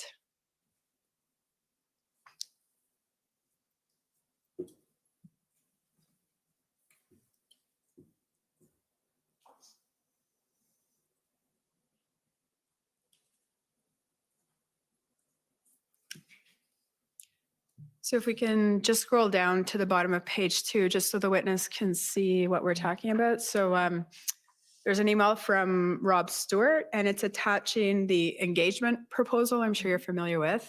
And if we scroll up, we see Ms. Thomas forwards it to you. And then if we keep scrolling, we see an email from you to Katie Telford, and it says, I would like to greenlight this today if possible. So were you wanting to, my question is just, were you wanting to greenlight it? I wanted the proposal around engagement to be considered by the incident response group of ministers. Okay, so you were neutral as to the engagement proposal yourself? Oh, I have a point of view. However, I probably did have a point of view at this point in time. This is about the decision to put the engagement proposal before ministers and the Prime Minister at the incident response group, which happened on the 12th of February. Okay, no, that's the clarification I was looking for. So thank you very much, Clerk. And those are my questions. Thank you. Okay, thank you. Next is the Ottawa Coalition. My name is Christine Johnson, and I'm one of the council for the Ottawa Coalition of Residents and Businesses. I have some questions for you both, and you can answer whoever feels able to answer. With regards specifically to your assessment of the threat posed by the situation in Ottawa. So I'd like to start off by noting that yesterday we heard Jody Thomas discuss the process of determining the distinction between lawful and unlawful protests and the difficulty sometimes in determining when peaceful protests become violent protests. And with regards to determining whether the protest activity involves the threat or use of serious violence, Ms. Thomas stated that the only measure can't be violence of a nature of January 6th. And I understood her statement to mean it's not only violence that rises to the level of an insurrection. And I would take it from your testimony today that you would agree with that statement? Start? No? So can I? Sure. I'm not. I want to say two things, if I could, Ms. Johnson. First is that in the note, the decision note that I sent to the Prime Minister, I did not do a specific assessment of the threat in Ottawa. What I was looking at was the national picture. As for your question about violence, I think was the, or was that the second part of your question? Sorry. Mm-hmm. I think violence has a lot of different meanings. There's, I think, violence that, a punch in the face is violence. And it could also be violent when you feel threatened or intimidated, when your ability to go about your daily life is being thwarted, your ability to get to a medical appointment, your ability to access 911 services, your ability to have an ambulance come to your house if in fact you're in need of medical assistance. If your job is threatened because the supplies don't get to your factory and your shift doesn't go in. There's a number of different manifestations of violence, short of the kind of, spectacular, I think, violence that might have been implicit in something like, I think, the events of January the 6th, which I think I can tell you as a proud Canadian, I hope I never see here. Mm-hmm. Thank you for that answer. And it feeds into my next question, which was, is it correct that to your knowledge, neither the Emergencies Act nor the CSIS Act defines the term serious violence? I do not. And it's in fact, sorry, I was just going to continue to say it's in fact open to interpretation as you suggest. I believe that to be the case. But I think you have to read the two words together. I certainly, when I put my mind to this, thought about a test of serious violence. Right. And you've testified today that you believed that the definition of a threat of serious violence or acts of serious violence under Section 2C of the CSIS Act, that definition was met and justified the invocation of the Emergencies Act. Is that fair? That was my testimony, yes, Ms. Johnson. That's correct. Thank you. And you gave some examples to my friend, Mr. Miller, and this is for Ms. Drouin. You gave some examples of my friend, Mr. Miller, of the types of things that you considered in looking at, from all of the inputs you were receiving of what was going on the ground, the types of serious violence that occurred. And you gave examples of threat to the economy, impact on trade, impacts on workers, disruption at ports of entry, as well as, the on-the-ground harassment, intimidation, these sorts of things, assaultive behavior. So is it fair to say that your understanding and interpretation of serious violence included more than just physical violence, but also economic and psychological violence? I agree. Okay, and just if I may have just a couple of minutes, Commissioner, just to ask specifically about the situation in Ottawa and how certain things factored into your decision making. We've heard testimony from both residents and law enforcement about people in Ottawa who experience harassing and assaultive behavior. We've heard that not all of this was reported to police. And in some circumstances, when it was reported to police, it wasn't always followed up on, in part because sometimes the nature of these circumstances were difficult to pinpoint perpetrators and follow up and investigate. Was this something that factored into your consideration of the serious violence that was occurring? I would say that the total picture in terms of what was happening in Ottawa, including, but certainly not specifically, the fact that law enforcement resources were extraordinarily taxed to be able to deal with both the occupation as well as the regular, if I could call it that, regular policing requirements in Ottawa, was a sign of the magnitude of the threat and how the threat had escalated through the piece. And I think that both the kind of the substance of that as well as the dynamic and the escalation were factors in my consideration. And would you consider the fact that residents of Ottawa were subjected to the display of hateful symbols and messages? We've seen flags. Would you accept that people experiencing that kind of conduct, especially and in particular minority communities, would consider that sort of conduct a form of violence towards them?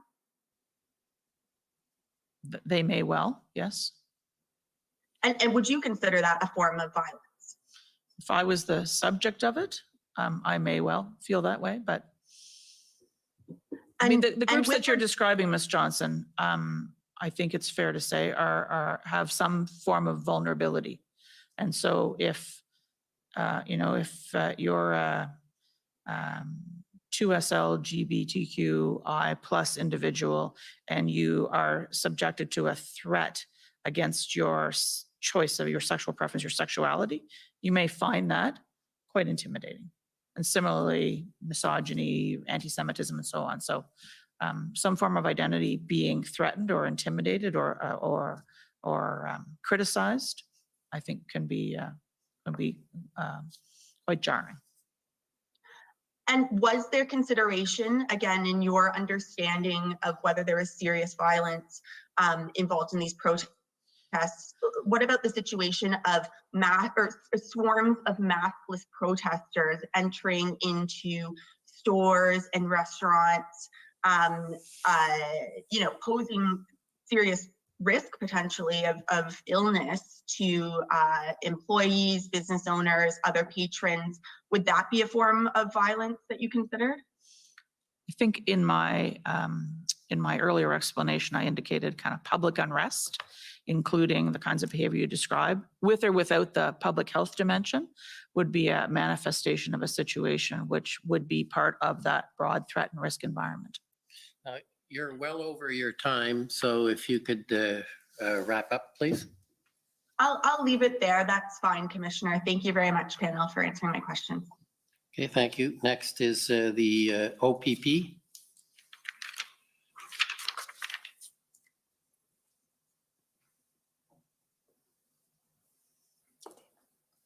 Good afternoon. Thank you, Commissioner, and good afternoon to you both. My name is Janine Kabursi, and I'm one of the counsel for the OPP.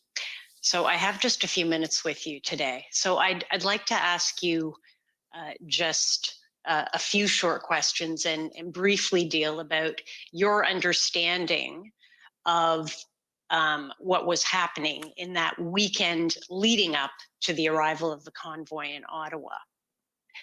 So if you cast your mind back to that time period, and we have seen some of the documentation, but I'd just like to ask you, did you have any awareness at that point that there were some indications that this convoy of truckers, which was going to number potentially in the hundreds in terms of vehicles heading towards Ottawa, were you aware of that basic fact at that point? So, Ms. Gaversa, you're speaking about the week beginning the 24th of January, the Monday. Is that what you're referring to? That's right. So That's I think I can't exactly remember what day. I believe 24th or 25th, we heard for the first time in a team meeting that there were reports that there was at least a significant number of protesters coming to Ottawa. I can't remember whether there were other sites at the time that were mentioned or not, but certainly Ottawa sticks in my mind. And the exact details of that, I'll tell you, I didn't retain. Those events were being monitored by other folks in the Privy Council office.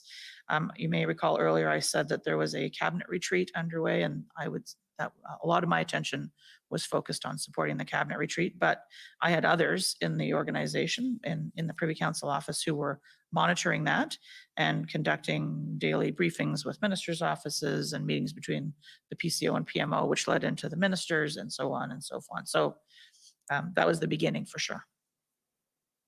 Right. And understandably, you had other matters that you were dealing with, of course.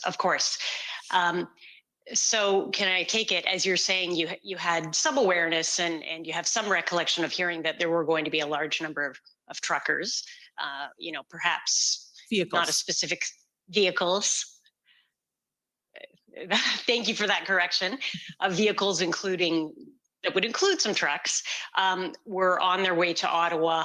And did you have any awareness at that time that there was some indication that some members of this protest group, if I call it that, were intending to stay in Ottawa until their demands with respect to vaccine requirements were met?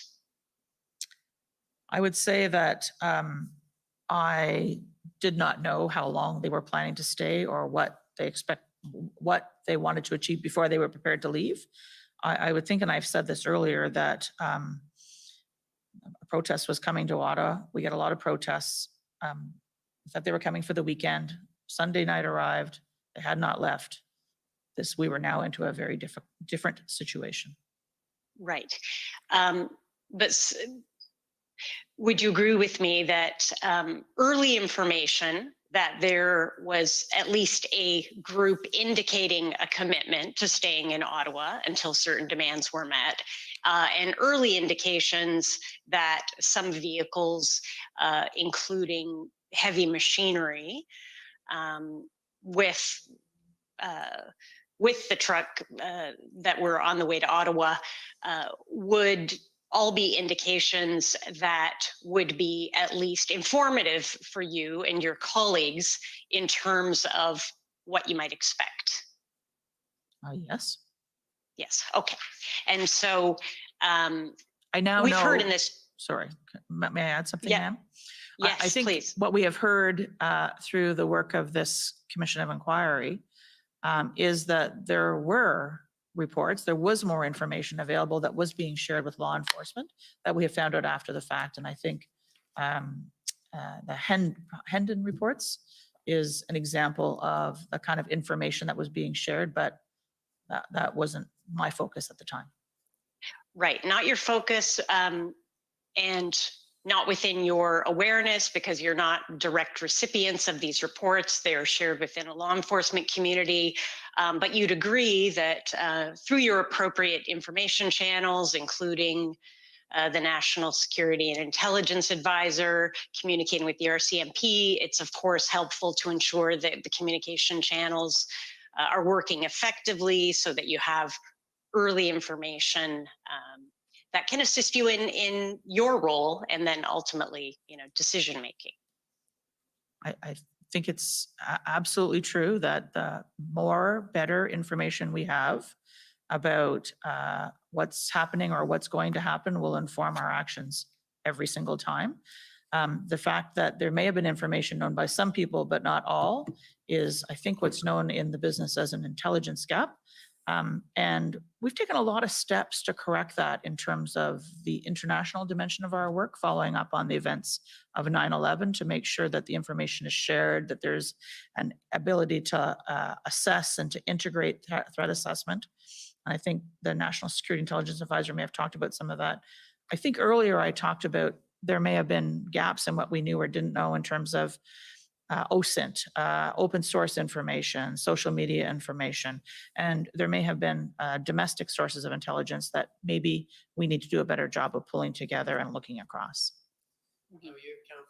You're out of time, actually over time, so you're going to have to wrap up. Okay, I have one remaining question or two, Commissioner, if you might allow me, in a different area. I'll allow one. So Okay. pick the best one. I'll try, Commissioner. Thank you. Your witness summary and some of what we've heard from both of you in your evidence acknowledges certain jurisdictional challenges, if I can put it that way, in that a public order event that is being considered as potentially a public order emergency is one that occurs, in an area that doesn't engage federal jurisdiction in the sense that it's a situation that the federal government can apply its resources to resolve. And sorry for the long introduction, but would you find it helpful in this such a situation if it were ever to present again, but to have, would it be helpful for you to have a more direct line of communication to certain law enforcement leaders, perhaps, with respect to options, tools, status of the police situation generally, to assist you in being as fully informed as possible? Well, I do. I do believe that, a better coordination, an appropriate flow of information is always helpful. That's for sure. And also, when it comes to Ottawa, for example, you are probably aware that we are working on the future of Wellington, what we call the future of Wellington, to make sure that we understand and we have a better protocol on who does what, when it comes to the parliamentary precinct, for example. So yes, I think that this situation that we went through in February will give rise to a lot of lesson learned. And I think this is one of the purpose of this commission. I would add to that, I think, a more comprehensive look at our critical infrastructure in the country and what the respective responsibilities are of each level of government, authorities, and so on, and the how information is shared so that that could inform, for example, tabletop exercises or other scenario exercises, so that if we have an issue like what happened in Windsor, for instance, we wouldn't have to spend so much time trying to figure out who's got responsibility for the bridge, for the plaza, for the road to the plaza, for the highway off ramps, and all of that. We would have a kind of a plan in a box that would have been exercised with respect to particularly critical infrastructure in the country. So just to add to Madame Drouin's observation around the parliamentary precinct in Ottawa on Wellington Street. Okay, thank you both very much. Thank you, Commissioner. Okay, thank you. Next is counsel for former Chief Slowly. Thank you, Mr. Commissioner. To Nicholas DeStefano for former Chief Soley, we have no questions. Okay, next is the City of Windsor. Good evening. My name is Jennifer King. I am one of the legal counsel for the City of Windsor, and in returning my friend's offer of time from earlier today, I'm going to cede my time to Windsor Police Services. Thank you. Okay, very equitable arrangement. So the Windsor Police Service, please. Thank you, Mr. Commissioner. My name is Tom McCrae. I am counsel to the Windsor Police Service. Yesterday, we heard evidence from Mr. Sabia, the Deputy Minister of Finance, to the effect that a peaceful resolution to the Ambassador Bridge blockade was better than a non-peaceful resolution to that blockade. Do you agree with that proposition? Yes, I do. Okay. Madame Drouin? I do. Thank you. Do you both agree that a resolution that respects charter protected rights, such as the right to protest, would be preferable to one that does not? Agreed. Yes. Thank you.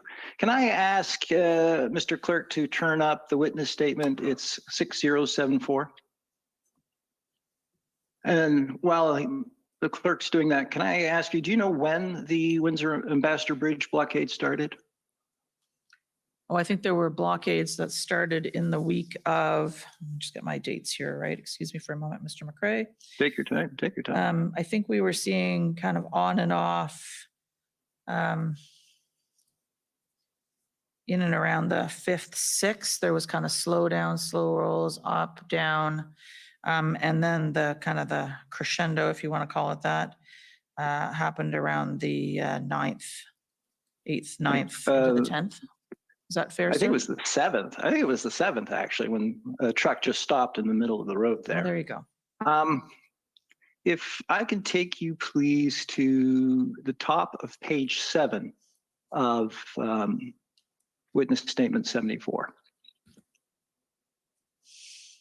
Sorry, I guess I got it wrong. Oh, I'm sorry, it's the top of page 8. My apologies.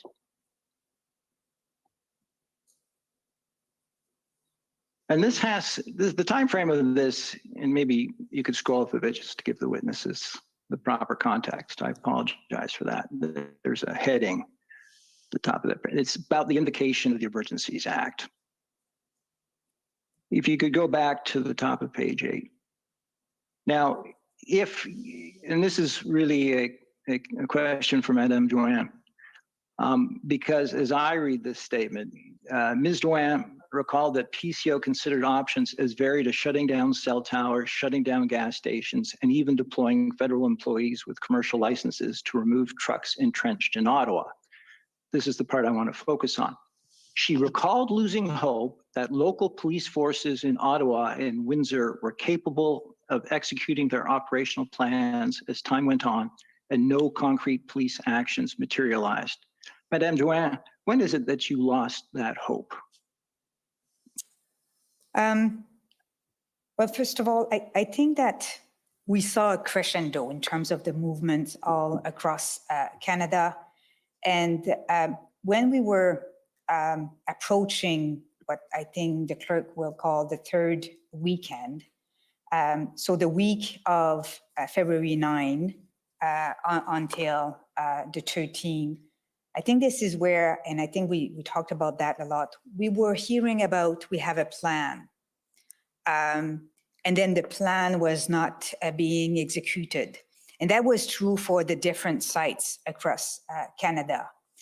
And I guess this is where we started to wonder whether or not provinces, law enforcement agencies were enough equipped to face the situation. I'm sorry, just so I'm clear, you understood during the week of February 7th that Windsor had a plan and it had not executed on it? So what I'm saying is that, and I'm not putting a date for Windsor. What I'm saying is that during the week or past February, 6 until the following week, we were hearing very often update from law enforcement agencies that we have a plan. To the extent that it was like something that every day we were hearing, we have a plan, we're working on a plan, but yet we were not seeing any action on that plan. So I think this is what I mean, but I was losing hope. And perhaps I can add just Please. contextually, would it be helpful, Mr. McRae?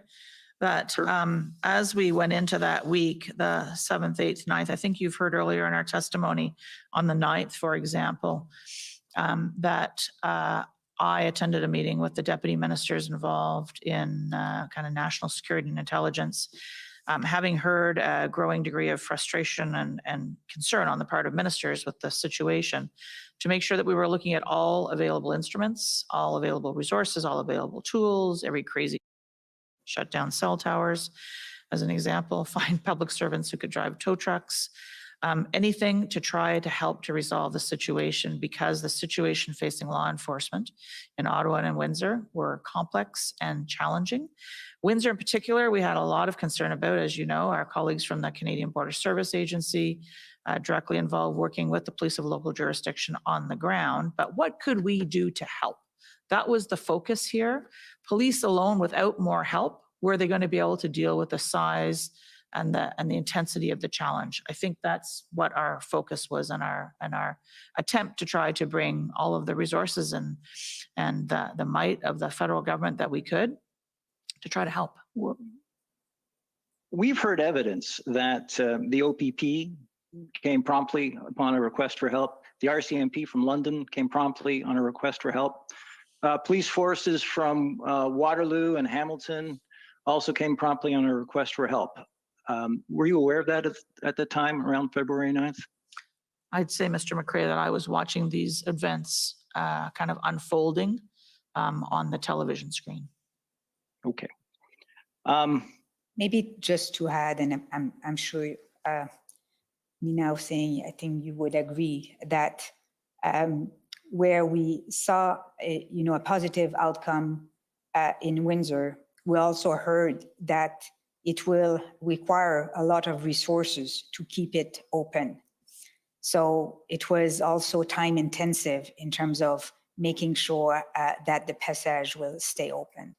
And I think, if I could add, that we saw the complement of law enforcement and the assets and capability that were deployed to deal with the occupation, the blockage at Windsor.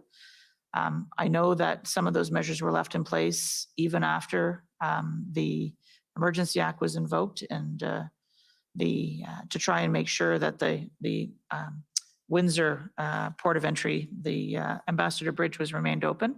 There was also a concern, as I believe we have found out subsequently, about how much resources this could be drawing away from the potential to deal with the situation in Ottawa. So resources are not finite, as I'm sure anybody who runs any organization understands. So. If I can turn back to the witness statement, Madam Joanne, you clarify at the bottom of that paragraph. She clarified that neither she nor the clerk, that's you, Ms. Charette, reviewed police plans because law enforcement agencies operate independently of government. Will you agree that that is appropriate? Absolutely. That law enforcement agencies operate independently of Absolutely. government? Thank you. If I can take you, please, quickly to a document that I think the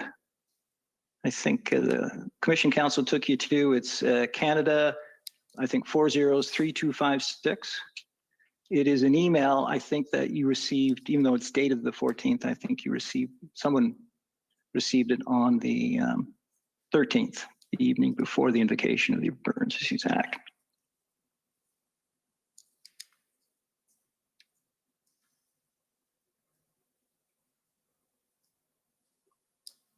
It's from Brenda Leckie. In this email, as I understand it, when it was taken to you, and I think it was you, Ms. Charette, it mentions, if you scroll down a bit, where she talks about, this is from Brenda Leckie, she talks about arrests. Could you please keep going? This said, I'm of the view that we have not exhausted all available tools. And I believe in that context, Ms. Charette, you suggested that there hadn't been enough arrests yet, or any arrests. Was my recollection of your evidence correct? I do not believe that would be correct because we had seen a lot of law enforcement happening in Windsor. And so, but there, as I said, this was about not just a single site, not just a single threat, not just a single event. All right. And in fact, is it your recollection that Windsor was cleared up on February 13th and the bridge was reopened just after midnight on the 14th? I believe that is correct. And I also know that federal ministers were focused on what it was going to take to keep that trade, that absolutely critical trade corridor open, sir. Thank you. We heard from, this is my second last question, we heard from the Deputy Minister, Mr. Sabia, yesterday, and in questions from my friend, Mr. Aylward for Canada, who asked just how quickly had they had to act. What timescale did Mr. Sabia have in mind? Was it an issue of days or weeks, or what was the time frame?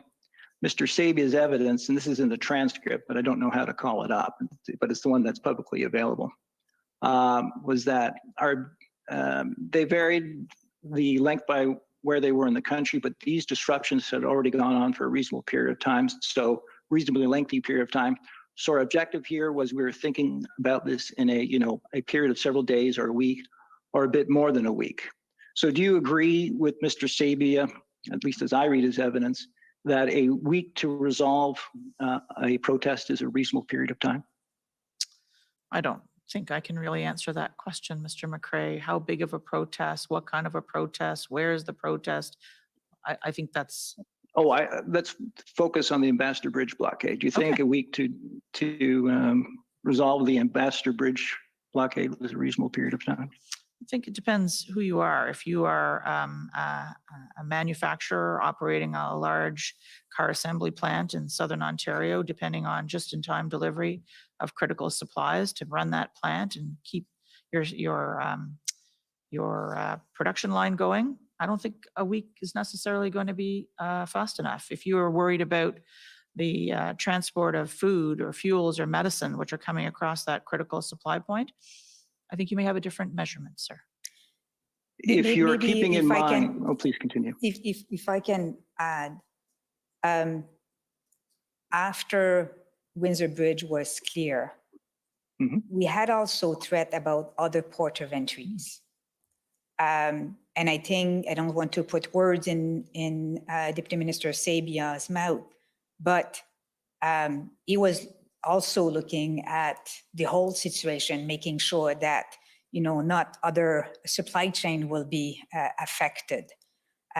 So the timely resolution that Michael Sabia, from what I understood yesterday or the day before, it was yesterday morning. Yesterday was a long day for you. I know. Was really like a global resolution.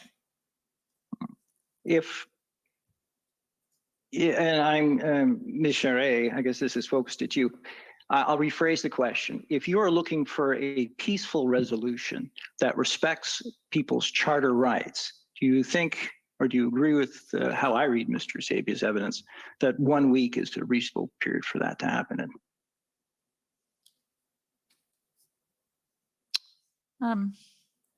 I'm sure everybody would have liked it to happen faster, but I think in terms of making sure that I think issues of officer safety and so on were taken into consideration, that a peaceful resolution is really the most important criteria.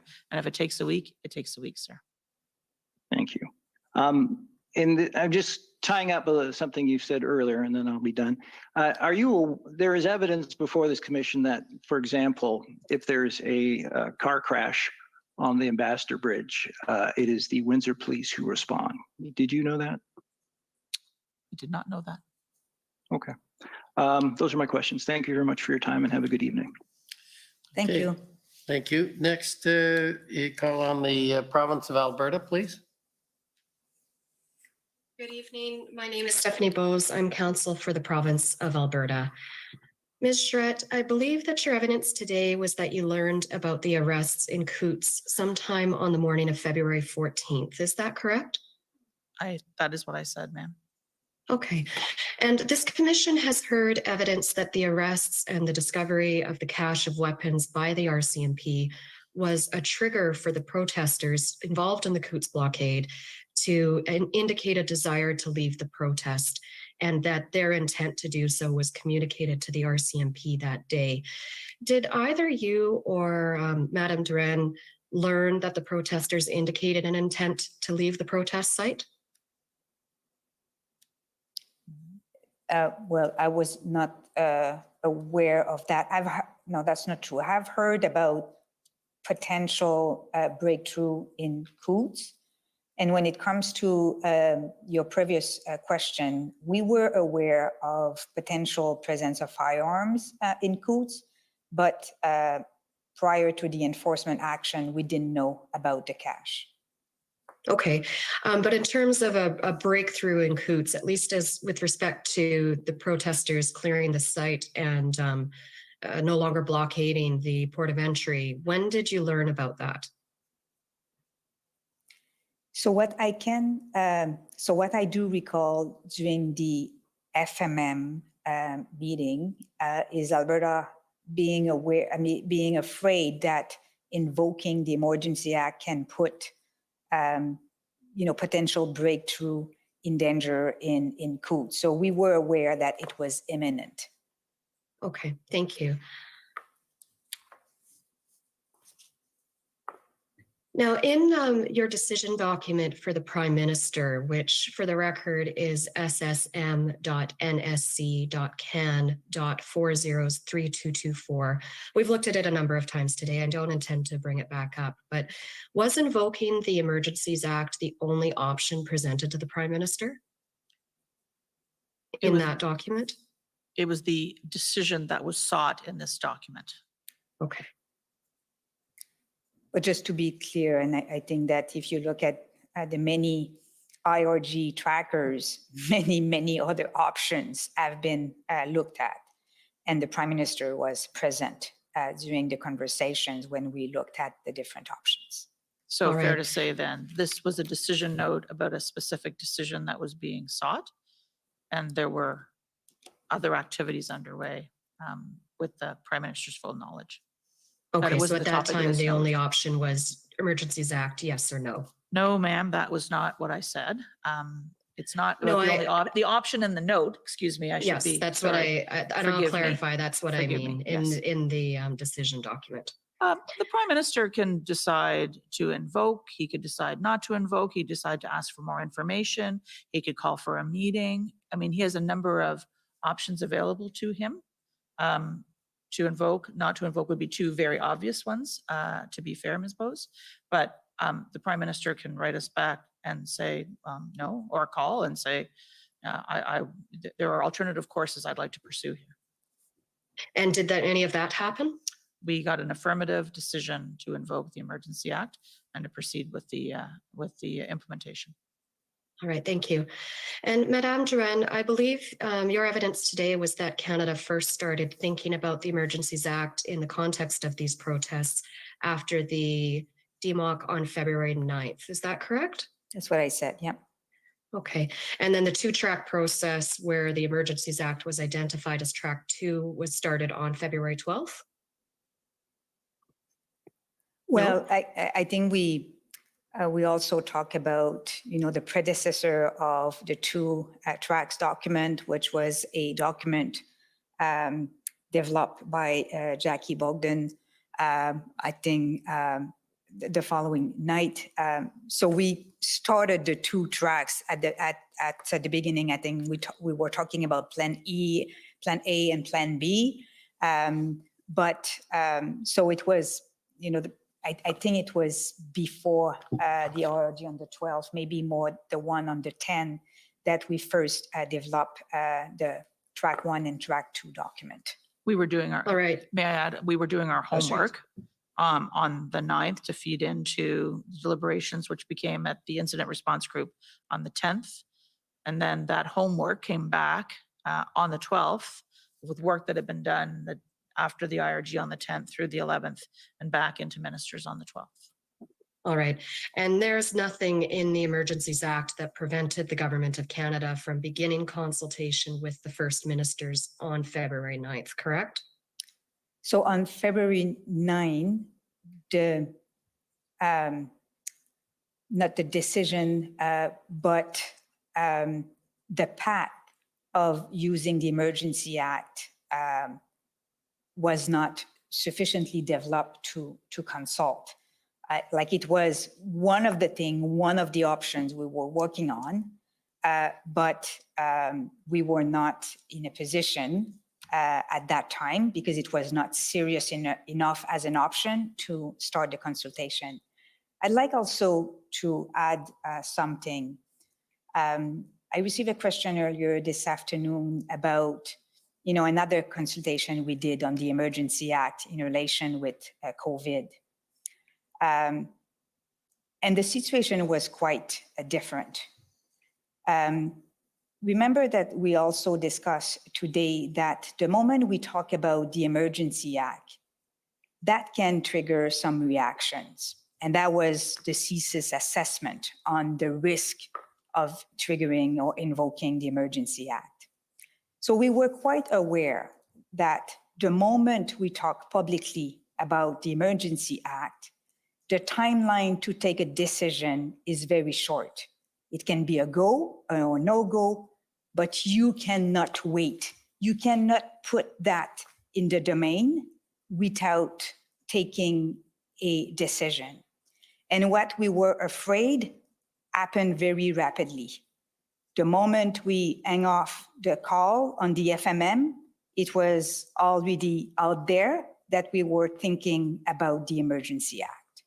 So this is why, we were very concerned and pas concerned, conscient that talking about the Emergency Act will request a very rapid decision, a no or a yes, but a rapid decision.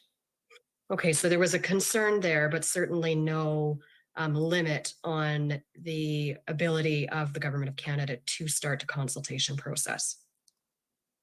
I think what I've said is that, contrary to the virus, you can talk about publicly that you're thinking about using the Emergency Act. You can develop, language. You can put in writing proposal to provinces, receive their comment, and that will not change how the virus behave. If you engage in a more lengthy process when it comes to protests, that can change how the protest will evolve and how protesters will behave. So this is why we were conscious that the time limit to make a decision was very, very short the moment it was public and out there that we were considering invoking the Emergency Act. And then you would agree that that concern, which limited the amount of time that you felt could be given to the First Ministers before they were consulted, meant that the First Ministers weren't able to prepare for that meeting and have briefing from within their public service, from the experts who understand the legislation, the powers that exist in the province, the resources that exist in the province, and what the police of jurisdiction in the province might need if the Emergencies Act were going to be invoked. I think this is why, after the FMM, first of all the conversations, all the FPT engagement prior to the formal consultation on the 14th really support and feed also our decision and our assessment on whether or not a single province can deal with the situation. But this is why after the FMM, we maintained open channel with provinces. We offered briefing and we were also if I may say, comfortable with the fact that the Emergency Act was time limited, that we were not displacing any provincial jurisdiction, that any law enforcement was not also displaced. They were able to continue to exercise their authorities. So we also find comfort with that. And also, as I said, we maintained the channel open, and we were also offering possibility, for example, to amend the two measures that we were proposing. All right, thank you. Those are my only questions tonight. Okay. Next, I'd like to call on the National Police Federation. Commissioner, they've ceded their time. They've ceded their time. To, do we know who to? Just at large, so we can get out of here 5 minutes earlier. Okay, so it's a weekend Thank gift. Okay, well then the government of Canada doesn't get it, and they are next. You'll be happy to know, Commissioner, on a Friday evening that I have no questions for these witnesses. Okay, any re-examination? No re-examination, Wow. Commissioner. Okay, well, I just have a few short questions, and if you tolerate this with me. And forgive me while I try and find them.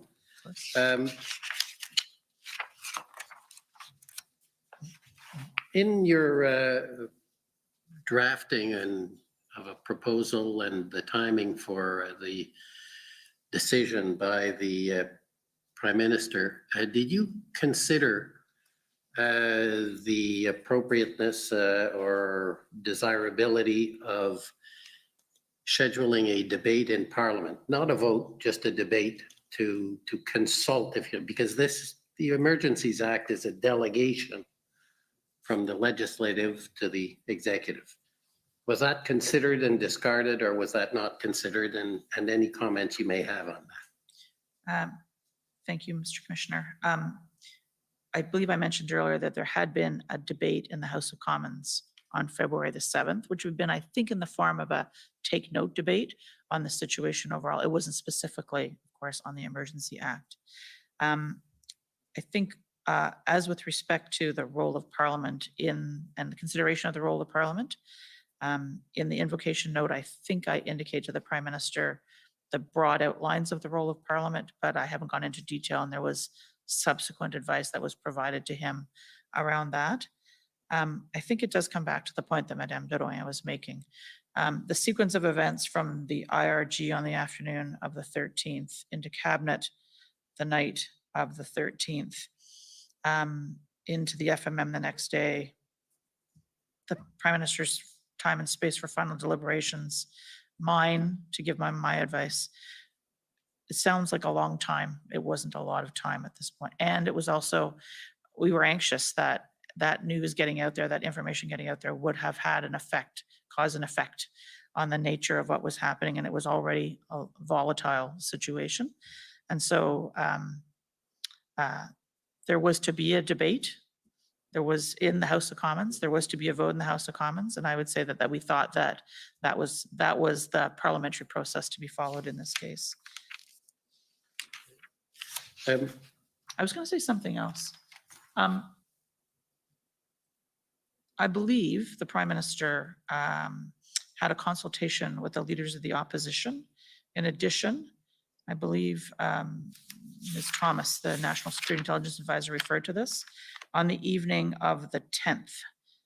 So after the first IRG meeting, I believe the Prime Minister had a conversation with the leaders of the official opposition, including Ms. May at the time, to talk to them about the situation. So there was a parliamentary debate on the 7th. There was that telephone call consultation, not on the EA against her, to be clear, but on the general situation. And then we were into the invocation process. Okay, if I can then ask you in this couple of questions, and I'm just with respect to the national scope of the order, and I think you've addressed it, I'll call it on one dimension, that it was a national issue, but was part of that consideration the use of federal powers such as the Bank Act, which are because the economic measures are, I guess the Deputy Minister Sabia said money is can move. Were those considerations on whether you would do national or limited? I'll try and answer your question. If I don't get it right, perhaps you can correct me, sir. But when we thought about both the nature of the situation we were facing was national in terms of how it was manifesting in different parts of the country, but also the people who were participating, let's say the truckers in Ottawa, for example, they didn't just come from Ontario. They came from right across the country. And so to be able to use a deterrence measure to try and encourage people to go home, a deterrence measure, and that was partly what lay behind the use of the emergency economic measures. We were trying to get people to go home. And the freezing of the assets was a pretty important, powerful incentive to go home. Those truckers weren't all from Ontario. They were from across the country. So the use of a national tool, national legislation, allowed us to make sure that we were capturing not just, the people who might have been from this particular site that we were dealing with. Madame, you want to add anything to that? That's good. Perfect. I just want to add that I don't know if it was during the FMM or the following briefing that I did with provincials and territories, when I was asked, why don't we use the Emergency Act for only one province or two provinces? My answer was what the clerk said, i.e. The movement of protesters and the risk of having pop-ups all across Canada, but also exactly what you said, that in order for the economic measures to be effective, they have to apply Canada-wide. And I think I have said that also during my interview. Yeah, the financial institutions, for instance, that would be involved across the country. Which gets me to an answer you gave, Madame Drouin, and I'm just going to press it a bit. You said the declaration did not displace provincial jurisdictions, I think you said. Yeah. That's not quite correct. Some of the provincial powers were interfered with. I don't mean it negatively, but that's one of the aspects of this declaration, is it does override the provincial in certain respects. So with the measure we have adopted, our views was that nothing was displaced. Like the provinces could continue to exercise their authorities. For example, what we did for financial institutions or the power with FinTrack, this is already federal jurisdiction. And we have already authorities to do that. So we haven't, and I think sorry to interrupt you. No, I just wanted to direct, for example, you're dealing with case populaires. And you're directing case populaire. That's provincial jurisdiction. You overrode the way federal police officers could become peace officers in the province. So there were, I don't know. I mean, I'm not giving you legal advice. Yeah, but I'm raising those points and saying. I would submit, for example, that Desjardins est déjà assujetti à FinTrack. Yeah, but He's already subjected to FinTrack. Mais on peut avoir par exemple, on peut avoir des autorités. Yes, but we can have authorities or federal regulators that give orders to financial institutions like Caisse Populaire. So it's possible for a federal entity to submit to some orders or regulations, or it's possible for Desjardins and other financial cooperatives to be subjected to federal orders. Yes, but the question is, how do you get there? And if there is any displacement. And the other example that I gave is the fact that the RCMP could come without going through the provincial process to become peace officers. So I don't know, but I'm asking the question. It's only to understand the scope of the order concerning the sharing of powers.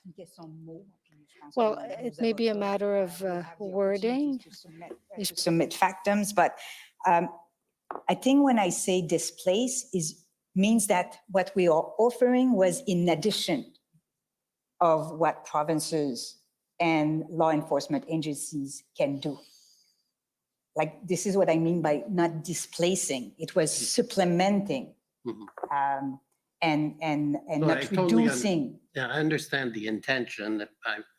And maybe it's a quibble, but I was just wanted to raise it because I think the issue of federal provincial is simply what I have wanted to raise with you.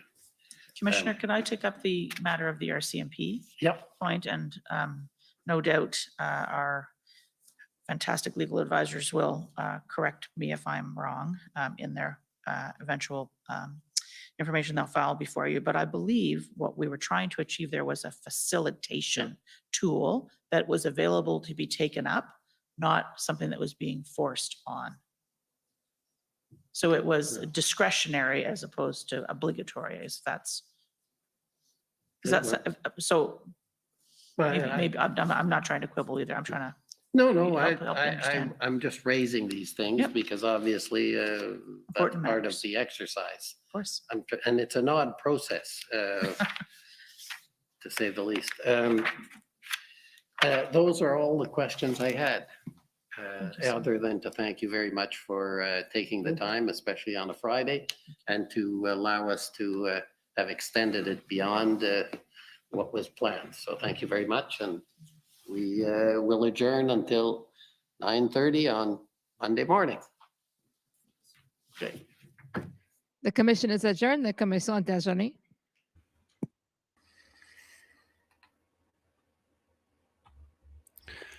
And ta-da! That was Arzario. Arzario, you did the stream. Wonderful, buddy. That's great. Thank you so much. And folks, we're down to 1 minute. So I've sent you the link in the chat. Jump over there. I'm going to continue there. We'll do some talking there. But lots of law lessons today. The commissioner called BS. 100%. The commissioner called BS on them. He doesn't like them. He knows that they're full of crap. He called them liars at the end there. I'm very pleased with that. He definitely called them liars because he said that is not correct. They were trying to imply that provinces still had a bunch of power even with the EA in effect, and that's just not true. And he knows the EA, so complete lie. Chris, you're at the wrong link. I'm going to send you another link. Okay, I'll send you another link, Chris. And go to the YouTube that's in the chat. Here, I'll put it again. And inside there, I'm going to be putting the link to connect. Okay, Chris? So head there, and you'll find it in the pin. All right, folks, I got to wrap up so we can get over there just in time. Have yourself a great day. We're doing that next stream now in like 1 minute, so head over there. And for everybody else that's not going to do that, we'll see you again Monday, 9 o'clock Eastern. I'll be in Eastern time zone. So with Arzario's help, we're going to get this all done. Thank you very much, and God bless.